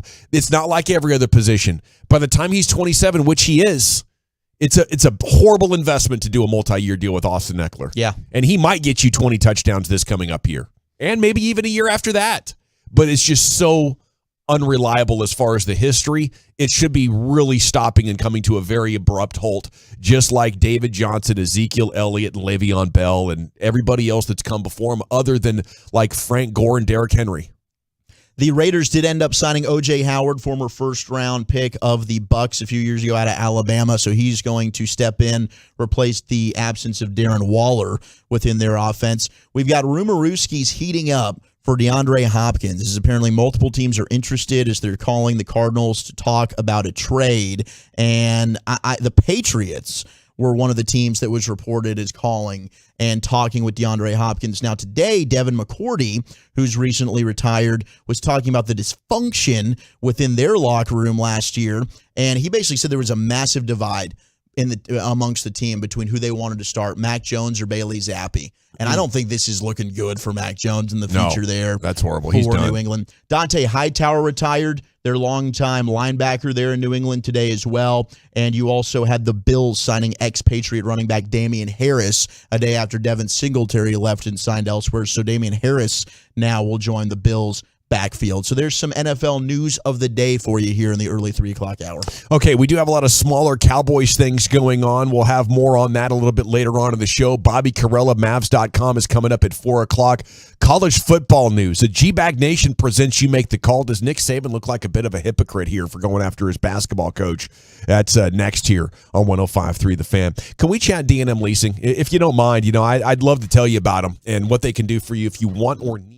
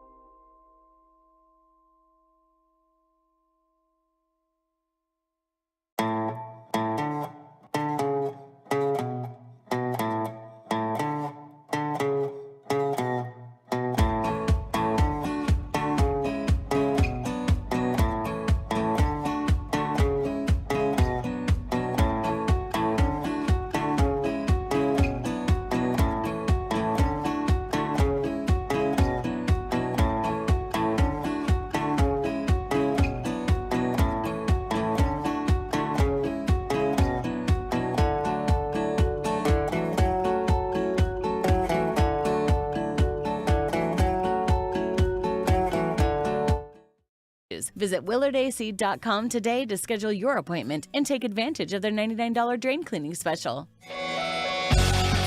Welcome back, Nation. Hope you're having a good one. It is the G-Bag Nation here on 105.3 The Fan. Segment's brought to you by Window Nation. Go to windownation.com. Buy two, get two free. And it's brought to you by the Frankels. There's a reason you need a special license to drive a big truck, so companies that hire drivers and put them in a big truck should be held accountable for what happens when one hurts you. Frankly, you need Frankel and Frankel. Consultation's always free at truckwreck.com. Have an NFL draft big board report coming up at 3:40. We'll take a look at what some of the top mock drafters are doing with the Cowboys at number 26. And at 6 o'clock, if you like draft, we're going to do an NFL draft G-Bag Ask Us Anything. And when we do that, you can ask all the draft questions you want, but you can also ask the G-Bag Nation about anything that you're interested in. Okay, so that Ask Us Anything is coming up at 6 o'clock here on The Fan. You never know what kind of subject matter is going to start flying at that point. 940 wants to know, is there still a chance Zeke could sign a one-year deal for a bare minimum salary? I wouldn't be surprised if he ends up somewhere. I think, Atlanta signed Todd Gurley after he was clearly done with bad arthritis in the knee because he was from Georgia, and the fan base went crazy to get Todd Gurley. Maybe Zeke signs with the Browns. Maybe he signs with the Bengals in the state of Ohio, or maybe, there's another situation that makes sense because he is such a star. Tampa. But I don't think any GM or scouting department would look at his tape and be like, this guy can help us. He's just so slow. He needs to hurry up. Yeah. He really does, because what's going to happen, like these teams, I mentioned this, they're going to come back from being on the road, and they're going to have these meetings, and they're going to start setting the boards, and they're going to look at this running back group, and they're going to say, wow, there's 15 guys up there we'd love to have that aren't going to cost us even bare minimum money, that are probably, that we can use, young guys like you talk about, use them up, move on to the next guy. So if I was Zeke, I would try and get in on the first opportunity you can, because there's going to be a point in time where these guys aren't going to care anymore about free agency. Okay, so we'll have an eye on that as free agency kind of wrapping up for the Cowboys. There is a number of smaller items of business, and they're kind of developing, so we're resetting them quite often. Just quickly, Dante Fowler is back. He gets a one-year deal. Brandon Cooks was restructured yesterday. That frees up 6. Ronald Jones, the running back, and the offensive lineman from the Jets, who is kind of like a versatile backup, but not really good at any spot, is on board now as well. They also signed Rico Dowdell, didn't they? Oh, that's they right. did. Yeah. They did. They brought back Rico Dowdell earlier today, and it's funny. Rico is I don't want to say great, but a good player. Yeah. I think they like Rico a lot. He banged up a little bit, right? Got hurt in and I camp. think they like him more than Malik Davis. That's the issue. Like Rico just can't stay healthy. Yeah. I asked one of my guys around the league, one of my gang of sevens, because I didn't want to, the Cowboys won't tell me this.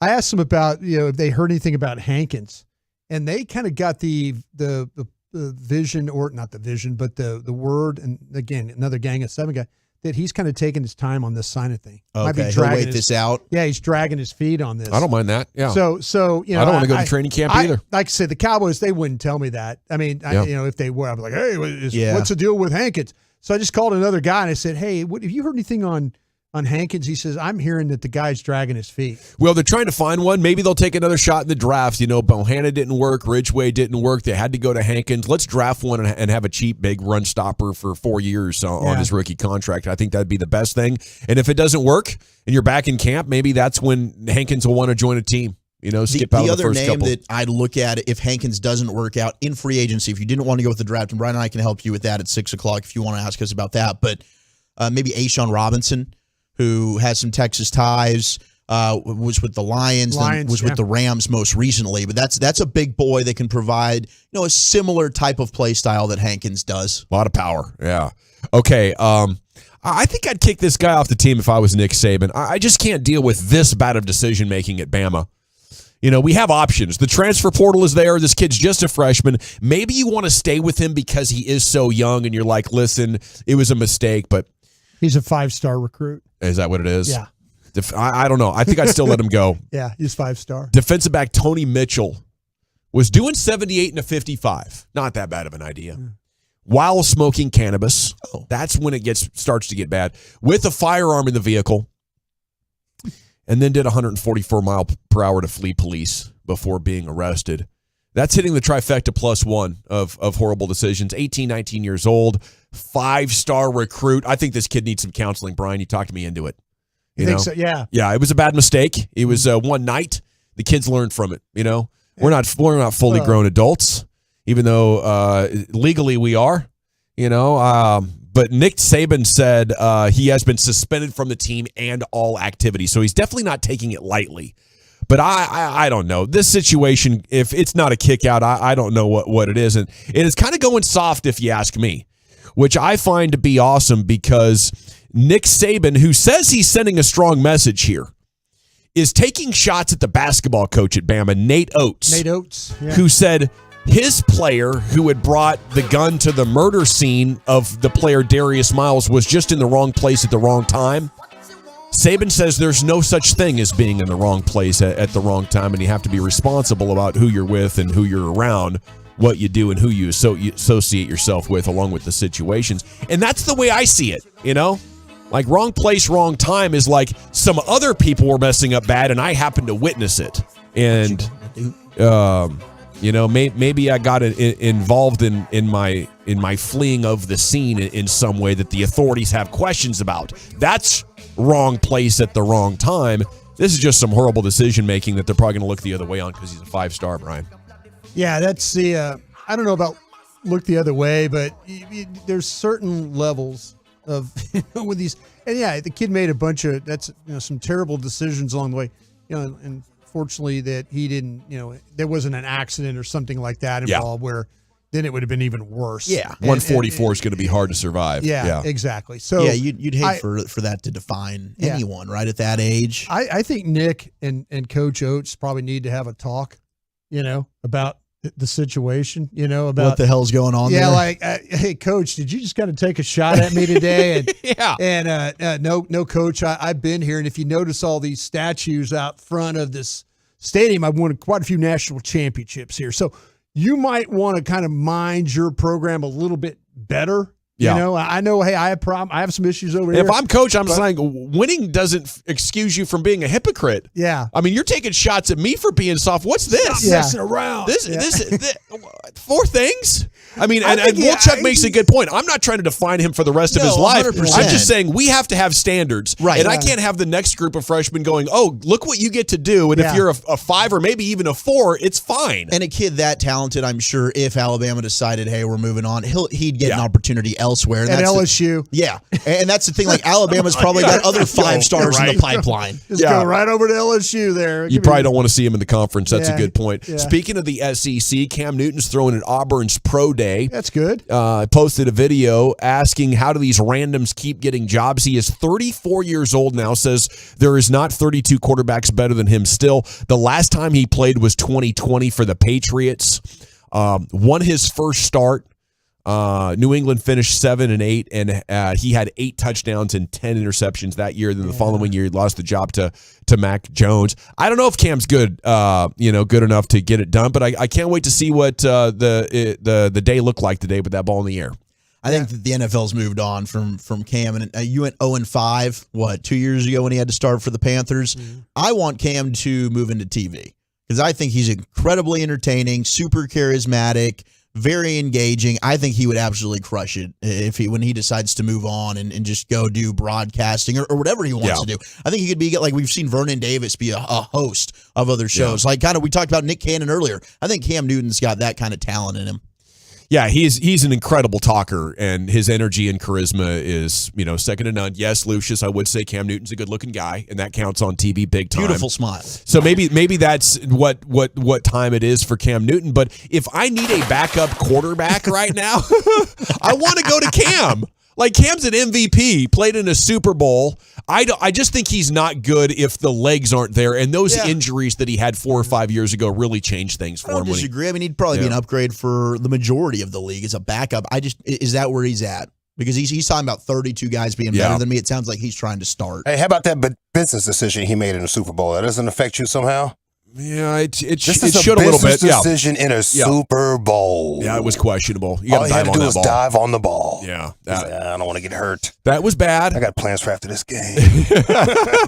yeah. He's got a fashion just fly thing and to go add somewhere, to. man. Yeah. Okay, what's your guy Emmitt Smith doing? Did you guys talk about this last week?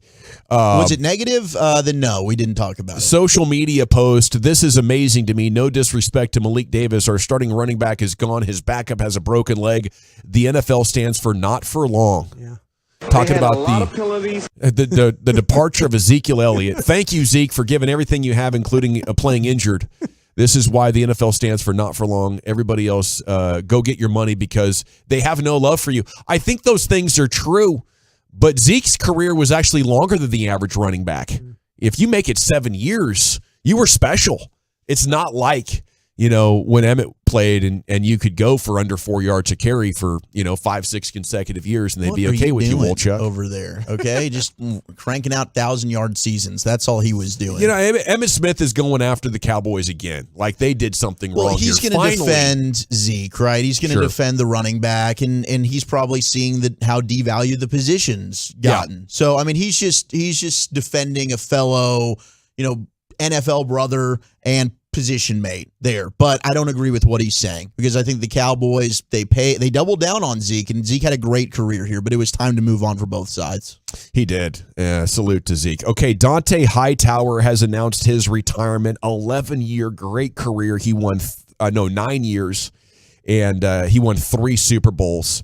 Said in the Players Tribune, I'm officially retiring. I know these announcements always feel bittersweet, but I can't think of a better story than the one I wrote in New England. 3 Super Bowls, 2 Pro Bowls, and the birth of my son, all playing for one franchise. How many guys have a story like that? Pretty special for a Southern kid from Lewisburg, Tennessee. Yeah. Mark Murphy, Packers president, getting ready to say goodbye to Aaron Rodgers. He's another guy that looks like cheese. Yeah. He says he's sworn to secrecy regarding Aaron Rodgers. I don't know if there's an NDA going on, but we can't get any good information right now about Aaron Rodgers because Aaron will on the get hush. mad. Yeah, lose my number, bro. Nice try. I can't believe you guys are speculating on me. The hell, you what don't I know would do. nothing. Stick to the facts. Hey, we got to run, Nation, but when we come back, it is time for an NFL Draft Big Board report. Post-free agent week 1, mock drafts are popping up right and left. Who are we getting now? We'll tell you next year on The Fan. Coming up tonight on the Get Right with Reggie KG on 105 through The Fan. How did the Mavericks pick up the pieces after another loss to Memphis? Plus, are NFL players becoming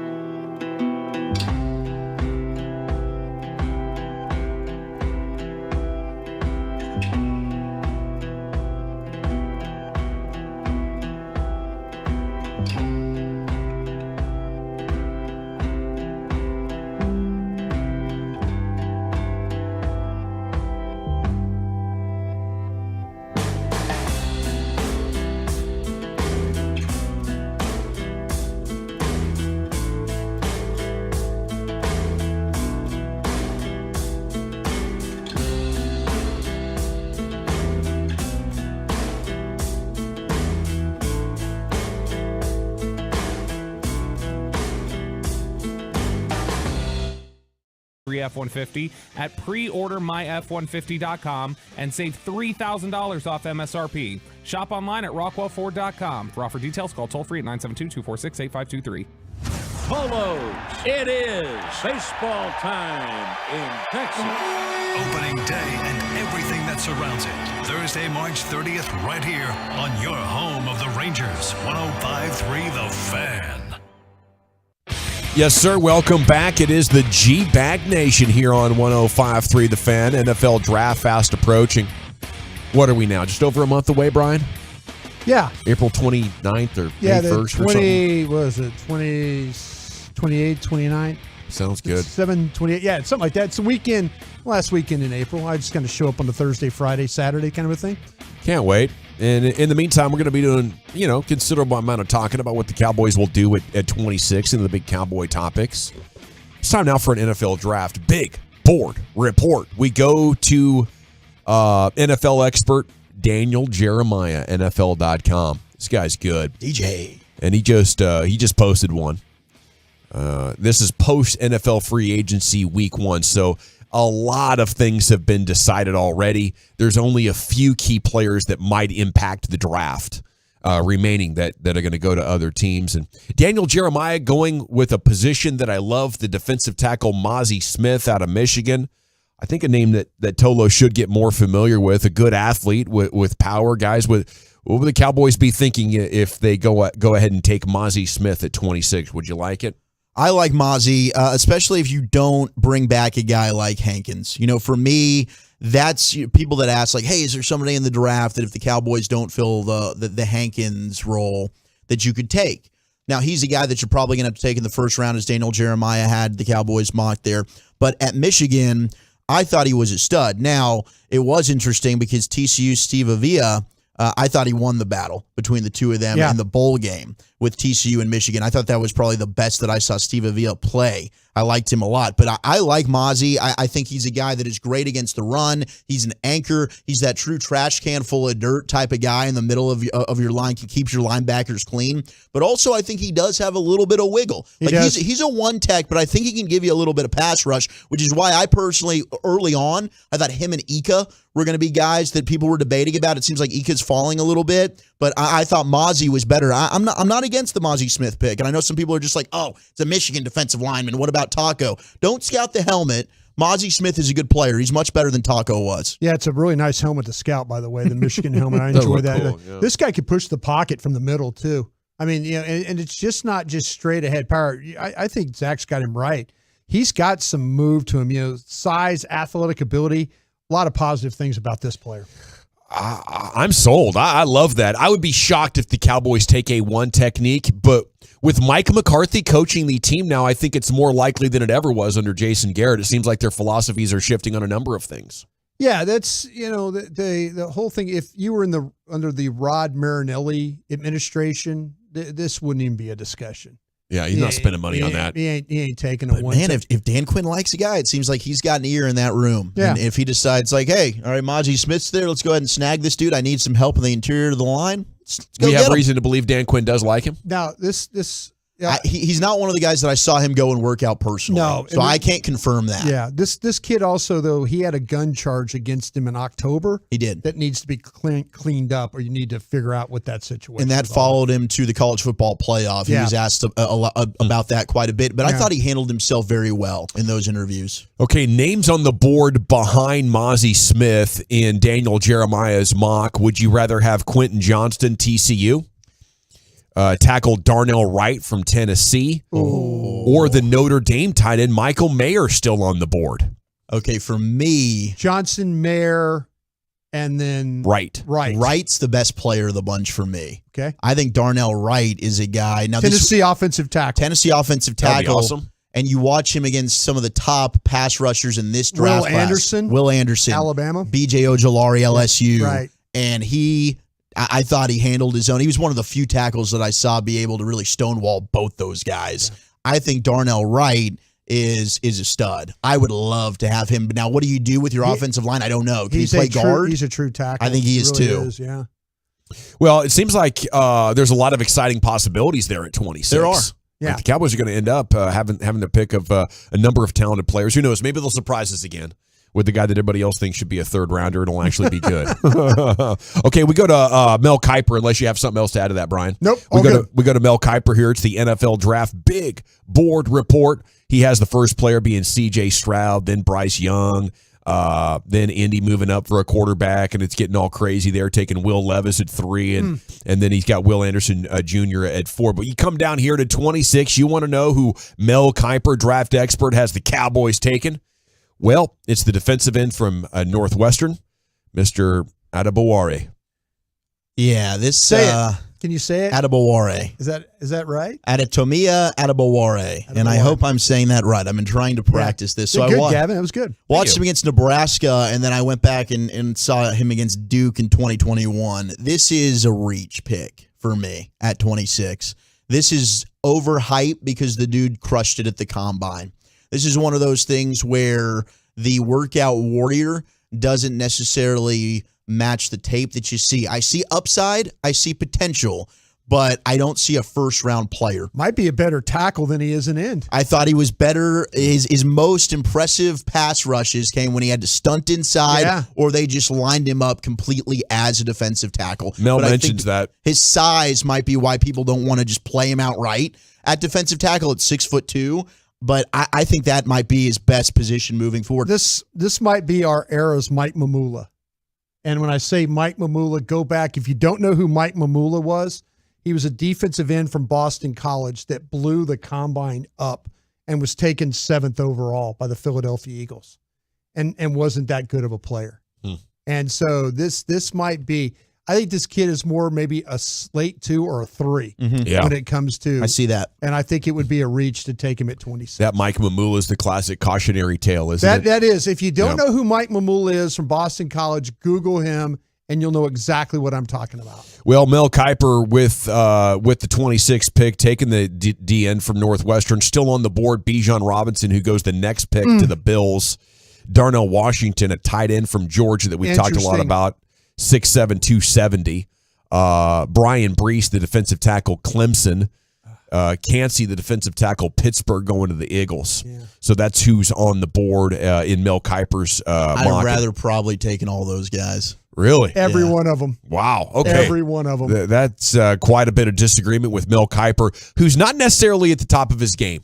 You know, he's more of a celebrity. You know, Jerry Jones would love him if he was running a TV network. He'd be like, Mel Kiper's my first analyst because everybody recognizes him. But the hardcore mock people are like, oh, Mel Kiper, what the hell does he know? I'll say this, though, Gavin. Yeah. To his defense, he had Tyler Smith before anybody else. Yeah. He knows people. I don't know. Maybe he might know this Northwestern guy. Maybe he does. Maybe the Cowboys are like, you idiots, we love this guy. There's a side of me that I absolutely agree with you. I told you Jerry loved him. And then all of a sudden it's like, oh, my God, he had the pick right. You know, so yeah, he had it before a lot of other people. Okay, we go to CBS Sports' Josh Edwards. And he's got Luke Musgrave tied in Oregon State. Good opportunity to rank the tight ends here for you guys. Why is Kincaid getting so much more love than Musgrave of Oregon State or the Notre Dame guy? Injury, probably. Yeah, I think Musgrave, the issue with him is the injury. And I guess that checked out at the combine. I think everything was okay with him. The production's just there with Dalton Kincaid. I mean, I just think he had to be the go-to target, and he excelled. And to me, the tape's just overall better when I watch Dalton Kincaid. I've got him as my best guy. Mayer is like the baby Gronk. He's more of a physical, big. You can move him around, play him outside at receiver. Can also play in the slot. But I think Kincaid's just the best all around. Musgrave's interesting. He's 6'6". He's huge. Big wingspan, runs really well, kind of a slender frame, but I don't think he's as good of a blocker as the other two when you're talking about complete players. Yeah, this guy is like Zach was talking about, I mean, he is one of those guys that can separate and route. You watch him run routes, and it's like you see separation. There's a lot of times these tight ends are kind of lumbery, the way they run. Like the way Darnell Washington? Yeah, the way they move. This kid's not that guy.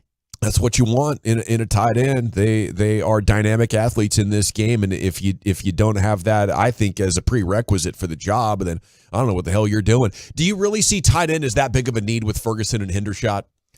I don't see it as a massive need where it's like, oh man, you've got to make sure you address this. I think both those guys together can combine to give you the Dalton Schultz replacement there. But really? We almost had apropos. Maybe had a little bit of a slip. But I do think these guys are special. Like this is just a special class of tight ends. You don't have to take one in the first round because I think there's guys you could find value with later on in the draft. But Dak also does just like throwing to the tight end, and I think that's another way that you can help Dak Prescott. Got it right.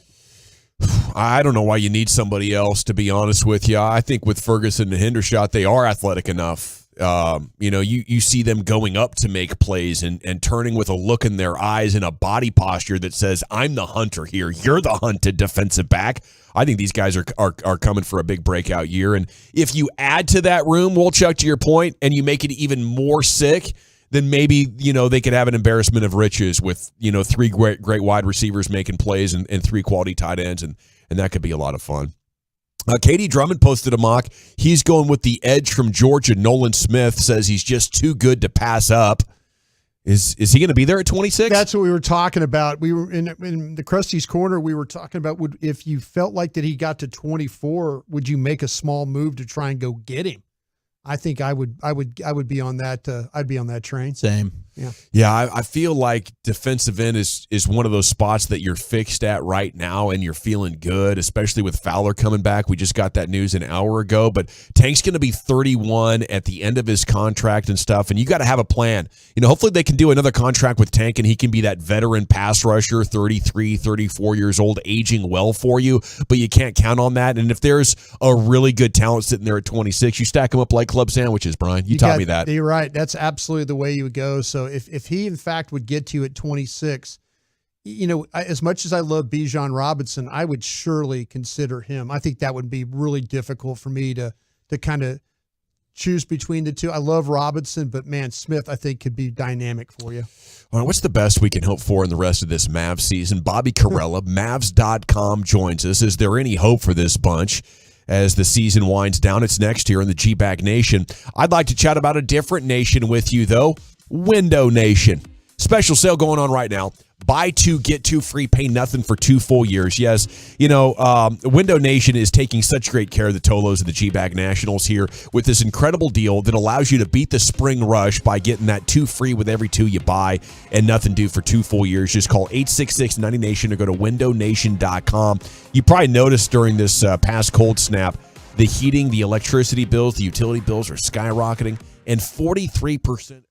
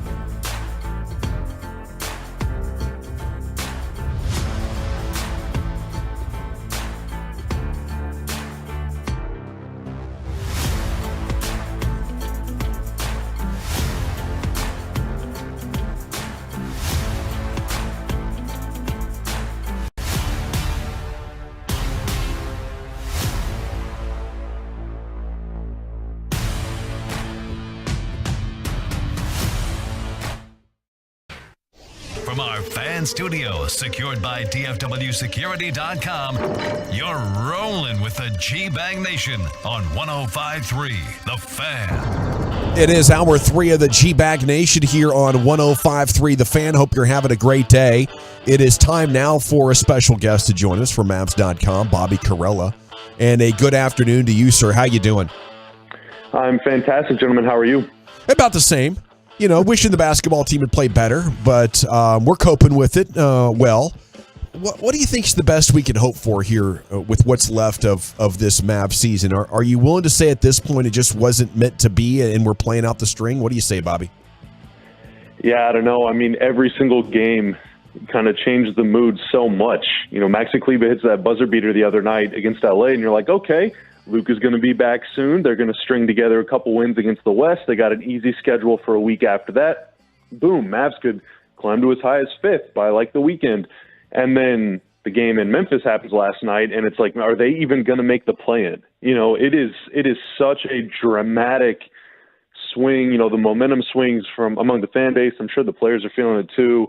You know, the coaching staff, Jason Kidd, is clearly trying to insulate them from all that pressure, but I mean, I don't know if it's working. It's just really is a matter of when they win, it feels like they're never going to lose again. And when they lose, it feels like they're never going to win again. And so, you know, realistically, at this point, the best they could do, unless they, you know, finish the season undefeated or something, is probably 6th place in the West.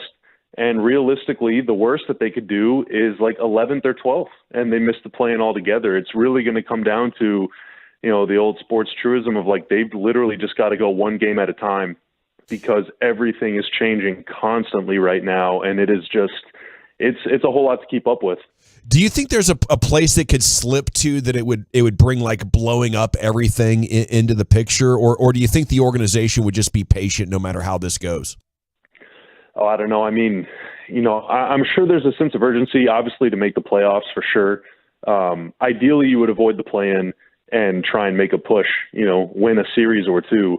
But at this point, I feel like you got to shift your goal to just get in by any means necessary, even if that means you're 10th place, but you win your first playing game and you win the second one and you're the 8th seed. You know, from then, you know, if they're able to get into the top 8, right, like if they're able to play a series, I don't think that's going to be good enough, right? Like just getting swept is not going to be good enough. You're going to have to put up a fight. But if they miss it altogether, I don't know. I mean, I think blow it up is probably a little bit of an exaggeration, but I think it's pretty clear, you know, that this is a deeply flawed team, you know, especially on the defensive end and especially on the glass, particularly the defensive glass. And so, you know, if anything, you know, this season ending with a whimper instead of a bang like it did last year is just going to really reinforce like this is not a complete project yet. You know, there's still a very, very, very long way to go. And the time is now to act. You know, moving into the offseason, everybody knows Kyrie can be a free agent if he wants to. And so that is going to be a storyline looming over everybody's heads, I'm sure. But, you know, it's not just about Kyrie. You know, they need to upgrade everywhere, especially on the defensive end. And, you know, we'll see. But as far as blowing it up, I feel like that's probably a bit too far. But then again, I didn't see what happened a couple summers ago coming. So, you know, we'll see. Hey, Bobby, we've seen a lot of Memphis here the last 3 weeks, right? I mean, it seems like, you know, we've kind of played them quite a bit, almost like it's been a playoff atmosphere with them. Does it give you any hope, the fact that the Mavs have been shorthanded and have it's been down to the wire with a team that's kind of a battle-tested, tough, physical team? I'm kind of looking at half glass full on this when I'm talking about the Mavs and what they've been able to do against a team like Memphis shorthanded. To a degree, yes. You know, Memphis obviously was missing Ja Morant, but they've been so good without him both this season and last season that it's almost just like, okay, well, Ja didn't play. But they were also missing Steven Adams and Brandon Clark, and yet, you know, those are their two best rebounders, especially on the offensive end. And yet Dallas was still unable to keep the Grizzlies off the offensive glass, especially last night. They had 17 offensive rebounds, 22 second chance points. And, you know, Jaren Jackson Jr., Xavier Tillman, they were getting boards, but it was like Santi Aldama and John Conchar and David Roddy that was really punishing Dallas. And those guys aren't even like the Grizzlies' big guys. They're just their wings. John Contra is like 6'5", and he's going up getting, I think he had 3 or 4 offensive rebounds last night. And so, I think Dallas has played Memphis very well for the most part. These last 3 games they played, like in the last week and a half, they had a double-digit lead in the fourth quarter in Memphis 2 separate times. Unfortunately, they weren't able to get it done in either of those situations. But, I mean, last night, pretty big asterisk. It looked like Kyrie could barely get up and down the floor. And the first game they played, neither Luka nor Kyrie played. So in a playoff series with everyone being healthy, I would like the Mavs' chances. But, it doesn't matter who's healthy or who's not for the Grizzlies. Those guys are going to play hard, and you have got to work. All 5 guys have got to work together to keep everybody off the offensive glass. And, it doesn't matter if you have more talent or more shooting or more offense or whatever. If you can't get a rebound, it's going to be really tough to win a series, let alone a game. So, I think that there's plenty of positives to take out of it, but the overall negative is just, man, what have we got to do to beat those guys? Well, you've got to work harder than them. But the Grizzlies' signature is that they typically work harder than everybody else. Talking all things Mavs with our guy Bobby Carella, Mavs.com here in the G-Bag Nation. Another positive, as certainly this has been a bummer to be a Mavs fan right now, but Jaden Hardy, another 20 points last night. Bobby, I wonder what you think when you watch this kid, and does he need to get more minutes? Because it seems like anytime he's inserted into the game, he provides a spark. The moments never seem too big for him. If another team's making a run, he's there to knock down a big 3 when the Mavericks badly need it. I just wonder where you're at right now with Jaden Hardy. Yeah, I thought, his performance in that Utah game, this is like a month and a half ago. He had 29 points, no Luka, no Kyrie, and the Mavs won that game in Utah. I thought that alone was going to be enough to get him a ticket in the rotation for the rest of the season. And then he played like 4 or 5 more games after that, was pretty good, had some mistakes, but played pretty well, and then just disappeared completely. I think he got DNP-CD'd like 5 games in a row, just did not play at all. And then due to injuries and some other stuff, Luka goes down, Kyrie goes down, he plays again. Now all of a sudden he scored 20-plus points in 4 of his last 5 games. And if that is not going to get him in the rotation permanently, especially considering the stakes of these games. And you look at last night, he was the only player on the team to make a shot in the fourth quarter.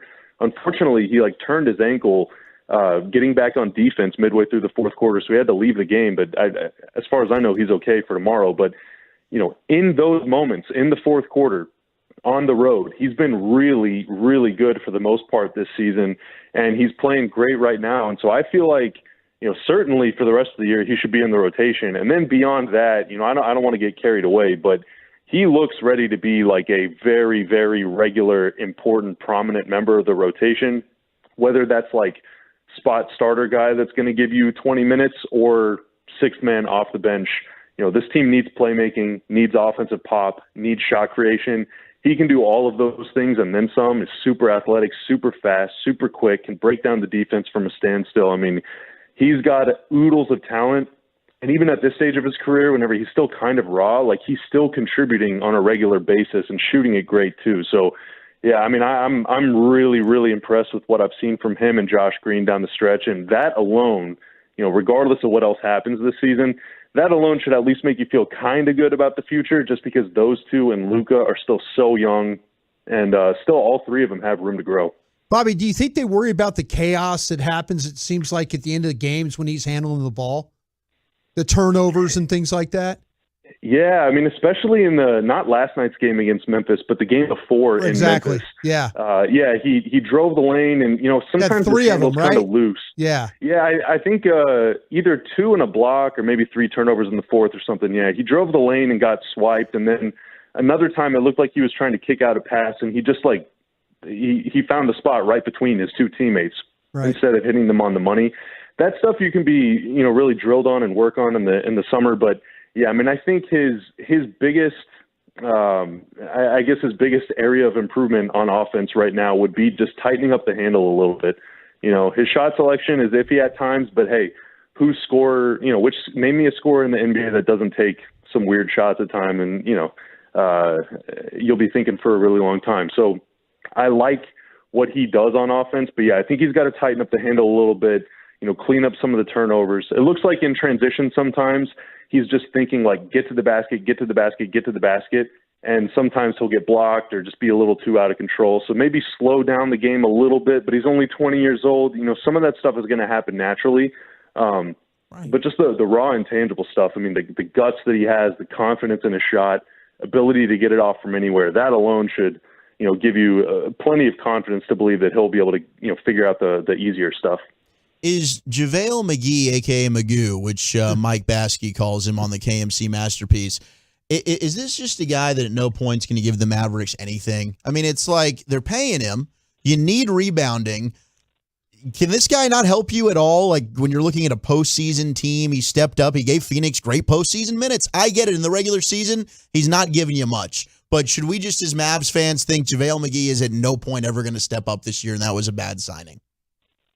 Yeah, I mean, maybe, especially these last few games whenever Klebo was still out and Christian Wood missed a couple games and JaVale still barely got in the rotation at all. I mean, it seems like J. Kidd is, pretty set on not playing him at this point. I don't know if, even though the Mavs are playing two bigs now, he's still not getting in. So I don't know if Kidd is wanting to go more with like Kleba or Bertans or Wood at the 4 with Dwight at the 5, but sometimes Maxi's playing the 5, sometimes Wood is the 5 and the only big man. So, it feels like there have been opportunities for him to get in the game, especially in a game like last night where you're just not able to get any defensive rebounds, especially in that fourth quarter. But yeah, I mean, it seems like that's not going to happen, at least this year.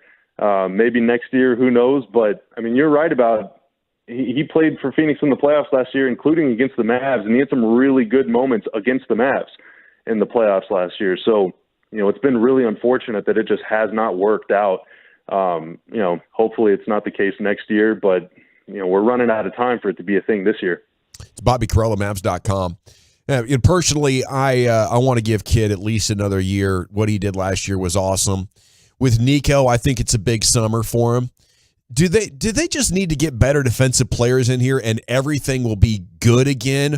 Or were their roles in putting this team together and the way they coached it an issue as we look to the offseason and big picture decisions like that? I mean, it's like one of those chicken or the egg argument things, right? Because on the one hand, I'm not really sure that they have the personnel right now to play defense the way that J. Kidd wants to. But on the other hand, well, whose fault is it that they don't have the personnel? So it's kind of one of those like like the head of the snake is eating its own tail or whatever. I don't know what the metaphor is, but I feel you though. I got you. I'm tracking. Yeah. One begets the other, and so I think like, I guess the important development that we've seen over the last couple of weeks is that J. Kidd has reverted to, instead of playing one big and a bunch of wings, he's playing two bigs more. And so maybe that's an inclination that like this summer they're going to look for more size. I really think that's been a huge issue is, oftentimes Luka, despite being a pretty big body guy, if he's your second biggest guy on the floor, you're going to have a really hard time matching up with big teams. You're going to have a really hard time getting rebounds.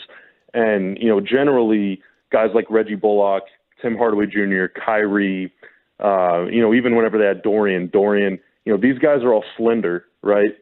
And there's teams like the Clippers that have Paul George and Kawhi Leonard and Norman Powell and Nick Batum and Marcus Morris. And it's just a bunch of bigger wings with more size and more strength than you do. And, not every team is built like the Clippers or the Nets that are just loaded with wings, but a lot of them are. And Dallas has really struggled when going up against some of those bigger teams. And so I think just size in general is a huge need. And I think if you do have a little more size, especially around the rim, then you're going to fix a lot of your flaws just naturally. You're going to have more guys that are able to get rebounds. You're going to have more guys that are able to contest shots. You're going to have more guys that aren't going to be just bullied in the post or, kind of back down easily by bigger players on the perimeter. And that should help you keep guys out of the paint a little more. But a lot of it, too, is just straight up effort. I mean, I don't know, where that falls. Is that a coaching thing? Is that a management thing? Is that a player thing? But a lot of it is just straight up like, hey, the ball is in the air. Find your guy, box him out. See who wants it more. Do you want it more, or are you going to let him get it? And too often this year, they just lost those 50-50 battles. And so, I don't know who to blame for that. But the way I see it is, if it ever comes down to like effort or attitude, then that's a player thing. I mean, players play the game, right? So, I don't know, again, if that's a personnel thing or a player attitude thing or a leadership thing or whatever, but that is the most important thing to try and resolve this season and moving forward is just the collective attitude of we are not going to get pushed around. And it's easy to not get pushed around whenever you're bigger than the other guys, but you're not going to be the biggest team in the league. So whenever you're at a size mismatch, an athleticism mismatch, whatever, you've still got to pull your own weight and try and find a way to make it work and not get bullied. And so that, I think, from the top down has got to be the main focus moving forward. Bobby, I watch them play, and it seems like the effort is okay. I don't think they're very good. I just don't think they're very good at, the positioning. And you talked about getting bullied and things like that. And I know maybe it's coaching, but I see them scrambling to try and close out and, get balls and stuff like that. And, especially the last four, it seems like every game they play comes down to the final minute, and I just don't think they're very good at playing defense. I think that the effort and the desire is there. I just don't think they're good at it. Yeah, I mean, that goes back to the personnel issue, right? I mean, guys like Luka, Tim, Kyrie really, he tries to make some plays and, swipes at balls and things like that. But if you have all three of those guys on the floor, or Christian Wood, you can kind of put in with those guys too. Those are pretty extraordinarily talented offensive players, but on their best day, they're like, no offense or whatever, but they're like a league average defender, right? Okay. And if you have two or three or all four of them on the floor, same with Jaden Hardy, rookie guards typically struggle on defense, then you have a lot of weak points, right? And you look around at some of the best teams in the league, Denver, for example, Jokic and Michael Porter, league average defenders at best, but they're surrounded by three quality defenders at all times. Giannis is one of the best defensive players in the world, and, he might not even be the best defender on his own team. Celtics, Tatum, Brown, Horford, Rob Williams, Marcus Smart, they've just loaded with really, really plus, above average, terrific defenders, versatile, can switch. The Mavs only have a couple of those guys. And so, they're constantly playing two or three, targets on defense as opposed to only one, where you can conceal Luka's weaknesses or you can conceal Kyrie's weaknesses. You can protect Christian Wood. They just don't have the personnel to protect those guys. Generally, they're playing two or three of them at once, and so the whole system can kind of collapse. I mean, defense in the NBA nowadays is much less about like one-on-one or my ability to lock you down. It is all about 5 fingers on a hand, 5 guys on a string, and you're only as strong as your weakest link. And if you have 2 or 3 links that could be weak, it's really, really hard to maintain the system. So I think just generally, the Mavs have to find a way to add multiple quality defenders, regardless of position, honestly, because you can't just keep kind of giving up advantages over and over again. The physicality standpoint, getting stronger and effort and all that stuff, that was more about getting back in transition, boxing out, fighting for defensive rebounds, things like that, like the little things, the margins where they've lost some of these games. But overall, from a personnel standpoint, I mean, they have to improve in that regard too. Bobby, I know it's getting late, and we appreciate your time so far. Would you agree with the idea that if the front office and ownership does not want to build a good defensive roster, then they should change the head coach? No, I mean, I think that they're kind of collective. They're collectively in agreement on that. I mean, I don't think that being like bottom 5, bottom 10 defense is the goal from anyone's perspective. I mean, typically your championship teams are top 10 of both offense and defense. So that is the goal. And I think that everyone kind of recognizes, J-Kidd has said it himself, this team is not really built to play top 10 caliber defense. So until they are, it's going to be a struggle. But yeah, I mean, I do think that everybody is in agreement that has to be, the focus. Thank you so much, sir. Have a great day and enjoy the rest of the season.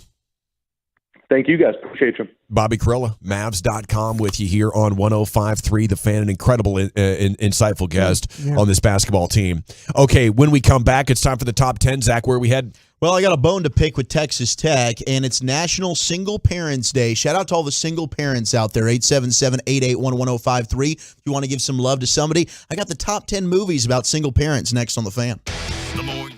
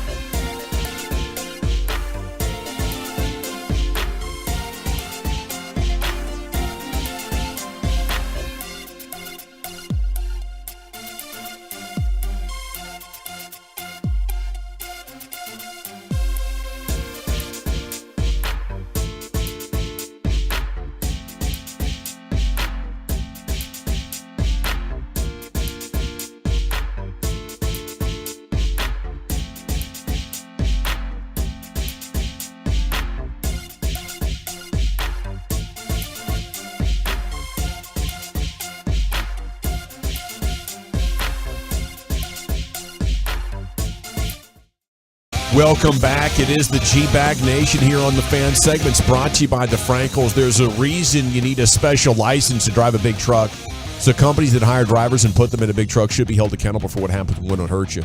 Frankly, you need Frankel and Frankel. Consultations always free. Truckwreck.com. Here's the Woolly Bully with your top 10. Thank you very much, General. Happy National Single Parent Day to all the single parents who are out there. If you got somebody you want to show some love, let us know. 877-881-1053 on the truckwreck.com text line. Appreciate all the Twolos and the tubers as well checking in with us. Before we get to that, Jeff Goodman, who covers college hoops, is reporting that my North Texas Mean Green head basketball coach, Grant McCaslin, Hey, go. he's now emerged as Texas Tech's top target after the Red Raiders have swung for a few big names like Rick Pitino and missed. UNT playing tonight in the quarterfinal of the NIT against Oklahoma State. McCaslin's been amazing at North Texas, helping turn around our basketball program. He's 130-65 in 6 seasons at North Texas, and he took the program to the NCAA tournament in 2021, where we won a first-round game before losing to Villanova in the second round. Tech, this is a good thought. You're smart. You're going after a good coach. Stay the bleep away from my guy, okay? I don't need this. I don't want Grant McCaslin going anywhere. I don't blame you, man. He's a great coach, and he's a treasure. He obviously had a bright future at North Texas. Yeah, he did. And now that future is present. And it's the unfortunate reality of being a fan of a university like that. If things get too good, you're going to lose your coach. I'm concerned because there's nothing wrong. It hurts. I'm concerned because there's a lot wrong right now, okay? Tech's coming over here and poaching our guy. Well, how much would you personally be willing to kick into like an alumni slush fund for these coaches to keep them? I'm still paying off getting my degree. Yeah. They got that oil money out there in West Texas. We can find a way to, although we lost our AD, Ren Baker. I think they're still paying off 2 coaches out there, aren't they? Luttrell. Well, yeah. And they just fired the women's coach, Jaylene Mitchell. No. I'm talking at Tech. Oh, at Tech? Yeah. And they might be. Yeah. Maybe they can't pay him as much money. Yeah. I think they just had to, this last coach, I think they just paid $4.5 million. It's definitely a step up. I get it if Coach McCaslin leaves, but it's going to be a heartbreaker for us. You guys will hire another coach. Yeah. That's what North Texas does. That's what we do. Yeah. I mean, the really smart programs, the really good programs, know how to go out there. Their AD has got that short list of guys. Yeah. And they say, hey, this is our guy or this is our gal, and we're going to make it worth their while. They're going to come here. They're going to be here for 2 years, maybe 3, maybe 6 years, and then we're going to have to get another coach. A lot of great athletes in the area, Wolchuk. I think you could have success with a number of coaches. Yeah. I appreciate you guys bringing my spirits back up. I'm telling you, man, like programs like Arkansas State, they lose coaches every year in football. No doubt. Their AD brings in a guy, and then the next thing you know, guy's moving on somewhere else. Coach McCaslin, let's just focus on the task at hand. Let's get the Mean Green. Oh, he's out the door. That NIT victory tonight over Oklahoma State. Let's go to Gallagher-Iba Arena and beat the crap out of the Pokes. Let's go. Go out Mean on Green. top. Yeah. Have a great parting gift for the university. Yeah. All right. Let's slide into the top 10. We'll Thank be you like for that Rick drop, Lucius. Pitino when he loses. Well, I have no idea what's going on. And then the next day he's at St. John. Yeah, he knew exactly what was happening. Well, apparently Tech was interested in old Pitino there. Just don't go full They did Pitino. have Bob Knight there at one time. They did. I was laughing a little bit. They showed Rick Pitino standing there with the they were holding up like a jersey for St. John's, and like this priest was standing right next to him holding the jersey. All the things that Pitino has done. Yeah. That priest is like, you're going to need a couple of priests for that confession. The priest is standing there like, am I really in a just picture? Splashing him with water, putting the prayers all over him. They've got the incense. Yeah. They got them waving it on him. Yeah. Got all the props out. That priest is like, man, this guy has done some really bad things. And I'm in this picture with him right now. He is not very holy. Yeah. We're trying to balance him out with 3 popes. All right, let's slide into the top 10. I got the top 10 movies about single parents on National Single Parents Day. 214, shout out to my dad, who was a single parent. Introduced me to baseball. Took me to see Nolan Ryan on my first birthday and had the Rangers on every night. So shout out to the 214. Hey, and please carry that tradition. Your first birthday? Yeah, first birthday. Dad took himself, bro. Well, this poor guy remembers, right? Or Yeah, sure. He's been told his whole life. Hey, man, I took you to your first game. You remember that picture? Yeah. 469. Shout out to my older sister Morgan for being a single mom. And there's a lot here that I probably shouldn't read, but shout out to you, Morgan. We love you, Morgan. and we appreciate your brother being a loyal Tolo. All right, if I were to say like a movie about single parents, and I was surprised at how many there were. I was looking for something different to do with this top 10 list. Like, Lucius, do you have any that come to mind for you? Yes, Pursuit of Happiness, Will Smith and his son. That is unbelievable. Don't ever let nobody tell you can't do nothing. Not even me. That movie is incredibly touching. Fatherhood with Kevin Hart. Yeah, have you guys Kevin seen Hart's that? hilarious. Both of those make this list. Kevin Hart's hilarious. That's a sad one right there. Back to School. Oh, Back to School, bro. With Rodney Dangerfield. Rodney Dangerfield. He showed his son how to do the triple Lindy, dog. That's right. Yeah, I don't think he had a mom there. I didn't expect that one. Yeah, Mr. Mellon, millionaire.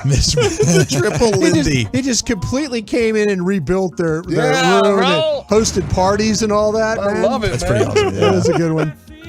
We got a lot of love coming in for Big Daddy. Adam Sandler and Big Daddy.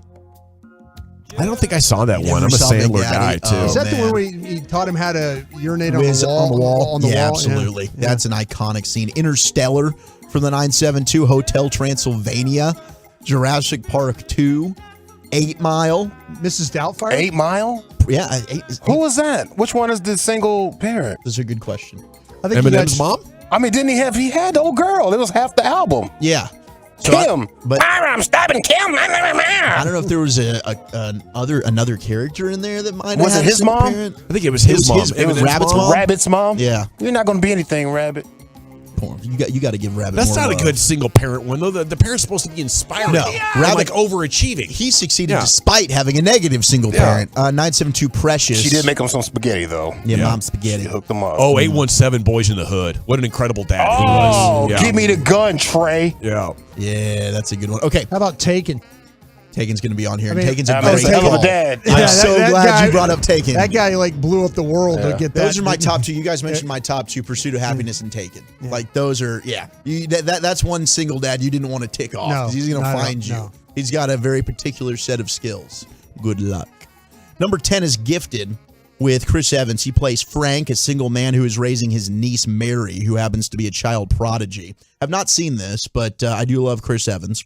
Number 9, shout out to you, Gavin. It is Fatherhood. Yeah, it was a Kevin good Hart. one. I don't know if you guys have seen that. It's relatively new, but it's pretty sad, but also very inspiring. Yeah. Number it's tough. 8, we have Taken with Liam Neeson. Is he the one with a very special set of skills? Yes. Okay. Brian Mills goes to and this ended up being a we had a 3-way series here. Or, trilogy? Trilogy. Yeah. Yeah. 3 ways, What? threesomes. What are you Wrong doing over genre, My Wolchuk. mind's in the gutter. It always is. You guys got to just pluck me out of here. The Babadook comes in at 7, which is a horror film, and it's Australian. So I haven't seen it. Yeah. It could be scary down there. Yeah, That's not a whole movie. Number 6. Here you go, and this got texted in. Mrs. Doubtfire. There, Mrs. Doubtfire. Hello. It's such a good movie. Shout out to Robin We're Williams. his R.I.P. GD kids, too. Yeah. Good Lord. Mrs. Doubtfire is amazing. That is a movie that you can watch over and over again, and it never gets bad. That's love. He cross-dressed to go hang with his kids. That's love, bro. I Put on would a be fake, here. fake mask and everything. Number 5 is My Girl. I would have poisoned the new husband. Oh, yeah. Pierce Brosnan, he's out of there. Yeah, I would have got him out of there. There might have been in a scene where he did make him sick or something. Yeah, I with would've the hooked him shellfish. Yeah. Number 5 is My Girl with Dan Aykroyd, which I have not seen. Really sad. Is it? Yeah, the bees and the glasses and everything. Really sad movie, bro. Number 4 is a movie called Asia. It's an Israeli drama that came out in 2020 that got critical fame. Here's the Song top by 3. Toto, I think. Yeah, probably. That's Africa. It was huge Africa? at an independent movie festival. It was. It ended up. Toto in Africa and it's is one of those. Did you see it at Israeli. Cannes? Cons. Yeah. Number 3 is The Pursuit of Happiness with Will Smith, who plays Chris Gardner, a struggling single father. That scene in the bathroom when they're at the train station, they got to go in there and like stay the night over there. Oh man, that gets me. That is heartbreaking. But Will Smith, that might be my favorite Will Smith movie. The Pursuit of Happiness is so good, and his son's awesome in it. Number 2 is The Parent Trap. It's about the twins, right? The originals? There was one in the 60s, I think, or something like that. Yep. And then you had the 98 remake with Lindsay Lohan. But the OG Parent Trap, that used to pop on Disney Channel every once in a while. I saw it as a kid. But that's Sister loved that movie. I've seen it thousands of times, probably. Definitely. Old version old one. Okay. Yeah. Oh, the water boy got texted in.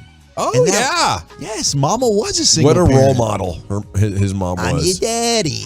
Yeah. Ricardo. Roboito. Yeah, Roboito, that's his right. name, Roboito. Yeah. And then all of a sudden his mom comes over. Lit and his ass up. Yeah. That's a good one. We're happy got it. Good call there. But number one, the best movie about a single parent, and this does warm the heart, Finding Nemo. Finding Nemo. Great movie.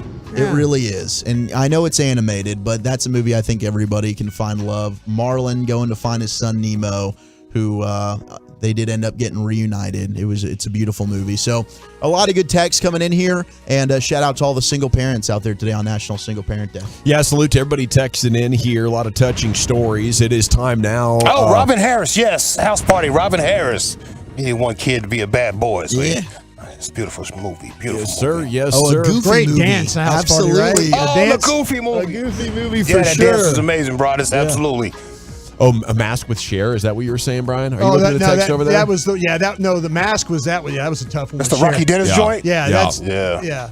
That was crazy. Forrest Yeah. Gump. Forrest Gump. I didn't realize how Mom many would- there were. Mom would go the We've extra kind of mile. found a secret gem here. All right, thank Got him you. into Mama that sure did school. care about his schooling, too. Yeah. Oh, have you seen the news? What do the Cowboys plan to do with their recently allocated cash? It's coming up next here on the G-Bag Nation. Coming up Wednesday morning on Sean and RJ, we'll get you set for the Mavs and the Warriors.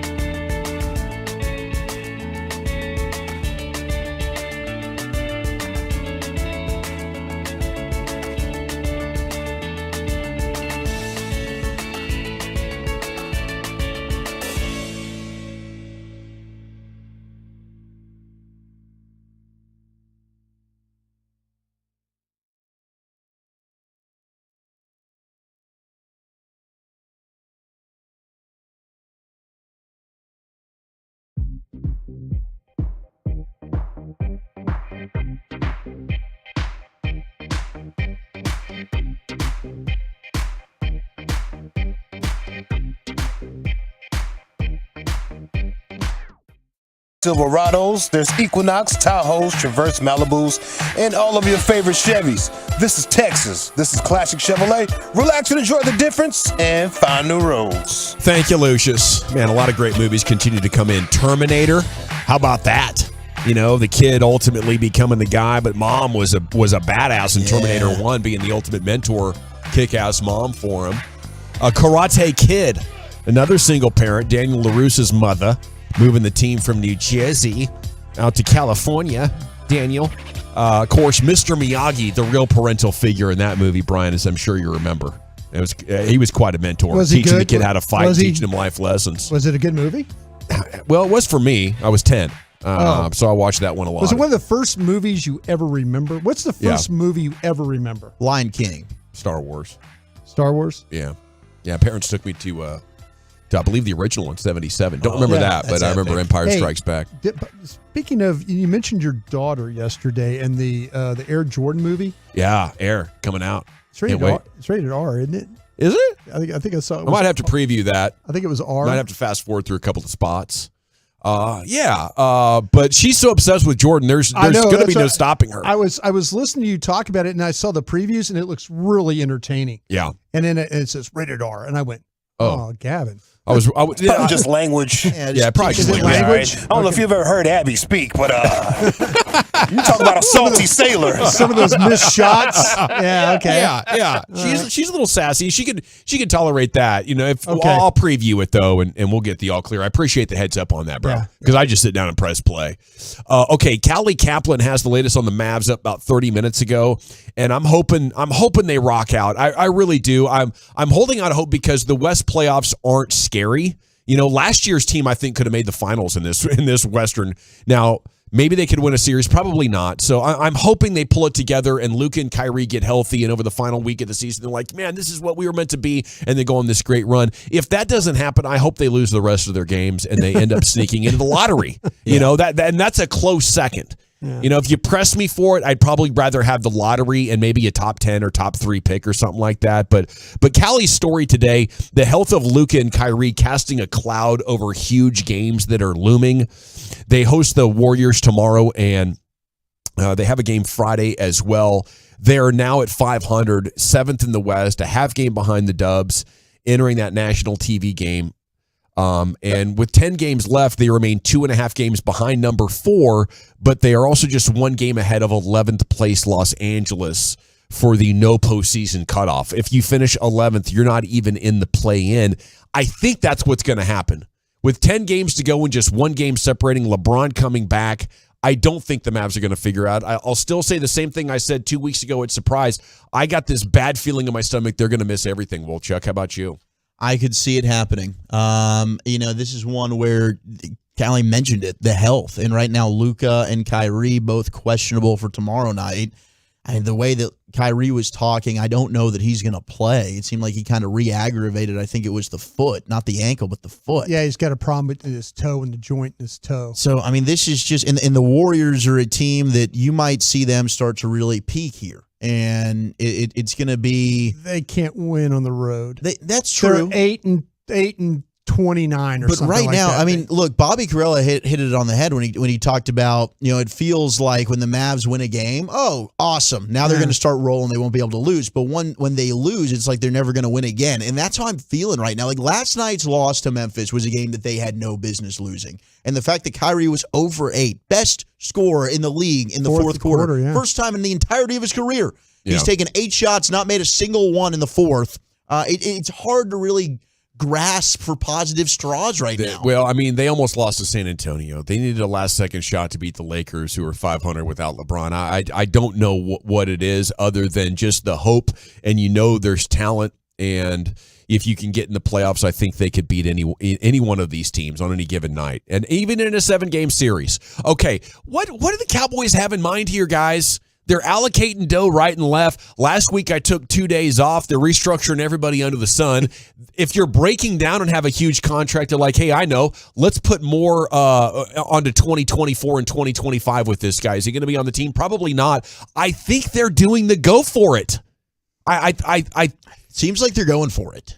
Brandon Cooks restructured. They just traded for him. They're like, hey, we really like your contract. Let's make it better. There's $6 million. Yeah, but they did it in a way that they got another year out of it, and they made it cheaper for him. Yeah. No, and I'm saying they're in a making good it cheaper. way. Yeah, in a good way. They're trying. I mean, I think so you can add more players. Absolutely. I feel like this is a.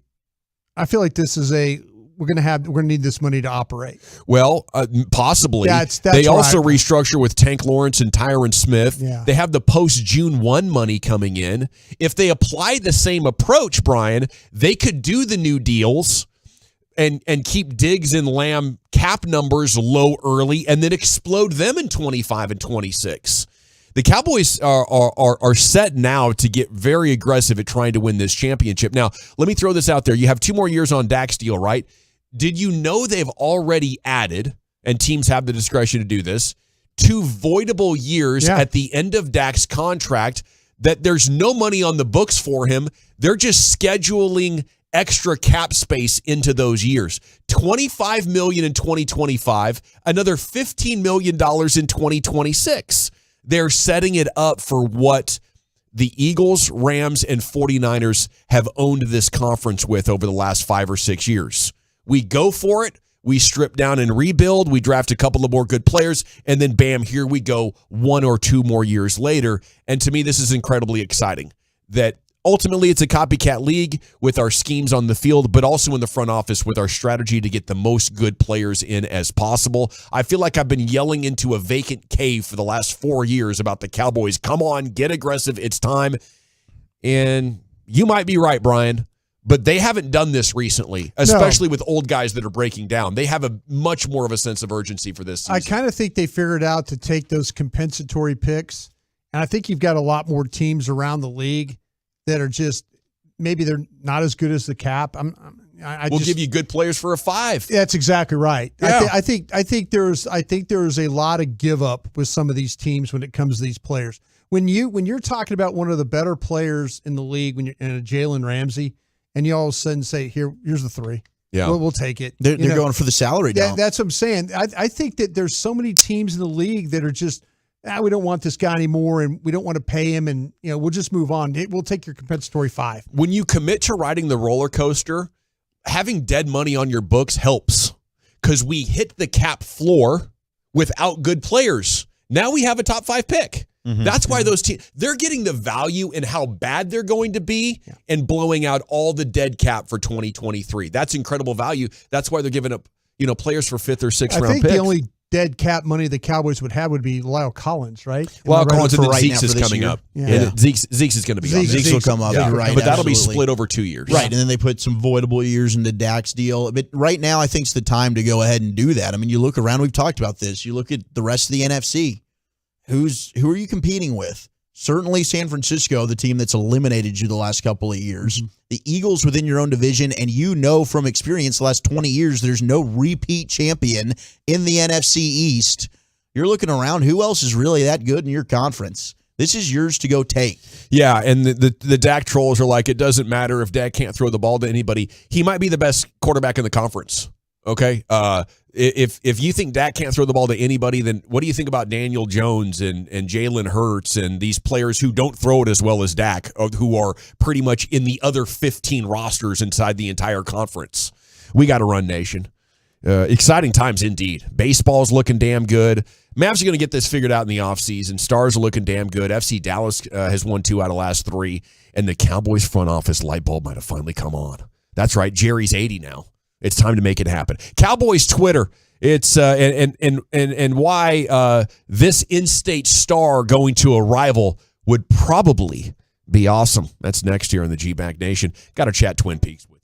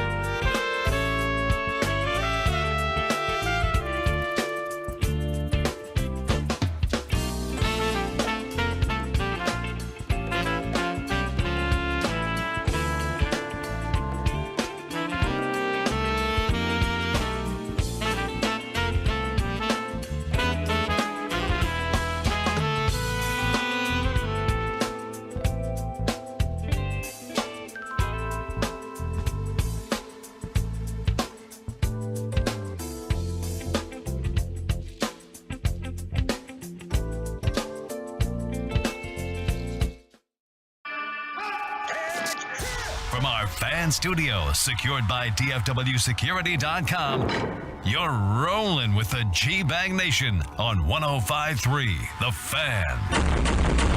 Here we go. It is hour number 4 of the G-Bag Nation here on 105.3 The Fan. It's time to check in with a little bit of Cowboys Twitter top tweets going viral about America's team from America's team. Let's jump into it. It has been a big day of news once again. And we'll start with some breaking news items from earlier in the show. It was Todd Archer that broke the news. Ronald Jones is a new Cowboys running back.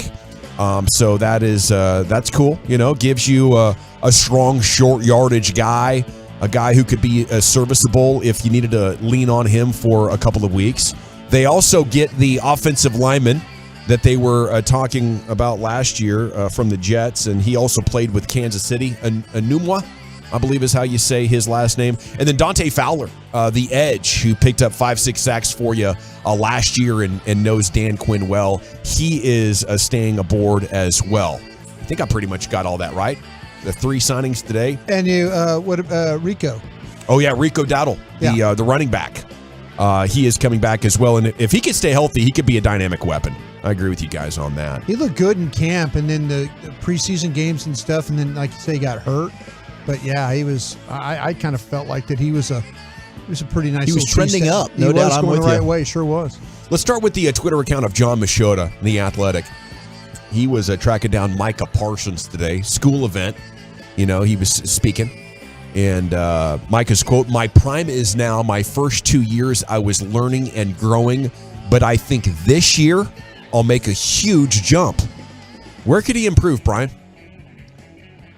I think when you look at where his game was, he's got to realize that going to need some more tools in the tool belt when it comes to how to deal with blockers, especially ones that will chip him or ones that will try and set him up with the cut blocks and stuff like that.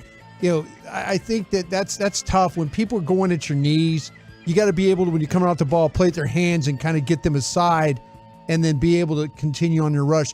There were some times too where teams would run the ball at him, and especially like when Philadelphia, and they'd freeze him. Mm-hmm. So maybe more of a mental side of the game for him to have a better understanding of like, okay, if we're going to play teams that are going to, read off me, then I've just got to go. I just got to go take the ball, or I've got to, you don't hesitate there. Right. So there's going to be the mental side of that. The physical side was how to deal with those blocks, the low blocks, the chips, things like that. Maybe play with a little bit better awareness as he's doing that. It's a terrifying thought, right? Yeah. Micah Parsons taking a huge step, as he says. I mean, I'm with what Brian's saying there. I think certainly he can improve on how teams are trying to attack him and neutralize him.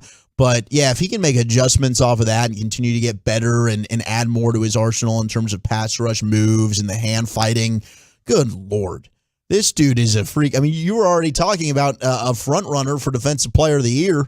It's a scary thought about him improving, man. I think to me, then maybe he even needs to go and look into, and I'm going to get this wrong the way I've saying it, but we've seen and it's not really karate but it's when you're dealing with, with hand fighting and stuff.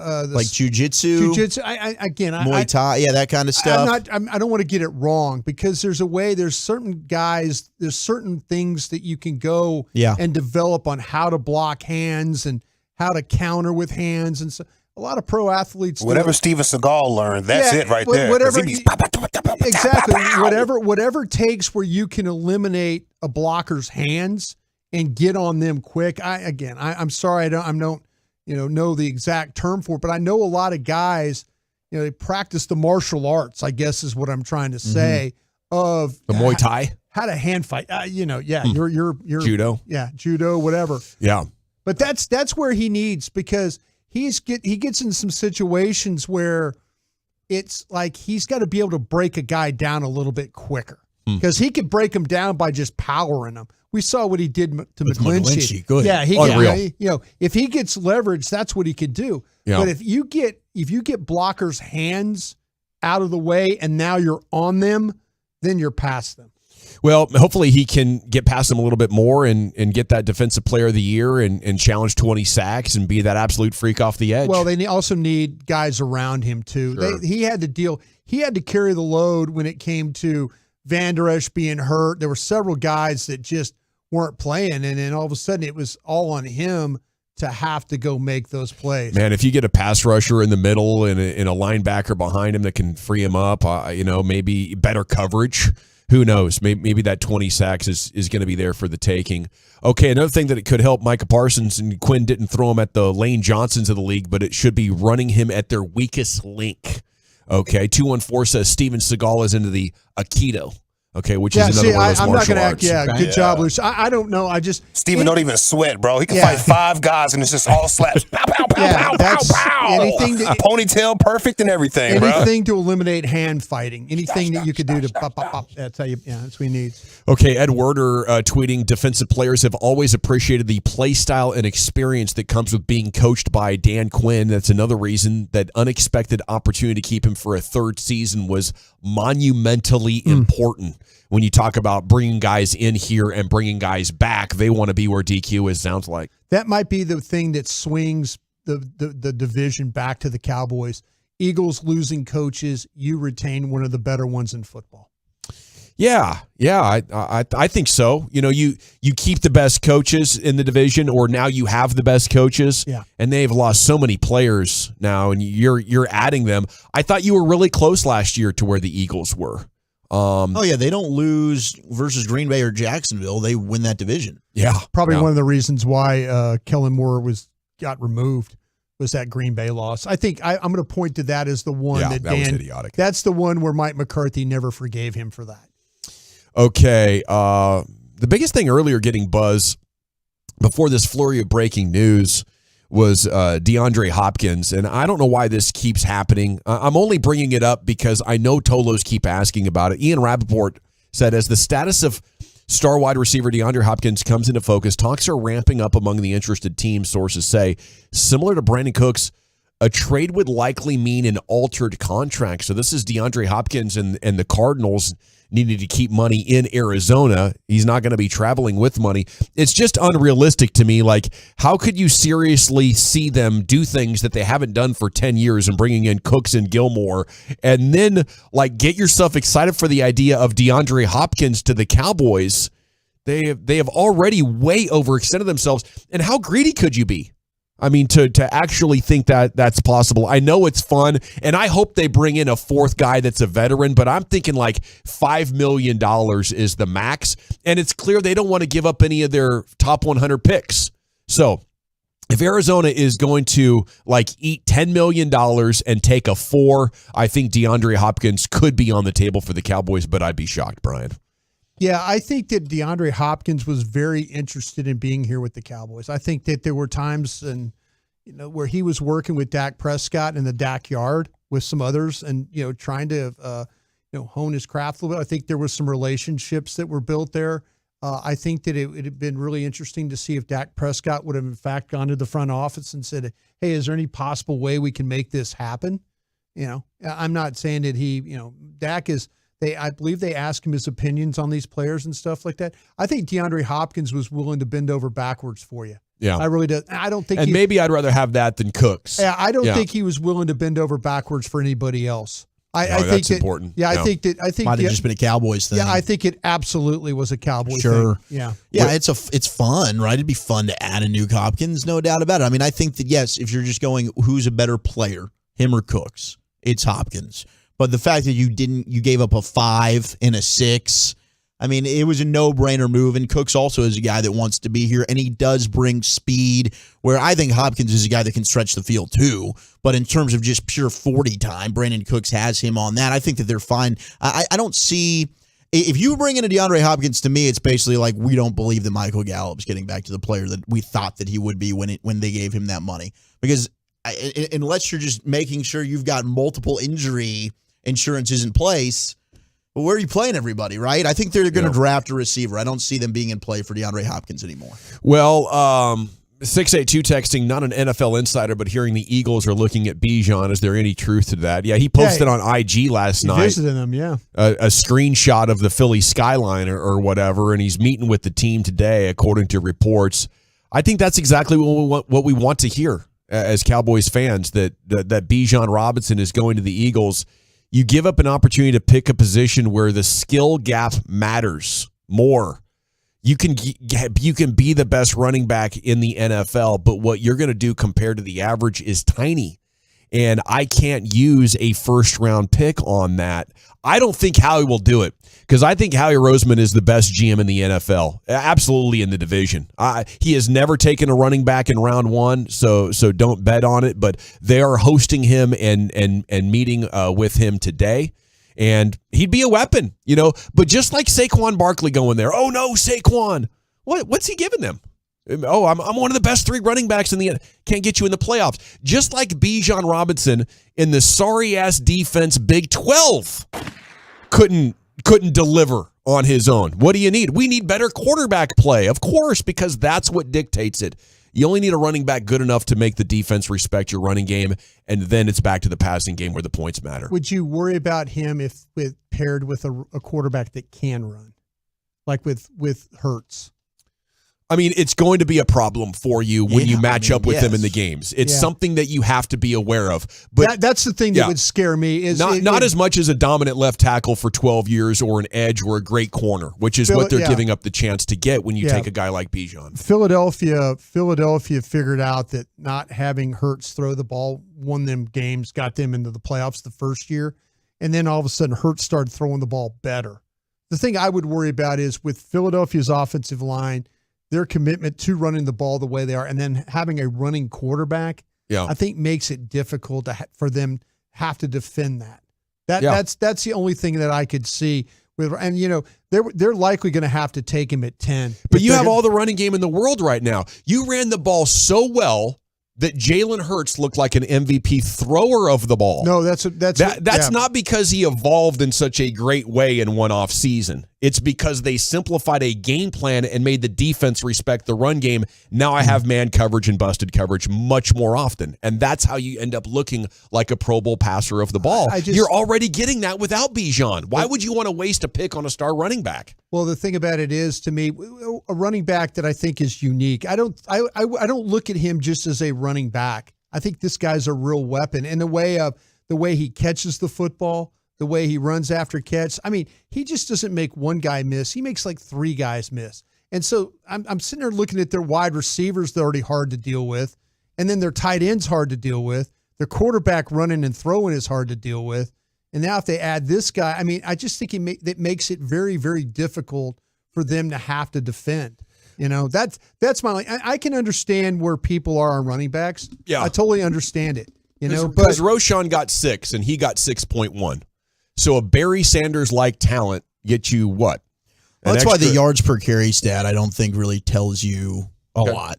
I mean, to me, it's like, yeah, we can like we tried to make Rashad Penny sound like he's some stud running back, which I couldn't disagree with more last week. Can't stay healthy because the numbers told you, well, he's in the game, he's like a top 5. He can't stay healthy. Guy doesn't play, right? So the Rashad Penny signing does nothing for me. What you sold, I think, is exactly why the Eagles might want to take Bijan. Because you thought that the running game was good last year. Yeah. It's going up another level. You get that guy. You get that special kind of player to go with Jalen Hurts. And they lost Miles Sanders to Carolina. I think they're thinking, man, Rashad Penny, that historically in his career, he can't stay healthy. Do we want to rely on Boston Scott? Do we want to rely on Kenneth Gainwell? This dude's a legit workhorse back to where we don't lose anything offensively. We can ride him, man.